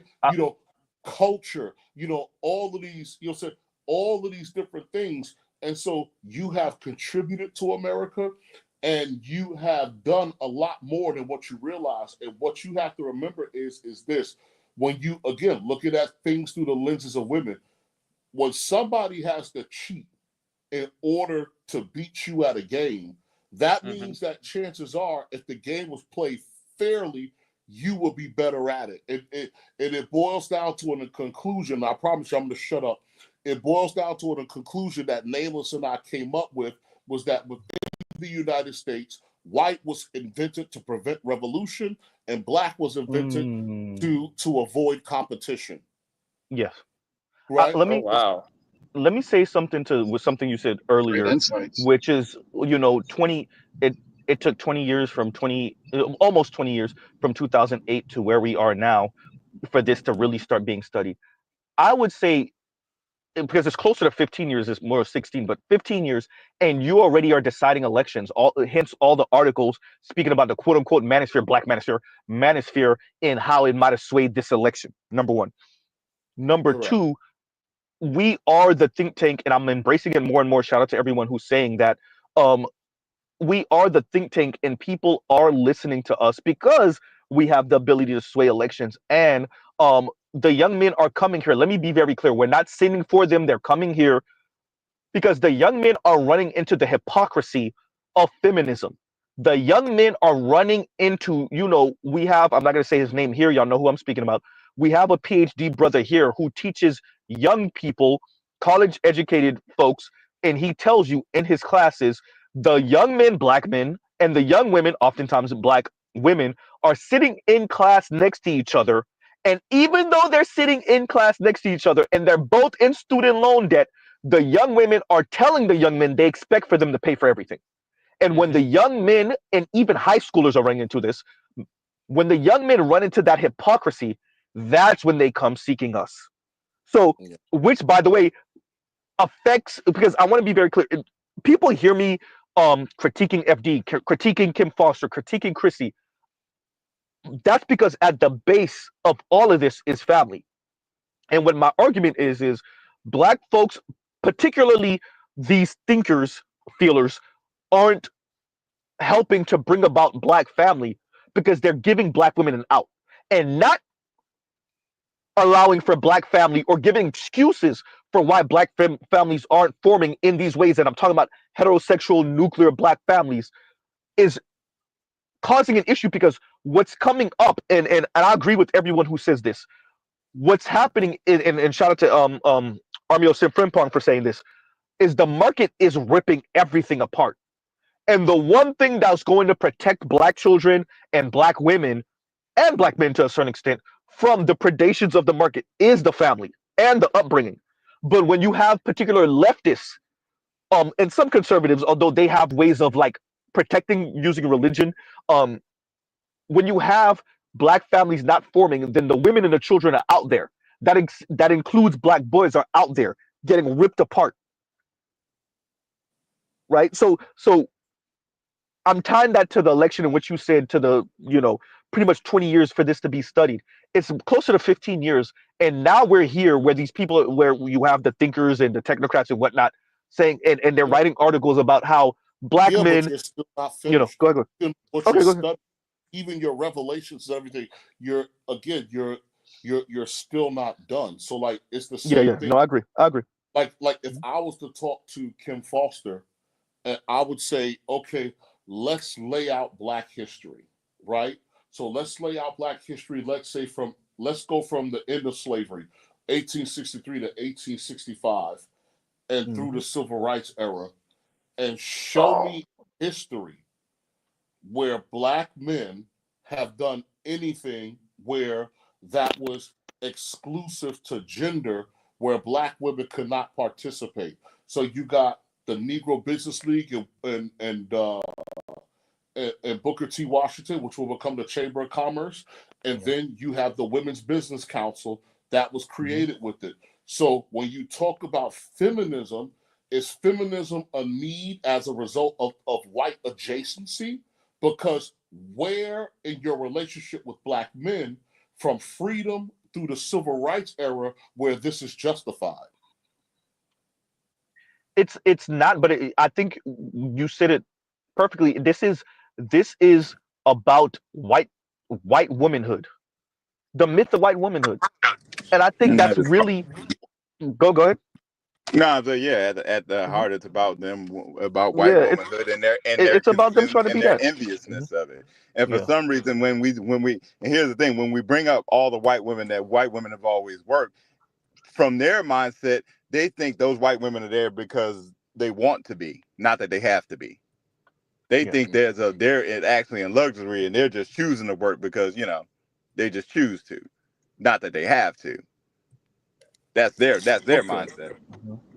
That's how they see it. For those of you who have raised children, you have a misbehaving a child that refuses to do what you tell him or her to do. How do you treat that child? How do you deal with that issue? The discipline time. How do you discipline that child? And what would that discipline entail in some instances? Goddamn, Blackaroo. I wanted to say if it's understood, it don't got to be said, but I'm Haitian, so they have the matinet. That's what they call it. Goddamn, for all of my Haitians. But feet and fists maybe. They can do ingenue. That's true. Yeah, that's true. Ingenue. Ingenue, by the way, for those of you that don't know, ingenue is when they make you kneel on your knees. Kneel on rice. On rice. Yeah, on rice. I will say this. Shout out. I'm not gonna incriminate anyone. How am I gonna say? Let's say rice was soft. Z, you're about to say it. I know people, maybe me, who had to kneel on the sharp side of the cheese grater. Good I'm God. just saying. You guys are brutal than us. Hey, I'm just saying. Yeah, I mean, as I listen to you all describe the women, Z, you've done such a splendid job of it. I just tend to think of solutions, assuming you're going to deal with them or attempt to deal with them. Most Black men will. And we know most Black men will. So I just like to talk about the approaches you need to take. And I think some of those approaches, as I say, will have to be harsh. I think you'll have to. But that black male summon alone, Uru, Guru shows you that they're not prepared to do that. Well, no, Black Guru, before you respond to that, let me say this too. Before you respond to that, real quick, I'm sorry, Black Guru. But that I think we needed that Black Male Summit. I think we in the Black Manosphere in specific needed that Black Male Summit so that we wouldn't be disillusioned or we wouldn't be like what I'm saying about these elites and the Black women in this bubble where I think our influence is great, but sometimes we might get beside ourselves and think it's greater than it actually is. That Black Male Summit was a prime example. Hey, that's my point. And I'll pause right there. Go ahead, Black Guru. Well, I know. I'm glad you mentioned the summit because, as I've said before, you know, the greatest part of this task will not be dealing with the women; it will be dealing with other men. And so it's good to see what you're going to be dealing with, and how do you confront on these issues? Well, that includes you being willing to confront. Is that me? Black Guru, you went out a little bit. Black Guru's mic is acting. Wait, hold on. Black Guru, sir, just a moment, Black Guru, you went out a little bit. You bored in a little bit. Your mic is being faulty. Have conversations with them about how the world He couldn't hear us. And how history works, as Mad Dog described how history really has worked. I think he pulled his headphone out or something. Yeah. Yeah. Exactly. Nightmare scenarios, but how history has really worked. Black Guru, can you hear us, sir? Sir? Yeah. Can you hear Black us? Guru, you went out. You went out. You unplugged your microphone by accident from your computer. How do we get clear of the ravages of history? Black Guru, you went out for like a good second. Your mic was acting up, so you might have to repeat yourself a little bit. Oh yeah, he cannot hear us. He can't hear us. He's disconnected from us. Men are going to run this shit. White men have decided. In case y'all don't know, they elected Trump because the majority of voting Americans say we want men to run this shit. The white women said it. The Latinos said it. The Asians said it. All of them said that they want men to run shit. So now we're men. We're going to be the ones who say in a world where we're only 6% of the population, we're going to be the ones saying, no, we still think women should run it too. How the hell is that going to work? So if I was to have conversations with those Black Summit men, I would have like some real, think about this shit logistically. How are we going to remake this into, even if we wanted to, how are we going to bring back the Kamala revolution? Now you're bored. He's Borgin, but give him a minute. How are we going to continue the Kamala revolution in Trump world? How are we going to that's the question, but that's a question for them because they're the only ones that want women to run the shit. Well, that's and in having that conversation, now we may be able to have a productive discussion at that point. Because certainly not all of them, but some of them, the light is going to go off.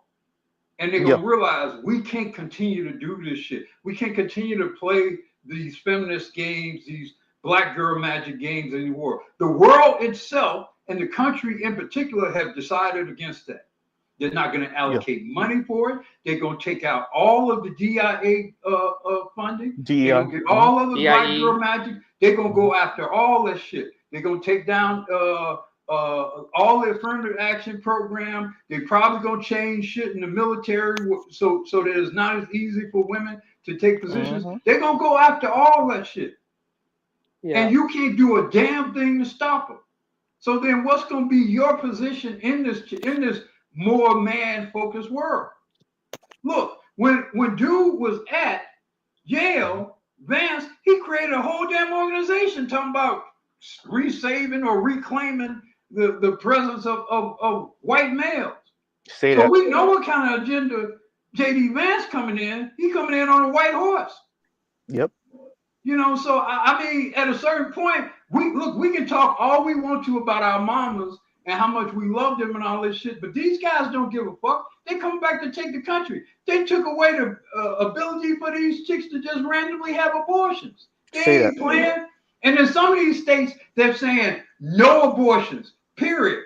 Live with the decision you made. Live with busting it wide open for that dude. Deal with that shit. Yo, Europe, overseas in Europe, Norway said you got 10 weeks. You know, I'll say so this what? and I'll go, So right? if I'm Again, having conversations with black men, I'm saying let's pretend like we're logical men, and let's look at the world for really what it is and how we're going to navigate our way through it. But Like, share, subscribe, hit the super chat. But Good morning. understand this, Uru. You're For the talking Uru about sermon, logical. it's not the benediction yet. Go ahead, y'all. You're asking men to be logical, but as you can see, the overwhelming majority of black men aren't. I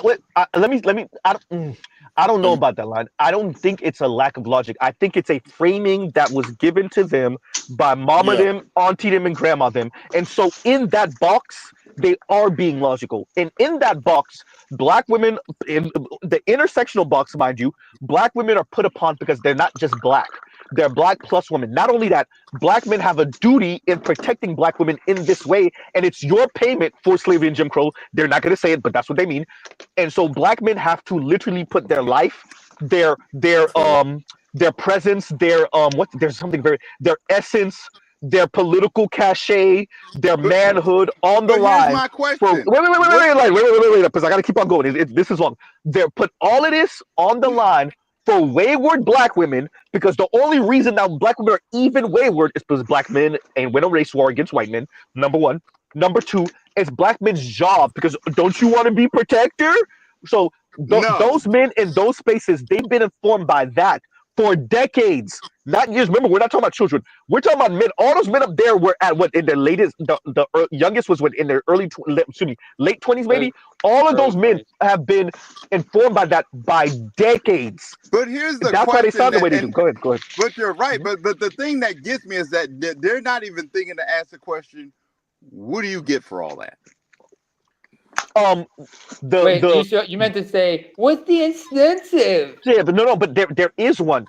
The psychological pat on the back to yourself, and maybe, if you're lucky, maybe from some of the women, right? That attaboy, you did right by us by elevating us above you. But see, the reason why I'm happy that Trump won is that ain't gonna even work no more. That's not gonna work. If Trump does a quarter of what people fear he's gonna do, you playing the cuck role or the concubine role, that shit ain't gonna be as functional. But that's what I'm saying. The money, because all that is predicated on fiat money, on favorable programming, on favorable programs that give her jobs, so then she can, get her Altima that you drive around in the afternoon. All that shit is predicated on stuff that's going to go away. So that means you all have, you might have been okay playing the cuck role in the past. That option ain't gonna be as available to you as it used to be. It's not So now you got to really ante up, like Morgan Freeman said in Glory. Now it's time for you to ante up as men. Let me say this too, real quick line to everyone. There's something very symbolic that has happened recently. Speaking to what Black Uru said, Black Uru, Nissan don't sell the Altima no more. There's no more Altimas. Yeah, they're discontinued. Wait, do you understand what I'm saying to that though? There's a reason why I brought that up. That means there's a classification that's going away. Because there was a particular classification associated with that vehicle that's going away. A particular classification of female that was highly favored by black females in particular. But they're buying Kias. They're buying Teslas and Kias now. No. You're right. But you're that's funny. You're right, but you're right. They are trying to transition to something else. But the Altima, and by the way, it's the Altima, it's the Malibu, it's certain. Those are gone. There's no more of these cars. There isn't as many Teslas as there were Altimas. Some of them transfer into Tesla. The Tesla Model 3, but the majority of them are in either beater Altimas or they on public transportation. No, but check the Kia Sportages. Kia Sportages sales have gone up. Yeah, true. You're right, but what I'm trying to emphasize by saying they don't sell. I'm taking it literally, but I know. What you mean. I know, but the point of the matter that The fact that there's no more Nissan Altimas speaks to a certain demographic and class of black women that got to operate a certain way off of child support checks and daddy government and menial, maybe low entry government jobs, maybe even a private sector, whether it's Walmart or secretariat somewhere or whatever the hell. And that class of car And is a lot of gone. them that was their first car coming out of college. Yeah. But Black Uru, you just said it weeks ago. No matter what, these bitches gonna survive. No, but they're to survive in this upcoming environment. They're gonna have to transform. They cannot survive unless. I'm saying, Lion, position yourself such that if and when they endeavor to survive, you are able to utilize that towards your benefit. Because, as I said earlier, the majority of y'all are going to continue to deal with Keisha. That's just a fact. Yeah, and they all like so that. all I'm saying is, while they are trying to survive, make sure they earn their fucking survival. That's what I'm saying. Even Jason Black spoke to this a couple months ago, where he was speaking about a couple, maybe even more than a couple months ago, a couple of you men, not even just black men, y'all. Well, he was speaking of black men, but I'm gonna say not even just black men.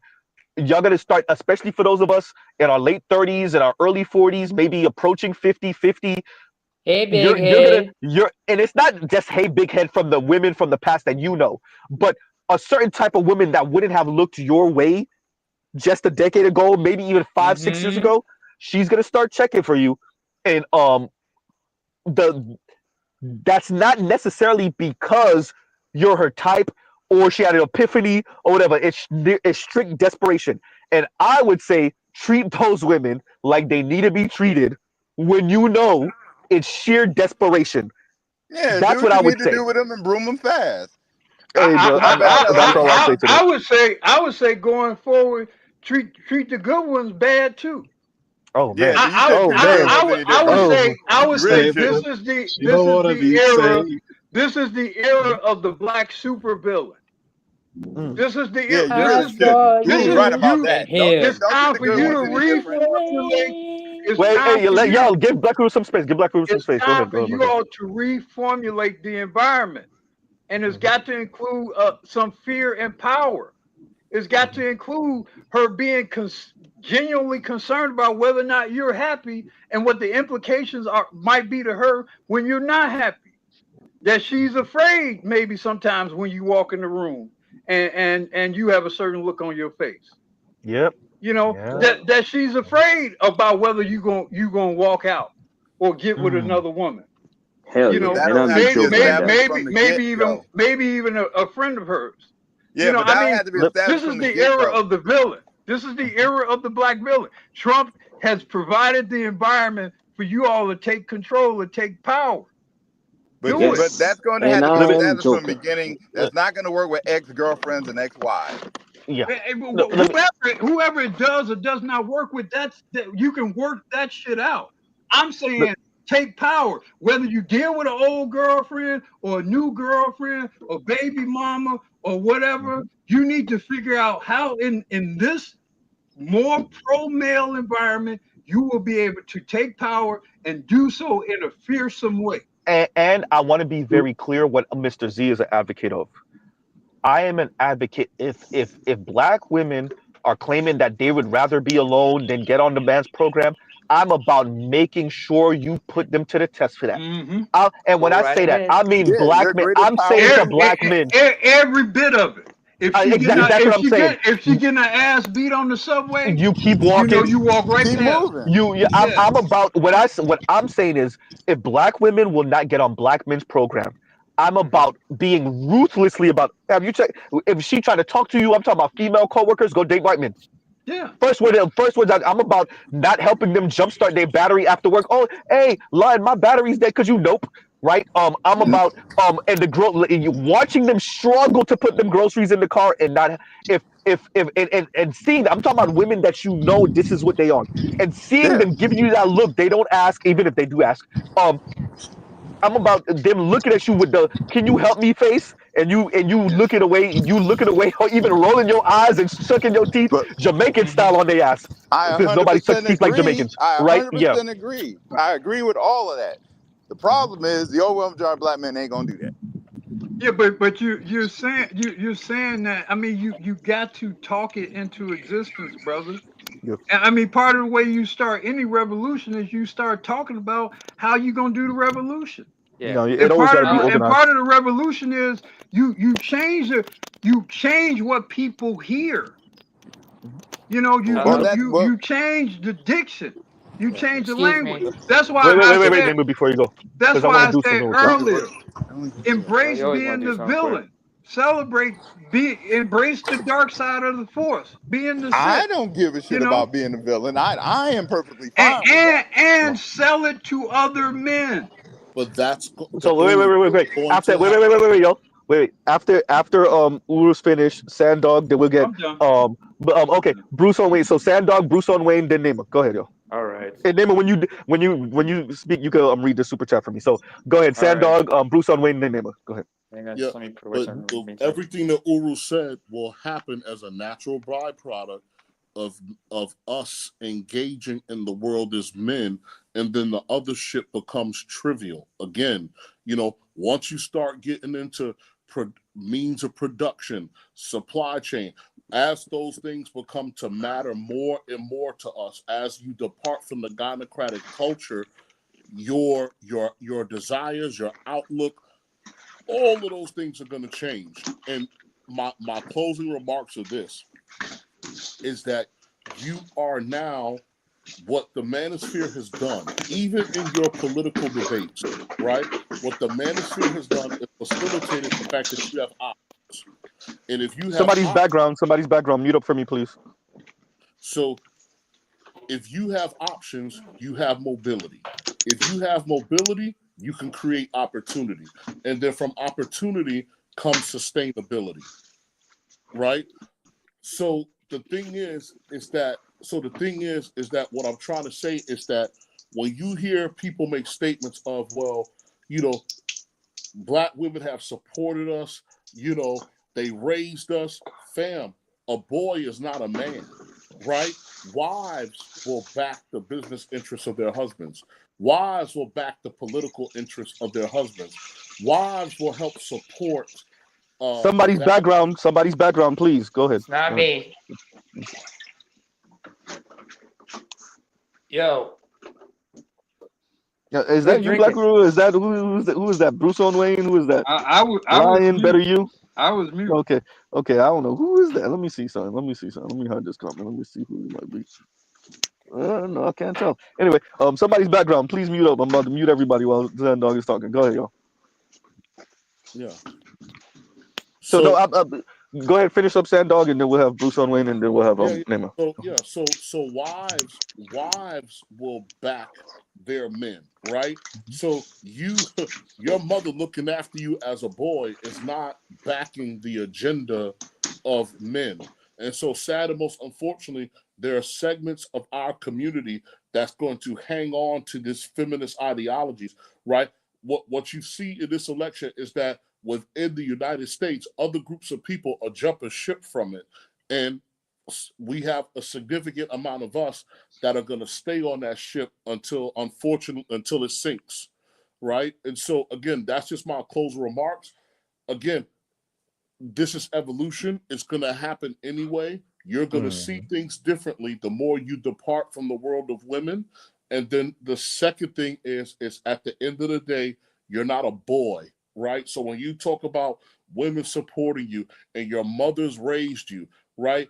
A son is a boy, but where have you seen the agenda of men being backed? And with that, for us too, we would have to form a unified agenda, a unified ideology. So like for me, right, I'm a member of a fraternity. I'm a member of Omega Psi Phi, right? So I am bound to those men by oath and by 4 cardinal principles of manhood, scholarship, perseverance, and uplift. So for greater Black America, and I'll come on the show next time, Mr. Z, and I'll talk to you about diplomacy. But part of diplomacy is your identity and your value systems. And so over time, as we evolve, you're going to begin to shape your own diplomacy and your own value system, because remember, Black men in America have yet to determine themselves. You were told that you were a nigger, a colored, a Negro, a Black, an Afro-American, an African-American, and now a person of color. You didn't determine any of that for yourself. You were told that, right? And so part of your evolution, or part of coming into manhood, is you claiming and determining yourself and identifying yourself and defining yourself. And then these are part of the things that will help you get your agenda going forward. So with that, I'll say peace. Mr. Z, I'll send you an email. Shout out to Uru, Please and Nyama, thank the you. brothers in the chat. You know what I'm saying? You know, and this is Sandog. I'm out. Thank you for coming up, Sandog. Hey, my best is him. I'll talk to you later. Real quick, Nice and speaking thank with you, thank sir. you for coming up, Sandog. And let me read this. Isn't that a too far? And that's a response to Black Uru and what he was saying. And Captain Tozen, let me say this. So what we're coming off of is decades of very antagonistic, mean feminism, right? There's way more that I could say to that, but I'll say this. We're talking about a group of people that benign neglected Black men. We're talking about white women and Black women primarily, but other women participated in this, who benign neglected Black boys and Black men. What Black Uru spoke of is us letting them off easy for the backstab and the treason that they committed over the past few decades. What Black women, starting with Pauli Murray, what they engaged in over the past few decades concerning Black men, the weaponizing of intersectionality that Kimberly Crenshaw engaged in, the Black women who called in to the White House because of My Brother's Keeper to crush it. Let me tell the you. lightweight thing is what Black Uru is saying. Go ahead, Black Uru. Any Go ahead. other And then group after this, of we'll men, get any Bruce other on, group and of then men would have committed mass murder on these women. Yeah. Like real talk. I'm not even being, figurative. I'm not exaggerating. The level of betrayal that has happened the last 60 years, I'm hard pressed to think of any equivalent to it. I mean, maybe Namer, you're pretty astute on historical matters. I mean, maybe I can't think of this scale and duration of betrayal within a subgroup of human beings. And to be clear, And be Black Uru, allowed to get off the hook like that? No, Yeah. you would have been reprimanded severely in many cultures for and betrayal. let's be very clear. There is no equivalent because your favorite Black male sports star is with a non-Black woman. Let me make sure I say that, because somewhere is some loser ass lame Black woman that's saying, well, the sports stars and they non-Black wives. Nope. Because if Black women were on Black men's program, That's then maybe that wouldn't be the 1%. case. I'm just saying. Yeah, thank you. And I'll pause right there. Go ahead, Bruce on Wayne and Noel Neighbor. Good morning, good evening, everybody. Good evening. Good morning, good evening. What's going Can you on hear with me? you? Yeah, you good. Oh, we hear you loud and clear. Yeah, I'm well, man. I'm well. What's up, Black Uru? When are you gonna start this YouTube channel? Oh boy, they got you, Black Uru. Every time I come up. Every time. I'm just saying. Hey, you didn't have to worry about KMS. Go ahead. I wouldn't come up, but hey, Z mentioned Haiti, so I had to get in my Captain Dessalines suit, so you know what I mean. Hysterical. Captain Dessalines. Capitan. Yeah, Captain Dessalines. Yes, sir. You know what it is. And he was talking about this punishment. I'm here to let him know that this quote unquote on your knees with salt, that's soft. If you know, you know. Yeah. I've seen on your knees with salt, and I don't mean soft salt. I mean the hard salt that you The can rocky get. salt. rock Oh yeah, salt. Rock You mean Haitians. salt. you mean Yeah. snow salt? Is that what y'all Yes, mean sir. snow salt? Yep. Yes, Hey, Damn. and Black 3 Uru, rocks. Haitians Wait, will wait, wait, come up wait. with some creative punishment tools. I'm telling you. Go ahead, Black. I mean, go ahead, Bruce Olin. Go ahead. 3 rocks.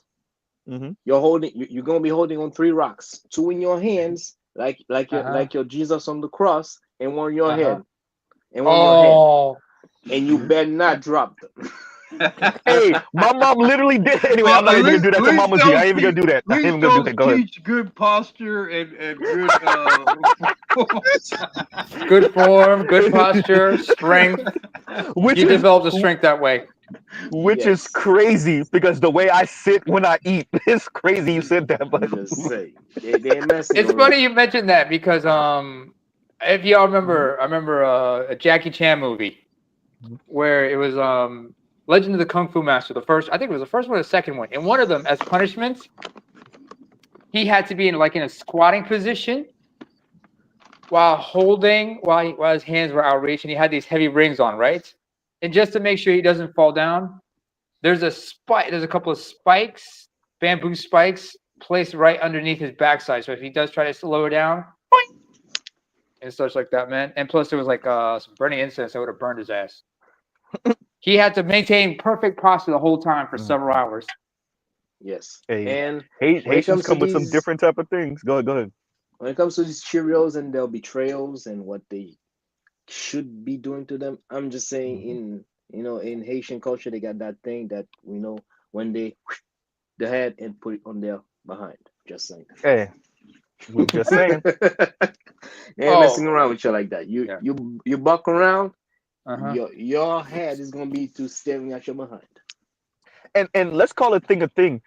So all Haiti needs right now is a strong man to come in, hopefully not bought off by the goddamn US or European powers, but the likeliness of that is zero to none. But a strong man to come in, really he just gotta knock off about 6 or 7 people and everybody get back in line. Maybe a dozen. And and everything will go back to normal, and normal is still bad in Haiti, but everything will go back to normal. I'm just saying. So they need me, you saying? I'm just saying, hey, bro. It just gotta take a little bit. I'm just saying, hey, just take a little bit. But go ahead, Naaman, go ahead. Oh, first of all, let me read this. Oh wait, Bruce, you want to finish? Wait, you finish? Go ahead. Bruce, are you done? I was actually that was about to ask a question. Oh, that was better. You go ahead, better you, and then we'll have Naaman. Please, Naaman gonna be long-winded as a motherfucker. Go ahead. Better. You better be teaching your daughter how to box. Because if I have to babysit her and everything, no milk and cookies. Good. She good. I was gonna ask, like, with the situation with the West weakening and historically how they've been an adversary to Haiti. Do you think that with America and the West influence continuing to wane, that would give Haiti some breathing room to finally be able to essentially not be fucked with and just kind of determine their own destiny? Yes, but the Haiti would have to align with the BRICS or another group that might render aid and that might be able or might be willing, or at least say they are. I'm thinking about the Russians. To come to the U.S. aid. I mean, not U.S. aid, but to Haiti's aid. Yeah, because to be out here in this globalized world, even though the U.S. is somewhat deglobalizing, but to be out here in this globalized world in 21st century by your lonesome or with like allies, shout out to Jamaica, but like Jamaica, you think you're far more friendly with Canada than might be really what it is. I'm just saying, dear Haitians. Excuse me. So, I think if Haiti finds a good ally group, no, yeah, with the waning of Western powers, yeah, maybe, yeah, and get some good trade going. Get China to build some factories that they're no longer. They don't want to really be in the textile industry or whatever. Haiti gets going with that. Yeah, you could. I think the Caribbean in general, but primarily obviously Haiti, really need to start thinking about the next century and transitioning out of the tourism industry. they really need to start thinking about the next century and what it looks like when the white tourism dollars ain't coming in. Because you look at the Middle East and they're, or euros, especially with Saudi Arabia, they're really considering. And the one thing I will say about MBS, I can't stand this dude. Is that you can see the wheels turning on. What does Saudi Arabia look like after peak oil, or we've already passed peak oil, but after the oil industry isn't as hot, right? Remember? So, and I would Yeah. say The Haiti Russians. needs to, and I would say Haiti and Haiti and the rest of the Caribbean also, particularly Jamaica, Bahamas, Trinidad, the USVI, all these hotspot tourist places in the Caribbean. Right? Yeah, they The Dutch really need to rethink Antilles, this. Yeah, all of that. all of them. Yeah. Martinique, Guadeloupe, that's still under French rule. I just say it, man. Mhm. We Haitians are going to crawl on their knees and ask Russia for help. I'm just saying. Hey, also, let's not forget. If we're gonna be honest, that's probably how it's gonna go down. But yeah, unfortunately, yeah, I Yeah, agree with that. here's By the the way, thing. You know what? As Here's the Haitian, thing. I'll do the crawling.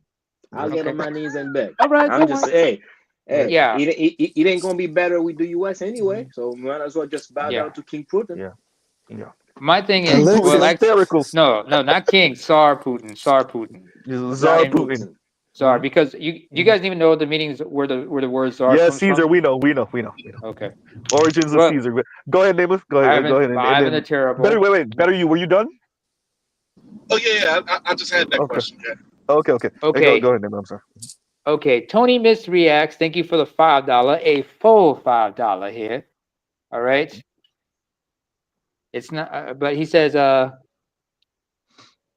men have been open. What the hell? My bad. I just wanted to click that because Hold on, let me. like, yes, we know Okay, the that's Tsar. it. That's it. Yeah. Let me get my muddy boots and fuck up the Z, yo. Fuck your backseat, nigga. Fuck your backseat. Fuck your backseat and fuck your But the couch. Z doesn't have a back seat. It's a two-seater. Haha. Oh, okay. Well, in that case, fuck your front seat. Fuck your front seat, motherfucker. Fuck your front seat. Let me get to the passenger side here. Fuck that shit too. Anyway, white men have been open with me about watching BBC Corn, used casually as if everybody watches. If you catch a woman and staring at you in public, she watches too. That's true. Hell, I've had some people even grope me a couple times.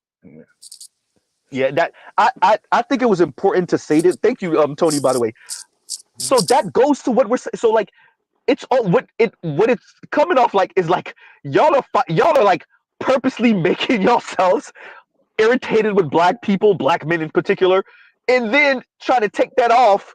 Like if you, I was I watching? But I was watching. they Go ahead. are. I'm going to use this as an exaggeration to emphasize a point. Imagine if you saw Superman fly, right? You would marvel at what he's able to do, but you'd also be incredibly jealous of him. Say that. And you probably would hate him because of his great ability. But you'd have to watch him fly. That's what black is about. That's what black is about. They're watching Superman. They're watching. I mean, obviously, given what they're doing, seems odd, given the analogy I'm presenting. But they're watching Superman fly, and they cannot look away. Hey Uru, are you talking about the last 10,000 years? Well, I mean, I think that is a core, particularly in America. That's a core issue to the race issue. The perceived and or actual sexual dominance of black men and the irrevocable effect it would have on white women. You know, black women. That it would obliterate them genetically, left unchecked. And because we're black men, I think it's difficult because I think if maybe we were on the other end of it to some degree, we might understand it, or we thought we were on the other end of it, we might better understand it. But yeah, I mean, black men represent genetic, evolutionary Dominance. obliteration to white men. They just do. I would argue to everyone except for us. Yeah. Real or perceived. That's what black men represent. And So everyone feels that threat at a how do certain you level. reconcile that issue for them? You just defined anxiety. Right. And let me. So when Black Widow was speaking initially, all I thought of is the scene. I can't remember what X-Men it is. Of was it Cyclops? No, it was one. Maybe it was one of them that went back home or whatever, and the brother called the cops on them, or the brother. The second movie. It was the second one, right? X2. It was Iceman. It was Iceman. Okay, yeah. It was Iceman. Pyro And so tweaked out. yeah. So like that's what I'm thinking of. Is like white men and their insane fear of black male. But what I would say to white men, for the most part, bro, we ain't chasing after yo yet. She's chasing after us. It really ain't. It really we don't is even not like us. them like that. We really don't even want to trade, dog. The only appeal to white women is, for me, was how slavishly they wanted the dick. That was the only real appeal to me. Not that I thought that they were more beautiful or whatever. In fact, quite the opposite for the most. I mean, look, there are a few very beautiful and attractive white women, but as a class of human female, black men don't have no great desire for the overall group of Caucasian females. That's just not, like I say, for many brothers, if you see their behavior with black women, it's like, this bitch would do everything for the dick. So I'm kind of turned on by this slavish sort of desire towards me. That's usually the lure that brothers have with white women. Candy Grandpa Mongo. It's kind of a kink. Candy Grandpa Mongo. Whose phone's ringing in the background? Yeah, it already ended. But yeah, no. So that to me, like, I really like to emphasize this.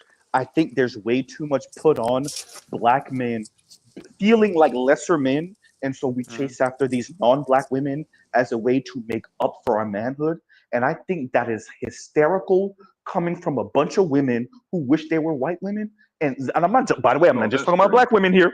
And then on the other end, coming from white men who have put a million miles of distance between them and what black men checking them, right? And when I say a million miles of distance, I'm talking about everything from the nuclear bomb, literally, all the way to the soft power, not really, of black women, using even black women as the buffer class.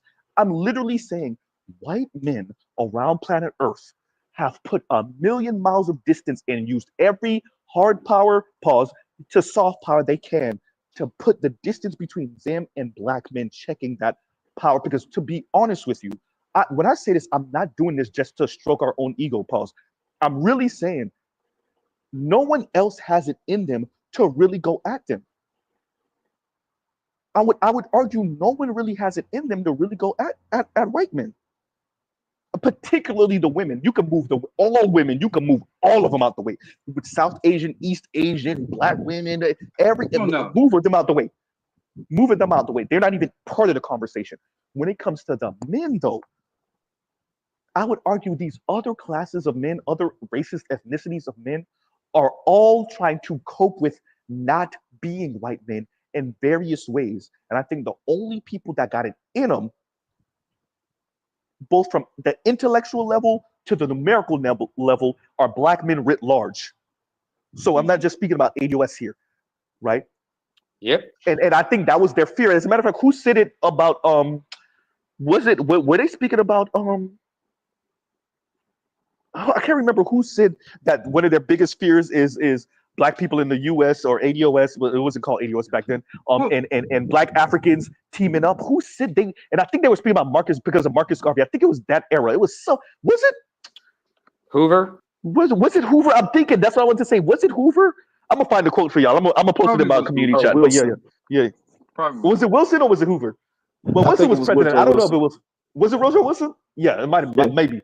Yeah. But that was their fear. And so we're This talking was about over. this is We're during talking about a colonialism century too. ago. About now. Yeah. No. No. This is their fear. Yeah. Go ahead. Yeah, because remember, most of Africa was still under colonialism at this time. The only places where Africans were truly free was Liberia, as well as Ethiopia, Egypt, and South Africa. And Everywhere Haiti. else, they were Low-key. Haiti. Yeah, that everywhere else was colonized by someone. I mean, amongst black men, black ADOS men exhibit a particular defiance to white supremacy.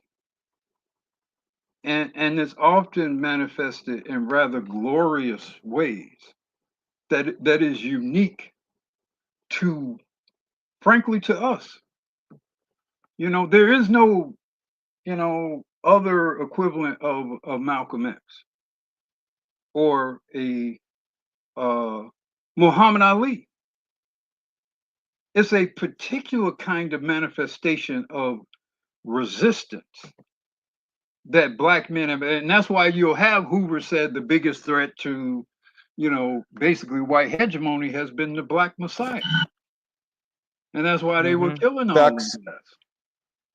Because there was always this fear, Tupac or whatever, where there was going to be this young black man who rallied other people around him, not just black people. They killed Fred Hampton in his bed because he was a 20-year-old dude, and he had all these white people and Latino people running up behind. Wisdom of a 50-year-old. Jesus Christ.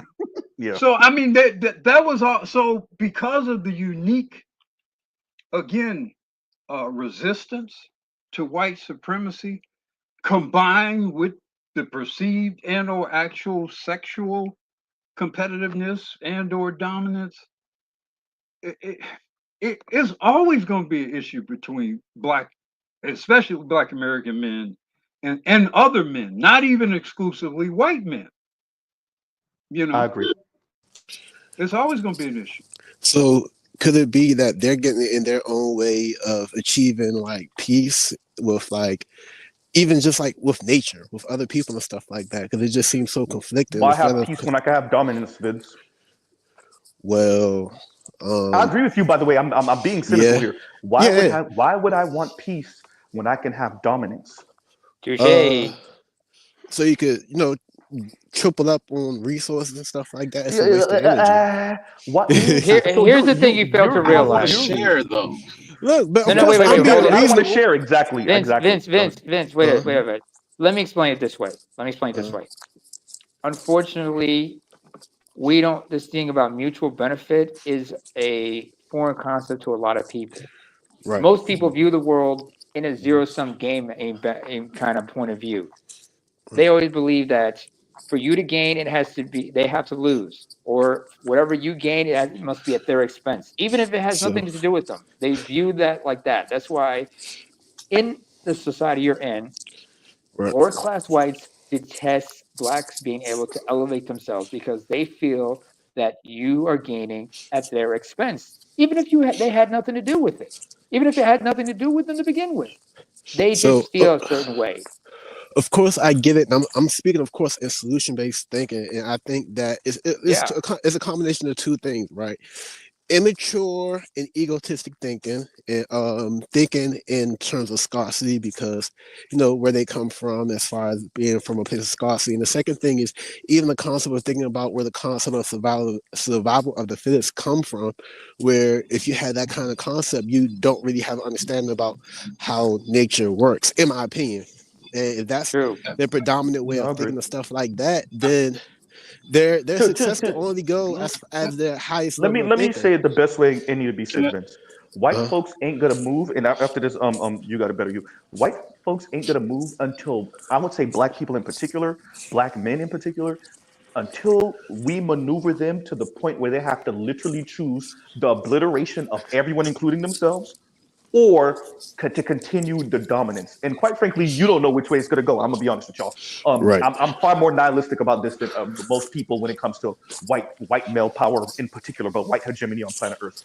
But until enough people, that's being led by black people, but until enough people on planet Earth position white folks to make a decision, really right now, most of European or white power is being held up by the US. And until enough people put the US, namely white folks clearly, in the position to make a choice, I think all we're doing right now with the talking and the negotiating or whatever is really buying time, right? Because I really don't think that these people, as long as they have, that's all we're doing really. Because to be honest with you, I don't see white women ain't giving up the European beauty standards, boy. They eat off of that. But white men are not giving up the idea that they are the alpha and omega of manhood. They're just right. They're situated just right. They're not overly intellectual and kind of like, stale like Asian guys, but they're not hiding behind charisma and big D and swag talk like black men, right? They're not overly patriarchal like Middle Eastern men. Yeah, like they so I think all of that hinges on what they've constructed coming out of 1492, right? So yeah, go ahead. I want to say one more thing. It's 1/3 possibility or probability with all this that might not happen, but I kind of see it as a third creative option. Then you got to grow the fuck up in that IU. And let me read this real quick. An electrician 480 says, and thank you for the super chat, hysterical. The shock and awe method Black Rouge strike was right about political separation. So yeah, no, for black women, so you're saying that white people need Captain Dessalines 2.0, 1804 2.0. Is that what you're saying? I mean, like on a global level, at a global level, yeah. Essentially. Call me when you're ready. Right. They need to come to Jesus moment for like, you know what? This coming Captain Dessalines moment. That's coming there. But I mean, like, because we have to be honest. Like, yes, we understand what Trump represents, maybe to the black manosphere, and to certain like maybe red pill white guys. But for the most part, for your average white person, Trump is like a return to hardcore white leadership and hegemony, but without even because the left is playing the symbolism game. The right said, F that, we want to see our face on top of it too. We want to run it, own it, see it, right? So like that's what Trump represents to them, a very brash, corrosive, harsh, crass version of all in all out white power, and they want it that way. They want it presented that way. But here's the problem, though. Here's one problem, though. That time and date and things was going on.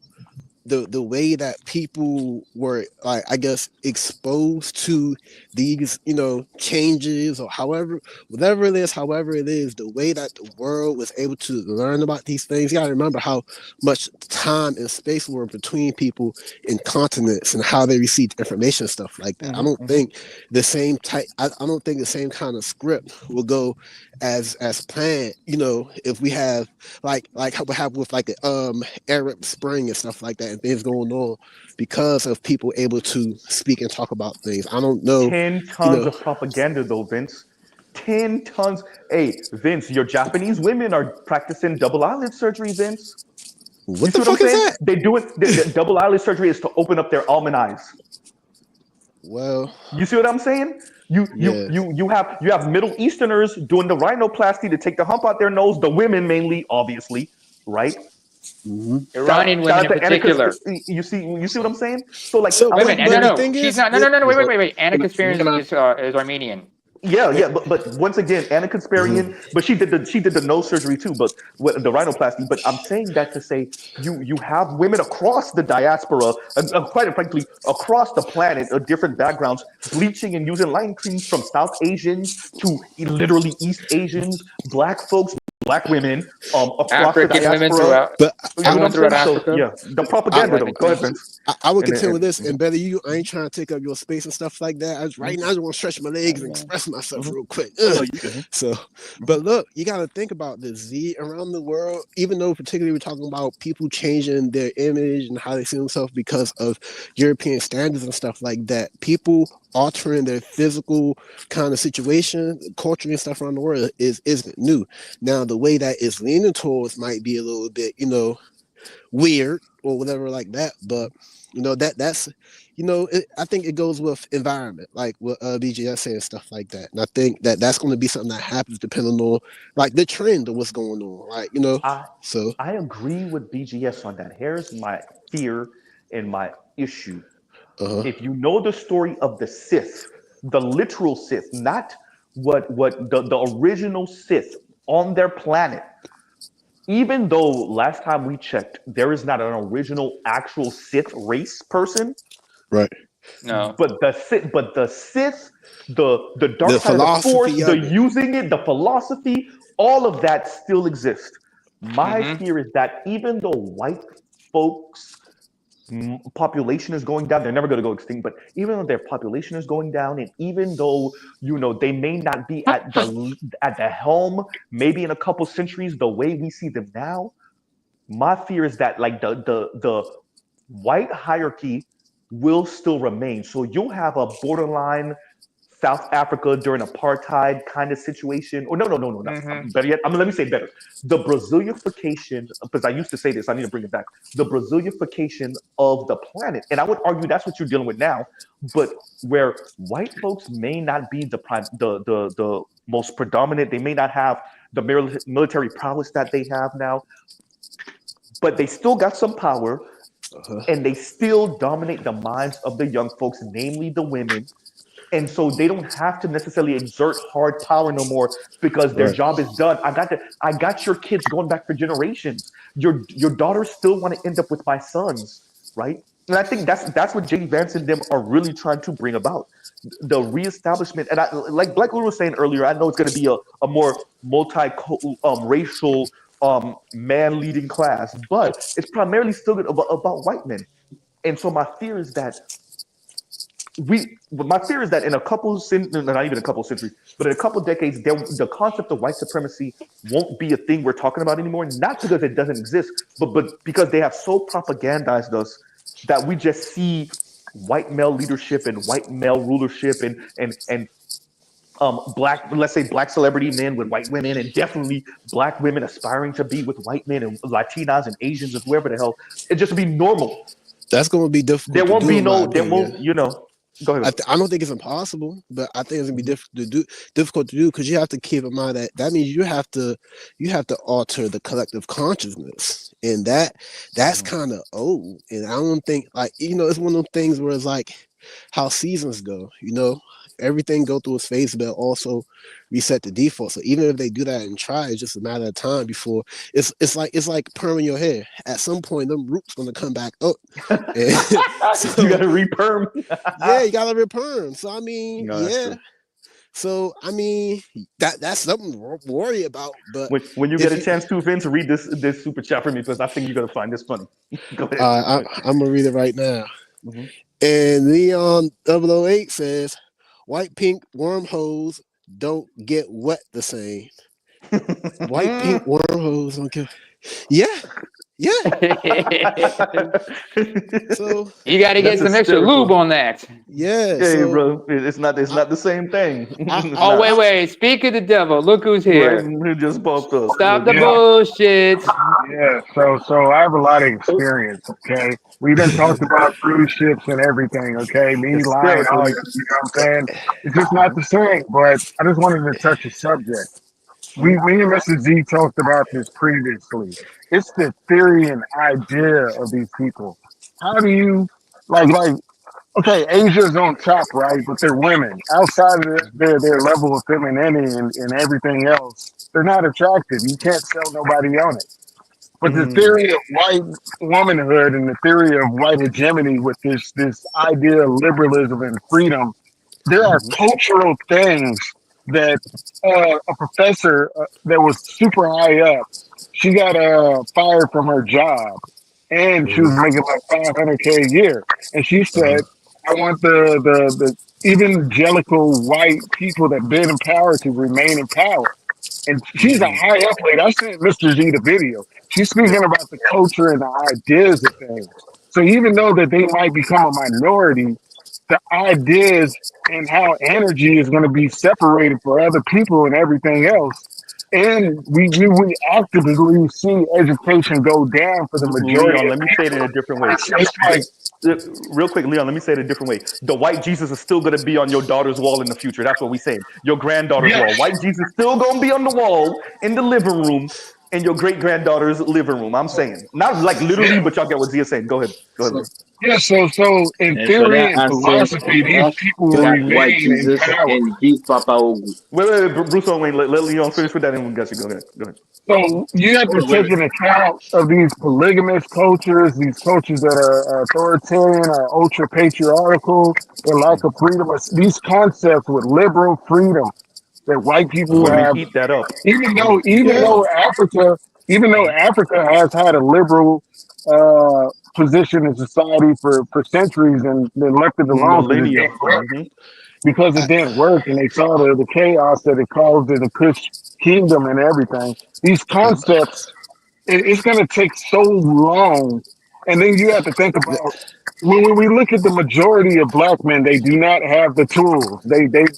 If oh, and Brad too, them niggas are not valuable outside of their words that they speak. None of them have skills.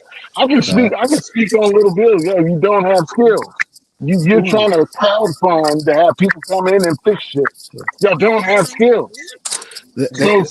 So I'm just saying, the idea of the idea of whiteness, even evangelical Christianity and certain values, even when you try to redefine spiritualism, you're still, the goal is to be white, and you will never conquer that thing.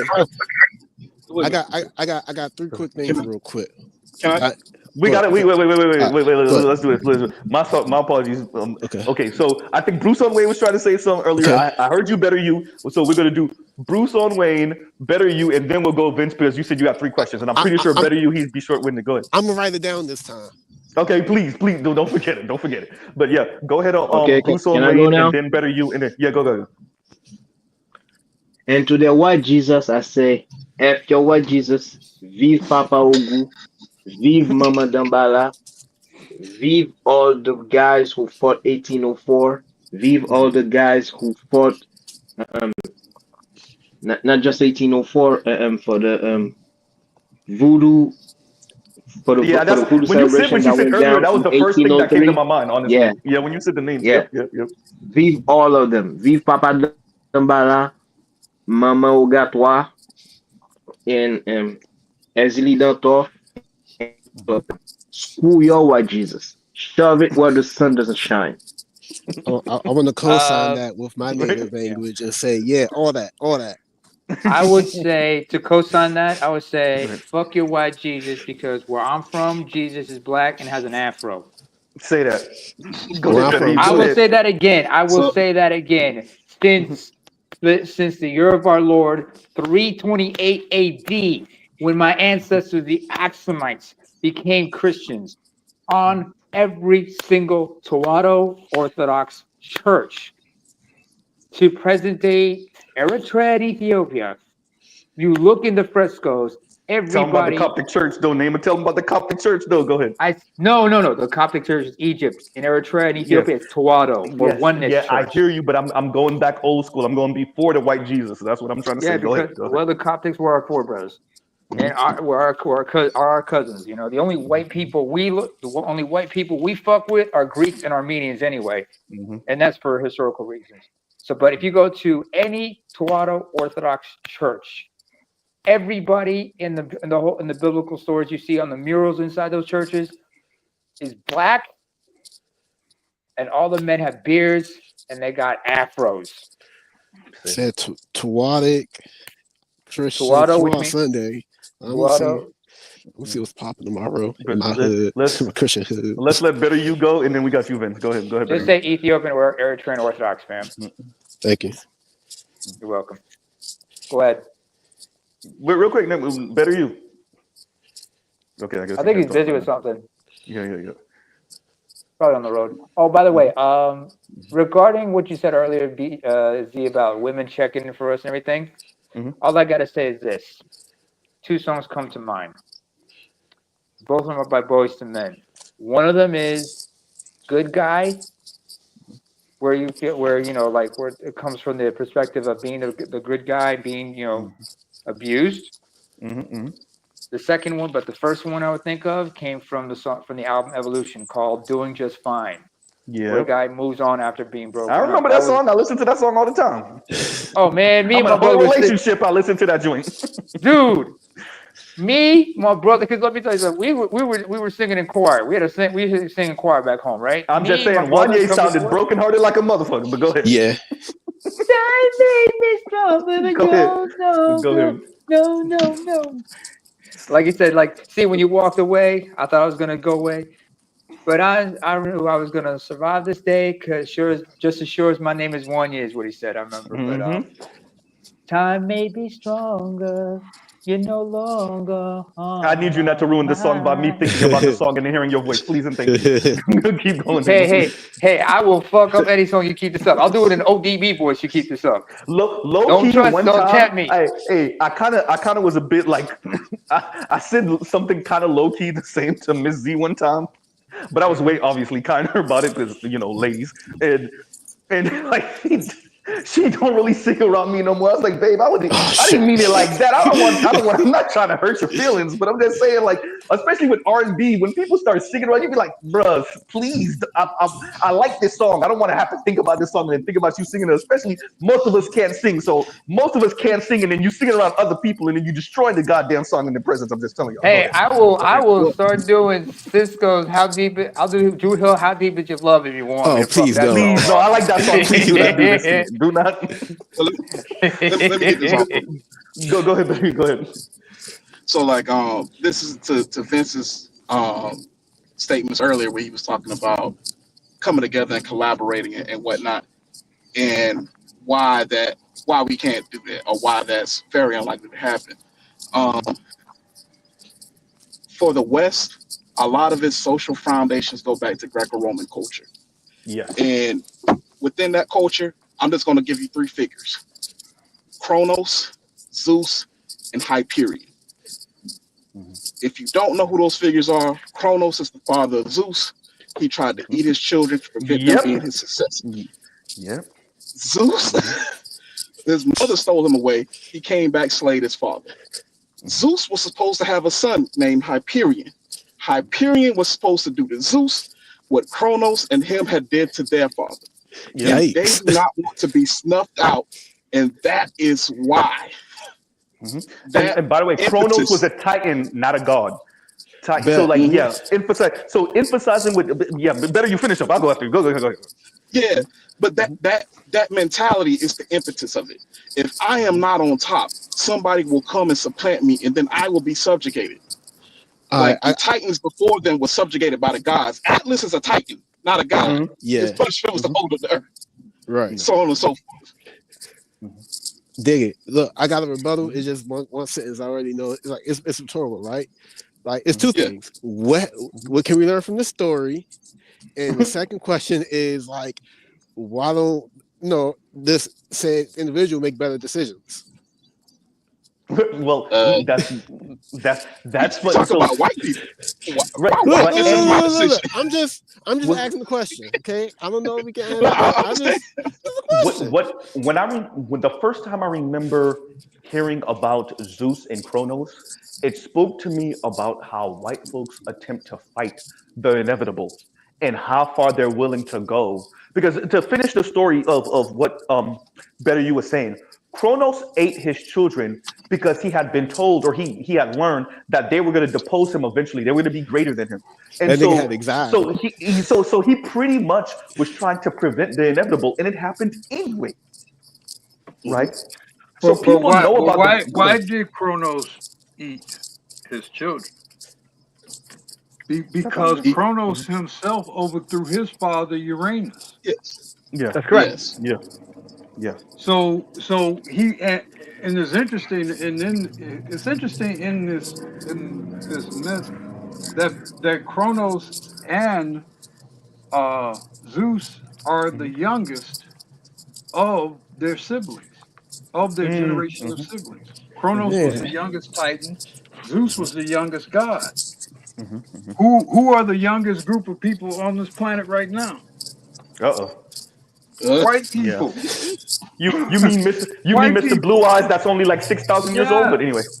Yeah, Yeah. 10,000 that years old. may not be the result of some alien intervention. I'm still trying to figure out. Hey, I mean, Black, pause right there. Before you finish, pause right there. I promise you, it's messed up. And shout out to all the white folks that's listening to Z. Look, Hey, I gotta Vince, say it you got though. a lot of noise going on, Oh, it's man. Vince, your Yeah, background there. Vince. My bad. Somebody, yeah. Oh, right. So, Yeah, Vince, mute up when you're not speaking because all right. it is. So I didn't know where it was coming from, but yeah, thank you, Black Roo. So I used to do this, especially when I used to work at the law office, and we would sometimes take lunch at one of the malls, and I would be sitting down eating, and you would see white folks walking around, and you would just see the bad body white folks and the weird looking white folks and I always had this thought, and I still to this day occasionally have this thought where it's like, how did all of us, and when I say all of us, I don't mean just black people, I'm like everyone from indigenous to Asians to, how did we let these people win? And I've been thinking that, I'm like, out of everyone, we let these people win. And like now we have these people from whether it's Russia to the US holding everyone hostage outside of China, even the small hats in that little slice of Europe in the Middle East, they're holding us hostage under some goddamn nuclear threat. How did we let these people? Right? And I know it's not I know it's not. But even to this day, I'm like, gunpowder and now nuclear weapons. Jesus Christ. Yeah. Hello? Can you guys Yeah, hear go me? ahead. We can, yeah, go ahead. Yeah, I mean, Sun Tzu said it best that in order to win our battles, you have to know yourself and know your enemy. So I think that let's not underestimate Western Europeans. Sure, they might look frumpy now and look fat and look bad built, but they developed a culture that is highly adaptable, and their cohesion amongst each other is the only without precedent except for tiny hats. And they're willing to adopt other cultures, like the Borg, for instance. Guerrilla warfare, they learned after Native Americans. Their alphabet is from Phoenicia. Their legal system is from Rome. Their religion is from the Middle East. Their math is from the Middle East. Gunpowder is from China. So it's like their willingness to adapt is really there. And co-op. Like ditto. Co-op. Well, I think the weakness Should I ditto the Pokemon? Go ahead. Yeah. Well, I think the weakness of Europe, it being resource deficient, is what formulated the predatory nature of the European. Absolutely. And that other species of people who lived in more plentiful parts of the planet did not develop.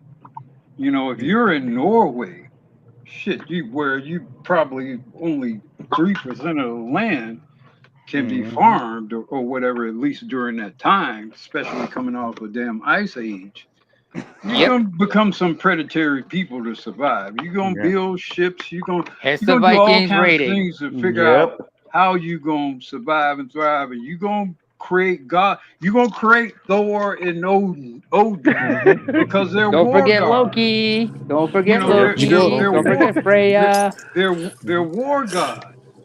They're conquerors. They're takers. They're takers.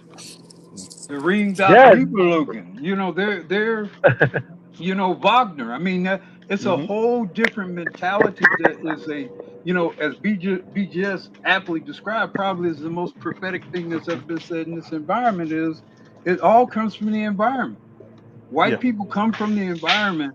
They are a product of the environment in which they were created, and they were created in a very different fashion. and even like someone referred to the adaptability. Well, yeah, you're gonna adapt more to survive. If you got fewer resources, if you have less if you have more inclement weather, for example, if you have sparse farmland, if you have little to no healthy farm animals or whatever, it's going to make you a little more predatory. And so then you go on to another part of the earth and everything's plentiful and people are somewhat pacified by how plentiful everything are. They're easy pickings. And to be to also add to what you're saying, they're going not through their dark age per se, but they're not at the height of their power. And so when the Europeans come into, especially Africa, this is not the era of Mansa Musa per se, right? They just missed them by a century or so. So this is not at the height of African power. This is when the Europeans are kind of going through a bit more technological advancement, right? And black folks on the continent of Africa are not exactly where they were a century or two prior. And so they just took advantage of it. And when you think about they had it, lower highs. They both had Europe, to the extent that we can refer to it as a civilization, is largely a product of you broke up. Okay. In Africa, in Egypt, throughout Europe, Rome is really the whatever. Black Rule, you're kind of in a dead space. You're gonna have to say, you're Borgian really bad, Black Rule. You hear me now? No, yes, and you were saying something about Rome. You were saying Rome. Well, I was saying Rome is, if you think about it, Rome is like the basis. To the extent that Western civilization exists, Rome is pretty much the foundation of it, because Rome spread what was stolen from Africa from the Greeks and Asia. Oh well, and then spread it. Well, the Greeks, but then just spread it north and westward. Yes, I agree. And I mean, this is what we're dealing with now when it comes to white folks in particular and their different idiosyncrasies, and I see everyone on planet Earth kind of dealing with this unwieldy tiger or unwieldy, like they want to call us apes, but unwieldy creatures when it comes to white folks. And I think what puts a lot of people to sleep is that they will, excuse my language, they will fuck you. They will fuck you, like literally and figuratively, but like literally, white folks will have sex with you. And I think like the sexual element of it all, and the I will quote unquote befriend you, right? Yeah, like no. I mean, think about the Oscar Wilde quote, and I think it's genius. Sex is about, everything in life is about sex, but sex is about power, right? Like, think about that quote, and of course it came from a white man. Of course it came from a white man. Like, think about what you're saying there.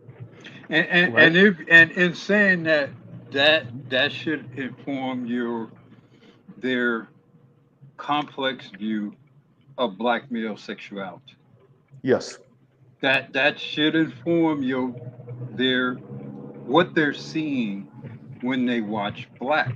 They're watching a kind of power that most of them just don't have or cannot really simulate or replicate. Can I throw this in there? And also you have the added thing of the contrasting of the image of the black man, very often a little more cut, muscularly cut, combined with our darker and richer skin tone. And in contrast to that of the pale and effete looking white woman, it's a rather daunting and startling image that is hard to not appreciate in a way. And we've seen, like we saw when they did the pictures of LeBron James and Giselle Giselle Bundchen. It's the same kind of thing. Yeah. Yeah. Look, if you ever check out the Corn site, the primary one, Corn Hub, and you check out Blacked, because y'all already know, it was one in particular. I'm like, whoa, y'all went all the way there with it. Petite blonde, Snow White looking ass white chick, right? Cute face. And like one of these, I want to say he's out of Cali because I watched the interview with him. He's funny. And it's just this diesel ass, he's not so dark, right? Diesel ass brother, kind of tatted, looked like he might have came out, he might have did a little bit and whatever. He low-key kind of looked like DC Young Fly in the face, but and I'm like, bro, like y'all went. I didn't even watch it, but I clicked and watched the comments and the people that are getting off on it, and it's a bunch of white dudes. I'm like, why are y'all here? That's what's weird to me. That's like, I always go to the comments. By the way, this is like a bunch of what? You said a bunch of what? Everything. The comments for it. And when you click on the comments for it, who's getting off to it? White folks. It's white folks because white men, white women. You're right. White men. Yeah, white men. Well. You have to look no further than the cuckold phenomena, right? Yeah. Mm-hmm. The cuckold phenomena, which is, I mentioned earlier. I mean, most popular in Georgia, Atlanta. Basically, white dudes want to see black men plow their wives, and back in New York City, when I was in one of the upper class neighborhoods, I used to always get worried when white couples were too nice to me because I was thought the question was afraid. I swear, like, oh man, you need to hang out with me. Like, I don't know, man. Yo, I will vouch. Let me tell you a story. So I was in Carroll Gardens, is one of these Brooklyn high yuppie Black Uru, and then better you. Go ahead. And then yuppie neighborhood. So I was in this bar around them, and you were drinking. They were definitely gonna ask. I'm telling you what happened. So they were definitely gonna ask. Yep.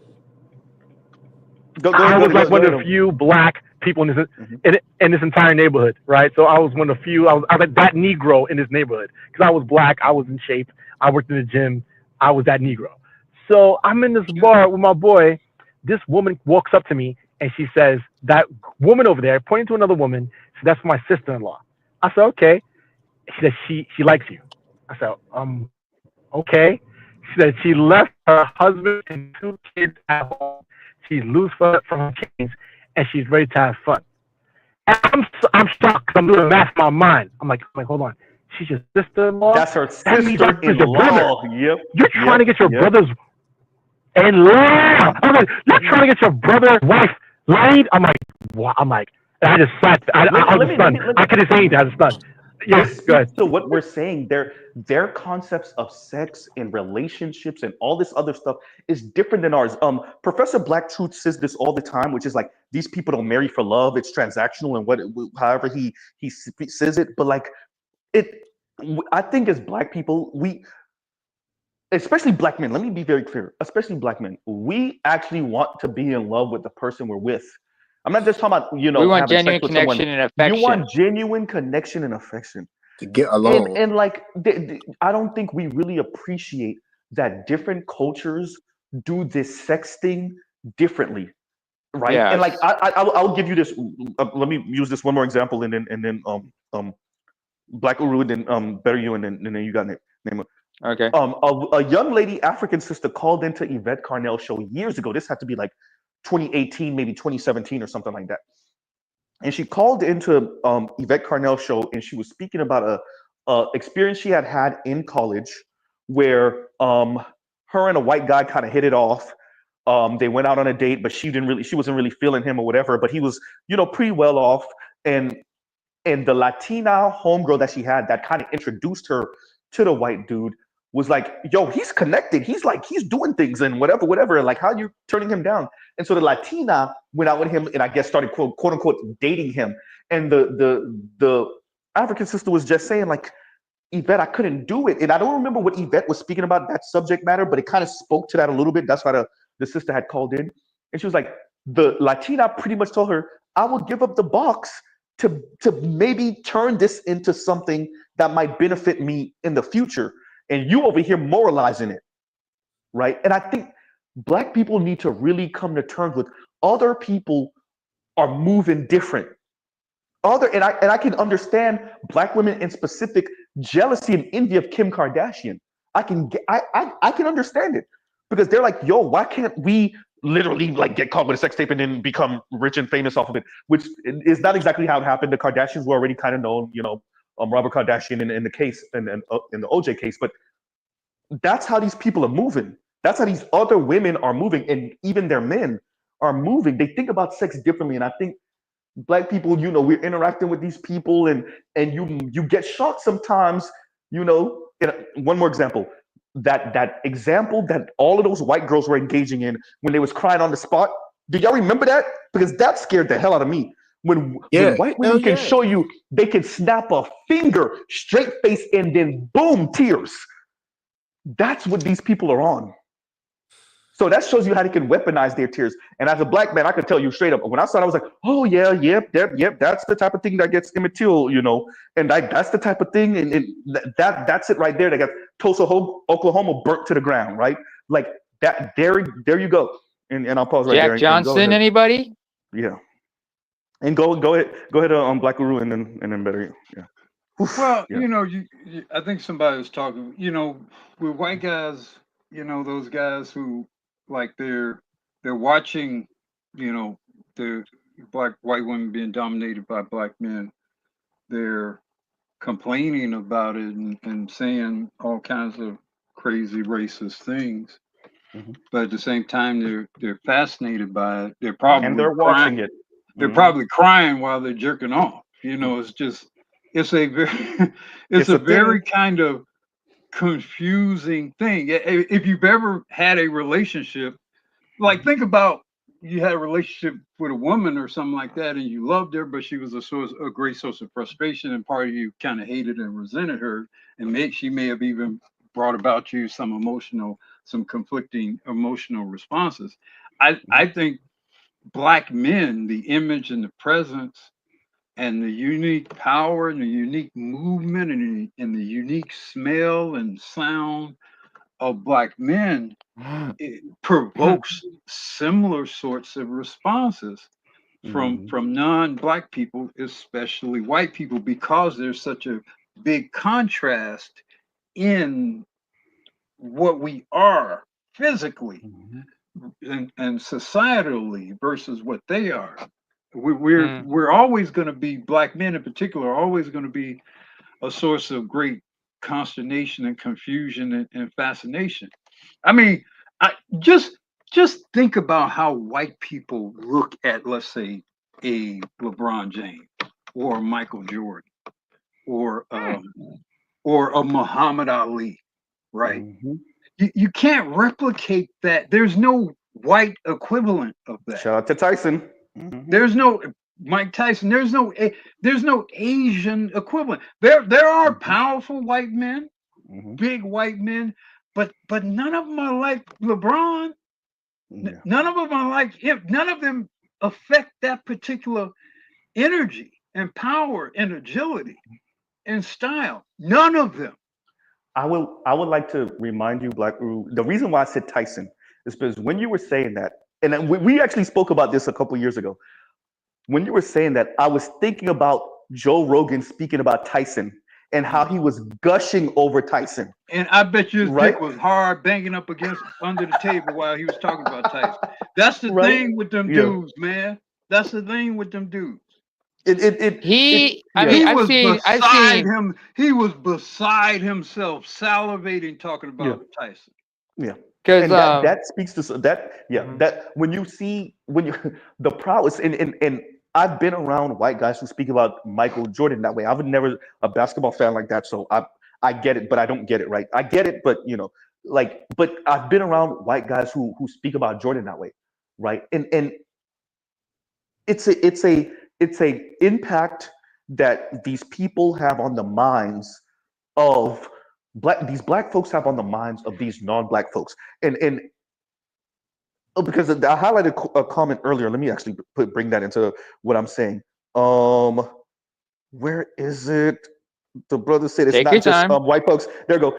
Not just white men. There's a lot of Indian and Asians watching that too, talking about the black, and because it's the impact that these people have on their minds. What Michael was around the planet. I'm not just talking about Jordan here. I'm talking about Jackson, right?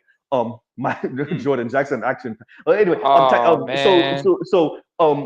the impact that Pac had around the globe, right? Like, and these people watched Corn thinking about that, right? They watch this thinking about that. Then they interact with you, kind of intrigued and jealous at the same time. You an average ass black dude doing your job, but in the back of their mind is this. And like, I joke around when I say this, but I'm not joking. A lot of these non-black men are low-key homoerotic like a mug. Ooh, yes. I'm joking when y'all know I bring it up in conversation or when I do my monologues. I'm like joking, but I'm not joking. Right? Hey, like they really are. A lot of these guys, if I can't have your dick, I'll take your dick. You know, well, I don't know, man. I'm telling you, a lot of these guys, if you know, like you said, if you can't beat them, join them. If I can't have it on me, I'll take it in me. Yeah. Oh, and it really is a thing. I think, like I said about the sex thing, I think black men in particular, you have to be careful. I'm about weaponizing it in a particular way. And we've had, brothers speak about this, Black Uru. I'm not gonna say the academic, but he's mentioned this also. But yeah, no, these other people are playing for keeps. I don't know. I want us to be careful because now this globalized world we're in, everyone else is playing for keeps.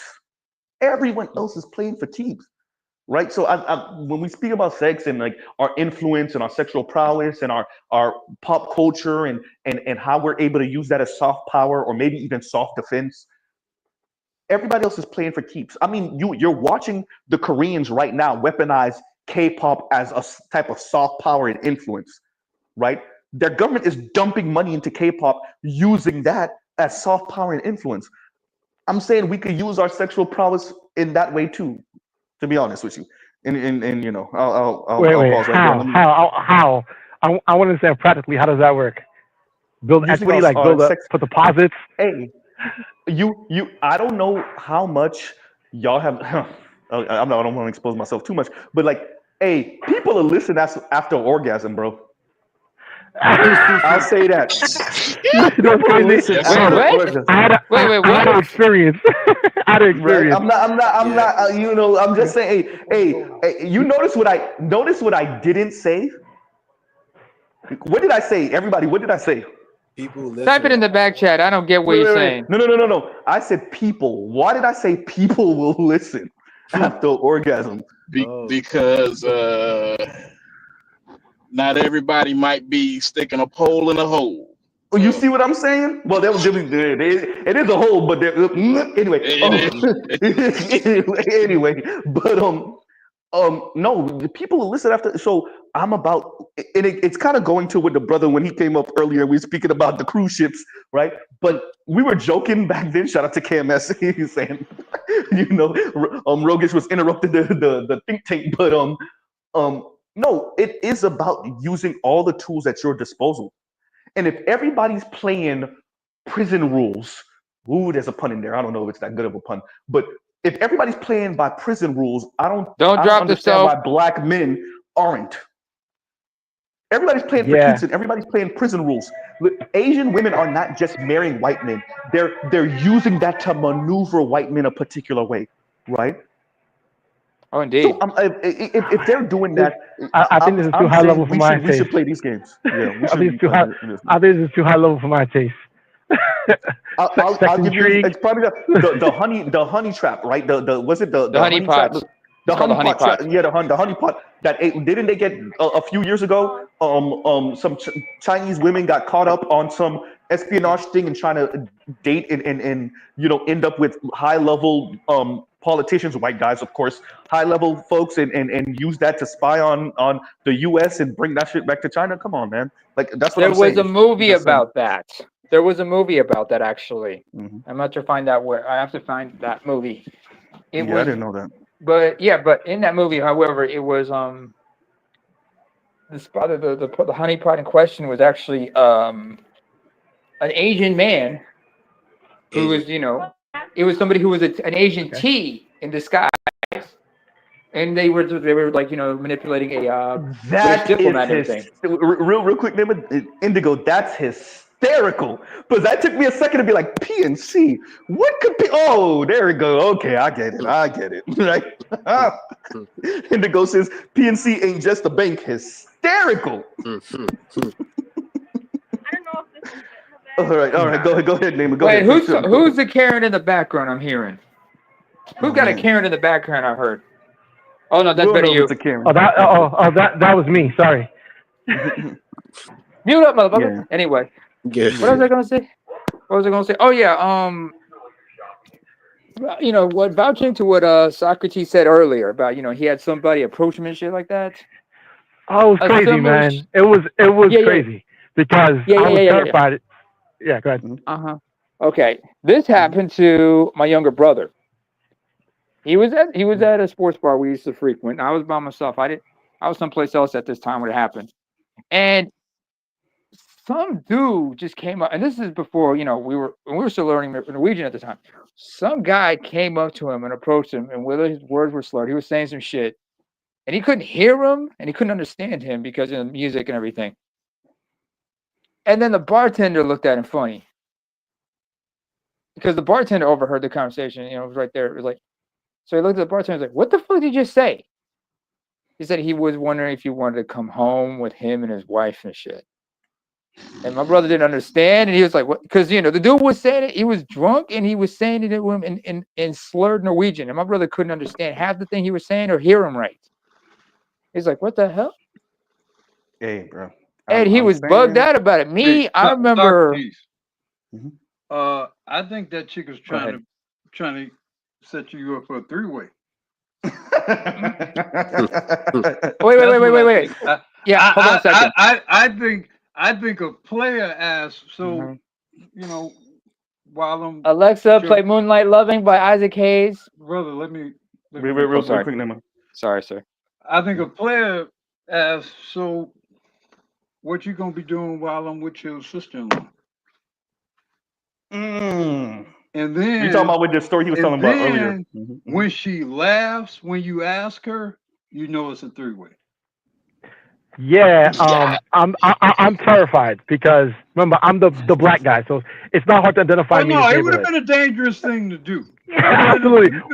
What if this white guy decides to flip out? He kills his wife, kills his sister. Then he comes and says, "Where's the black guy?" Oh, you mean Garrett? You mean Socrates? He blows me out. I would have only do it if I was there like on a business trip and I lived on the and you wouldn't have to see me. I'm gone. What did Mr. I might have did it then, but no, not if I'm still in town. No. And let me read this quick. And Joe says, so glass cannon versus the sore loser option. And I think he's referring to what I was saying earlier about we pretty much have to maneuver white folks to make a choice between whether they blow this whole thing up or whether they give up on the domination thing and live peacefully amongst others. And I don't really see it. I'm iffy on how suicidal white people would be. And if anything, I foresee more of a sort of a gradual transitioning away from white supremacy. I don't think white supremacy is eternal or immortal.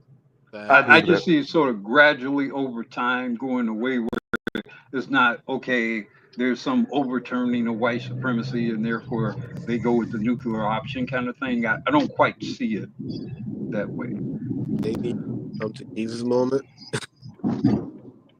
If not, I think they just need to have a moment where they grow up. Wait, everything we're doing, end up bullshit. I think we need to do better, and I think what we're doing is not, was working. First of all, for ourselves. I don't know.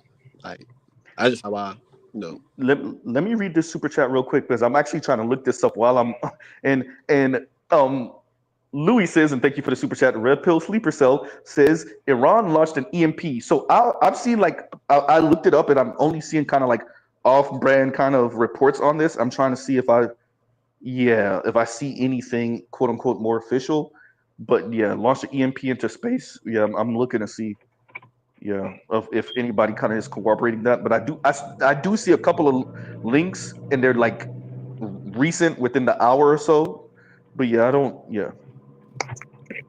I'm trying to look to see what I find about that. Yeah, that would be somewhat launched an EMP into space. Yeah, that would be somewhat of a game changer, right? Because there's a lot of ways to obviously the nuke in particular, and the way it looms in our imagination. That is one of the most. It's not conventional, but I would say one of the most deadly. Not even one of the most deadly, quote unquote, conventional weapon when you take out, biological weapons and all of that other stuff. But there's other super deadly things. Thor's hammer. Nations who are not, EMPs once again. Russia has the father of all bombs. Obviously, you have Moab, the mother of all bombs, created by the U.S. There's a number of other very, very powerful, devastating weapons that could be employed in a conflict that are not nukes, right? So dropping a tungsten steel bar from space, and it has the same. Yeah. Like the rod. What is it called? The rods from God. What is it called? Rods from God. Rods from God. Yep. Rods from God. Yep. Yeah. Yep. Just the impact alone. That's terrifying. It's like. Yeah, the impact of it dropping from space, and it'll reach rather quickly because it's falling at the speed of gravity, and it just hits, and the impact creates a massive devastation, almost like a bomb. It's like a bomb. And so, I don't know, man. In all honesty, when I think about white people, I think white people are victims of circumstance and misfortune, and I know it sounds crazy to say this, but if you understand in history, for at least 1,000 years, they had it rough. They really did. They had a horrible terrain. They probably was rent out of more fertile areas, right? So chances are they were probably around more, sustainable places, but they got chased out, brought to the Caucasus Mountains where hardly anything grows, and they spent thousands of years fighting each other. So now when they came out, it's like a Rocky montage. It's like never again. You're not gonna put me in the corner again. That the Mont Blanc that's in that little slice of Europe they have in the Middle East are just exhibiting what white folks have been doing for centuries now, millennia. What do you mean? 2 millennia What at least. have been doing? The never again. I was oppressed this way, so I'm coming out and I'm doing the same thing to those of you that are not as powerful as me. Not necessarily as powerful as you. I think there's a chronic psychological instability in them that's due to a history of deprivation. Like they lived in harsh. Like think about it. If you think about it from an anthropological standpoint, why would people pick the most harshest terrain to live in? Look at Switzerland.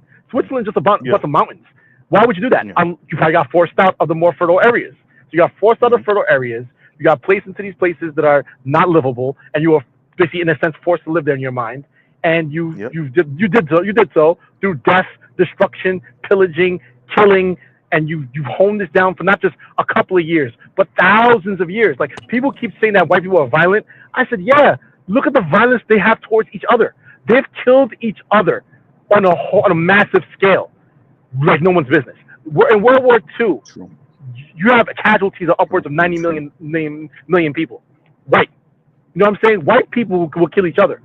It's just that's how they've been doing it. Now after they've done killing each other, now they're ready to face the rest of the world. You have like a doomsday. You have a being that has been forged through nothing but survival, fighting, and doing whatever it takes to survive. And so in a sense, there's a white author that wrote I said it earlier when Black was speaking of the Iceman and Iceman's Inheritance. Iceman's Inheritance. Yeah, he talks about this. I think it's true. And also, I heard they also have Neanderthal blood, which I think is also a sign that they were kicked out of human beings. People know that part. Yeah. How did you end up with Neanderthal DNA in your bloodstream? You must be kicked By out the of way, so genetics. now many of us have that too because of European conquest. And you know the unsavory way that we got it into our bloodstream. But no, it's something like what 3% or so. I've heard 3 to 5%. 3 to 5%. Of non-sub-Saharan African folks. So everyone else outside of people that pretty much never left Africa. So shout out to all the African brothers. Everyone else on planet Earth got some type of right here mix. Yeah. So of that. So yeah. Yeah, so I think that understanding them is understanding, like, you know, the whole famous African proverb, the child that doesn't feel the warmth of the village will burn it down. Yeah, burns the village. Yep. That's kind of white people. White people coming back like, hey, you guys kicked me out. I survived. Now I'm ready for my payback. But here's the thing: crazy. What you're doing on planet Earth is exhibiting exactly why we didn't want you around in the first place. That's exactly what I was about to say. Like, you come back with your bullshit. That's funny. You ain't learned. You know what you did do? You took technology, like you were saying before. You took technology and came back to conquer and destroy. Bro, that's why we trying to keep this away from you in the first place. You know what it is? It's like the unhinged friend that you have, and you like, bro, don't let him drink, bro. Every time he drink, he be acting a fool, bro. We always no. Make sure you never get a gun. No, you make sure you got that unstable, emotional, stable friend that makes you never get a gun. Like, yo, you can't have a gun. Pork and juice, bro. Yeah, pork and juice, like that, bro. Like, we can't let you have the gun, bro. You unstable. Bishop is juice. And what did Park say in that goddamn movie? I don't give a fuck. like, bro. And then that's really it. He said, "You're right. I ain't shit. Right? You ain't shit either." So anytime I feel like taking you out, I'm gonna make that decision. Like, damn, this guy is. Dude trying to shoot in the elevator. Dude trying to shoot in crap. Like, bro, this is really that guy. This is really Bishop from Juice. The character's name is Bishop. And think about what we saw with Trump in particular, but even with Biden, like the way they take out these other leaders, right? You saw with Trump, like homeboy from Iran, one of the generals was Soleimani. Soleimani. And he just what embassy was that? Was that in Syria? Where was that embassy? No, it was on a convoy in Iraq heading back to Iraq. Yeah, it just bow, and that was Trump's way of saying shut the hell up. Literally, like drone shut attack. down. That was a drone strike, by the way. See what I'm saying? So like that's what we're saying. Even with the small hats, with the phone and pager explosives, we'll say. Yeah, it's just, man, this is how these people Wait. My whole thing about the small hats is that why do Middle Easterns keep playing with them? I don't understand the thought process. Like, you think what was the name? I got the answer for you. What was the name of the Egyptian leader that said they left black and came back white? Okay, I understand that. Abdel Nasser. Yeah, it was Nasser, right? So it was Nasser. Yeah. You asked why is the Middle East playing with them? Yeah, playing with them because I gave you the answer. I think it's called somewhere in the range of 113 to 130 nukes. Yeah. Okay. That's how many they stole the materials, or supposedly stole the material. I think the United States gave them the materials and then cloaked it as saying they stole the material for those bombs. But yeah, it's called nuclear bombs, bro. Yeah, but so they're messing with Israel because Israel has nuclear bombs? No, I'm saying they're not messing. They're not doing to Israel what they would have done to Israel if it wasn't for those have those nuclear bombs. Yeah, but so my point is what they're currently doing is guerrilla fighting. There's constantly throwing mortars and what's the point of that? Yeah. They're having a gentleman's conflict in lieu of how bad it could really get. It's a joke. It's really a joke. It's the same thing that happened with Ukraine. Hell, wait. Putin could have easily fired a couple of nukes off over Ukraine. You know, but then of course America presumably would fire some, or NATO would fire some, and so that would be the end. That would be the end of everything. Here's my question. There's a gentleman's conflict in lieu of everybody dying. let me say this. right, Let me because I know real quick because I know Nema remember this joke. I know Nema real quick, AL, real quick, AL, and because we could barely hear you by the way, AL. But real quick because I know Better You was trying to go, so we'll get Better You and then AL, and then we'll end up with Black Rule. But let me say because I know this. Nema knows this joke. Nema, when George Carlin was saying the quote unquote Civil War and what's so civil about it, he was like, "Excuse me, sir." Like he saw that like that. That is like what I think about the gentleman's conflict and whatnot. No, I got one better. I got one better. I got one Go ahead. better. Do you remember JB Smoove talking about gentleman war, about gentleman duels, how they would do the duels, you know, how they'd be dressed in a certain way, and how they would call and say, I want to challenge you to a duel, meet you a certain way. How he did it in his like talking about being classy about it and everything. Yeah, but then again, I remember the history of duels. There's a professor who's also a podcaster named Daniela Bolelli. One of his first episodes was about the history of duels. One of them involved, I think it was James Madison, one of the first presidents. You mean Alexander Hamilton and James Burr, I believe? Oh, yes, that's the one. Yeah, Alexander Hamilton. He would have been a president if he. Yeah, he would have been a president if it wasn't for that damn duel. Which, by the way, he never wanted to actually fight. He didn't actually want to do it, but because I'm a man, I'm gonna go do it anyway, and I got murdered. If he didn't, he would have been labeled a coward, and that is the worst thing. Yeah, for real.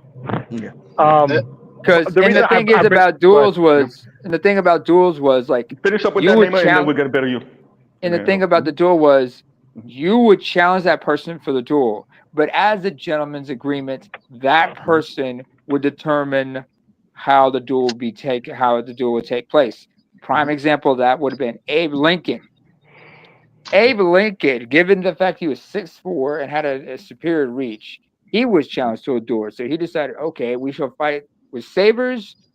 And he said something about on a log. And given the height advantage and the reach advantage he had over the other person, the person then reconsidered the duel.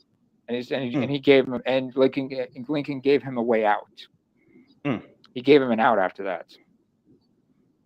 That speaks to a different type of manhood and 17 whatever the hell and 18 whatever the hell. That was in 18th century. You know what's the worst part about 19th century. The Burr Hamilton duel? What? Hamilton shot first and intentionally missed Burr. Yep. And Burr shot to kill. Yep. And killed him. Yep. Caught a body. Yeah, Burr was the one that really had the movie. It's a great scene in the movie.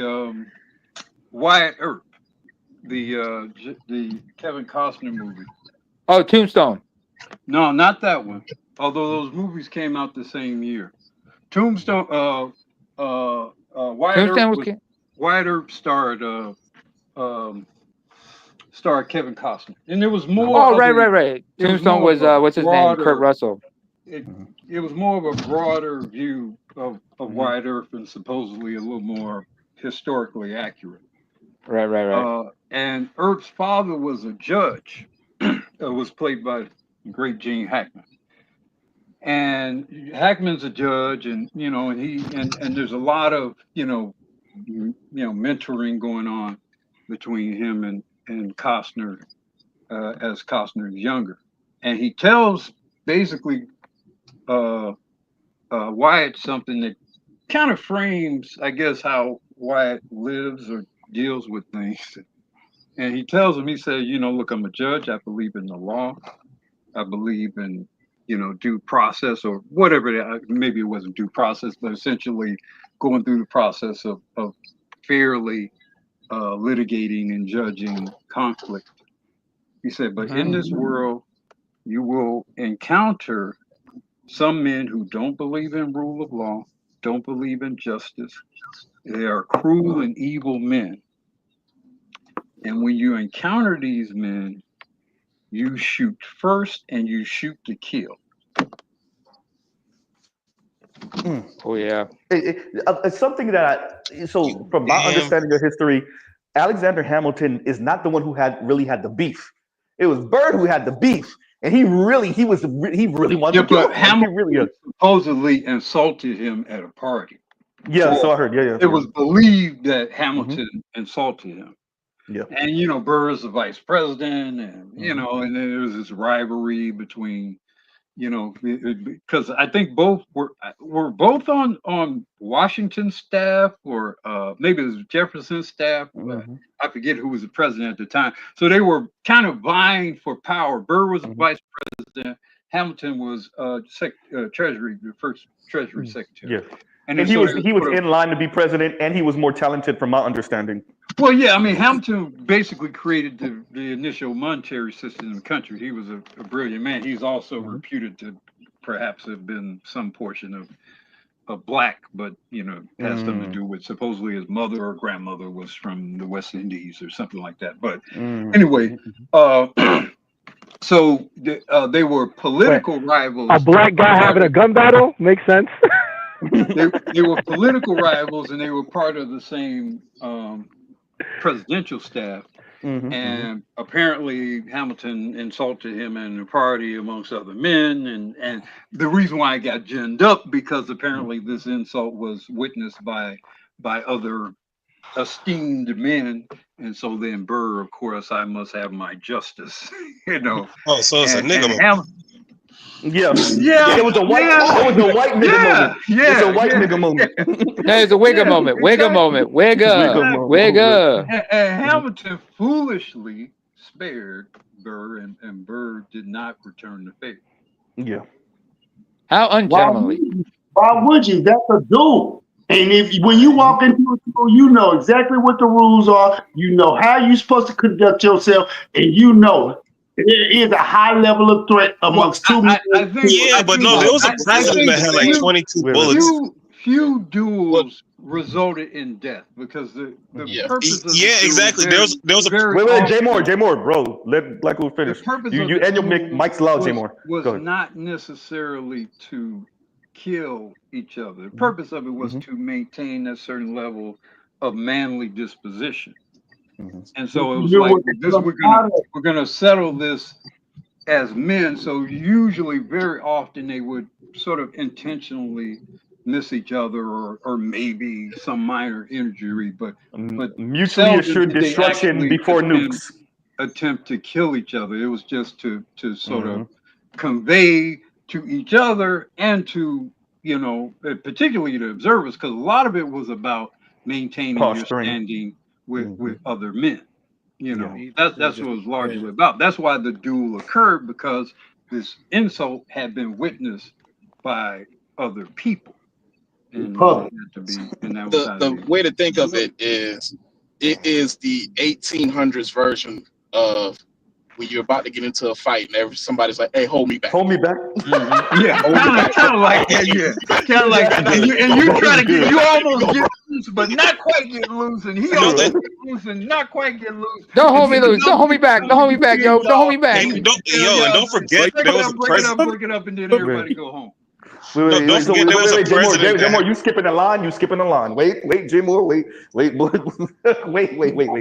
So let's have AL, LAR, then J Moore. Go ahead, AL. Don't nobody say shit.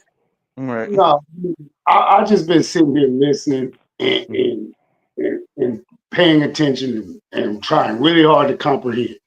And I'm hearing a lot of stuff that makes sense, a lot of stuff that's rational, a lot of stuff. But when I don't even want to wrap my ears around that other topic y'all was on, because I'm too heterosexual and my gaydar stays too high to even want to even. Sir, you are from Texas, the Lone Star State, with a bunch of white men pretending they straight. Go ahead. The Lone Star State with a bunch of white men pretending they straight. You see how that runs? I'm saying. Yeah, but you come down here and you reiterate that in public and see how well that goes. Of course, your average. No. Don't listen to the rebuttal, because you're not. I need you to listen to comprehend. Listen to what you said. Listen to what you put out, and then let it marinate and think what that really said. No, there's not a bunch of queers down here in Texas. You come saying that type. You come saying that. You come saying that type of shit around here. I'm You sorry, come AL, I saying gotta that laugh, type bro. of shit around here. Listen, You Elder, I gotta gonna get laugh. in a. I gotta You're gonna get in a laugh. real life second amendment. Ooh, I gotta laugh. You're And gonna not get in only a real life What was that second phrase amendment I hear down in doing. Texas? All they got are queers and steers. I'm saying, Yeah. look, Hey, look, it's AL, hey, goddamn it, Go ahead, it's AL. funny where you at. It's funny where you at. It sounds all peaches and cream where you at. It sounds sweet. Bring your ass down here and we iterate that kind of comment down here in the Second Amendment space. Hey, you will get handled in a one-on-one duel. I guarantee, yes, you're right. We will play with those get type of handled words. because it's a bunch of dudes that Not like play handling with those dudes. type You're of right. words and that type of language in the Lone Star State. AL, the stars at night are big and bright. He's in the heart of Exodus. No, it's not Texas. It's Exodus because we will literally X your ass out trying that goofy shit. Try that goofy shit down here, and you will get X'd out in Look, Exodus. we already know about how in these conservative spots they still get divorced at the same rate. We know they still watching porn. We know they still engaging in the same activity as everywhere else, including Don't forget Brokeback some Mountain. hanky panky in between men. I swear you beat me to the punch, neighbor. And don't Brokeback Mountain forget the type cow joints. tipping. They bring a whole new meaning to the word cowpoke. I'm saying. I'm just saying, and Afro National says Texas got some closeted conservative cucks. CCC. Okay. The KKK is a CCC. Go ahead. Messing with you, AL. I'm messing with you, AL. I'm messing with you. AL's old school from Austin. You don't want to. He's got a point. He has a point. Y'all try that shit. That shit sounds sweet when y'all. It's all hunky dory. You literally try that shit and see what'll happen. You will literally be in a one-on-one. You better have your Second Amendment on you. Do for real. It's certain, and I understand where y'all coming from. And yes, let's take the jokey joke out. But all bullshit aside, you know what I'm saying? In certain areas in the country, you can talk freely about stuff like that, and it'll ride. It can slide. But down here, no. And I don't. Yeah, and you right. You right. Black, and you right. Z. Yes, you do got some closeted fairy boys that do some fairy boy shit. But in the same sense, while you thinking, you might be thinking that, you're not finna say that shit out loud because you know what's gonna come. Nobody says it out loud to them. Yeah, nobody's gonna say it. We know what they're gonna go back home. Queers man will knock your fucking block off if you utter words like that in public. And because the closeted folks be the first ones to throw the punch. You right? We hear you. Look, he would try to blow your fucking head off. Because why? Hey, you sure you want to use that statement, AO? You sure that's the statement you want to use? He can be closeted all the fuck he wants in his private, but he knows the rules and regulations. When he come out in public, he better be vertical like a man, walking like a man, dressing like a man, you want to use again? Talking like a man. If not, he knows what type of humiliation and consequences and repercussions come from it, and he don't want that in his life. Let me say, wait, y'all, wait, because I gotta joke with AL real quick. I know you're being serious. I'm joking with you, but what I'm saying is, when you speak into especially millennials like Z, who grew up, gotta be witty with the mama jokes, right? So when you were saying they'll blow your effing head off, that was too easy. Then they got to stand up vertical. That was another one that was just wet. That was a layup like a motherfucker. Okay, like you're digging your own hole, man. You're just digging the grave. No, but I think AL is telling the truth. I'm not even gonna lie. As a person that just came from Texas a couple months ago, I think he's right. You could see it in the posture of because I was in Dallas. You could see it in the posture of them, and yeah. Not only that, also because I remember, thank you to BGS because he had us listen to he posted interviews by Craig B. Hewlett. Craig B. Hewlett talked about how One thing you got to be careful because he is during his time living in Houston in particular. Road rage on the freeways and interstates and on the highways is no fucking joke. They will flash. They will flash the hammer if you cut them off, and they'll come out. Goddamn, LAR, you smoke left. your ass. I guess it's because we're talking about Texas. LAR gone. Goddamn. He'll be back. He'll be back. But the truth of the matter is, like, I mean, by the way, just to go funny with what he said earlier, with what ALs was talking about. All I gotta say is, Alexa, can you play Macho Man by the Village People, please? Thank you. I'm saying we're just having some fun, and not to mention a whole lot of Californians are moving to Texas. Oh, and I'm saying, it's only a matter of time. They get a real fucking reality check when they come down here too. Don't think they're not. There won't be any pride parades over there, that's for sure. Yeah. I don't know why y'all think eventually one can't go this way and the other go that way. And look, man, what I'm saying is there's a lot of Californians moving to Texas. I don't foresee Texas being the same Texas. Austin to be. They're moving to Austin mainly. Yeah, but it's only a matter of time, right? It's only the water turns hard, jagged rocks into pebbles. I'm just saying, smooth rocks. Come to think of it, I remember, and this is from one of my peoples who are in the DMV. They know some people who are same-sex loving, and a lot of them are relocating down to Huntsville, Alabama. Why? There's some areas being gentrified over there in Huntsville, apparently. And I have there's kinfolk I have down there who's in Huntsville in Alabama, but I'm really reluctant to come down and visit them. I said I'd rather you come visit me instead. And they're not of my ilk either. They're just friends of the family who are originally from there. Yeah. I'm gonna give y'all a quick example of what's going on between the new and the old. And I'm gonna talk plain. When I was growing up, if we seen a fairy, nigga, you gay. We would say it, nigga, you gay, go where you at. Go back your way, don't play with us. And we put that 1,000-yard stare on them and they knew. You knew what was coming next if you didn't heed our warnings. Y'all got all this pause shit and shit. Man, it's like y'all have literally let feminists and women change the way language is spoken amongst men. No, I don't get down with that. And I'm saying that to say this.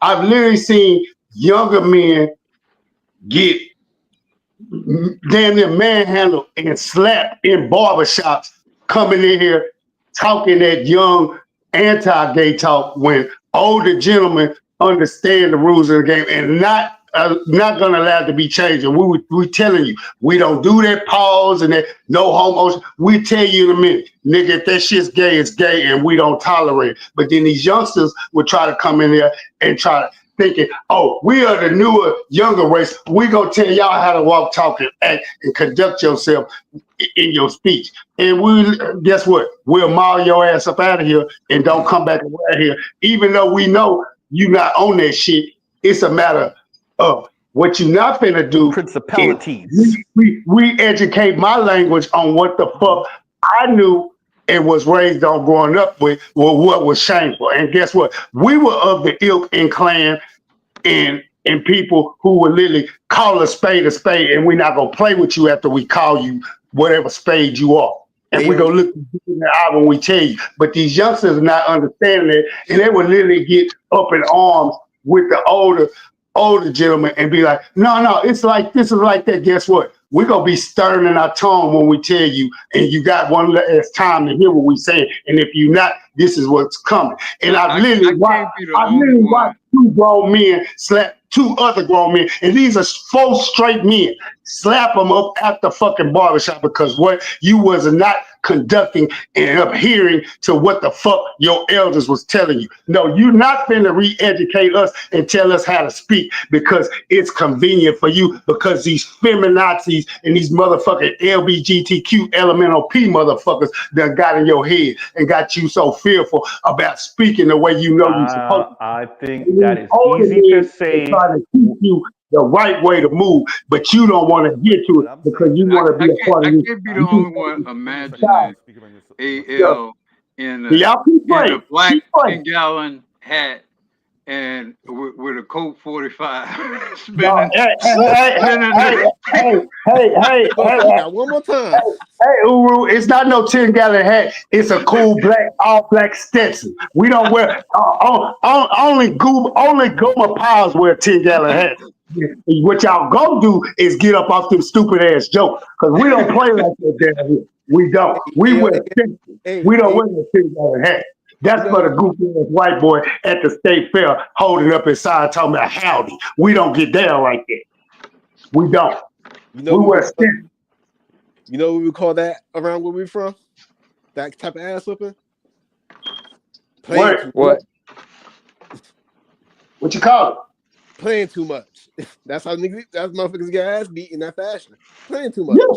Yeah, for the most part, you reckless with your verbiage and you think it's a game and you don't realize there are consequences and repercussions for how you let out your etamon in the public ether. We don't play. We don't play in Texas. All the rest of y'all can play. Y'all can play all y'all want, like y'all doing right now. But we don't play that shit. Real shit. Now I'm getting serious. Very eloquent and very thoughtful and genuinely real. I respect it. Yeah, well, everybody got their something. I mean, we say the same kind of shit up here in Chicago. Everybody big badass, you know. The gun equalizes everything and everybody can get a gun. So yeah. Anybody can get it. And guess what we understand in Texas. That's why don't everybody else in the country, y'all triple. I can't believe how y'all just love guns and this. Guess what? Guns keep your ass civil. Because guess what? If I know you got a gun and you know I got a gun, you ain't gonna be so reckless with your etamon that you letting out in the ether. You gonna be real contrite and real stern about how you lit out your verbiage because you know there is a high level threat of buck coming back on your ass. It's funny though, from what I recall, AL, is actually when you actually had to fight with your fist. Is when men were actually less reckless with their mouths, because anybody can grab a gun and shoot somebody, but when you got to draw knuckles with another man, and risk the prospect of getting your ass whooped for the world to see, that typically is when you have men behave with a little more decorum. It's in fact, from what I see, it's all this gun toting and shooting that has kind of pussified men to a large degree. In fact, there's a great scene in that first Fridays movie where late great John Witherspoon is telling Ice Cube, his son character played by Ice Cube, who's getting ready to take a gun out, and he said, "Man, y'all some punks, man." He said, "When I was coming up, you know, you had a problem with somebody, you put up your dukes. You know, you win some, you lose some, but you live to fight another day." And with that being said, Black Hole, you absolutely 110% correct. And I was raised under that old school tenet and principles. You had to knuckle up. But I went from watching Negroes, like I said, I was born in the 70s. I grew up in the late 70s, early 80s. This was my childhood coming into manhood. We knuckled the fuck up. But guess what? You start seeing less and less niggas wanting to take their ass whooping in public because they felt like that was just too shameful, or they was. Those are men who were not being raised by men. That's where I was about to go to. What happened was you had too many effeminate ass men who was raised in single parent households whose mom was on that I don't believe in that violence. You don't fight this way. So these curry ass niggas who did not have a father figure or a father in their household or in their life teaching them these rules and regulations, they started leaving the way of knuckling the fuck up because they was listening to their mammies, their grandmammies, and their aunties and nieces and shit. All there, don't fight them. So these curry ass niggas went from saying, guess what? I ain't finna get shamed in no boxing match one-on-one because I'm gonna get bruised up, and mama ain't the old mama that would say, nigga, I'm gonna send your ass back outside, you gonna keep fighting till you win type shit. They started picking up guns. And guess what? I am 51 years old now. All the fist fighting, trust me, and I was a fist fighter in my teens, my 20s, my 30s, but by the time I hit my 40s, I said, you know what? I'm gonna even up the playing field. Because these niggas don't want to knuckle up. They quick to go run to the Trump because they don't want to be called pussy and they want to start doing like they did in Boys in the Hood. You got that one nigga, he pull out that chopper and shoot it, not shoot it at nobody, but shoot it in the air and scare everybody and thinking that was cute. No, that wasn't cute. What you're doing is evoking. No, but if you recall, Doughboy started that whole incident. Yes. Yeah. Because Doughboy was the first one who flashed the gun. Yep. Yes, he did. Yeah. He caused his brother's murder. Demise. Yeah. Long But term. what he did, let's keep it straight. Let's keep it all straight. He flashed that gun from his waist, just showing it. Literally, hey, I'm not here to play. Once you show a gun, brother, it's a mortal event from everything going on after that. Because it's one thing for us to bump into each other. You hit me, I hit you. We resolve it that way. But once a gun is shown, it's all out warfare at that point. Yeah. First of all, if you show me you got a gun, I'm shooting you.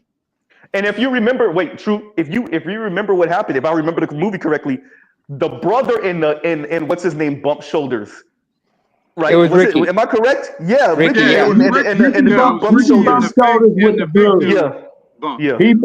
He bumped shoulders with the blood accidentally. The blood took offense. Ricky was a young high school stud, full of calm, young. Ricky took offense. Yeah. Ricky said, dude, why, say excuse me. And dude was like, F you, whatever.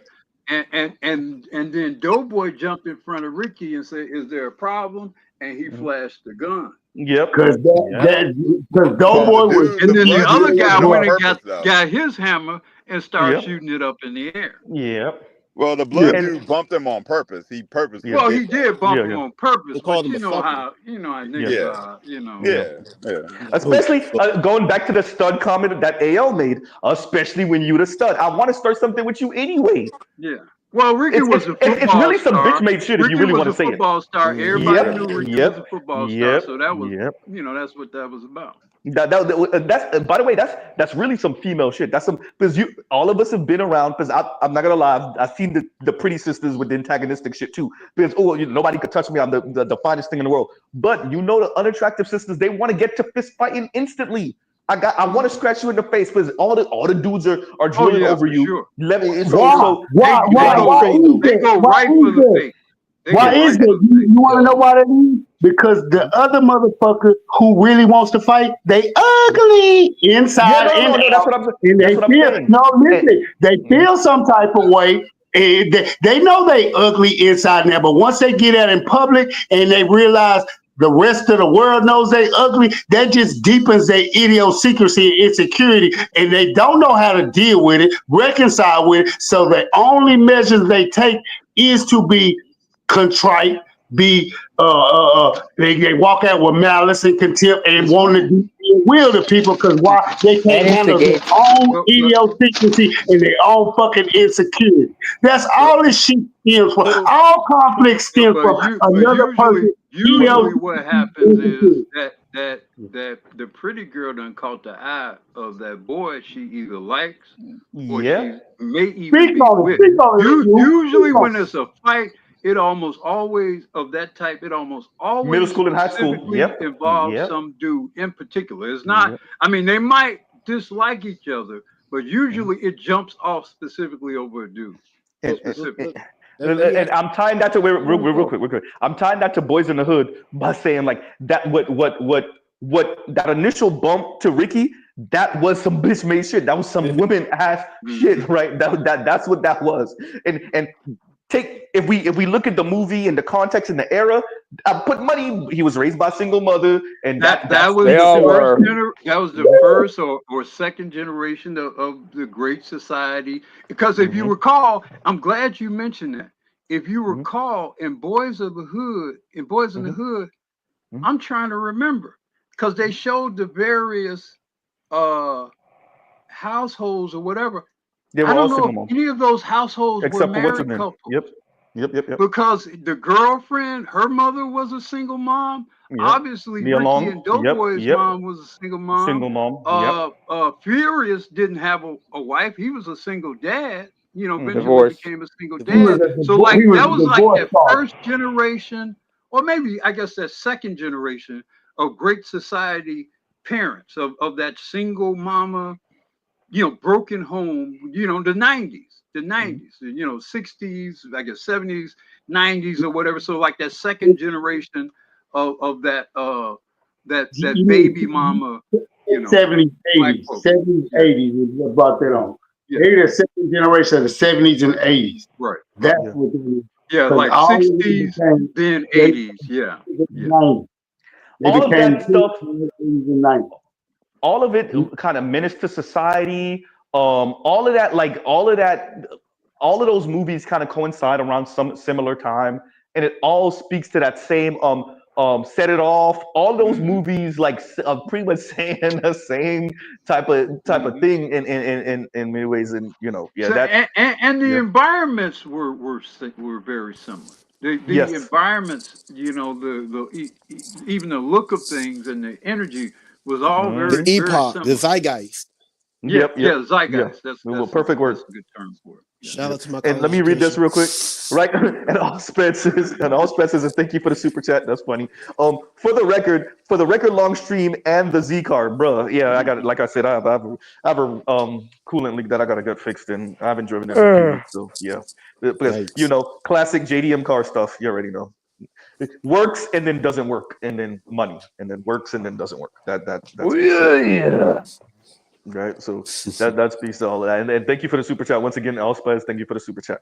Yeah, no. So God damn, I wanted to say something earlier. Somebody said earlier. Me too. F Cameron and those NYC Negro. There you go. And Afro National says, "Damn you, Cameron and you NYC Negroes." And he's speaking to the pause and no homo that came out of Let me change my. Don't forget about. Wait. Hold on. Don't forget also, Cameron back in the early 2000s also said, "I make it cool for niggas to wear pink." Because remember, he was rocking pink like a motherfucker. A lot of motherfuckers started rocking the pink hard, man. Y'all made me feel like I had to change my avatar, dog. Y'all. Yeah, hey, let me say this. So what Cameron was right. Cameron was driving around here in a pink Rover with pink mink and pink polos and pink jerseys with pink do-rags. He was pink. Don't forget the pink bandana, pink Tims as well. Don't forget the pink Tims. Oh yeah, pink Tims. Go ahead. Look a certain kind of way coming. Wait. Go ahead. I'm Black Ruin. I think Jay Moore's trying to say something. Go ahead. All that stuff look a kind of way coming out of the revelation, the Diddy revelations. I'm starting to think a certain type of way. Yeah, we're not about to do this thing about in the 80s and 90s, man. It's not a good look. It's not a good look. Let me say this. If there's one person, if we found out anything like that about Cam, I would have to reevaluate my life. I would have to if we found out Cam was on that type of life. Here's my question.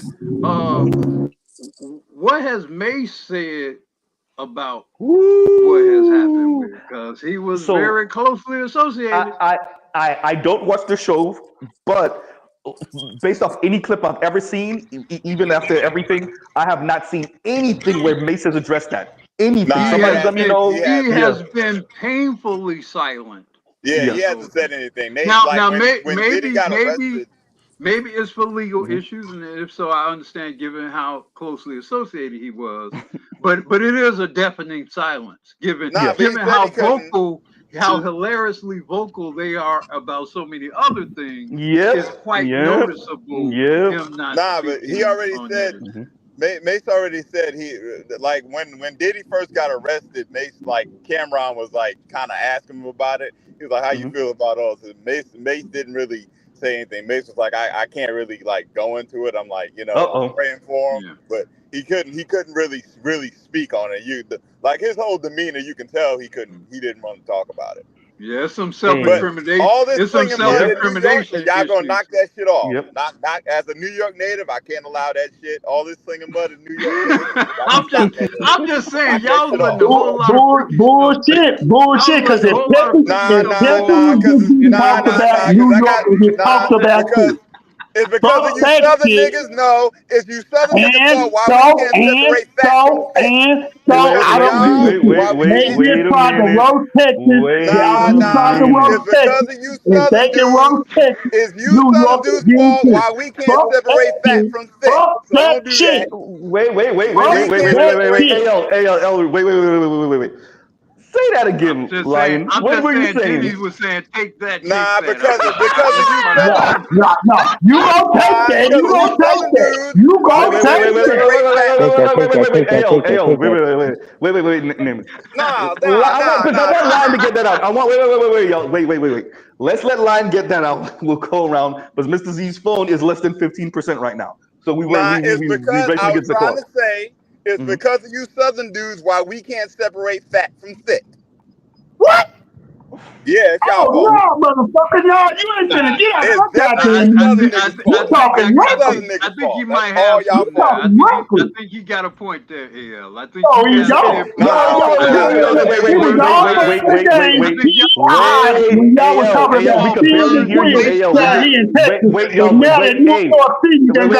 We can barely hear you when you don't want to take your motherfucking bullshit.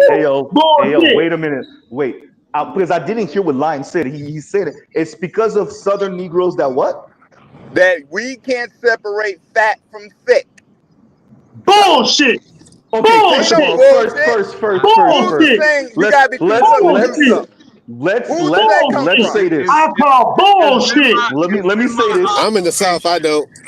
It's been my observation that from Chicagoan that I think Lion got a point there.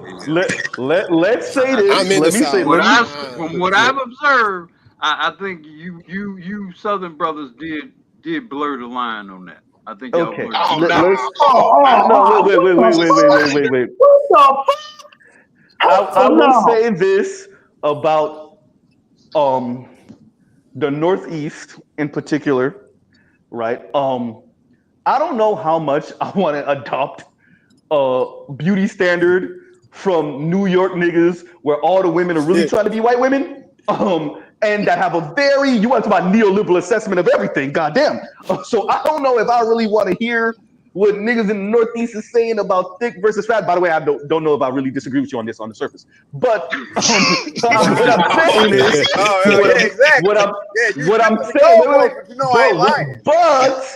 but what I am saying is, if we would have left it up to y'all, it would be nothing but with a bunch of Mariah Carey looking chicks running around here being the goddamn beauty standard, and we had to open up the beauty standard because. Hey, let me say this.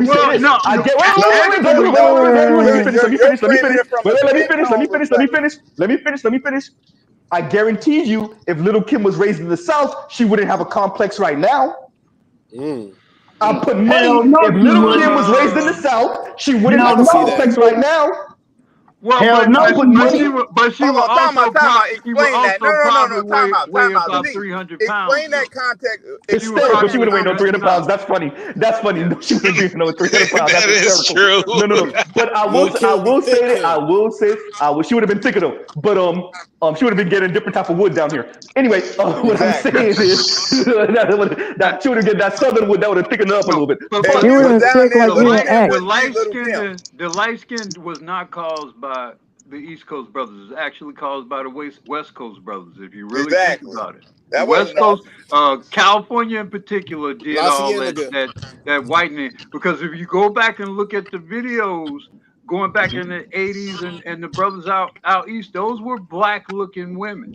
But when Dre and all them hit, then they start getting all high yellow and the mixing the Mexicans and whatnot start getting in the face. Good, wait, but I will still hold to this. The Northeast is with, yes, y'all buzz DMX after the shiny suit Diddy era, after the Versace era, right? Then we got back to the hardcore, and that was DMX, and that only lasted until the end of 50. DMX saved the West, the East Coast. He really did because he really did. Because Diddy and Mace in the shiny suits in Harlem World. No, but then right? 50 Cent came. But then 50 Cent and yeah, let me say this. 50 Cent got on from Dre and them, so he was a Thank you, on the West Coast. And let's be very clear. After 50, what happened to the East Coast? No, he was saved. No, wow, no. Granted, he was saved by a West Coast dude, but you can say the same about Eminem. But Lion Wade, a white boy. I don't deny Dre. No, time out. I don't deny Dre. But Black Uru do not miss this. Wait a minute, Lion. Wait a minute. You ain't slick, nigga. You ain't slick. I asked a very specific question that you pretended like you didn't hear. I didn't hear your question. What happened? Okay, let me ask the question. After 50, what happened to the Northeast? Look, I'm a New Yorker. Wait, Jay Moore, don't interrupt that. Wait a minute, don't interrupt that. What happened to the Northeast after 50 and G Unit is the question. Yeah, I can answer the question. Go ahead. ASAP Rocky. But ASAP, I'm not bragging. No. I don't mean that as a brag. Wait. I don't mean that as a brag. No, Z, you're not listening to me. I don't mean that as a brag. Okay. I don't mean that as a brag. Okay. But I gotta still ask the question. AL, you already know where I'm going with this. ASAP Rocky sound like he's from where? He sounds like from the South. No, somewhere very specific. Texas. No, remember we don't came out the Chuck and Scrooge shit. Everything is purple. We tell you in a minute, if you're not from the South, you're not from country rap tunes culture, nigga, no. We not holding none of y'all motherfucking L's. Don't like right now. We do not claim whatsoever. Bitch ass joke. Whatsoever. Down there in Texas. We don't claim everybody else. Hey, y'all do gotta hold that L a little bit because y'all was the first ones to co-sign Drake though. Damn sure did.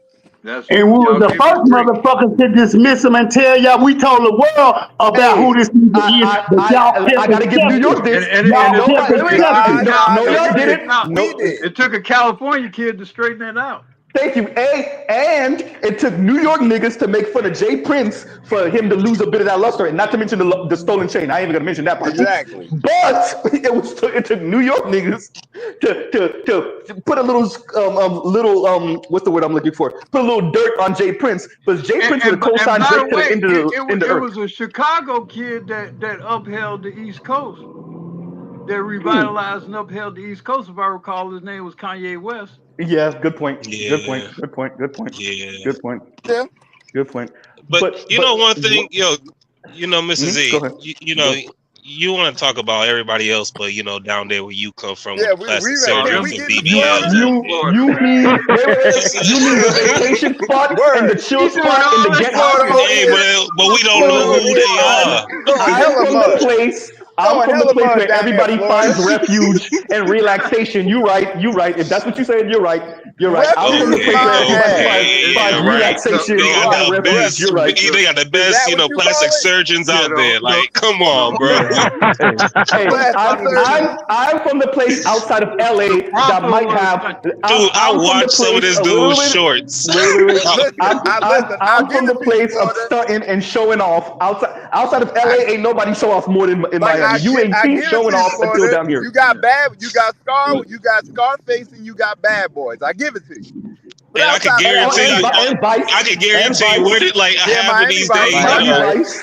No, I can guarantee you. I bet you half of these artists that got plastic surgery done went down to where you at to go get it fixed. Exactly. So you need to go figure out what's going on over there, the source of the problems. Wait. Jay Moore, let me say, wait, y'all. Let me say what you just said differently, Jay Moore. In other words, what you're saying is Miami is beautifying the rest of the country. You right. Yeah, you right.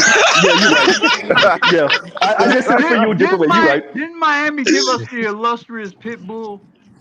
Goddamn. Anyway, we gave but they gave T-Pain. T-Pain is the shit, though. I love T-Pain. But he's not from Miami. He's from Tallahassee. Tallahassee. We also gave y'all. You right. We gave you. Florida gave y'all Plies, T-Pain, Rick Ross, Trick Daddy, Trina. Half you exes are still jacking off to Trina. Let's be honest. We gave y'all Trina. We gave y'all. You see what I'm saying? We gave you all of that. So I'm but how many of them got plastic surgery out of all of them? Probably just from down there. But my point is, all right. Rick Ross looking like he got liposuction. Thank you. Rick Ross looking like he got liposuction. Go, let AL go. You just go fucking conveniently leave that Luke Skywalker in the 2 Live Crew. Uncle Luke has your party. Wait. Let me say that. Any extra talking shit right now, watch your mouth. Thank you, AO, because all of your women were shaking their ass to motherfucking Uncle Luke. Y'all was getting play off of Uncle Luke. Thank you very much. Luke is the reason why half these bitches in America walk around half-ass butt naked. And your problem is... The problem here is what exactly? Wait. So you saying Luke gave us sexy rap? In a weird way, yes, but that's besides the point. That's not what we're doing with it. Good point, but I ain't even gonna go there with it. Nice. He started the change in the environment so she can actually be in the environment. Thank you, but half of y'all and Black people, you don't get to run neither. Half of you goddamn boomers that was piping them goddamn Xers, y'all was getting played off of goddamn Uncle Luke shaking ass music too. You tell me I'm lying. We had to get these young dumb chicks going by something, man. We had to get them going with something. You see, it was there. Thank you. So y'all need to thank Uncle Luke and Trick Daddy and the rest of them because that's where y'all was getting happy y'all, right? And how did I miss Kodak? As a matter of fact, Florida's still giving y'all rappers. Denzel Curry, Kodak, out west. We had two out west. He was good for it too. And I'm glad line is quiet. Mr. Z is down to 3%, so I'm gonna just keep on talking until the battery dies. And I'm glad that we have different because Chicago ain't give us no goddamn ass shaking music like that. Neither did New York. What the hell are we supposed to dance to? I'm just saying. What are you talking about? No, and don't forget, like in New York, a lot of our artists get like club music. Getting arrested or dying. New York gave you club music. That's what we gave you. We gave you club. When everybody wanted to go to the club, people came to New York. Yeah, but you can even tell. When was the last time y'all gave us club music outside of 50? Don't worry, we'll wait. Don't worry, we're just gonna forget Jay-Z, right? We're just gonna forget Jay-Z. Look, we're not even trying to talk about Joe Camel right now. Fuck Joe Camel face. Fuck Joe Camel face. Yes, Jay-Z gave you club music. Yes, the fuck he did. And I hate to bring him up, but you forget about Ja Rule. You're right. Well, Ja gave y'all some club music. Ja gave y'all some club. But Ja did his best New York impression of Tupac, and I hate that people don't act like that's what the hell was going on. That's true. Exactly. That's and we liked it, and we gave it a pass. We like it, and we gave it a pass. Yeah, you gave DMX. He came up under the tutelage of DMX a bit. Yeah. People were feeling Ja Rule. No, people liked Ja Rule until 50 came around. That's true. Yeah, I'm glad that you said that because I really don't like that everybody act like they never listen to Ja Rule. Y'all like Ja Rule. People still listen to Ja Rule on the low. 50 crushed him, and so Aftermath and all that. Yes, we saw it, and Busta and them, and Eminem. They all tore him apart. Yes, that happened. But Ja was the shit before that. Y'all ever see that video of Irv Gotti describe when the 50 Cent, the diss song, the club music, the song, his song. In the club. Yeah. In the club. You all ever hear Irv Gotti describe that? No, I never have. Is him admitting to 50 taking over? And when he first heard, I'm gonna see if I can find that video. But he basically is conceding that 50 is getting ready. We at 1%, y'all. We at 1%. I guess Black Uru, you got the last word again. I love it. Benediction without even trying. Just embrace this change in time. I know in some respects it's a little scary. I mean, given that Trump is not only won, but apparently will have the tailwind of a full Congress and Supreme Court behind them. And some of the shit they're gonna do is gonna look kind of scary. Some of it's definitely gonna look kind of racist. I would recommend you guys look for how you can ride the wave on some of this stuff. And to the extent that it neutralizes some of these women, it may be an enemy of an enemy kind of scenario in a lot of this stuff. But it's going to look and sound a certain kind of way. And you're going to have to be willing to see the value in something that isn't necessarily presented in a way that initially seems appetizing. And take an unbiased look at Project 2025. You may find it to be a more compelling argument than is being billed and sold to us, at least certain parts of it. And I'll end it there. Thanks for having me, Z. I think his phone died. His phone died. No, he did. Because you heard him say, "Oh shit" earlier. You heard him say, "Oh shit." He didn't want to cut you off. Oh shit. Oh well. Hey, y'all think he gonna go get a charge and come back? He's probably He gotta have a no, man. Hey, embrace the future.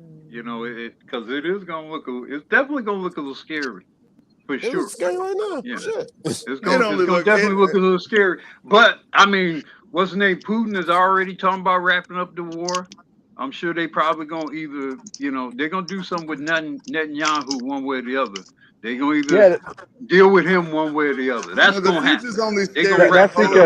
That's because Trump has that old school wasp energy. Yeah. That loosen up his tie, roll up his sleeves, and go crazy. Yeah, I mean, this guy almost got his head blown wide open, so he operating on a whole different. See, we made Trump. Look at that. We did bring something else from New York. Look at that Trump.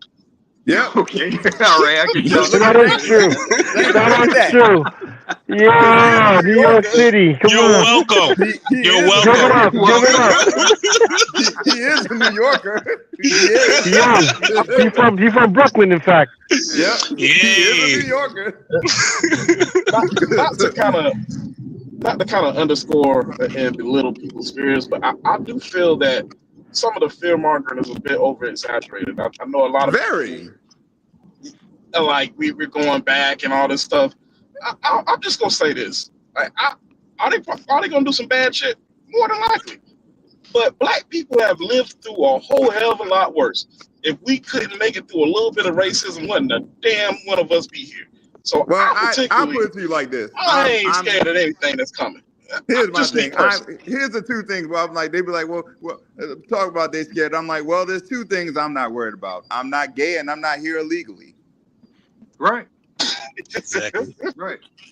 And I mean, and now to the extent that you got a jacket or about to get a jacket, you might want to reconsider some of that. You might want to try to tidy up, your record a little bit, or you might want to make sure your tags are up to date, your car. You don't get pulled over. Some of these things you might, make sure your insurance, make sure certain things up to date, your driver's license, some of this stuff that, to the extent that they can mess with you on some minor stuff, maybe you need to tidy some of that stuff up. So what you're saying is become unuploadable. Hey, you guys, I just want to point out something real quick. I think next time when, Mr. Z come back up, we should just give him a chance to try to shut down the thing, because I think he did restart his phone for like a couple of seconds and he heard us and he kind of let it go on again. Well, we can all just can all just drop off. I mean, if we I don't know if that was it or not. I seen it popped up again. I don't know if that was. Where the after stream at? Uru, when you gonna start your channel? Word up. Word, Uru. Subscribe. Yeah, and the channel can't even end now. We can hold them hostage. Subscribe. Yeah, where you going? Subscribe to my channel. Where you going? And put your notification on, and maybe just in one random gust of wind, I may appear. That's the only thing I can promise you, brother. I know eventually I am going to do it, but obviously I have some kind of psychological block. Oh, it's gonna be a random ass day. But Z's back, so he said he got a drink. Going to shut us down, and thanks for having us, Z. Yeah. All right. We're back. Yeah, like, share, subscribe, hit the super chat. Like, share, subscribe. Thank you, bud, for the replay squad. We'll pause right here. Love, peace, and chicken grease. I'll catch the last, I guess, 3, 4, 5 minutes that I missed on the replay.